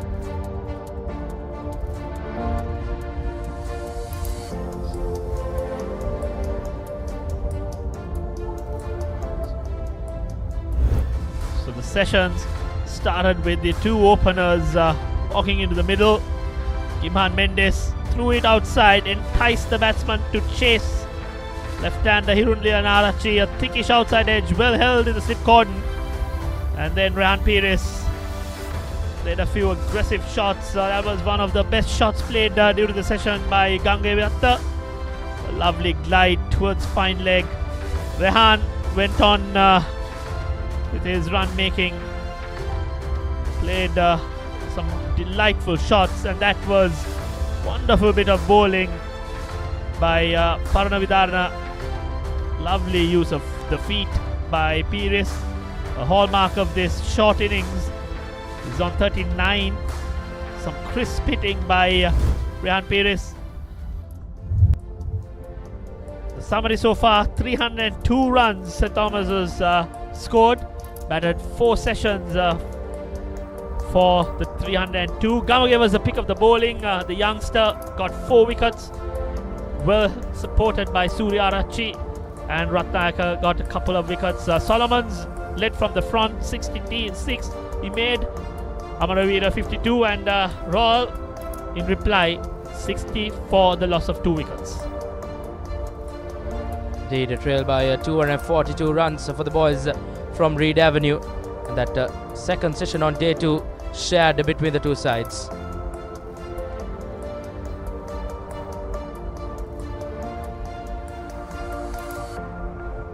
We'll go into a short commercial break and be back with the third and final session on day 2 from the Sinhalese Sports Club.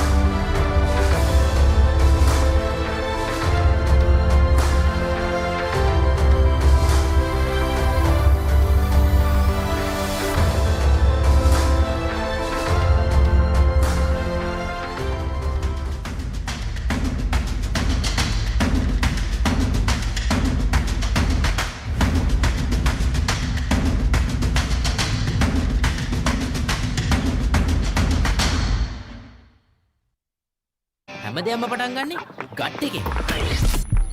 දිනන ගැම්ම දෙන්නේ gut එක.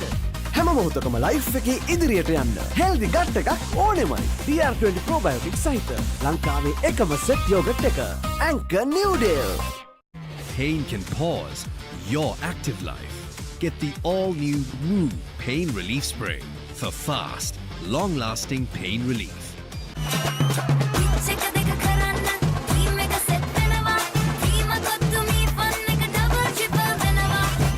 Match fun. Prima Kotumi Tianakam. Prima Kotumi. Fun tamai.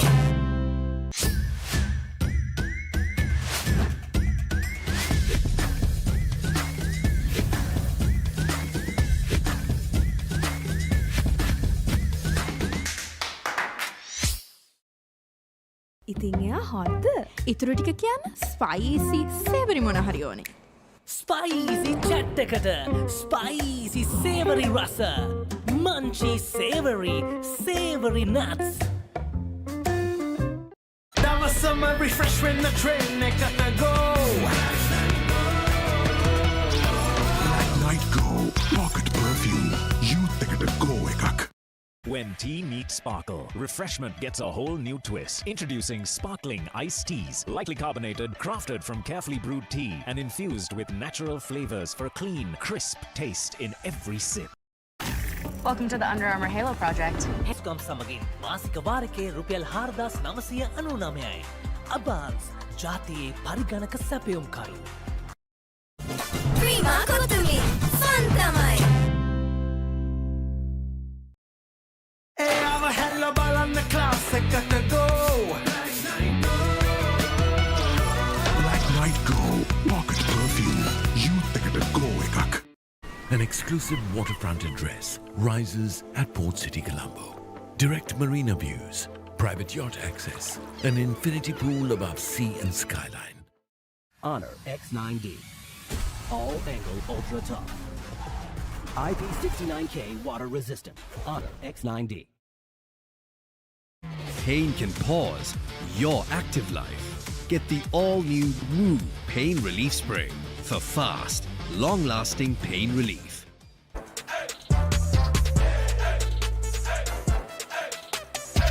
දවසම fresh වෙන්න O3 Spirit and Freedom perfumed body spray. Honor X9D. All angle ultra top. IP69K water resistant. Honor X9D. Maggie Papare. Rasa patu ena Maggie Papare blast. From Nestle.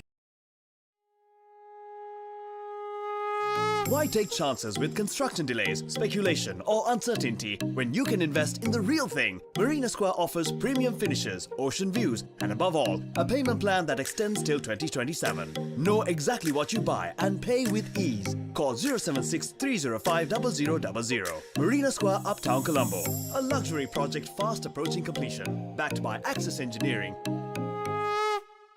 Honor X9D. All angle ultra top. IP69K water resistant. Honor X9D. Why real energy? For passion. A competitive spirit. For life on the move. To work hard and play hard too.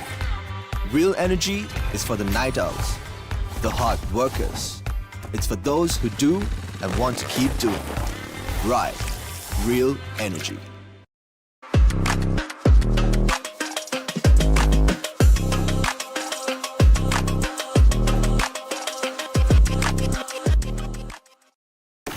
Welcome to the Under Armour Halo project. Halo is not simply another sneaker, but rather a fleet of innovative footwear crafted to maneuver the complex biomechanics of running, training, and, well, everything in between.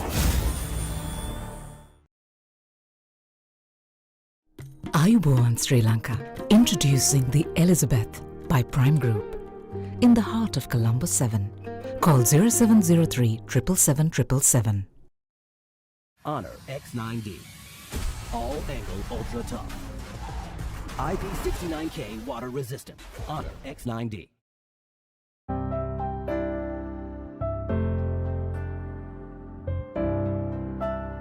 So that you don't stay angry. So that you never get late. H&B happiness cards.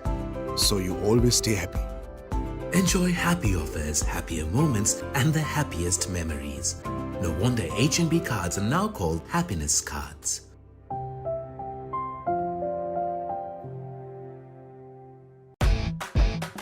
ටකට packet එකේ කොත්තු රහට Tempo හැපේ Maliban Tempo හැපේ කට ගැස්සෙන රසේ සාසූස් දයිය දිවේ ලුණු මිරිසට ටෙම්පෝ හැපේ මැලිබන් ටෙම්පෝ හැපේ කට ගැස්සෙන රසේ Wow cheese max රසේ cheese onion ටෙම්පෝ හැපේ මැලිබන් ටෙම්පෝ හැපේ කට ගැස්සෙන රසේ කොත්තු තුල්ලුණු මිරිස් cheese and onion රසට Melbourne tempo හැපේ කට ගැස්සෙන රසේ.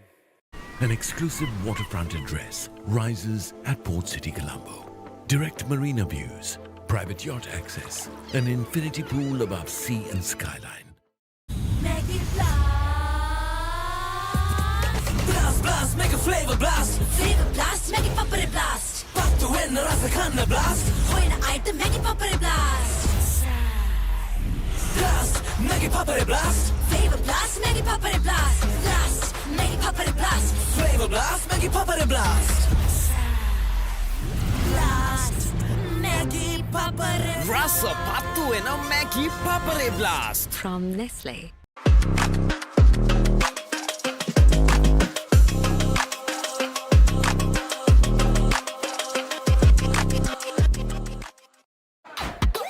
දෙනක සෙට්ටු නාම මං එයාට දින එක චැට් එක දාන අතර ළඟින් තියන් කන එක ටේස්ට් එක එකින් එකට වෙනස් වෙලා එන එක චිල් වෙන හැම තැනකම බයිට් උනා මේක චුටියක මෙන්න මේක දැන් අලුතෙන් එන එක ඒක තමයි මේක හැමෝම අතර ටේස්ට් එක මංචි කොමේක හැම වෙලාවකම හැම තැනකම හැමෝම අතර ටේස්ට් එක මංචි කොමේක ඒක තමයි මේක try කරන්න අලුත් Munchee කොමේක Honor X9D. All angle ultra tough. IP69K water resistant. Honor X9D. Welcome to the Under Armour Halo project. Halo is not simply another sneaker, but rather a fleet of innovative footwear crafted to maneuver the complex biomechanics of running, training, and, well, everything in between.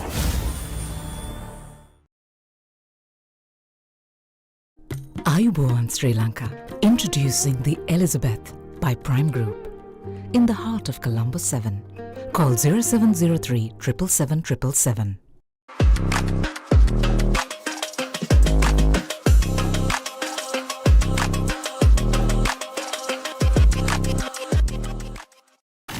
Welcome to the Under Armour Halo project. Halo is not simply another sneaker, but rather a fleet of innovative footwear crafted to maneuver the complex biomechanics of running, training, and, well, everything in between.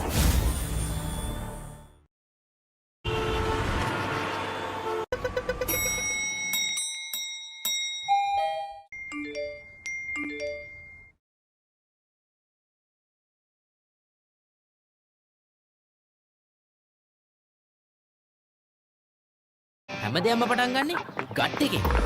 හරිම decision එක වෙලාවට ගන්න හයියක් වෙන්නේ gut එක. හැම මොහොතකම life එකේ ඉදිරියට යන්න හෙල්දි ගට් එකක් ඕනෙමයි. ප්‍රෝබයෝටික්ස් හා අත්‍යවශ්‍ය පෝෂක පදාර්ථ සහිත නිව් ඩේල් ඩ්‍රින්කින් යෝගට් ගට් එක රෙඩි කරන්න.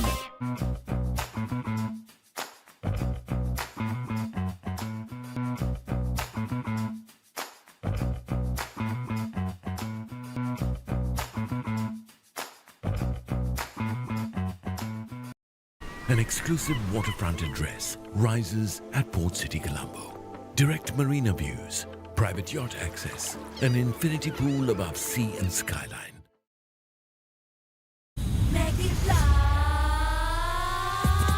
Blast, blast, make a flavor blast. Flavor blast, make it papare blast. Back to win the Rasakanna blast. Hoina item, make it papare blast. Blast, make it papare blast. Flavor blast, make it papare blast. Blast, make it papare blast. Flavor blast, make it papare blast.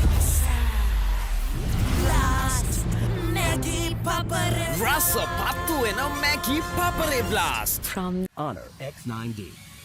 All angle ultra tough. IP69K water resistant. Honor X9D. Pain can pause your active life. Get the all-new Woo Pain Relief Spray for fast, long-lasting pain relief. හැමදේම පටන් ගන්නේ gut එකේ. Nervous වෙලාවට අපිට push එකක් දෙන්නේ gut එක. හැම මොහොතකම ලයිෆ් එකේ ඉදිරියට යන්න හෙල්දි ගට් එකක් ඕනෙමයි.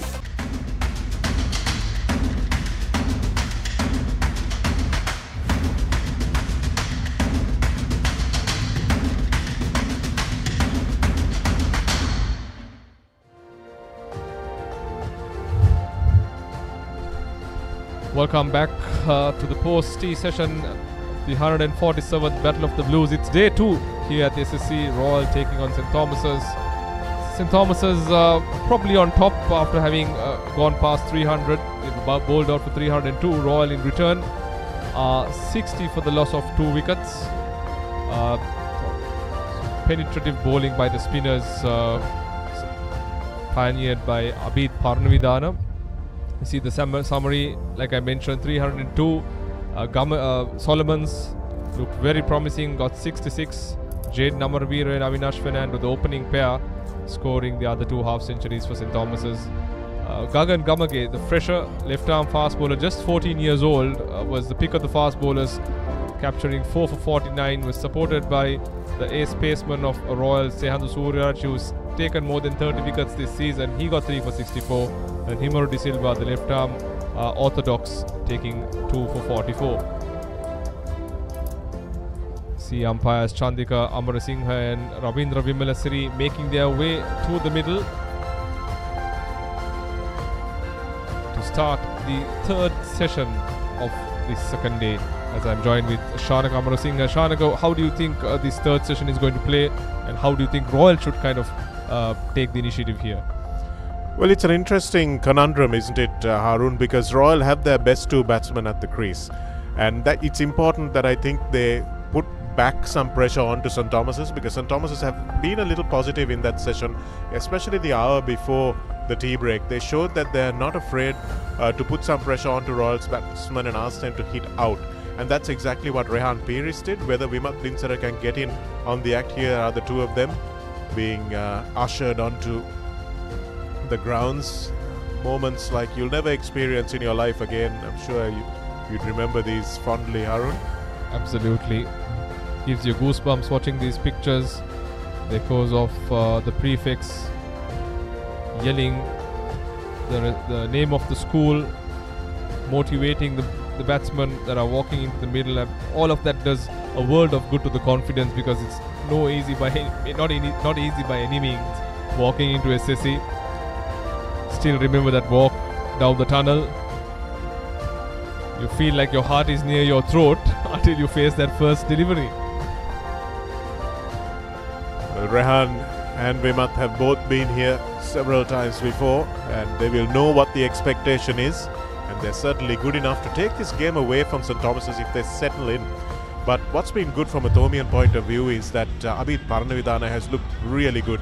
He's opted to bowl the way this wicket wants him to bowl as well, flighted it nicely, and it remains to be seen how these 2 right-handers will negotiate the left-arm spin of Abid Parnavidana, and whether Coach Nilanka Peiris has had a little bit of a chat with Rafael Hettige in the drinks break and told him maybe just bowl a little bit further outside off stump, maybe toss it up a bit more, let's not try and just keep the runs down. So it will be interesting to see in the first couple of overs what the thinking is and what the strategy has been that has been discussed in the break.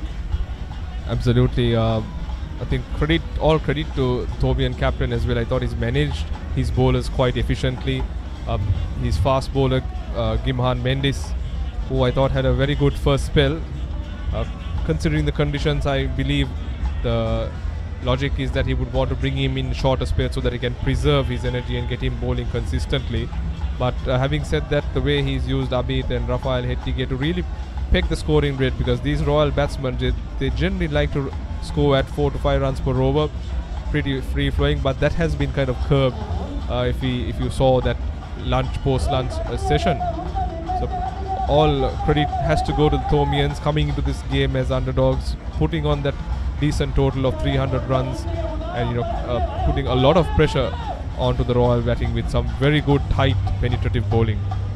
Run making doesn't seem to be easy, Harun. I know a lot of criticism for the way St. Thomas has batted in the first innings, getting only 200 runs in the entire day's play, but Royal haven't been that much better in the sense that you've got 2 very good batsmen at the crease now, but in the morning session as well, runs were not as easy to come by as they would have liked, as Gimhan Mendis steams in for the first ball of the final session of day 2 of the 147th Battle of the Blues. See the Royal dugout. Last year's captain Ramiro Pereira padded up.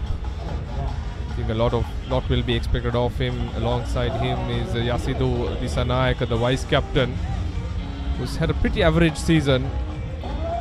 But having said that, when you come into a role, Thomin, it's always been that lad with a mediocre season that has kind of shone and seen some sides through. Mendes, decent start.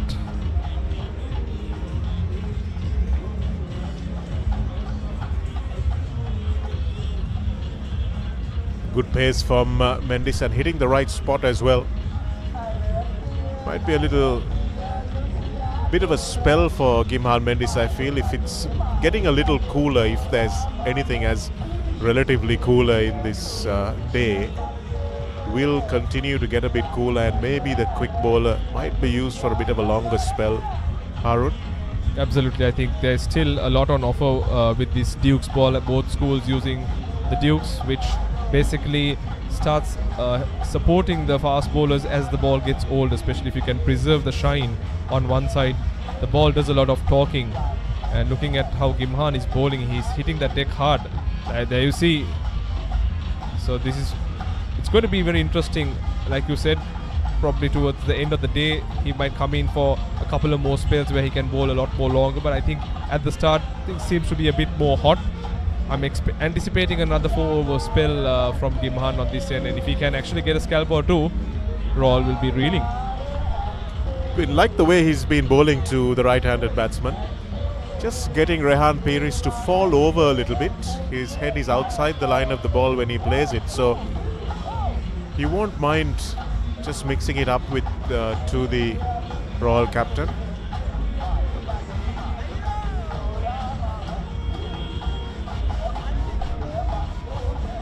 Yeah, he's playing with the batsman's mind, of course. You'll have to make sure you don't be too predictable in these conditions. This wicket is always good to bat here at SSC, and as the great Mahela says, it only becomes better on day 2 and day 3 for batting.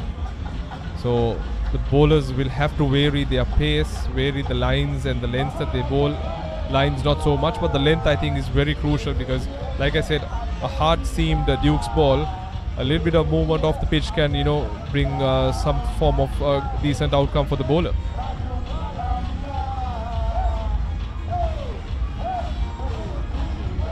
Fortunately straying down leg side and just relieving the pressure on Peiris brings Dinsara to the crease.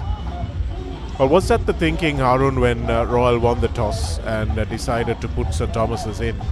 Were they thinking that perhaps, yes, this wicket is going to just get easier, so let's try and use a little bit of juice that there might be in there to try and get them out? Yes, that was one of the reasons or the factors for putting the Thomians in. Another being the Thomians have not done too well during the season. They've only gone past 200 few times. So keeping those aspects in mind and playing 3 fast bowlers, I thought that was probably the primary reason that they were put in. But they didn't do any justice in terms of justifying that decision, considering how they bowled yesterday in that first over. Interesting shot by Vimat Dinsara there. You can watch that one again. In fact, we'll watch that in the next over. First over after tea, 63 for 2 after 23.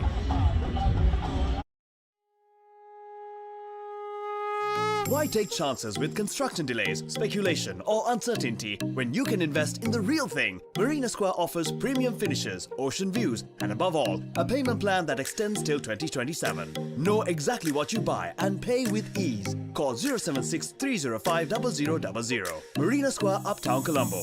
A luxury project fast approaching completion. Backed by Access Engineering.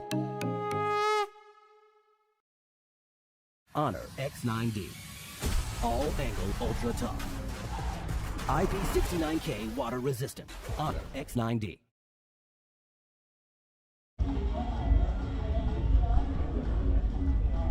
Interesting field once again for Abid Paranavidana. St. Thomas is continuing to attack. Got 2 men close to the bat. In fact, 3 if you count the slip as well, Harun. So really putting some pressure on Dinsara. Yeah, this is very impressive. Irrespective of what his accolades are, the Thomian skipper is making the right choices, right decisions. That time it was short. Oh, but did it hit the boot on the full? Interesting to see the replay. Yes, that's a curious one. Let's see what happened here. There's been no appeal from the Thomians, so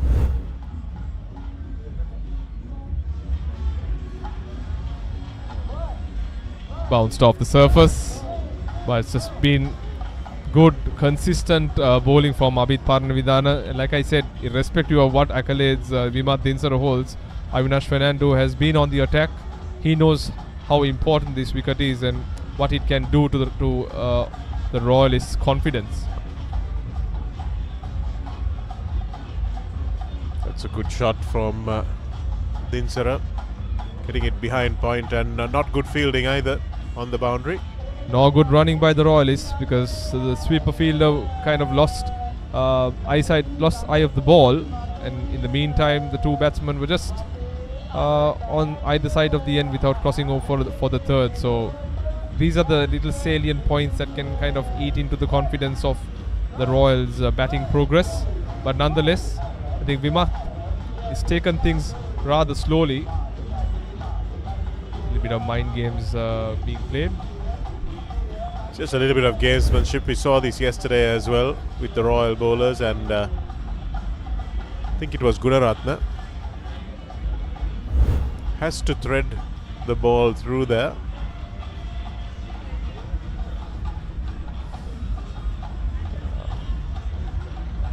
Looking at the previously replay, the moment the ball fell short, you can see the reaction of the two close-in fielder. Once again, they're jumping up, trying to safeguard themselves from being hit.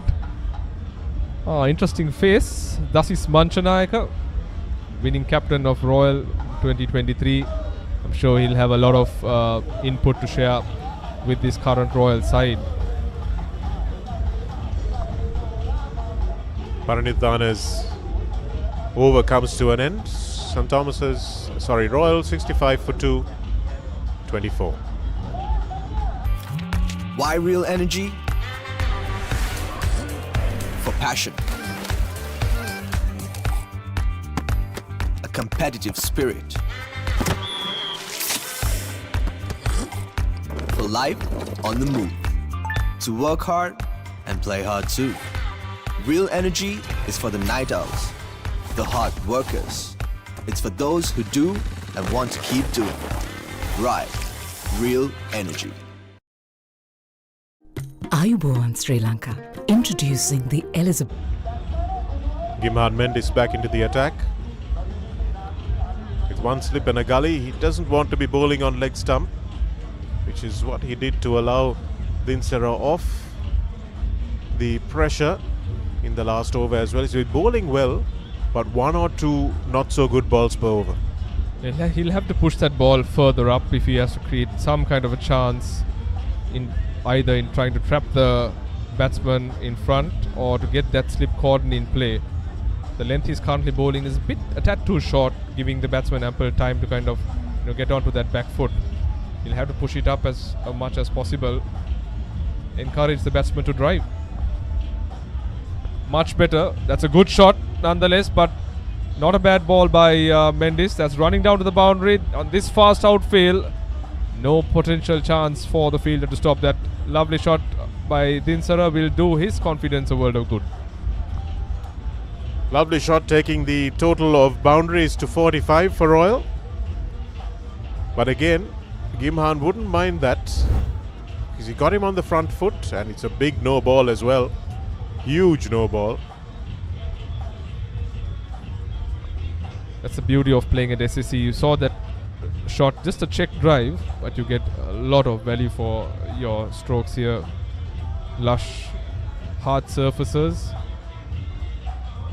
Ball travels so fast. The moment it passes the infield, there's no stopping. It's right in the slot, wasn't that one? But Dinsara using his feet nicely, getting across. Probably trying to overcompensate for the first two deliveries, which are a tad short. It's about identifying that right length.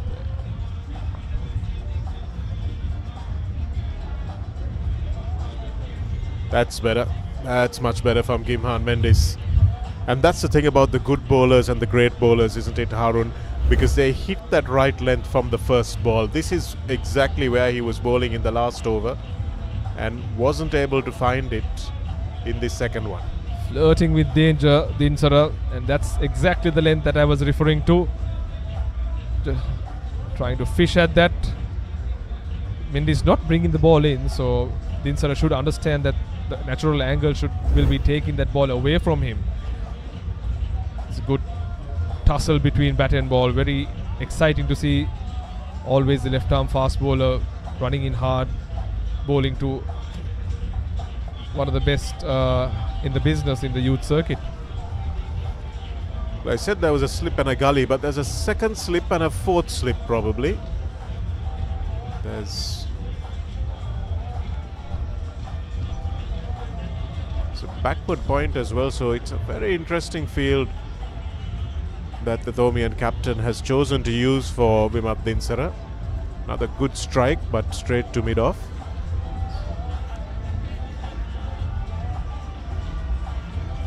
Seems to be another no ball. Trying to bend his back a bit too hard, I suppose, Gimhan Mendes. So it'll do his confidence a world of good if he can create a breakthrough and send one of these guys back into the hut.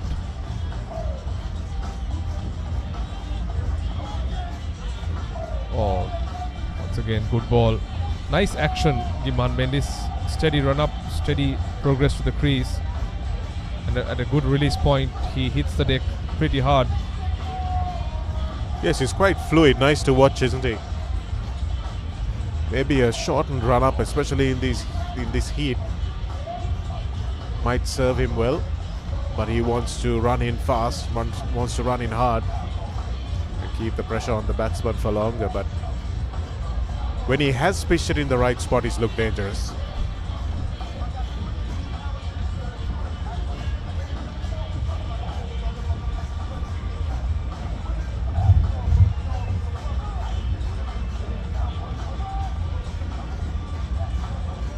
Interesting to see where the keeper is also standing. It's another no ball. Seems to have got his footing all wrong, not landing that foot on or behind the propping crease. Gimhan Mendes, 3 no balls in this over, and that's something that can eat into your mind as well. Running into the delivery, you lose focus on where you want to bowl, and all of a sudden this thing is lingering in your mind, Shanaka. Yes, he needs to get that right and get it right quickly. Not small no balls either.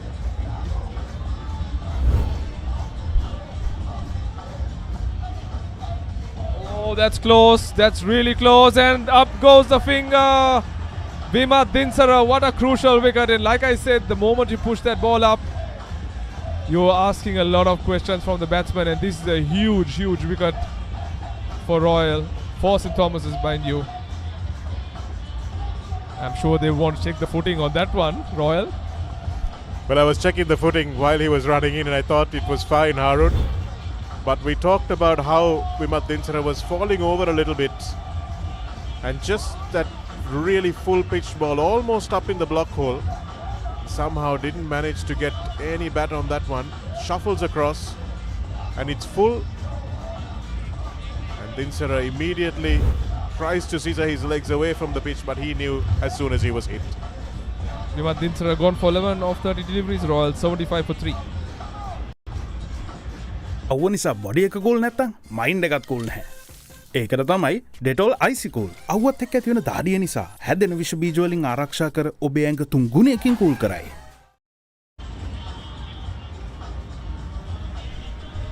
Royal in a spot of bother, and in comes last year's captain Ramiru Pereira.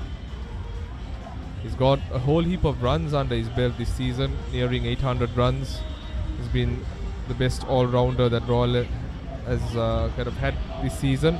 He's taken 40 wickets, and I'm sure a lot will lie on his shoulders, as well as Rehan Peiris. Probably is trying to single-handedly take Royal through this very difficult phase that they have been put into. Jed Namarvira just giving Ramiru Pereira a fist bump as he walks to take guard. Not sure what was said though. Ramiru Pereira, as Harun was saying, among the runs and the wickets as well, 730 runs, averaging at almost 50, and a good conversion of hundreds to 50s as well. 4 50s, 3 of them, 7 50s, 3 of them which have been turned into hundreds.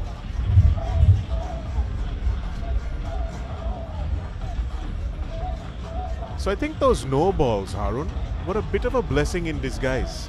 He got to bowl at Vimat Dinsara a little bit more, sustain that pressure, and Vimat Dinsara also was giving him a little bit of an indication of this is where I'm not too comfortable, and somehow Gimhan Mendes managed to exploit it. Trying a bit too hard that time. He's doing the right thing. He's bowling that ball up. He started off with two balls that were pretty short, gave the batsman ample time. As you can see, the last wicket, beautiful release, ball slightly tailing in, and that would have gone to crash on into leg stump. Hats off to Gimhan Mendes. Well, he's happy, and I'm sure all the Thomian supporters in the crowd should be just as happy as he was, because that was a big wicket. Vimat Dinsara can be a dangerous man. Sri Lanka youth cap. Seeing the back of him will do the Thomian confidence a lot of good, as Gimhan's team's in for what seems to be a beautiful flicked off his pads. That's running down to the boundary. A valiant attempt, but to no avail. 4 runs. Good start to Ramiro Pereira's inning. That's 79 for 3 after 25.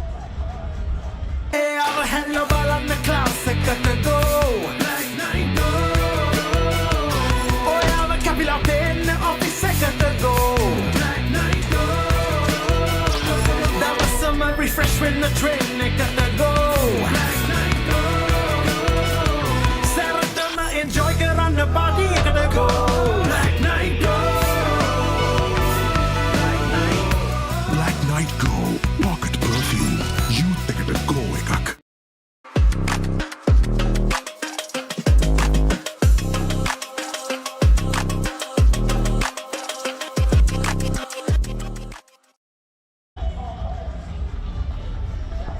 See the fall of wickets, third one just falling in the last over, bowled by Gimhan Mendes.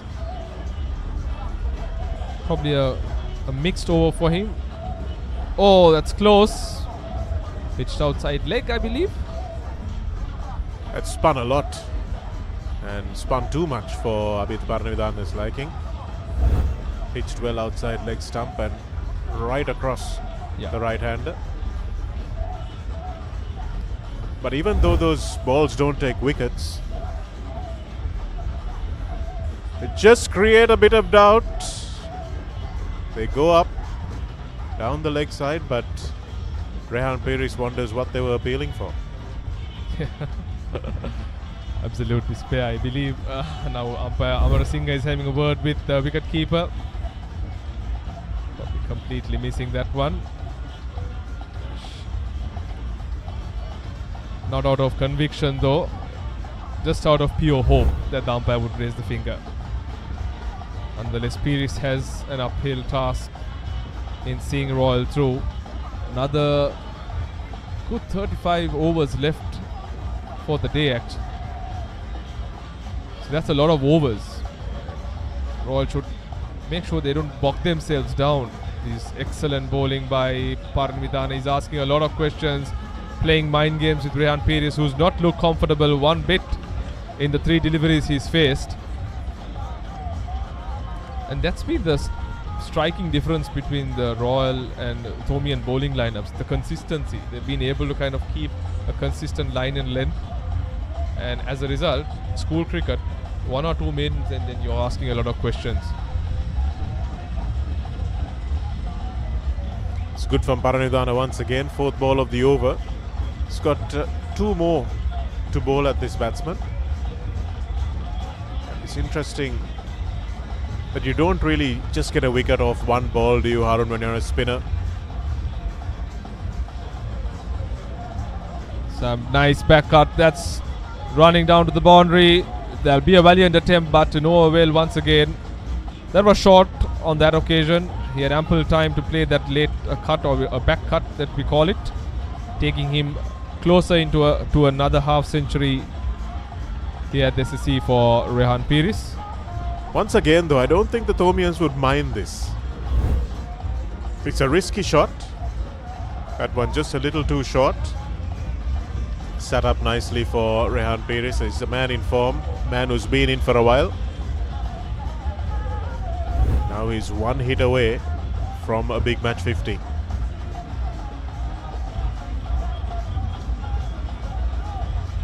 Good stop there, making sure that the batsman wasn't allowed to cross over. That brings the end to over number 26, Royal 83 for 3. And we have an interview to Nisandi standing by.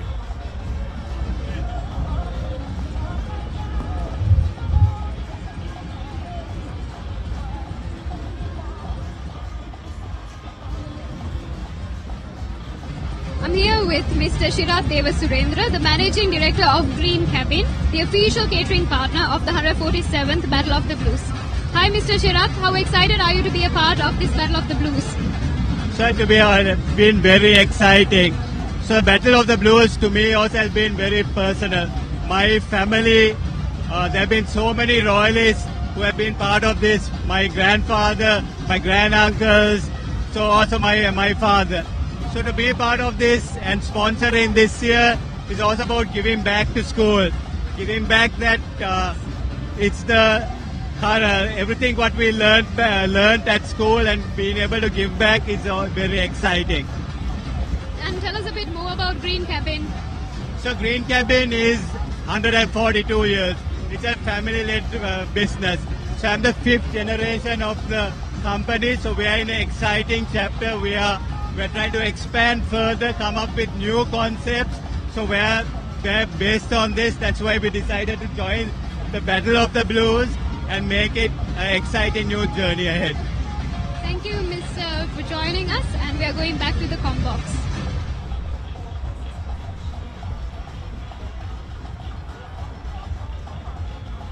Thank you, Nisindi. That's Shirath Deva Surendra, representative from Green Cabin, the official catering partner for the 147th Battle of the Blues.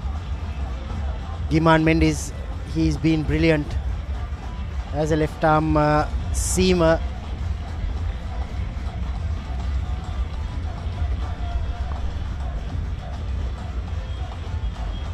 This time, Ramiro Pereira, another youth cap for Royal College, neatly flicking it for his second boundary. He's dealing in boundaries, Pereira.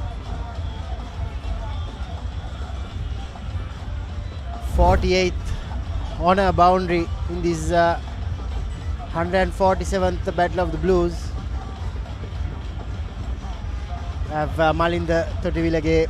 Malinda, yes, he was taken apart for a boundary, but still you like what you're seeing from this left arm seamer. Yes, he's been very consistent from the start, and there was a little bit of trouble with his run up in the last few balls. However, he's a little bit more consistent than the Royal fast bowlers, and I think Pereira got a right attitude as well. Like, you know, he's just there to play cricket, and see ball, hit ball, and wicket is, there's no demons on there. There's no, there's no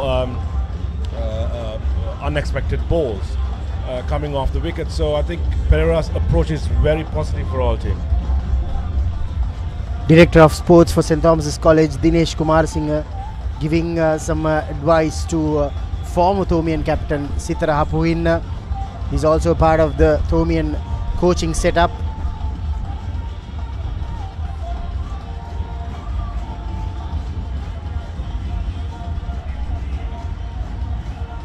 Sent back immediately by Pires.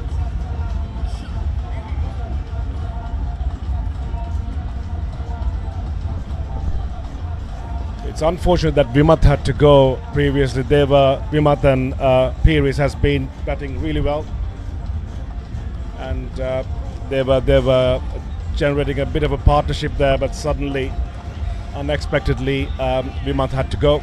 I think this is the partnership that could make a difference.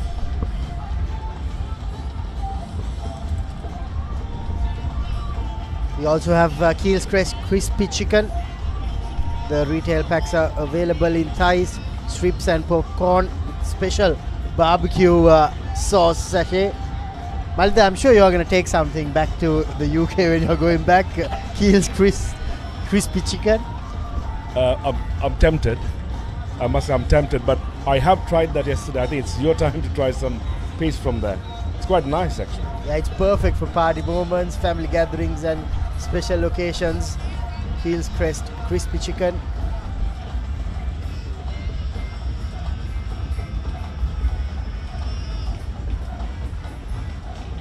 End of the 27th overall, 87 for 3. Dam doom ding belanam stick benna ya mea pel belanam stick benna ya devi late belanam stick benna aturu mituru dama divaturu ona kenek antimedi munchie sticks racing stick benna Strawberry, vanilla, chocolate racing, munchie sticks. Stick wenna.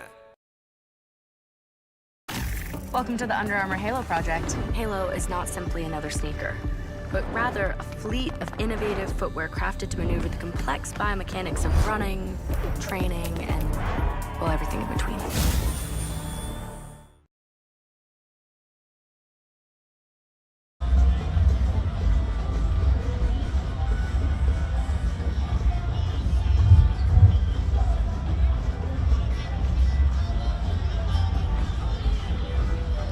Abhith Paramithana continuing to bowl from the tennis court ends. Malinda, how impressed are you with this left arm spinner? How I see him is very consistent with his line on length. Right, he's trying to put a lot of dot balls, knowing that Royal got one of the senior players playing at the moment. But Rehan is a quite aggressive player. And matter of fact, if you can keep him quiet, you know at some point he's going to take a chance and try to attack you. So I think the patience is the key here. And in his left arm, I can see that patience. Got the patience, keep on the same line of length. Make sure, keep asking those little questions from Rehan. They say spinners need to do spot bowling. You keep a handkerchief and bowl to that. That's how you practice. For any youngster who's watching this, make sure you keep on bowling, keep on spot bowling, keep on practicing. That's with anything in life, right? If you want to be good at something, you want to work hard at it. Practice, practice, practice, practice until it becomes normal.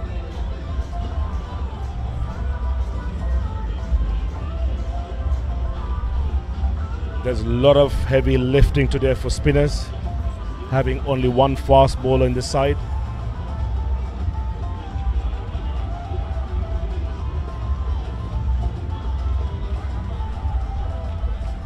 Piri's tends to play on the back foot, which is a good sign.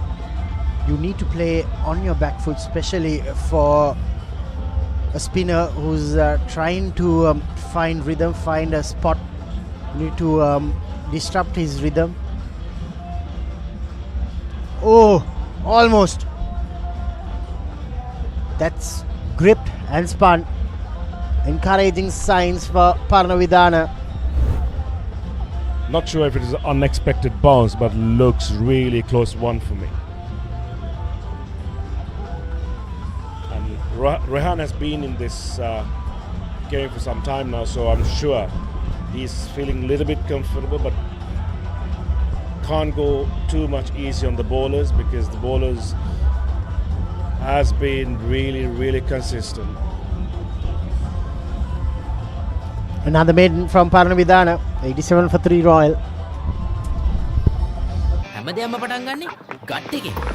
හරිම decision එක වෙලාවට ගන්න හයියක් වෙන්නේ gut එක. හැම මොහොතකම life එකේ ඉදිරියට යන්න. හෙල්දි ගට් එකක් ඕනෙමයි. ප්‍රොබයෝටික්ස් හා අත්‍යවශ්‍ය පෝෂ්‍ය පදාර්ථ සහිත New Dialog ViU Yogurt. Gut එක රෙඩි කරන්න.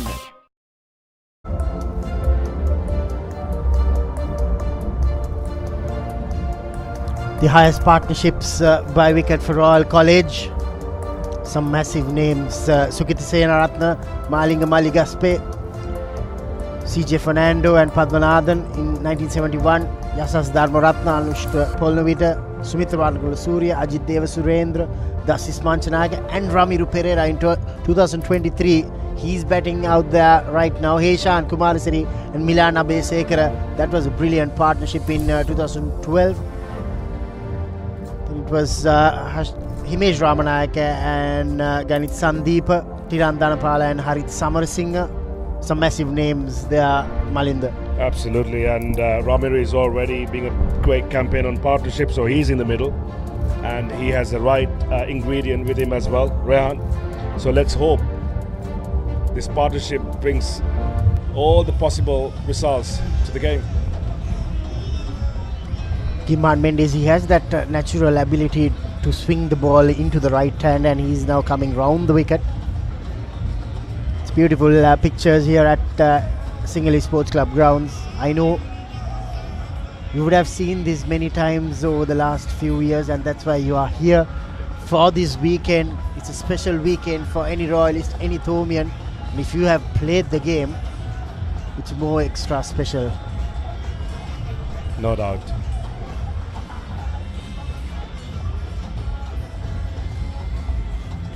It's a great event, the one we look forward to every year. Even though having cancelled flights, people are coming from UK and US, people have managed to find alternatives. That's how committed the people who are living in the Western countries. Where there's a will, there's a way, Malinda. Yep, I've seen that message on your arm.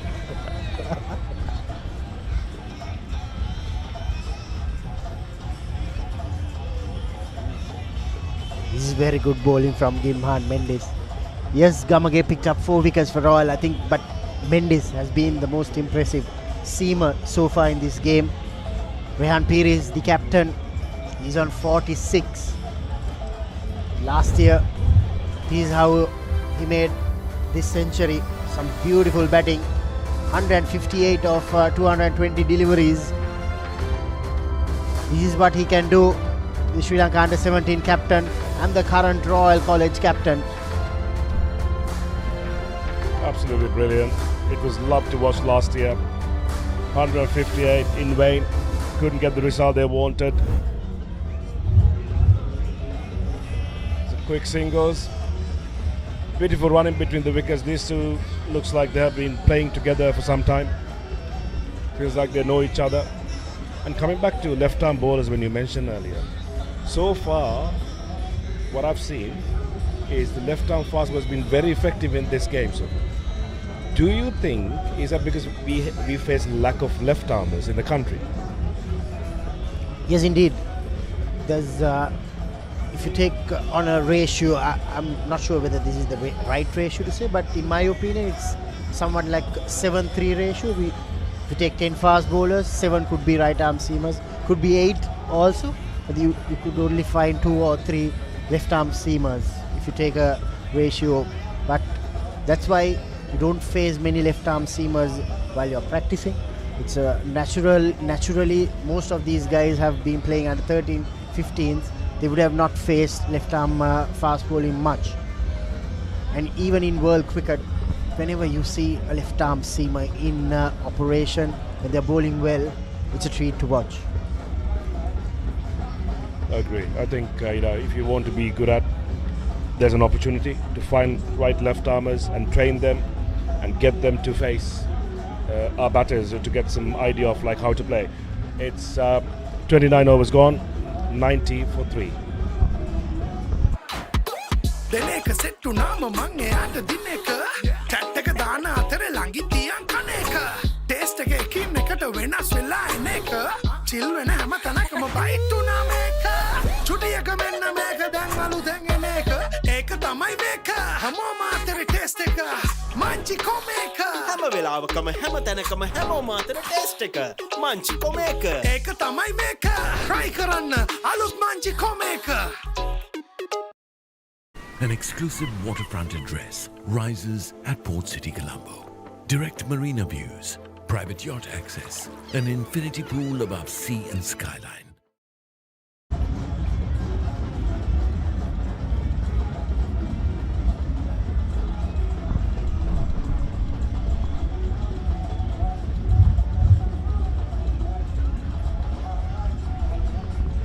Papare 3 runs short of his 50.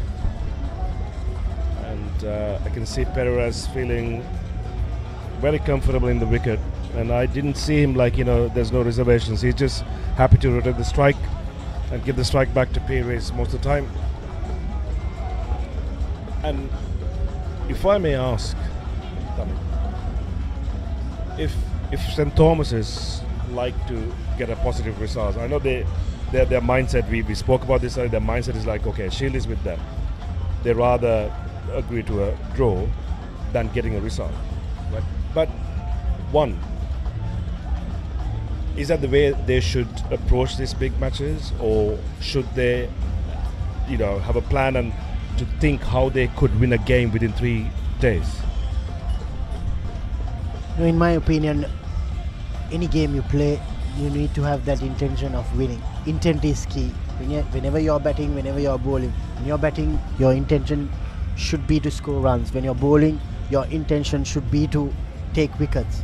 But how you do it, you need to strategize and you need to plan. And I think they've came up with a plan to bat over 100 overs, score anything above 300. They've achieved that somewhat from their end. And now they're trying to see whether they can take the first 10 wickets first. And then maybe go for the kill. Yes, you can take back the Shield back to Mount Lavinia, but still, you need to play the game. Cricket is a funny game. Anything can happen. These two batters, there's still 30 overs left on day 2. If they get to a decent score, they can put the pressure back on to St. Thomas's tomorrow morning. And we've seen how this pitch behaves. There's a good chance of ball gripping and turning a lot more than tomorrow. So anything is still possible for me, Malinder. No, it's well explained, David. Thank you. So I was hoping, I'll come back to that question. Again, it's 90 for 3 after 30 overs. Why real energy? For passion. A competitive spirit.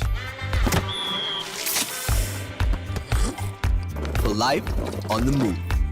To work hard and play hard too. Real energy is for the night owls, the hard workers. It's for those who do and want to keep doing. Right. Real energy. Honor X9D. All angle ultra tough. IP69K water resistant. Honor X9D.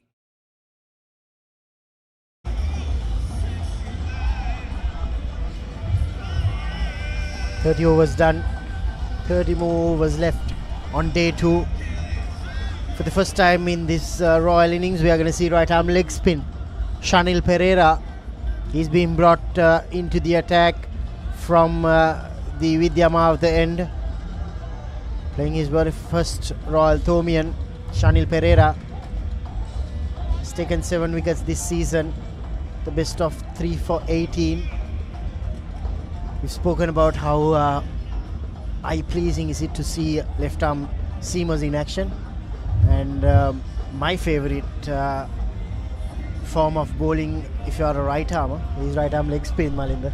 Can't agree more. It's a very fascinating skill set. And of course, if I'm sure everyone knows the legend of the game, Shane Warne, how everyone loves to see how he bowls. It's a particular skill set you need as a leg spinner. It's quite entertaining at the same time. And I 100% agree with you. Coming back to the question that I was talking to earlier, yes, you said certain way of St. Thomas that they need to do if they want to get a result. And I was hoping that they have so many prep games, 3-day games, and 4 or 5. And after going through that practice games of 3 games, I thought they would have some kind of a way of how to win 3-day games. And so personally, I would expect a bit of a positive approach, having played 4 or 5 3-day games. But I didn't see that. But again, there's so much time in this game. There's still 4 sessions to go, right? So we don't know what's going to happen, but you can't wait for things to happen. If you train hard, if you prepare yourself, I think you can control the game rather than someone else, giving you opportunity to work on. This is very good bowling from young Pereira. And umpire Vimala Siri will check with the upstairs umpire Shanta Fonseca. Stefan Peer is the wicket keeper. He was very quick.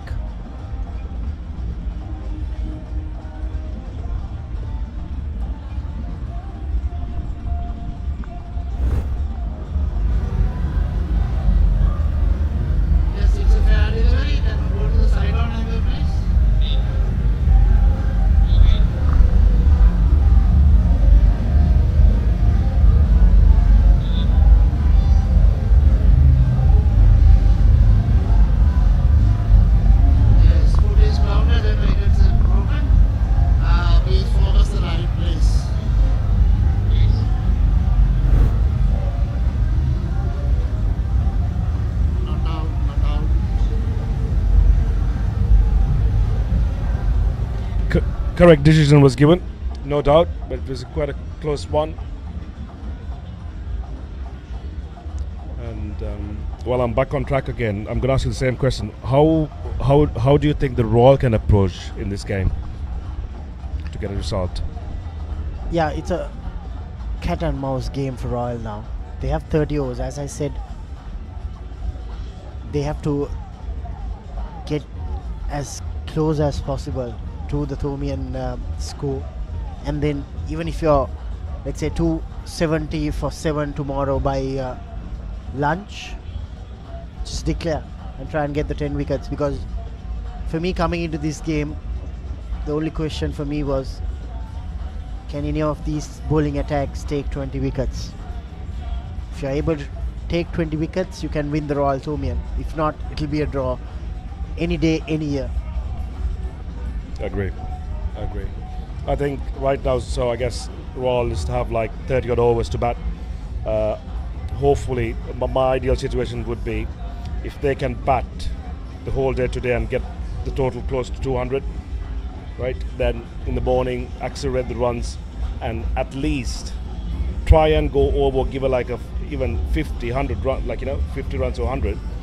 Then at least leaving 60 plus overs for St. Thomas's to bat. So that's the best possible action. But break at the commentary, it's 31 overs gone, Royal 92 for 3.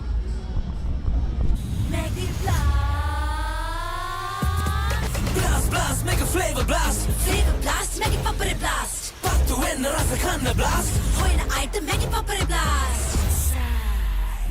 Blast, make it papare blast. Flavor blast, make it papare blast. Blast, make it papare blast. Flavor blast, make it papare blast. Blast, make it papare blast. Rasa patu ena Maggie Papare blast from Nestle.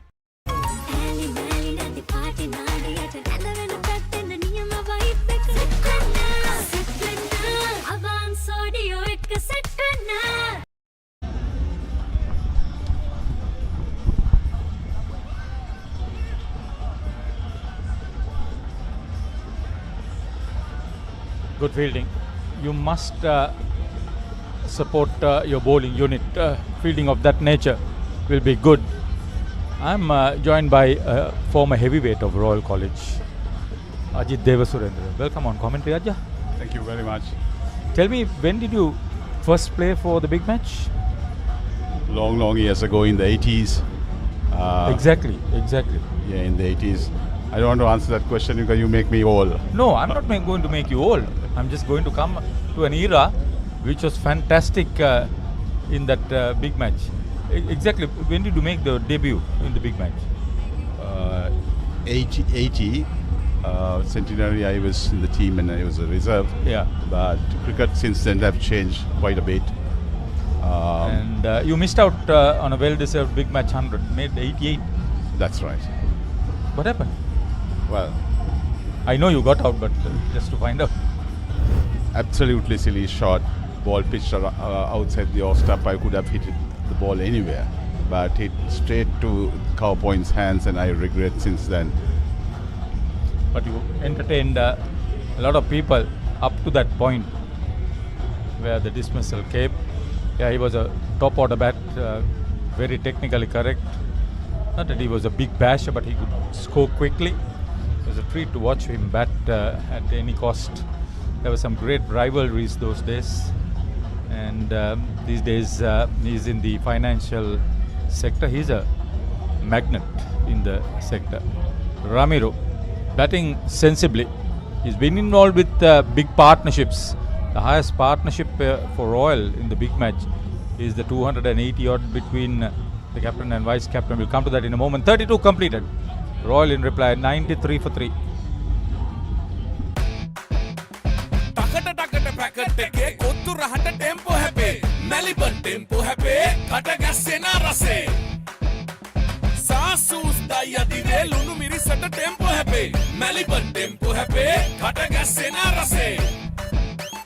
Wow, cheese max rase, cheese onion tempo happy. Melbourne tempo happy, kata gasena rase. Kothulu miris cheese and onion rosetta. Melbourne tempo happy, kata gasena rase.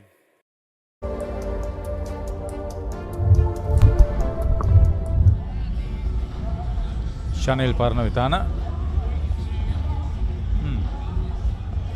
Neat cricket. They need to bat sensibly. Get a good partnership going.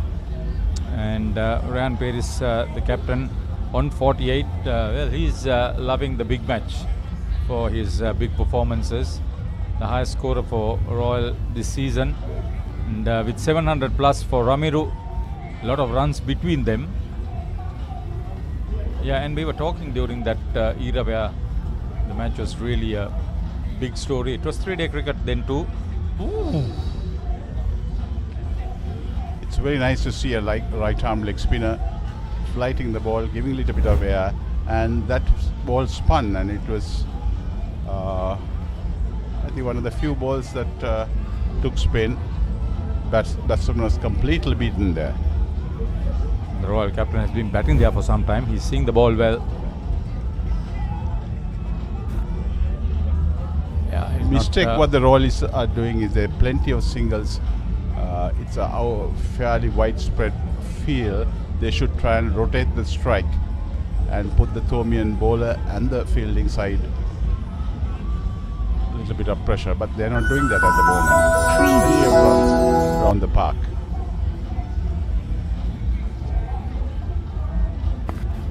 What's your best memory as Royal captain in the big match? That's a good one. Coming into ball, first change, I gave the ball to somebody and he said there was too much shine on the ball. I started bowling and I ended up getting 6 wickets. I thought I had 5. You ended up with a 6 wicket all. Yes. And everybody want to know what exactly I did. Up to date, I have no clue. No. We all go through that period. Just so we know that. But 6 wicket haul in a big match, just missing out on 100. Yeah. That brings me to Rochana Javadana, 6 wickets and 143 and a big match victory for Chulaka Amarasinghe and the group. That was a super game. 83 was it? 83. Rochana Chulaka initially played in a team that we played, and both of them are outstanding players. Yeah, I know. They used to say that you were very supportive of them as they came into play and did everything. He said you were very supportive during practice. That's a very, very nice compliment from Rochana, you know. I never expected it to come from him. As we complete over number 33, and Royal have moved up to 95 for 3.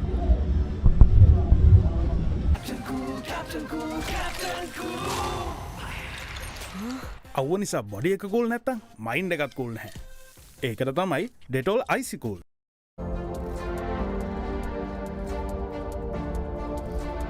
Yeah, batting doubles.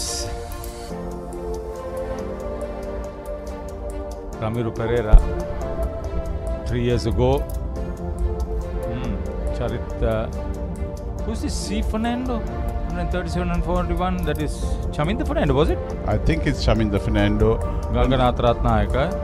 Anushka Polonovita, Ramit Rambukwalla. Yeah, the 165, I remember. And Sumit Varnakulasuriya was, when he got that 197, I was betting with him on the other side. Yeah. And that was a super knock. That was at the Oval, and he batted so well. I think we were 3 down for very 20 or 30 odd runs. Came in as underdogs, and Sumitra, better known as Charlie, that was one great knock. Yeah, that he missed out on a double 100. There have been so many other double 100s in recent times. Up in the hills, in the Battle of the Maroons, there were 2 double 100s and a 400 partnership. So there was a... What do you think the Thomians are trying to do? Because the captain is close to his 50. Don't you think that they should try and crowd him a bit? Because a Rothomian 50 is generally a nervous 50. Yeah, this is a different era. It's a different era. I was wondering even yesterday when St. Thomas's were just making very slow progress, there were 2 fielders ringing the boundary. I'm really wondering. Quicker delivery. So he's working and giving the strike over to his skipper Ramiro Pereira, which is very good. Now that's playing in a partnership. You have also been involved in a double century partnership, haven't you? Yes, Sumitra and I had a partnership of about 220 odd runs. That same year he made that 197. That's right. Okay. How much did you make? 88. That was the 88. Oh, That's I forgot that.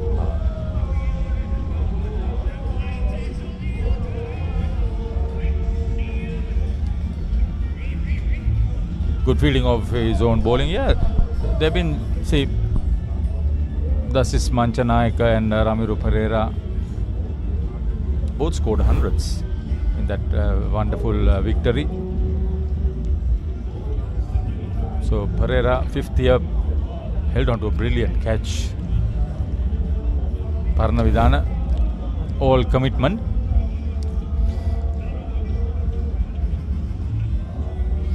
$50 for the Royal captain. Well played. Very well done. That's it. He's seen 3 top wickets fall around him. 6 fours.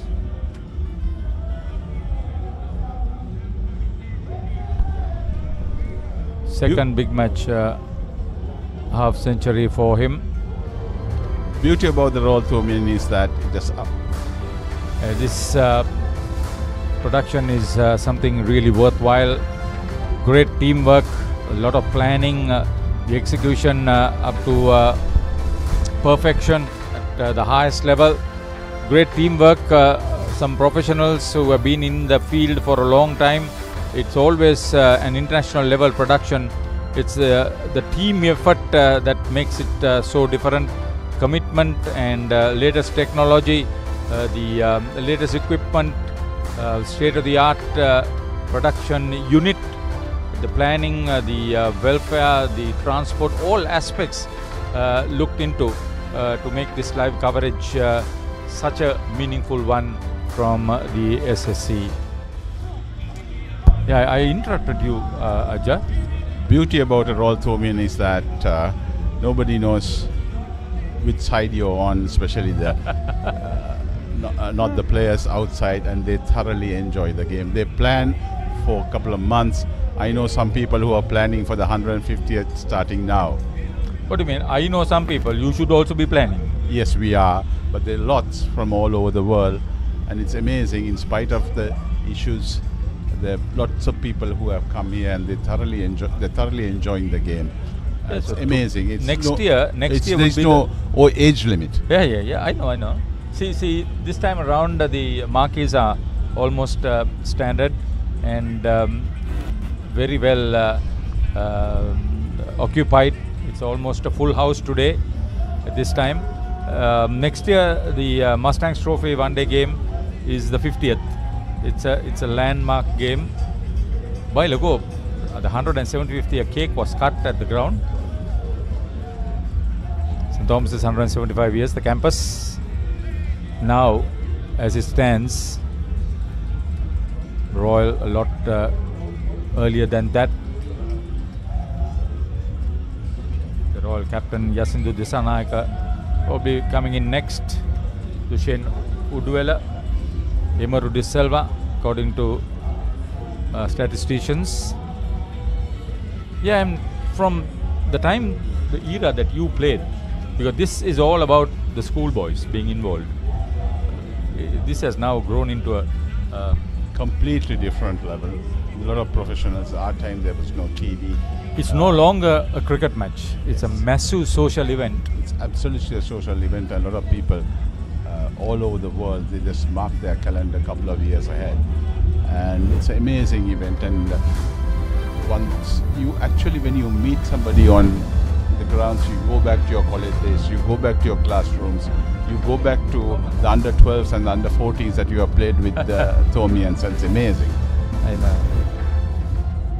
I remember at the opening ceremony, Ranjan Madugal was there together with Honorable Ankulame, represented to schools. It took me to the under 11, under 13 days when we played prep school and Royal College at that ground. So 100 up for Royal for the loss of 3 wickets in the 35th over.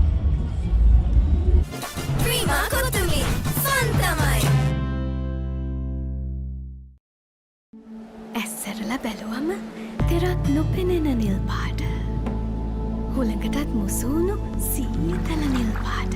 පුංචි පුංචි දේවල් වල නිල් පාට නිල් පාට නිල් පාට. සැහැල්ලුව සතුට ගේන ඉවරයක් නැති නිල් පාට. මේ හැම නිල් පාටකම හැංගුණු රසවත් හැඟීම අල්ලන්න පුළුවන්ද? ජීවිතයේ රසින් පුරවන රසම රස නිල් පාට. Ritz-Berry chocolate, නිල් පාට හැඟීමක රස. That's the story. St. Thomas is batting first, put into bat, and Rashawn Solomon 66, Jen Namarira 52, skipper Vishka Fernando 50, Gagan Gamage 4 for 49, bowled very well. Sasindu Suryarechi 3 for 64 and Himarudu Silva 2 for 44. Wicketkeeper Ganewat had 2 catches. Royal in reply, Rehan Pires the skipper 51 not out. Gangewatha made 18, the Paya put on 41 runs for the second wicket for Royal. Ramiru Pereira batting on 16 now with Gimhan Mendes 2 for 31 and Abid Parnavidana 1 for 34, the wicket takers for the Blue and Blacks. Yeah, the only thing that I think now is that in this particular game, it has been relatively low scoring. 3-day game, yes, you don't have to play all that of a cameo, but there are enough singles in and around.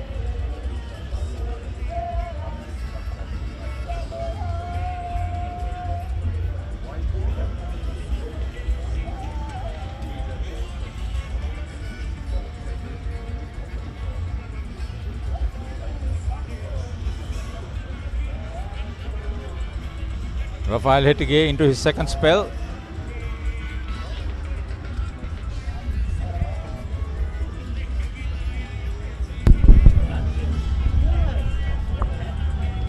You're talking about the singles that should be plenty of singles, widespread field, and they should rotate the strike and put a lot of pressure on the bowling side, which they are not doing.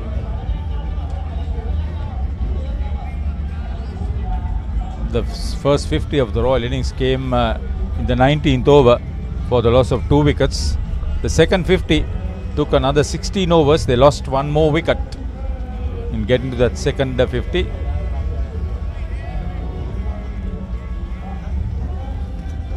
Thomas has got to 100 without losing a wicket, and 35 overs they took. Not very quick on the first day.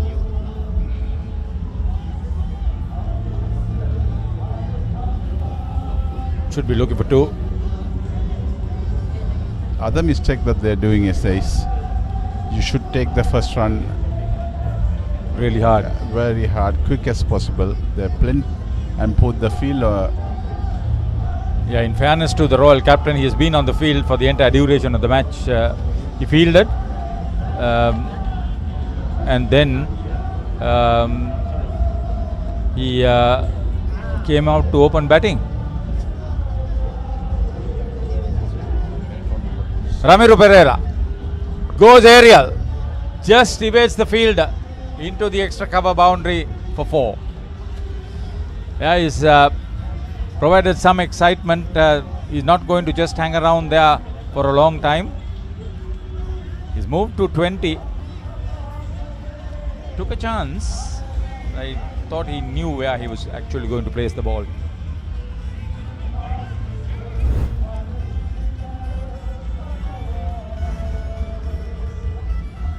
Yeah, there was a fielder trying to get underneath it, but I don't think he was really having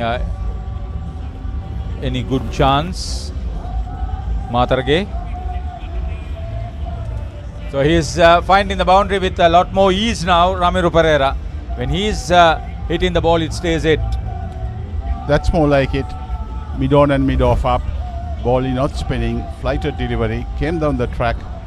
Beat the fielder. Lovely stroke. Good cricket by the Royal batsman. Yeah, 50-year player, former captain. Sri Lanka youth player.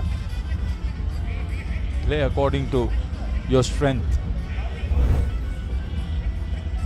TK flights the next one again. Using his feet. This is a good thing about him. Not afraid to come and meet the ball. Hit it where it matters. End of 36. Royal on a Nelson for the loss of 3.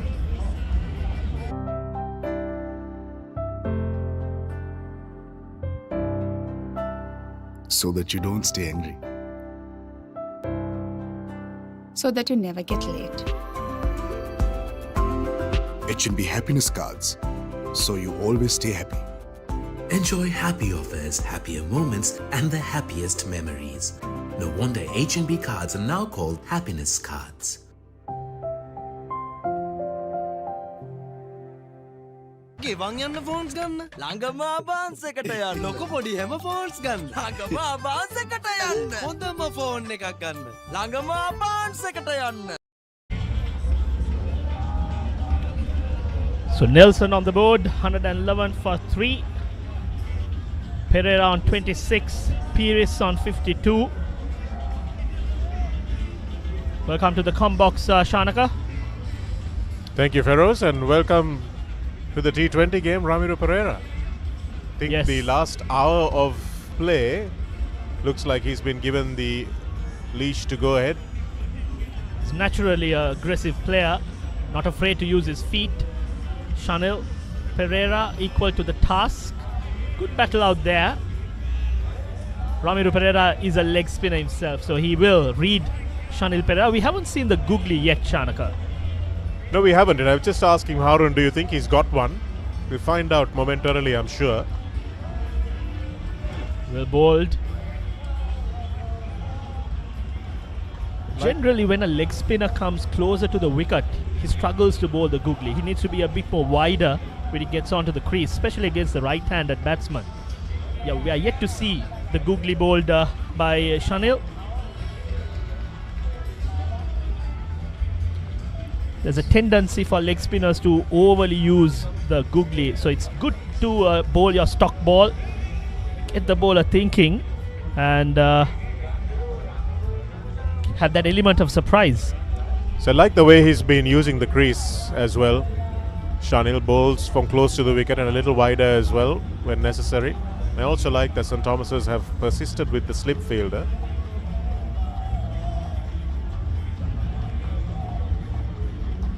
Good use of the feet, but in the end, Shanil read that nicely, kept it on a nice length.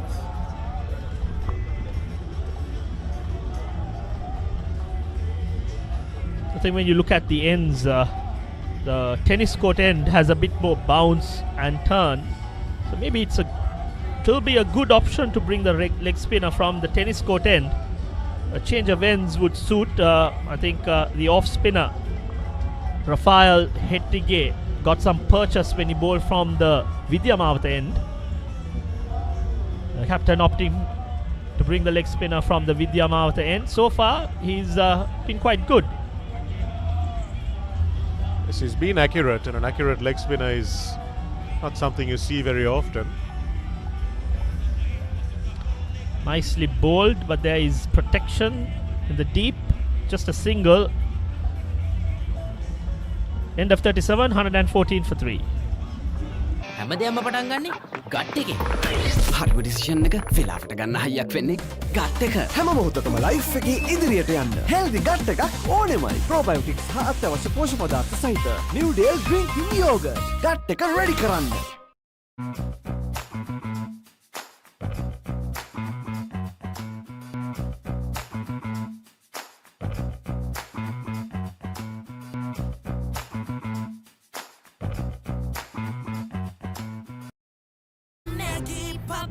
Rasa patu ena Maggie Papare Blast from Nestle. Welcome back to the 147th Battle of the Blues. Royal now looking to get a move on. They will have to do something towards the end of day 2, isn't it, Feroz, to just try and force a result in this game? Absolutely. Ideally, they would have loved to be near the 200-run mark. But things haven't been easy. I think the Tomians, to their credit, have bowled well, the spinners in particular. But you also need to consider that these two are the key players for all. Pires inching towards the 1,000-run mark for the season, and Ramiru, who's been amongst the runs. So this is the key partnership. As far as St. Thomas's are concerned, get a wicket, then it tips in their favour. Well, it's going to take something special for this match to go to a place where the neutrals would like to see it poised. It's going to take a collapse or a brilliant innings from Ramiru Pereira or one of the other Royal batters. This is the first time this innings that I've seen St. Thomas's react to what Royal have done. Ramiru's assault on Rafael Hettige has led him to go around the wicket, and I'm not sure that's the right call, Feroz. I would like to see him just continuing to bowl the same line he did previously. He's dropped the mid-off and mid-on back. More defensive field, just a solitary slip. I'd love to see the short leg fielder. Although there is slow turn, we haven't seen much of bounce when Rehan has batted. He's used his feet, but still that short leg fielder plays the minds of the batsman. And when you've got the mid-on and mid-off drop back, sometimes the batsmen are caught in two minds. But so far, I think these two batsmen have done the right thing, getting the single, and that I think he acknowledges the crowd. He's scored 1,000 runs this season. There you see 1,000 runs for the season. Fantastic achievement by Rehan Pires. Well, congratulations to the Royal captain. Not a milestone that many people get to, the 1,000 run mark. And his stewards will make sure that it is celebrated off the pitch. But this is a man that has been entrusted with the accelerator pedal.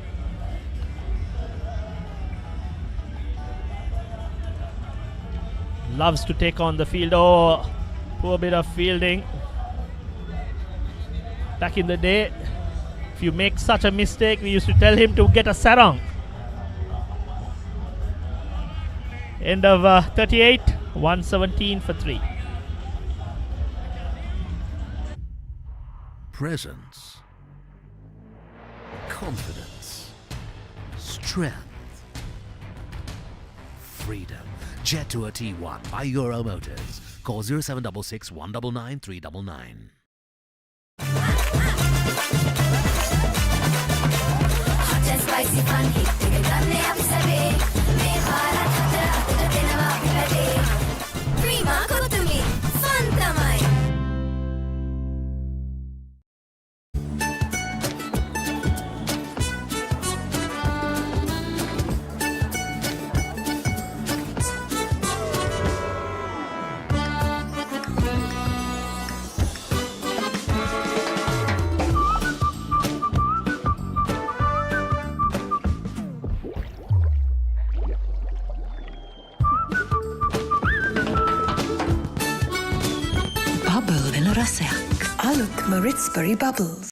ඔව නිසා body එක cool නැත්තම් mind එකත් cool නැහැ. ඒකට තමයි Dettol අයිසිකූල් අවුවත් එක්ක ඇතිවන දාඩිය නිසා හැදෙන විෂ බීජවලින් ආරක්ෂා කර ඔබේ ඇඟ 3 ගුණයකින් කූල් කරයි.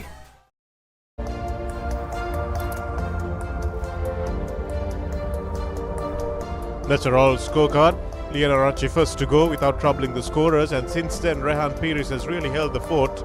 Gangewata and Dinsara, unfortunate times that they went from a royal point of view, and Ramiro Pereira, the former captain, has come in and kept his current captain company with an aggressive 30 of 48 and looking perhaps after this drinks break to take things a little further on. The batting to come for all, we'll talk about that in a moment. The Thomian bowling card, Mendes 2 for 31 and he's looked pretty good, took a crucial wicket earlier on in the day. Paranavidana 1 for 34, he's bowled better than that. Gunaratna was expensive, 2 overs for 11 runs. Nimsara bowled 1 over and Hettige has bowled 6 overs for 29 and has bowled better than his figures would suggest. Pereira, the leg spinner, just coming into the attack, and we'll expect a lot more from him as the day wears on.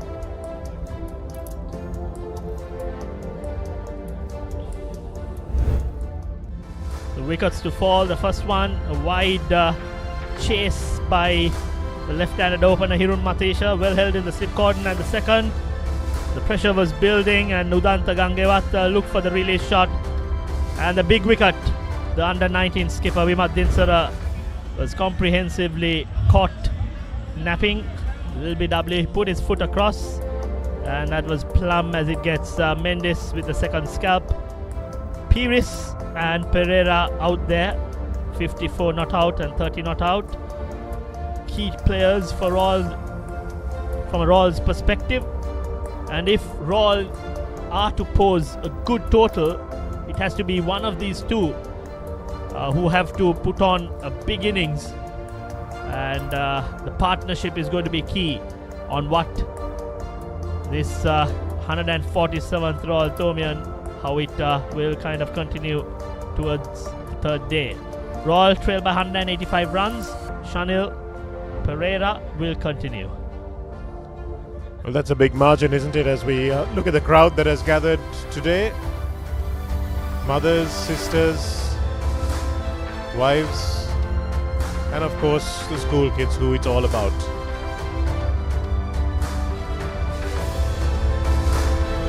Royal Boys tent and the Thomians boys tent, one much bigger than the other, of course.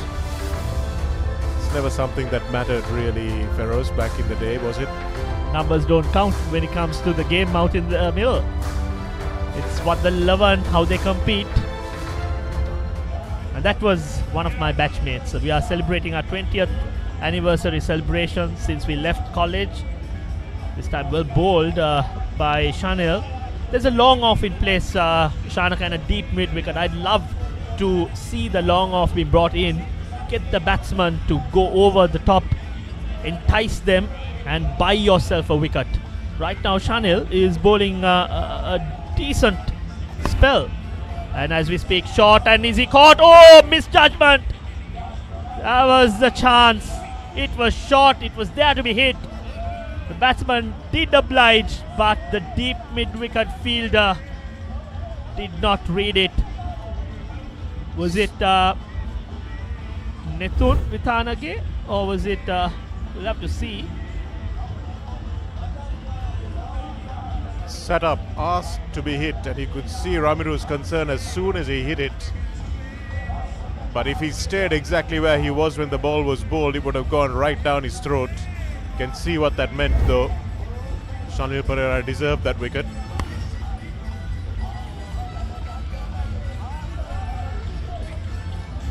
And I've seen the leg spinners in particular get wickets bowling full tossers and short deliveries at this SSE ground. That too was not a very good delivery. Short, there to be hit. The fielder completely made a mess out of it. Well, that mid-wicket fielder is lucky. It's a Thomian stewards that are around him. Nice shot there again. And once again, the Thomians butterfingered, letting it through. So a real opportunity for St. Thomas's to turn the game on its head, and this might be the moment that the game really goes away from them. This time nicely tossed up powerfully driven by Ramiro. A lot of bottom hand. The encouraging signs. The leg spinner not afraid to toss. He needs to get the line a lot more straighter. But the fielders, on the other hand, need to support him. That wicket could have turned the game in favour of St. Thomas's, but the batsman survived. Oh, and he's got him. He's got him in the first slip. We talked about keeping the slip in for Pereira, and he's coming to play immediately. He's dropped. He gets a boundary, and the next wicket he goes. It's been an eventful first over after the drinks break. The umpires will certainly check, but from where we are, I thought it was caught cleanly. Lovely ball.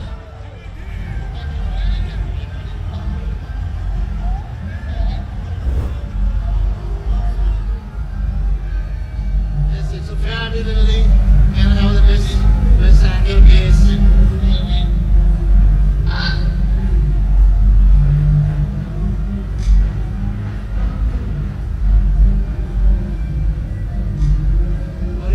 Roll it forward.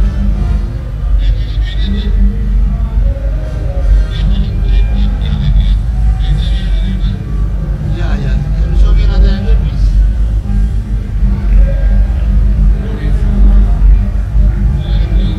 Roll it forward. Roll it forward. Roll it forward.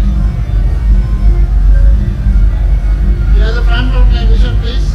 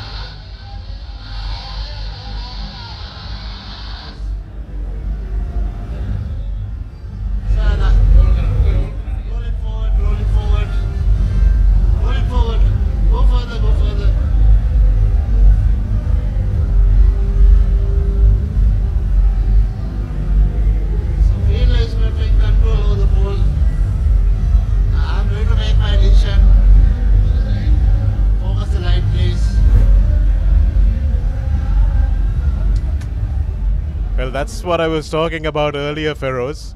He caught it cleanly, that was absolutely fine. But when he tried to get up to celebrate, he lost control of the ball. It came out of his palm, and that's why he's been given not out. It's unfortunate, but if he stayed on the ground, the first slip fielder, if he stayed on the ground and just held on to that ball, he would have gotten a wicket, and an important wicket for his team. But what happens there is that the third umpire says he was not in control when he got up and tried to throw the ball up.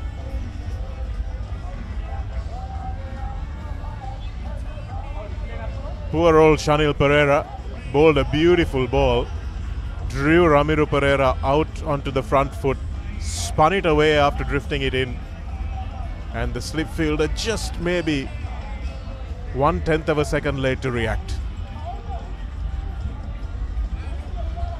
Well, I'd like to see the replays, but I have a different view, Shanaka. I thought he caught it cleanly, and I thought he was in control when he threw it. It was a back sort of a flip. You may know it better, a water polo flick. So my view is that he caught it cleanly, and he was only trying to celebrate, and he held on to it for the couple of seconds that is required. So for me, my interpretation is that he's out. I agree with you, Feroz. I'm just explaining what the umpire thought. I'll say no more on the subject.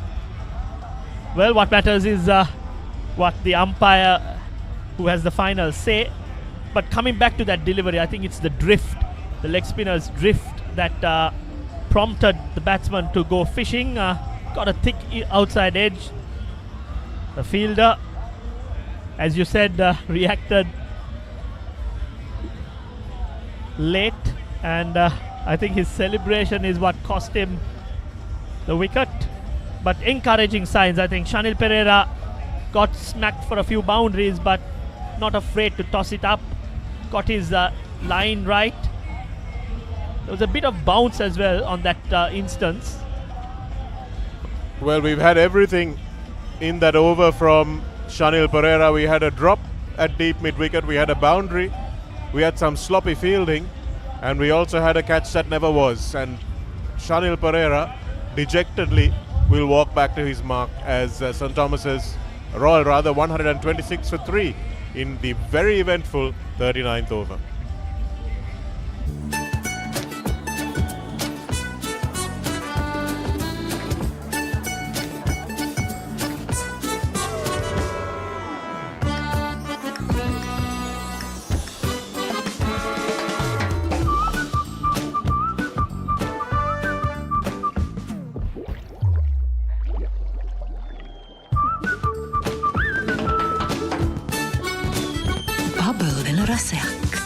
Maritzbury Bubbles. enjoy party go. Night Go Pocket Perfume. You take it a go ekak. Quite a unique series of events unfolding, especially in that last over. Shanil Pereira looks very promising, the right arm leg spinner. This time, not a great start by Hittigate. That's running down to the boundary. 4 more to the total. This is salt, adding salt to the wounds. Pereira living rather dangerously. That last over, we saw him giving 2 chances.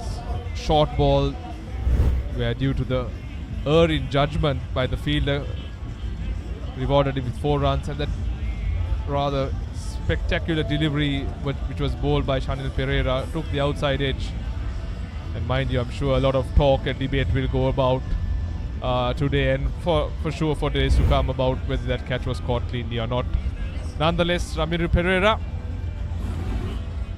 lives to fight another day, and this instance too, he's taking on the bowlers fearlessly in spite of going through a bit of argy-bargy in the previous over. I think the fielders were at him.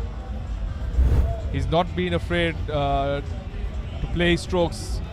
Excellent sweep shot, playing right in front of his head, identifying that gap between deep square and deep mid-wicket. Very well placed for 4. I'm joined with Laxis De Silva.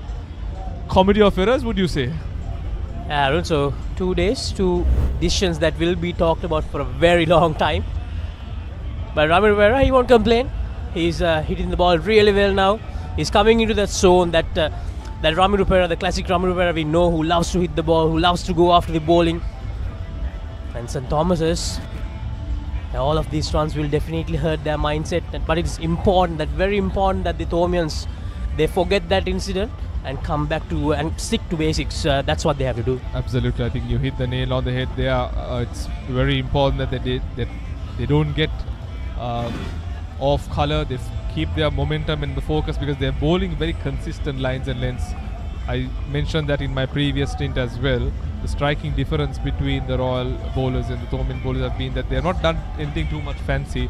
They have kept to their stock balls and just bowl a very tight line and length, which has resulted in the Royalists, the batsmen, trying to kind of force the play.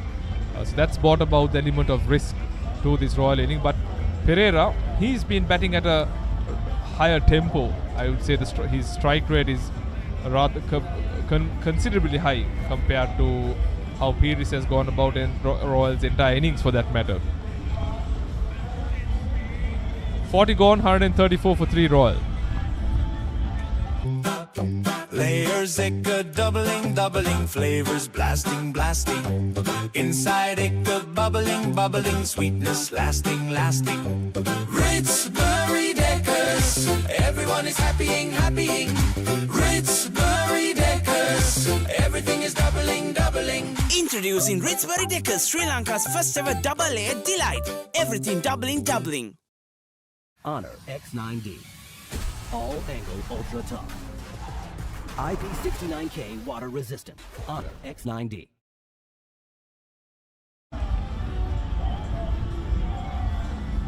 Young Thomians probably slightly dejected after a decision that could have gone in their favour, didn't. Like I said, Ramiro Pereira lives to fight another day. Shanil Pereira has looked very promising. Good leg spinner, high arm action. And interestingly, he's getting purchase of this wicket. The ball that took the outside edge of Pereira's bat, that was a beautiful orthodox, I would say an orthodox leg spin. Drifted in towards Pereira, pitched and then spun away, taking it the outside edge. And he will want to obviously bowl more of that to cause trouble to these Royalists. Pereira takes the single here. 136 for 3, 40.2 overs. The last 10 batters to score 1,000 runs in the season for Royal College. That is Manchanayaka in 2023, scoring 1,269 runs. And then a very familiar name at the moment, Pasal Surya Bandara, scoring a lot of runs, heaps of runs for 2 years, not just once. He scored over 1,000 runs for 2 years, Harun. And some of the other names that you know really well. Absolutely, I think some of my contemporaries, Kitruwan Vithanage, 1,090. I think Banuga Rajapaksha's name too is missing there. Ramit Rabukwal, a hard-hitting, prolific left-handed opener, really took on the bowling that year, 1,076. Once again, probing length and line by Shanil Pereira, and very impressed on the control he's shown. Right arm leg spin, not a very easy art to execute, but he's been exceptional in terms of bowling a very consistent line and length. He's created a couple of chances, but it's gone a begging and to no avail. Beautifully flighted. Pires reading the googly. Things have been pretty easy for the Royalists, apart from a few chances that have gone over the last half an hour or so. I think the tempo of the inning is now on the higher side, like I mentioned earlier. 137 now, still trailing by 165. They have lost 3 wickets. That drives it away from his body. Ramiro Pereira straight to the fielder. So end of another 41 done. Royal College 137 for 3. When tea meets sparkle, refreshment gets a whole new twist. Introducing sparkling iced teas, lightly carbonated, crafted from carefully brewed tea and infused with natural flavors for a clean, crisp taste in every sip. හඳුන්වා දෙන Keels Crest Ultimate Crispy Chicken Experience එක. Crunchy කටගැස්මකට Crispy Chicken Thai, Spicy Vibe එකට Spicy Crispy Chicken Shrimp, Share කරන් කන්න Crispy Chicken Popcorn, රස double කරන barbecue sauce සමග Keels Crest Ultimate Crispy Chicken Experience එක. Honor X9D. All angle ultra tough. IP69K water resistant. Honor X9D.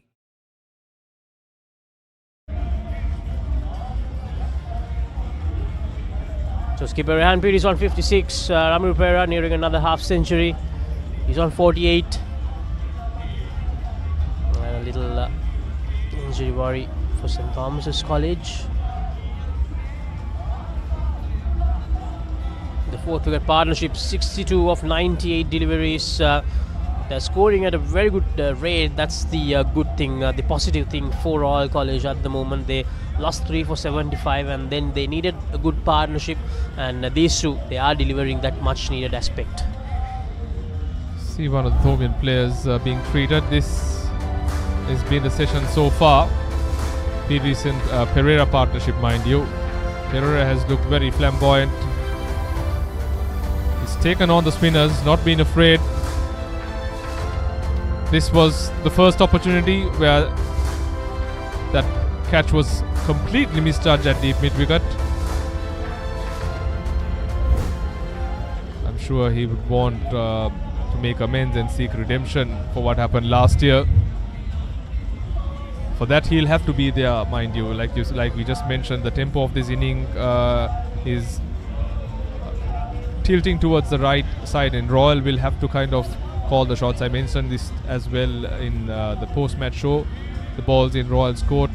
It is their shield to win, and with 19 more overs to go, it'll be very important that they capitalize on this, because you can see the shoulders of the Thomians have slightly dropped, especially after seeing some pictures from today's play. Solomon's reaching yet another 50 at a Battle of the Blues encounter. He's looked extremely promising. Through the lens of our photographers at the Papare, 3 of them working tirelessly throughout the ground yesterday, today, and they'll be there tomorrow as well, to make sure that you see more amazing snaps like this.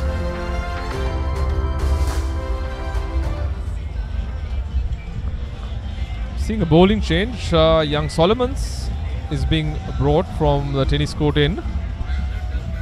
2 set batsmen, mind you, Pereira at 48, Pires on 56.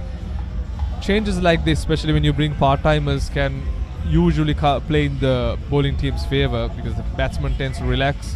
They tend to take the bowler easy, not probably give that same focus where the more or the regular bowler would get usually.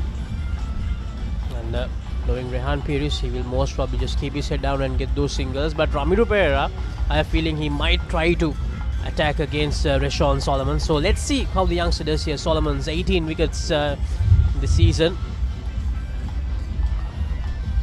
He's got, for a part-time, he's decent. He's got more wickets than Hettige, mind you.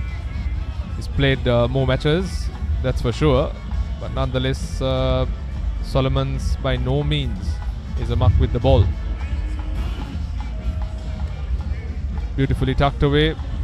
There is protection in that fine leg region, more, or we would say a fine-ish deep square leg. As I mentioned, this will be an interesting battle, Ramiru Pereira against Rashawn Solomons. So let's see whether Pereira will try to go after Solomon straight away, or will he just try to assess what kind of a bowler Rashawn Solomons is. He's on 48, so he might take some time to get to that 50, Ramiru Pereira. Straight back to the bowler.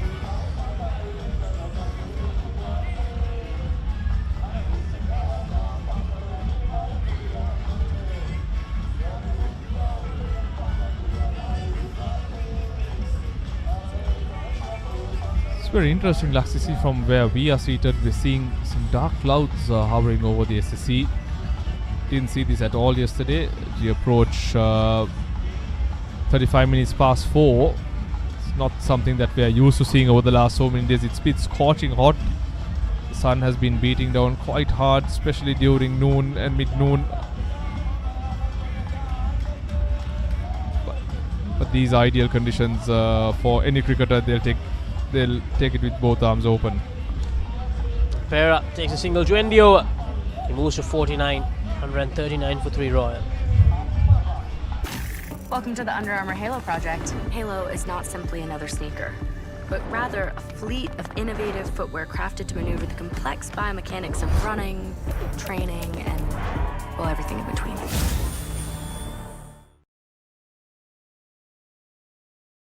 Kitchen ka abans karanne dal wife happy again Wife happy karanne kitchen ka abans karanne.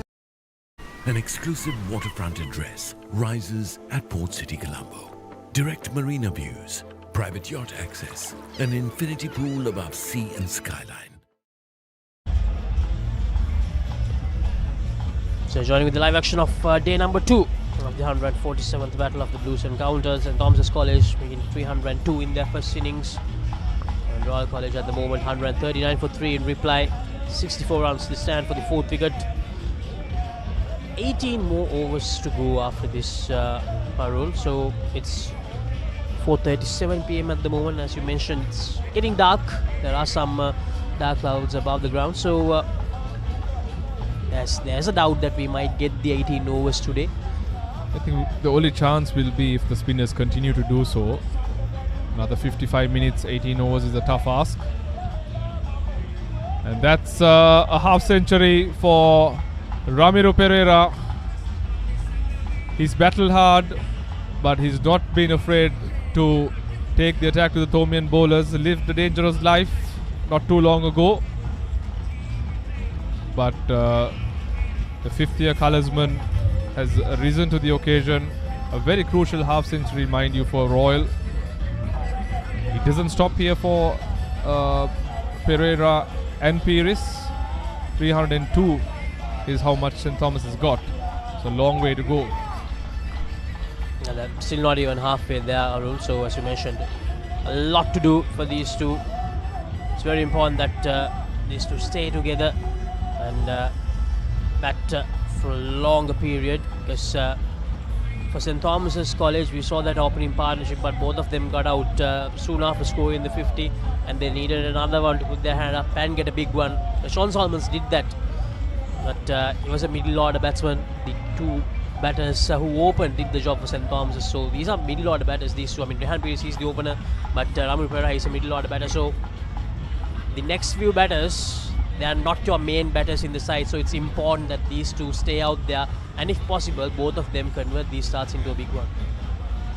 Absolutely, and the more important point is the next few batters haven't had the best of times, or not many runs under their belt. What we see here is where the wealth of experience and the wealth of runs comes from, if you take the season per se. To follow, we would have Yasin Udisanak and Dushan Udavilla, who have had pretty relatively ordinary seasons with the bat. This is Ramiro's package, going to that half century with some scintillating strokes. He's taken the attack, not been afraid, and he's fighting it out there with his captain. Fantastic sweeps, hitting them very hard. A deserved half century for Ramiro Pereira. That's 43 overs gone in the Royal inning, 143 for 3 Royal. Speed, dominance, power, limitless. Jet Tour T2 by Yola Motors. Call 0766 199 399.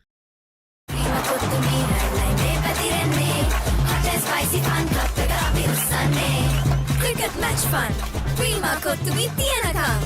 Prima kottumi fun tamai. Saratama enjoy karanga party ekata go. So Solomons, he will continue, and this fight gets interesting. Ramiro Pereira just made sure that he got those 2 singles, took his time a little bit to go from 48 to 50. But now, from here onwards, it will be interesting to see how he bats Saru. If Royal is smart, these two batsmen are smart. Looking at how the field has been widespread, it's still easy to get 4 to 5 runs per over. And we're looking at another 17 overs. 4 runs per over, easily another 60 to 70 runs is on the card for Royal, which would take them past the 200 mark.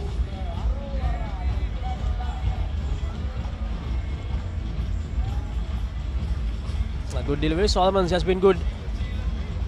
As you mentioned, he had some good numbers. He's not just a part-time bowler. So you can see the Keel's Crest jumbo peanuts in 3 flavors: chili, salted, and honey roasted. You can make sure that you enjoy all these 3 flavors from the Keel's Crest jumbo peanuts collection when you're watching the big matches. No added MSG, no added preservations. So make sure that you purchase Keel's Crest jumbo peanuts from all these 3 flavors. Yeah, an ideal snack to be having in conditions like this, especially with a drink in hand. I'm sure snack and watch some solid, entertaining cricket displayed between both schools here at the 147th Battle of the Blues. Royal College trailing behind St. Thomas's 302. This partnership has looked very promising, a confident partnership, one can say. Like I said, already they have mustered 3 singles of this over. That brings an end to over number 44, 145 for 3 Royal College. හැමදේම පටන් ගන්නේ gut එකෙන්. Nervous වෙලාවට අපිට push එකක් දෙන්නේ gut එක. හැම මොහොතකම ලයිෆ් එකේ ඉදිරියට යන්න හෙල්දි ගට් එකක් ඕනෙමයි. අත්‍යවශ්‍ය පෝෂක පදාර්ථ සහිත ඇන්කර් නිව්ඩේල් ෆ්ලේවර්ඩ් මිල්ක් ගට් එක රෙඩි කරන්න. ඉතින් එයා හොද්ද? ඉතුරු ටික කියන්න ස්පයිසි සේවරි මොන හරි ඕනේ. ස්පයිසි චැට් එකට ස්පයිසි සේවරි රස. Munchee savoury nuts.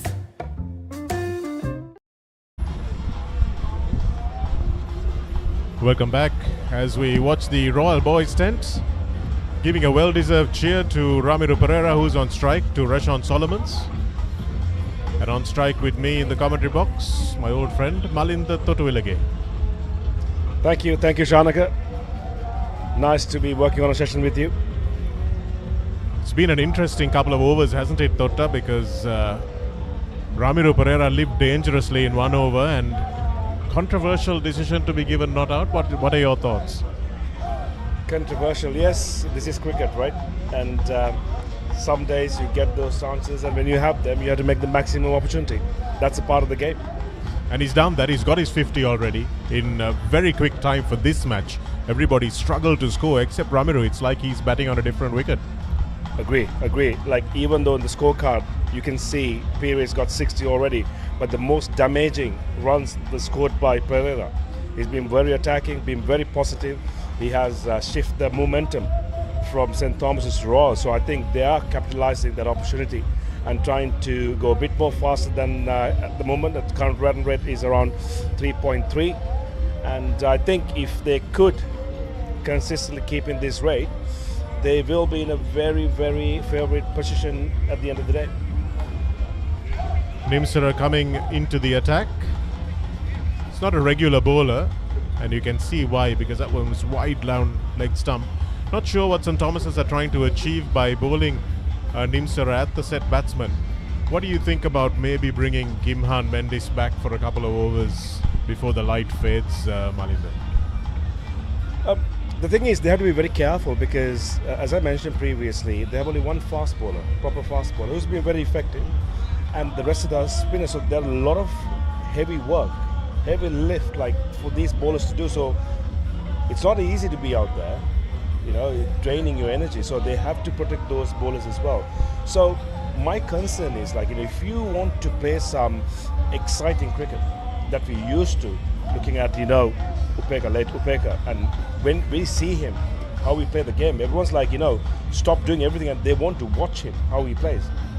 It was that exciting. So this big match, people are coming from all over the world to not only to have a good time, to watch the game.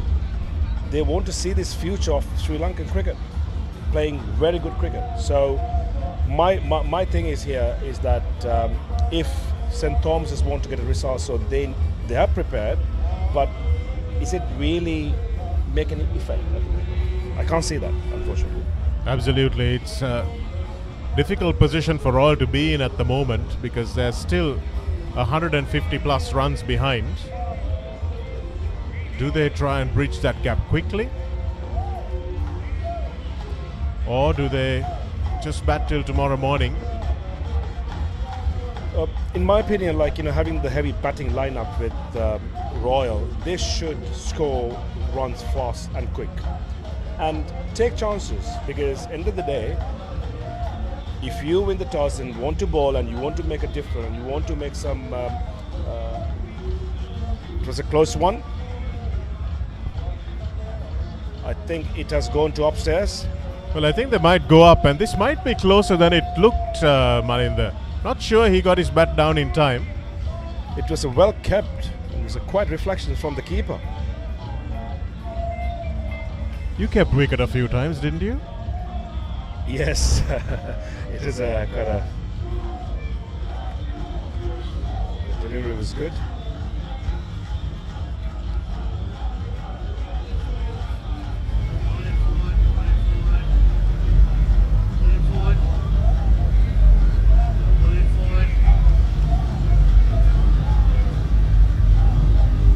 Just getting his bat down in time. Smart piece of work, but Stefan Peris had to go quite a bit to his leg side. Focus the line, please. Well, that green light comes much faster than the last time there was a referral to the third umpire, but good bit of glove work there, Maninder. Coming back to your question, yes, I did a couple of games for Bloomfield while I was playing there with Legends and during the first class season. It was interesting. That would have been with Sanat Jayasuriya at Bloomfields and Tilakaratna Dilshan. Correct. It was a great couple of years with the boys and learned a lot. Just looking around the commentary box, Tota, and thank goodness for Haritha, because otherwise we'll be the oldest people here. I'm sure he didn't hear that. And yes, it's good to be here. You know, it's a very enjoyable place to watch the game and enjoy the company.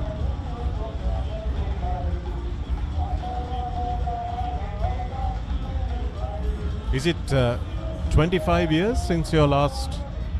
Yes, it is, since your last outing here at in the middle. 25 years, yes.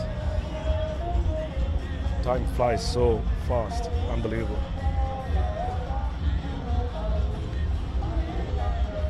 And during that time, you can see game has evolved as well. But I think, you know, we all talk about Sri Lankan cricket, international cricket. This is the foundation. What we are watching, these are the youngsters one day looking to represent the country. And I think this is a very important foundation for Sri Lankan cricket. And we have a very good school structure, very good talents. Let's identify them and enhance their skill set. That's the most important part. What did it strike you when you played your club cricket in England, Malinda? How was it different from what you'd experienced here? The one thing I can tell you, you have to be an independent thinker. You have to understand the game. You have to prepare to make mistakes. And some people may say making mistakes is a negative thing, but I see it's like a positive thing, because until you make a mistake, you don't know what you need to improve on. So Solomons to Ramiro Pereira, as Pereira guides that one down to mid-wicket and continues on his merry way. 54. He's got already caught up to Rehan Peris, who's batted pretty much all day. Yes, that's why I said, like, you know, his 54 is way more dangerous than Peris' 60.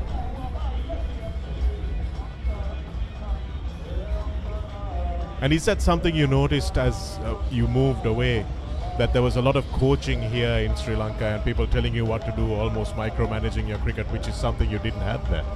Correct. The thing is, league cricket is a bit different, but I'm sure the structure is a bit different when it's come to county and the national level. But it's all about understanding the player and their skill set. And you understand certain player, their skill set, and as a good coach, who will be able to work with the person and develop their skill to the next level. And I think all these cricketers, they know how to play cricket. They have a very special set of skills. but as a good coach, like how are you going to take them to the next level? That's the most important part, in my opinion. Pires guiding this one down to mid-wicket once again. And it looks like after that over, after that catch that wasn't awarded and the wicket of Ramiru Pereira that St. Thomas's didn't get, looks like the Thomians have gone a little bit into their shell. Correct. Yeah, so they can't have any missed opportunities. And as you know, come back to that, it's 46 overs gone, Royal College 150 for loss of 3 wickets.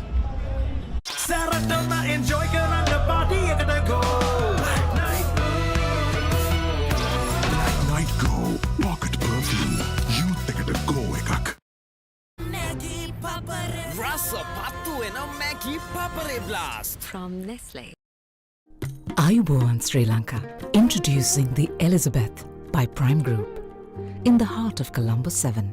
Call 0703 777 777.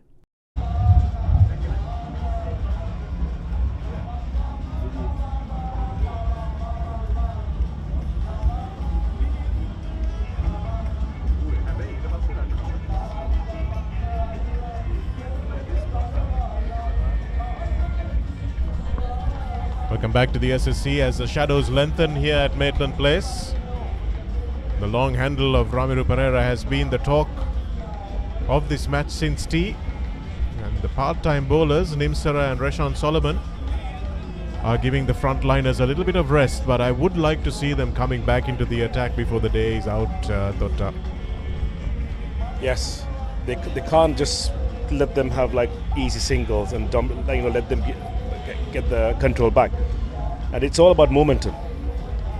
And right now the moment is with Royal, and it's all depends on how they want to go about from here.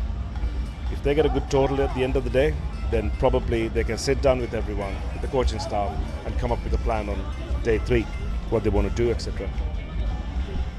If they do, if both these boys get to their hundreds, which looks very likely the way they are batting, what total would you think Royal will be satisfied with, Malinda? Do you think that they would want to get close to that 300 run mark, or will they declare maybe 40 runs behind? It depends on the approach. So basically, let's say they bat, at least you need to give St. Thomas's 60 plus overs to have any chance of getting a positive result. So if you think about if Royal bat until lunch tomorrow or just after lunch, I think they could go over 300. If these two, of course, this is a very important partnership. If these boys goes and make those big hundreds, I'm sure they will be in the driving seat and can make a decision to declare, like probably have like a 50-60 runs maybe. That can put a little bit under pressure of the St. Thomas's. And as you've seen from the first innings, Royal is in bowl well, so they can learn lesson from that inning and be a bit more aggressive and good line and consistently. You never know. Big wide, trying to tempt Pires out of his crease and maybe go for a stumping there was Nimsara. Or at least we'll think that that's what the plan was.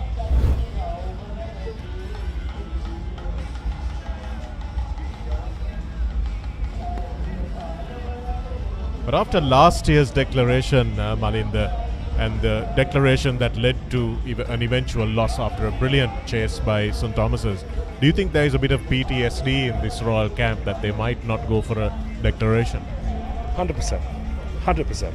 And again, if you go back to the last year, I think that was a chance. Yes, the big Rehan is gone.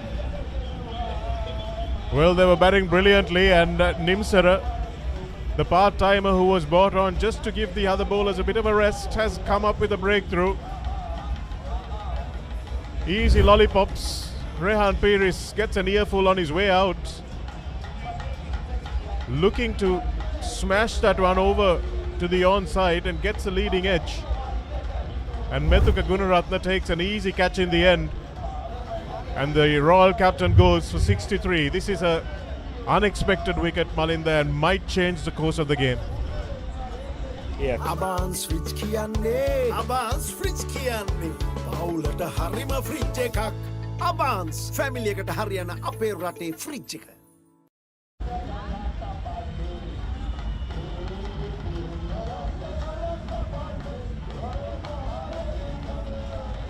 That was a very unfortunate for Rehan. And I think like having a part-time ball, it could do funny things, right? Because you get like a proper bowlers and your focus level is quite high. Then you get a loosener and you're like, you know, you miss everything. You miss your rhythm, you miss everything.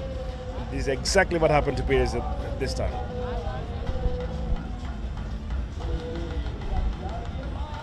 It'll be interesting to see what instructions the new batter has come out with. I'm sure Ramiru Pereira will get a bit of a conversation as well. Yasin Disanayake, the vice captain, comes in with 16 innings under his belt, 393 runs at an average of just over 25, 250s for the season so far. He'll have to play probably one of his better innings coming out today. I agree. I think it's an average season he's having, but let's hope. We have seen in previous games people who hasn't done, having average scores. They come to big match, they become a different player.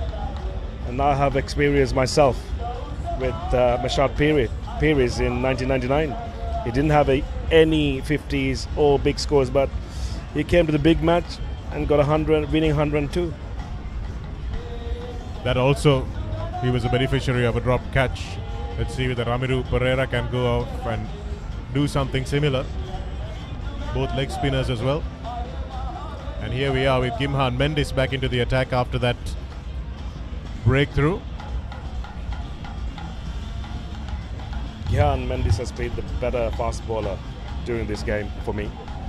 He knew exactly where to hit the ball and keep on hitting those same areas and asking a lot of questions from the batter. And this is a good time for him to come back and try and do something similar. Here's the dismissal.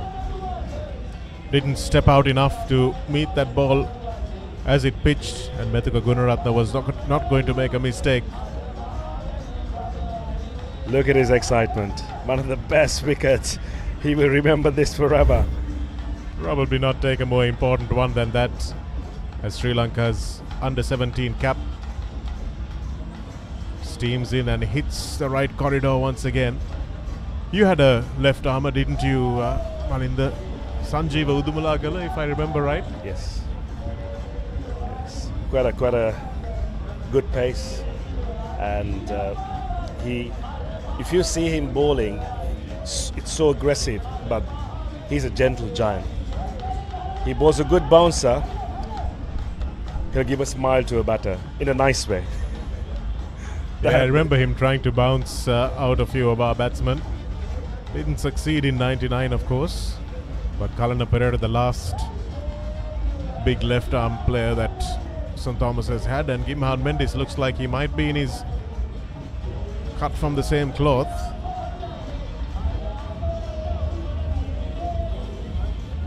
Quick single puts Disanayake on strike.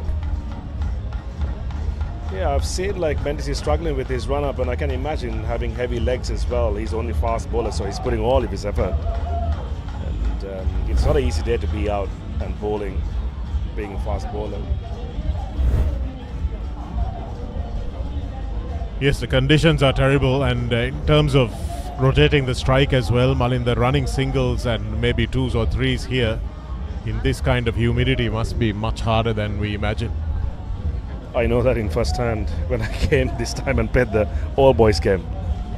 But it's changed, hasn't it? I mean, when you were out there, running a quick two was something you would normally do, but now you think twice about it. Absolutely. I don't know whether was it the same weather type like when we were playing. I don't know, to be honest. Don't remember much, but it's really hard. I can imagine these boys, a lot of stamina. I certainly do. I remember practicing at this time of day after school, and You'd think nothing of it, but now the heat really is oppressive.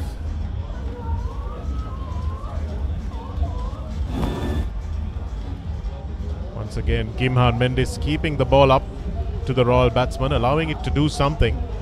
We've had a bit of experience with these Dukes balls. We'll talk about that a little bit as well. The reverse swing in the late part of this test ball is now almost 50 overs old. You think Mendes is good enough to maybe just get it to reverse a little bit now? I'm sure. I think if there's any bowler who could do that, I think he's the only candidate for me. And also, like, I'm not quite sure if they have been, both schools have been playing with the Dukes during the school season. I'm not sure. What I've heard was like they were playing Kookaburra ball. And for the viewers, there's a bit of a different, not bit, like quite a lot of different compared to two balls. And unfortunately, I don't have any cricket balls in front of me. Otherwise, I could have showed you. But so my thing is, like, if you haven't practiced with a ball that you're going to play for the big match, ultimate game, how are you going to make things happen? Because you're practicing with a different ball, right? So what I believe is, like, you have to be, you have to practice the things that you want to do and implement in the game. So that is quite important. It's like giving an F1 driver a different car for the race. 100%. So the lead is less than 150 now. Royal would have been thinking about the follow-on target, of course. Nicely shapes away from the Royal batsman there, and Ramiru Pereira gives it the respect it deserves. Interesting that he's able to move the ball both ways off the seam. He's been very consistent. Even if you see, I think we don't have that information with us, but if you check, if you've seen, like, how Mendes is bowling from the new ball, he always make the batsman play most of the ball. So that's why he's getting good results. And he got a bit of a late swing as well. That's quite effective ball. Again, good line to Ramiru Pereira, who, despite being the aggressor, despite being well in control of proceedings, lets it go.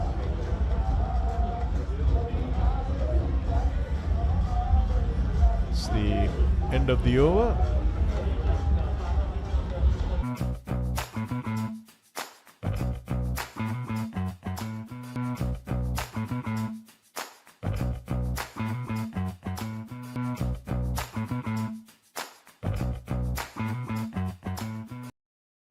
Ayubowan Sri Lanka, introducing the Elizabeth by Prime Group. In the heart of Colombo 7. Call 0703 777 777. Welcome to the Under Armour Halo project. Halo is not simply another sneaker, but rather a fleet of innovative footwear crafted to maneuver the complex biomechanics of running, training, and, well, everything in between.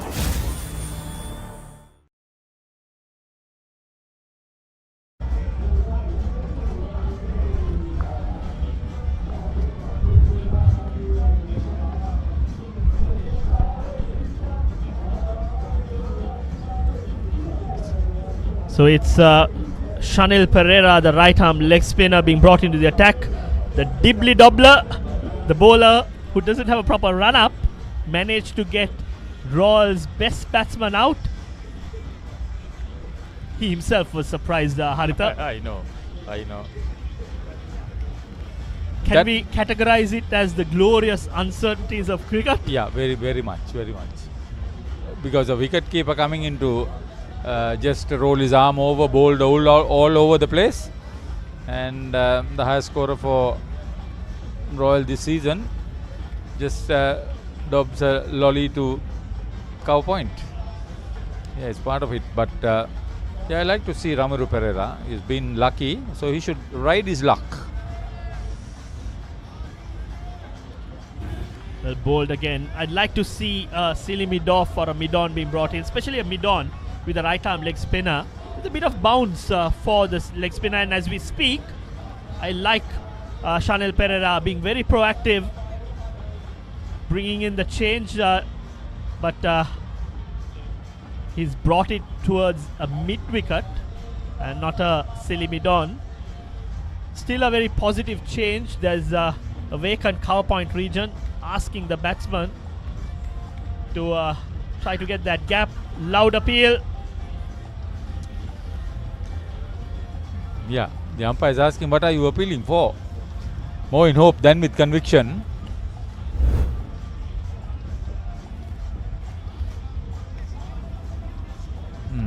Well, he has all the rights to appeal. Yeah.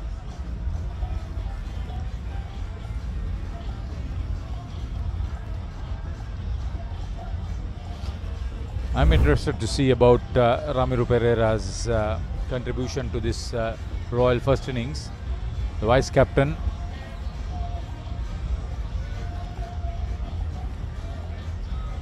Driven, I think this is where St. Thomas's are missing a trick. They need to bring that long on to mid-on. It's still a new batsman out there. Yeah, make him play as much as possible. And he's a nervous starter, Disanayaka. Yeah. You've got to apply the pressure, and I think especially when someone walks in new, there is always that element of pressure at a Royal Tomian.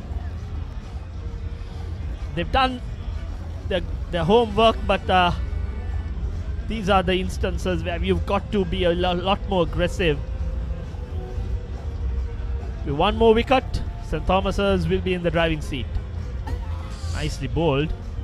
Yeah, 78-run partnership with Rehan Peris. Ramiru Pereira now holds the key. Former captain, former centurion in the big match. Yeah, good time for Yasindu Disanayaka, the vice captain, who has not been very much amongst the runs, to compile his third half century of the season for his school. Well bowled again. Thickish outside edge. Batsman caught in two minds. Good effort out in the deep. The cover point fielder ran across. That has to be Hettige. Kept it for a 3. So Pereira moves to 60, brings Disanayaka on strike. They need to attack a lot more against Disanayaka. One more wicket is what St. Thomas's need. Very well bowled there, we see. Good to see this young spinner. He's using the crease. Yeah, exactly. That's exactly the variations, not only one-dimensional. Nicely bowled again.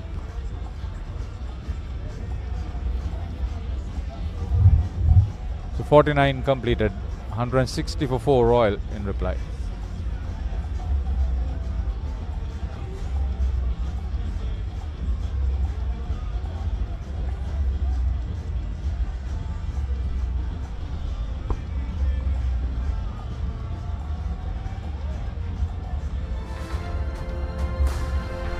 This is what happened during the tea break, the 175th year celebration of St. Thomas's College, Mount Lavinia. The warden of St. Thomas's College, the principal of Royal College, the chaplain, the chair of 175 celebration, the secretary of 175 celebration, the sub-warden, co-chair for this big match, all participating. Big moment for college.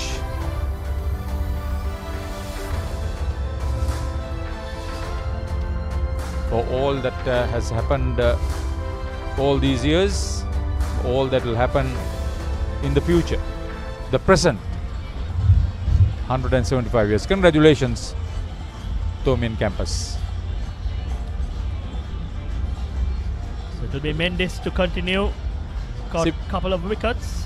With the light fading, the dark clouds gathering, I got the feeling that we may not have play right up to 5:30, 20 minutes away from that extra half hour to finish. We are on extra time. We've got 11 overs remaining. There's 95 overs bowled on day 2.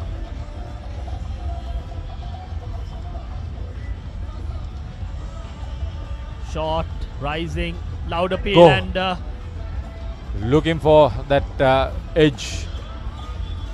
First ball above the shoulder. a good bouncer by Gimhan. Dropped it very short. I thought Pereira would have pulled out of his shot, but he continued with it.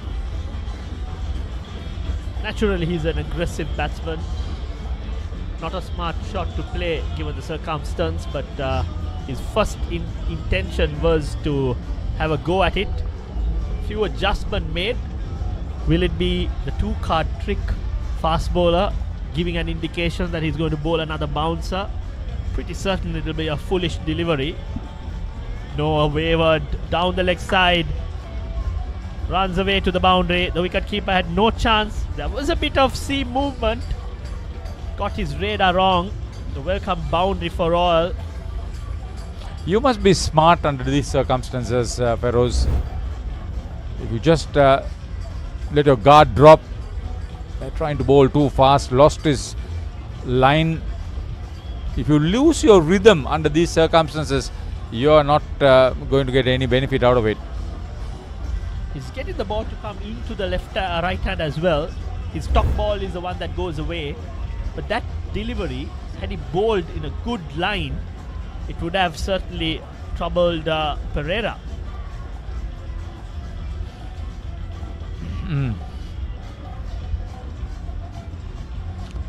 Wonderful shot. Picked off the pads. Beautifully played by Ramiro. Mendes tried to go for the glory delivery. The left armer's perfect in-swinger, but Ramiro was equal to the task. Lovely flick of the wrist. Beautifully played. Tried the magic delivery a little too full. Gave enough time for Ramiro to pick the gap. Wonderful shot. He moves to 64. Royal 168 for 4. Yeah, he is seeing the ball well. He was well balanced. He got right underneath, picking the ball up. Great shot. A lot of running around the field being changed. So they will now try to bowl on one side to Ramiro Pereira on the offside. He's coming round the wicket. The field change indicates that he'll probably slant it across the right-hander. He's opted to come over, but still you can see the line of attack is going to be outside off stump. There's nobody from mid-on to fine leg on the onside. Will he be way outside off stump? Batsman makes that shuffle across. Reading the game well, Ramiro. He knew that looking at the field placement that it'll be a delivery outside off stump. Shuffled across, hit it with a full face. So we've only got a mid-on out to the leg side. No, you got a fine leg. That's what I said. Nobody between mid-on and fine leg. And as we speak, no mid-wicket, no square leg. Now you got a mid-wicket. Now you got a mid-wicket. So 6 and 3. No slip.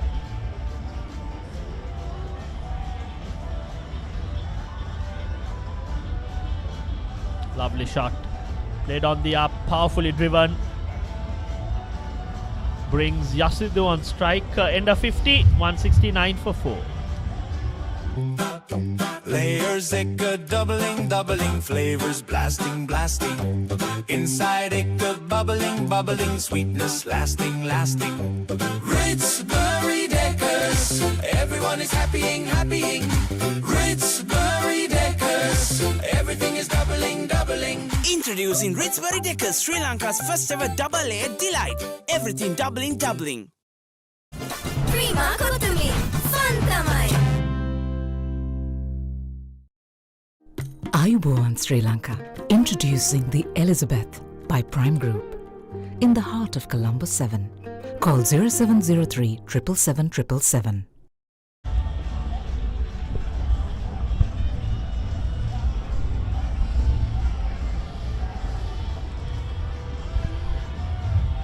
10 more overs to be bowled today. 50 minutes of play remaining, provided the light holds on.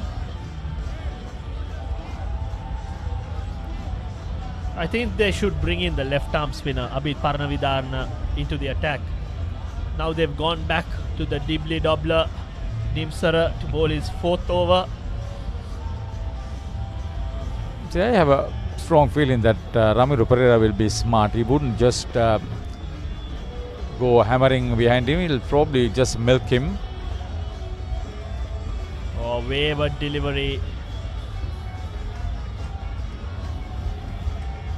He's bowling right arm all over. Sometimes that's the surprise you need. The bowler doesn't know whether he's going to he's going to land. Now let's see. New batter, vice captain, all right. New batter. What would be their feel? Anybody moving into slip position? I think Amaravira is getting there.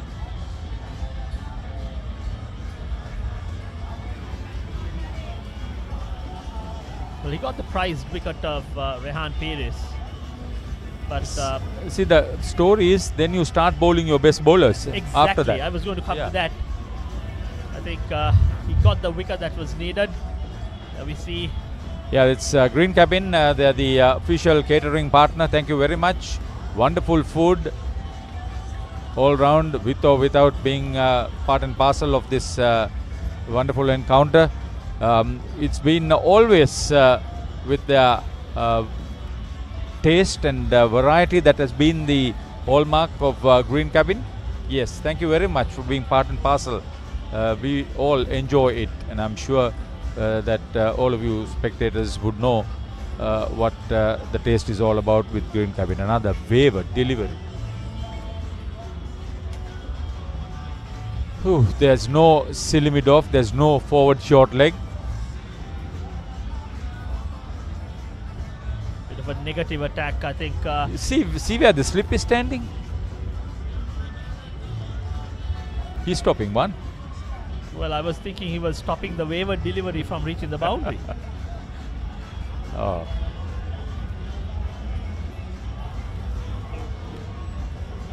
From a batting perspective, I think Disanayaka seems to be a bit stiff out there.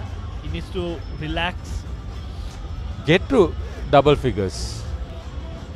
Be comfortable when you come out. Oh, those are deliveries where you can score. It was a little outside the leg stump. Just a fine leg fielder. Get hold of that. Those are freebies. St. Thomas's don't look like trying to pick up a wicket. They're waiting for the batsman to make a mistake. Just get the singles. Slightly better delivery. Looking at the over that he has bowled. 51. 170 for 4. When tea meets sparkle, refreshment gets a whole new twist. Introducing sparkling iced teas, lightly carbonated, crafted from carefully brewed tea, and infused with natural flavors for a clean, crisp taste in every sip.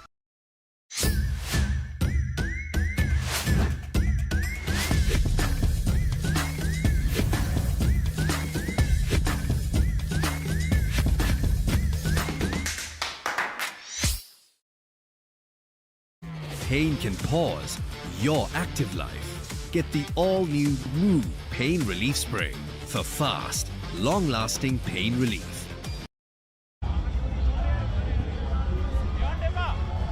Wonderful music all around the ground. Retro music. Near full house watching the cricket on this final session of the second day, the 147th Battle of the Blues in Colombo, 2026. Mendes will continue from the tennis court end, way outside off stump, called a wide. I don't know why they've opted for this negative tactic, because one more wicket, St. Thomas's will bring in the freshers. They've got Udavela, Himaru, Surya Arachi, Kodituaku and Gamage, not known for their batting. Suryarachi and Udavela can bat, but the Royal Tomian is a different game altogether. Aaron De Silva is on the field. He is a substitute. Hit the gap. It's heading towards the boundary. It gathers speed. No stopping that. 4 more to Ramiro Pereira. That was pure timing. You'll have to see the replay. Just a gentle push. Wonderfully timed. Pierce that gap. There you see. Just a push. See, he's seen the ball well. You got to take a chance bowling to Ramiro Pereira with this sort of attitude and plan. He's a smart, experienced batter. Well, if you're bowling in that sort of line and length, you can afford to have a wideish gully. And as we speak, I think the light is probably discussed by the two umpires. And yes, with the fast bowler bowling, the light deteriorating. They call for the light meter. Umpire Sanjeeva Fernando, the fourth umpire, is bringing the light meter. The Royal batters are walking out towards the pavilion. I think they have given the message that the light is too bad.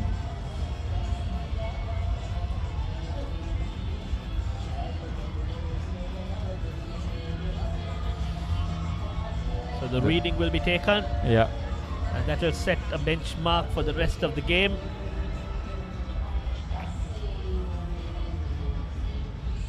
Well, I remember we had an offline chat and I said the way things are panning out, Royal will probably end the day at 175 mark. And there we are. End of 51.1, 175 for 4. Minimum of 8 overs lost for the day. And had the 8 overs been bowled, I'm sure we could have got into the 200 run mark. But what matters is at the moment, light has been offered or light has been taken. I think when we played, you offer the light to the batsman. Now things have changed. The umpires have the call and they'll take the reading. Players are slowly heading towards the pavilion. Good position for Ramiro Pereira to be 70 not out of 98 balls. With Yasindu Disanayaka just in. Yeah, there won't be any more play. Yeah, the light is deteriorating. Rain clouds are gathering. We had some rain last night. Fortunately, no problem as far as the start of play was concerned. I suppose that will be the same cause. Royal would have thought that they would have gone in without losing the wicket of their skipper, but that's how the game goes. St. Thomas's, well, plenty of cricket yet to be played for Royal to get in front. So at stumps today, it's 175 for 4 and 51.1 overs for Royal in their reply against St. Thomas's.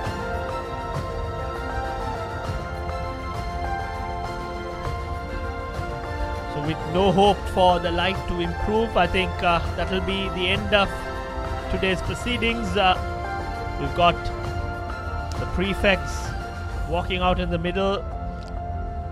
There's only 5 minutes of playing time, extra time that is available, so it won't improve within that 5 minutes. So we have come to the end of play. That's day 2 stumps, as very correctly mentioned there.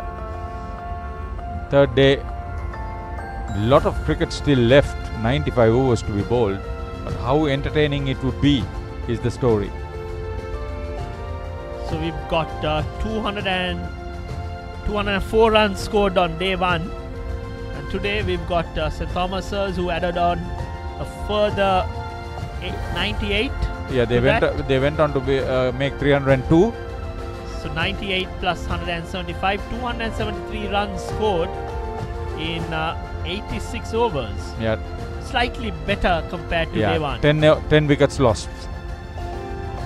That's the last session of play. 29.1 overs, 119 runs, 2 wickets lost. Good run rate, almost 4, 3.95. So there was some entertaining cricket in that last session on day 2. could have been a lot better. I think had Hirun and Vimat Dinsara, if they had That got going, early wicket of Hirun really put Royal back. That's right. So batting card, Leonarachi didn't trouble the scorers. Pires, the skipper, scored 63 before he lost his wicket to a part-timer Nimsara. Gangewatta struggled a bit against the off-spinner and lost his patience, ran down the wicket, was stumped for 18. Dinsara, much was expected from him, didn't trouble the scorers much, only managed 11. And Ramiru, last year's skipper, came out with purpose. He's on 70 not out, and the vice captain of the side, Disanayaka, is on 2. 11 extras. There were two good partnerships, 40 odd between Rehan and Udanta, and then Rehan and Ramiru putting on 70 plus for that fourth wicket, which gave Royal some respectability. Bowling, Mendes, the left-arm fast bowler, the solitary fast bowler, bowled 10 overs for 44, captured 2 key wickets. Parnavidarana bowled well, 17 overs for 34, captured a wicket. And then you've got the part-timers, Gunaratne and Nimsara. Nimsara was a surprise package. He got the big wicket of the skipper, Rehan. And Hettige bowled better than what his bowling figures show. Pereira. Shanil Pereira was good. Was very impressive. Yeah, he was unlucky too. And Rashawn Solomons, I thought that 7th bowler, he came in very late. I was surprised that he didn't bowl in place of Hettige or maybe Nimsara for that matter. But that's how the there have been some good partnerships one after the other, but nothing really to establish Royal in a commanding position. Royal came into bat immediately after lunch. They were 60 for 2 at tea, and there was some good cricket played, entertaining cricket with Rehan Paris looking confident over there. That was a big wicket, the big moment. Plum in front, Iman Mendes getting the ball to come in. Vimat Dinsara was the batter dismissed, and then this fourth wicket partnership. Right for that magic delivery, get his line right. That was a 50 by Rehan. Gently tapping it towards mid-on. Well played. Played with a lot of responsibility. Made sure that his team got out of a difficult situation. But Pereira, he chanced his arm, given every opportunity. He was critical against the off-spinner. That was the milestone where Rehan scored 1,000 runs for the season. Went past that with that shot. And that was a very strange over straight after tea. Should have been out. Some sloppiness in the field. He took some advantage out of that. That was a 50 for Ramiru. Yet another 50. Royal were looking good at this stage. And then the key moment. That surprised the bowler himself. Well, some wonderful shots in the end by Ramiru. That was the last hit. Lovely timing. Found the gap. And the light was called. And he's still describing the catch that was not given. This is what happened in the match so far over the 2 days. St. Thomas is putting to bat 302 all out. Rashawn Solomon 66. Jed Amaravira 52, Avinash Fernando the skipper 50, the Amaravira Fernando opening stand of 110 was the key, and Gagana Gamage 4 for 49, bowled extremely well. Sahindu Suryarachi 3 for 64 supported him, and Hirun De Silva 2 for 44 amongst the wickets. 2 catches for the wicketkeeper Udanta and Royal in reply, 175 for 4. Ramiru Pereira still batting on 70, Rehan Paris out for 63. Gangewatta made 18. Gimman Mendes has 2 wickets to show. So St. Thomas's won that first session. There will be plenty of sessions in which Royal have come out on top. 2 sessions shared, so 6 completed. 1 for St. Thomas's, 3 for Royal, 2 shared. But as far as Royal is concerned, they came here for a victory and it's heading towards a draw. So although the wagon wheel shows that Royal have dominated 3 sessions, I'm sure St. Thomas's will be the happy of the two because they came with an objective to draw the game and everything's heading towards that. Okay, that's it from us, and over to you, Laksisi. Welcome back everyone to the live show. The second day of the 147th Battle of the Blues encounter just came to an end. Royal College in their first innings on 175, still trailing by 127 runs. And Thomas's, who started the day on 203, went on to make 302 runs before getting bowled out. So a lot to talk about. We had some more runs than we had yesterday. And to talk about everything, once again joining with me is former Royal College captain Harun Marjud. Welcome back, Harun. I like to see. So Harun, over 270 runs today. A lot more intent shown from the batters. Rashawn Solomon especially to start the day, and then Rehan Peris and Rami Rupera both scoring half centuries as well. So what are your overall thoughts on day 2 compared to day 1? I thought St. Thomas's showed a lot more intent compared to yesterday. Like you rightly said, Solomon's really brought that innings some life with the way he played the drives, some of those cheeky ramps. You know, he really sort of was brimming in confidence. And I thought after his wicket, it was just exposing the tail, and I think Royal did well to kind of close the innings. They would have loved to have had St. Thomas's less than 300, but that they crossed the 300 mark, which was marginally a mental factor as well for the Royalists coming into their essay. So we didn't even have the full quota of overs that we were supposed to have today. We should have had 95 overs, but we had only around 87 overs today. So at the moment, 175 for Royal College. They won the toss, Harun. They decided to bowl first. They wanted to get some early wickets. That didn't happen yesterday. We talked about that yesterday as well. So now, with trailing by 127 runs, what sort of a mindset do you think Royal College is in at the moment with Rami Rupera at the crease, unbeaten on 70? So I think losing Rehan Peris at the dying stage is a huge blow for Royal, because had he stayed on coming to tomorrow, then acceleration phase could have actually happened if Rehan was in. So now it's kind of a rebuilding phase once again. Ramiru, yes, he's in the crease, he's experienced, but come tomorrow is a new day. And you have Yasin Risanak, who's not had a lot of runs under his belt. Ideally, you're seeing about 35 overs being bowled in the first session. Royal, if they can go at 4 to 5 runs per over, would muster about 150 runs, where they would go passing St. Thomas's score. So that should be the game plan, where they can get a slender lead and then probably have a crack at the Thomians from the post-run session onwards. That is, if provided that they keep the wickets in hand and score the runs, because mind you, St. Thomas's is bowling pretty tight as well as we speak. Exactly. So I think we talked about Rehan Peris, so I believe it's really important that we take a look at some of those shots once again, because Rehan Peris is a class act. We have seen that during earlier editions of the Battle of the Blues as well. Yes, Rehan Peris for you, some of those sweeps. He's sort of a tall lad, Harun. He can use those long levers as well to play some of those strokes. Absolutely, he has a very good range, and like you said, long levers and very technically correct batsman. And what was also interesting is he was not scared to use the sweep shot, especially when the ball was new as well. So he understood his strengths, he knew what he could do, and I think very unfortunate for him to kind of throw his wicket away in those dying stages, because there again, had he got out to a Mendes or a Pereira, he would have been, relatively happier than, having got out to Dimsar, who is just an up and down bowler.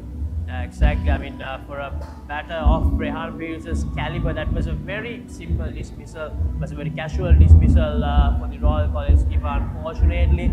But Rehan Peris needed a partner to make sure that Royal College didn't have a slump today, Harun, and they were 75 for 3. So Rami Rupera, another experienced campaigner, he made sure he walked out there and he batted with purpose. That was a close call. A lot of debate will be there on that, but we can't take anything away from this fantastic knock from him. Exactly. I think you hit the nail on the head in terms of mentioning his intent. That's the key word. From the get-go, he's shown to kind of take the attack to the bowlers, and that's where I thought Royal lacked from Rehan or Vimat to kind of show some intent. Ramiru did that, and we saw the shoulders dropping of the Thomas, because the moment the boundaries started coming, he started mimicking the singles. run scoring all of a sudden looked a lot more easier when Ramiro was batting compared to when others were when they were in the middle. So, Ramiro, do you think he will continue in the same manner tomorrow? Will we see him going berserk at the bowlers? I think he should, because if Royal is to make a match of it, like I mentioned yesterday, they have a lot more work to do. At least another 150 runs if they bat a session, and then to kind of have a crack at the Thomaians again, they'll need a minimum of 45 overs, right, which is basically a session and a half, so that they can keep some room if there's anything to chase. It's difficult, obviously, in these conditions, which is more batting friendly, batting conducive. But you never know. Royal Thomaian is a very different game, and if Royal can get their act together tomorrow, I believe we'll be in for a very interesting game. As you mentioned, this is a big match encounter, the biggest of the big matches we can say, and pressure can do strange things, Arun, so you may never know what will happen tomorrow. So I believe right now we can take a look at the wickets to fall for Royal College. Leonarachi fell without dropping the scorers, just driving away from the body. It was a very full delivery, Arun. Absolutely, you would never expect the opener to play that shot, especially third ball of your innings, very wide. We should have left it. I thought Gangebata's wicket was in the loop because the way Abid Martana set him up, kept on tossing the ball, he just was very frustrated, couldn't get through, and then we saw Vimat being LBW and that final wicket, which was, I believe, very crucial for Royal, because had Rehan been there, the scoring rate would have kind of accelerated far more faster compared to now Yasindu being in the middle.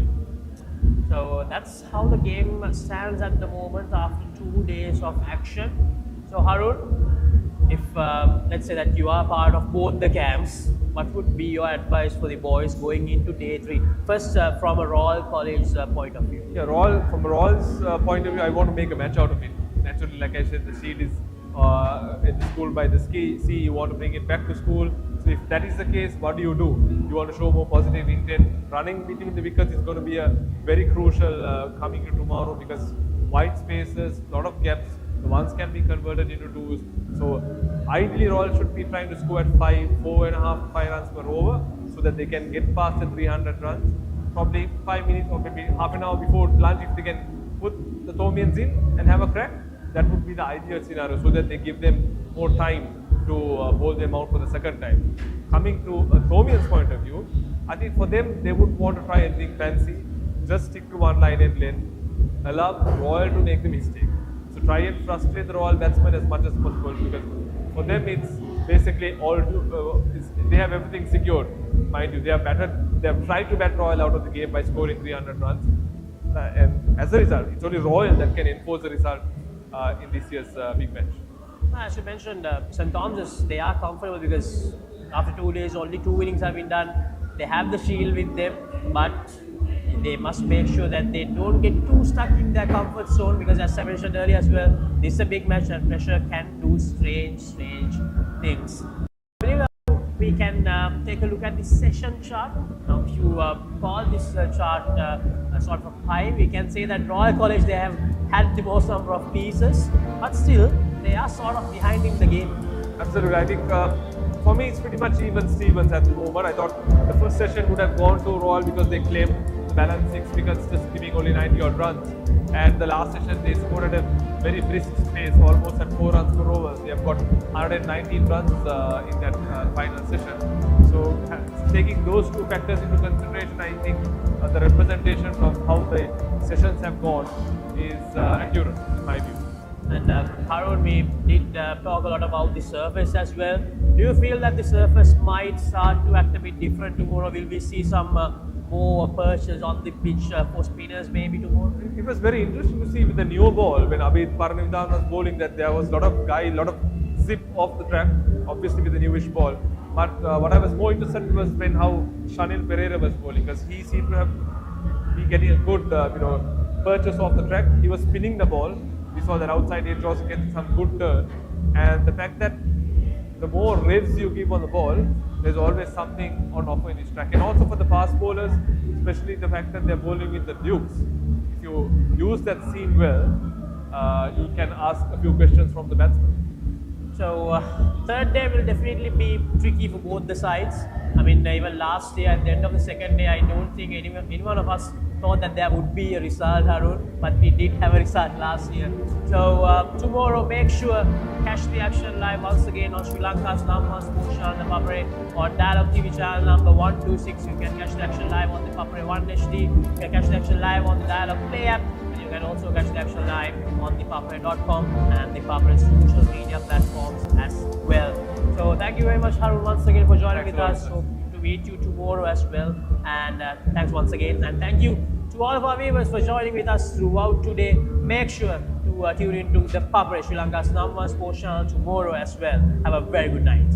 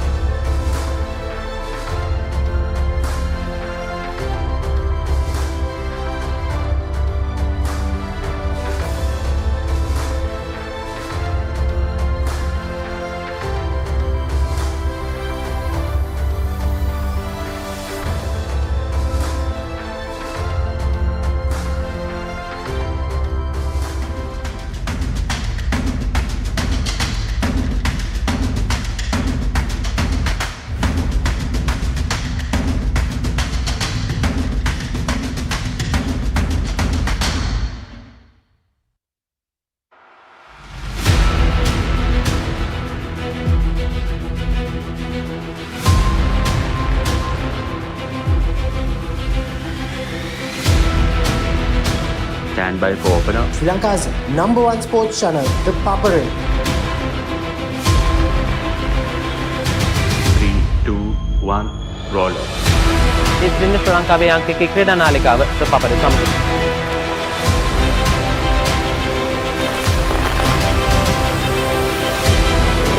Welcome back to the Papare. Welcome to the live broadcast on the Papare.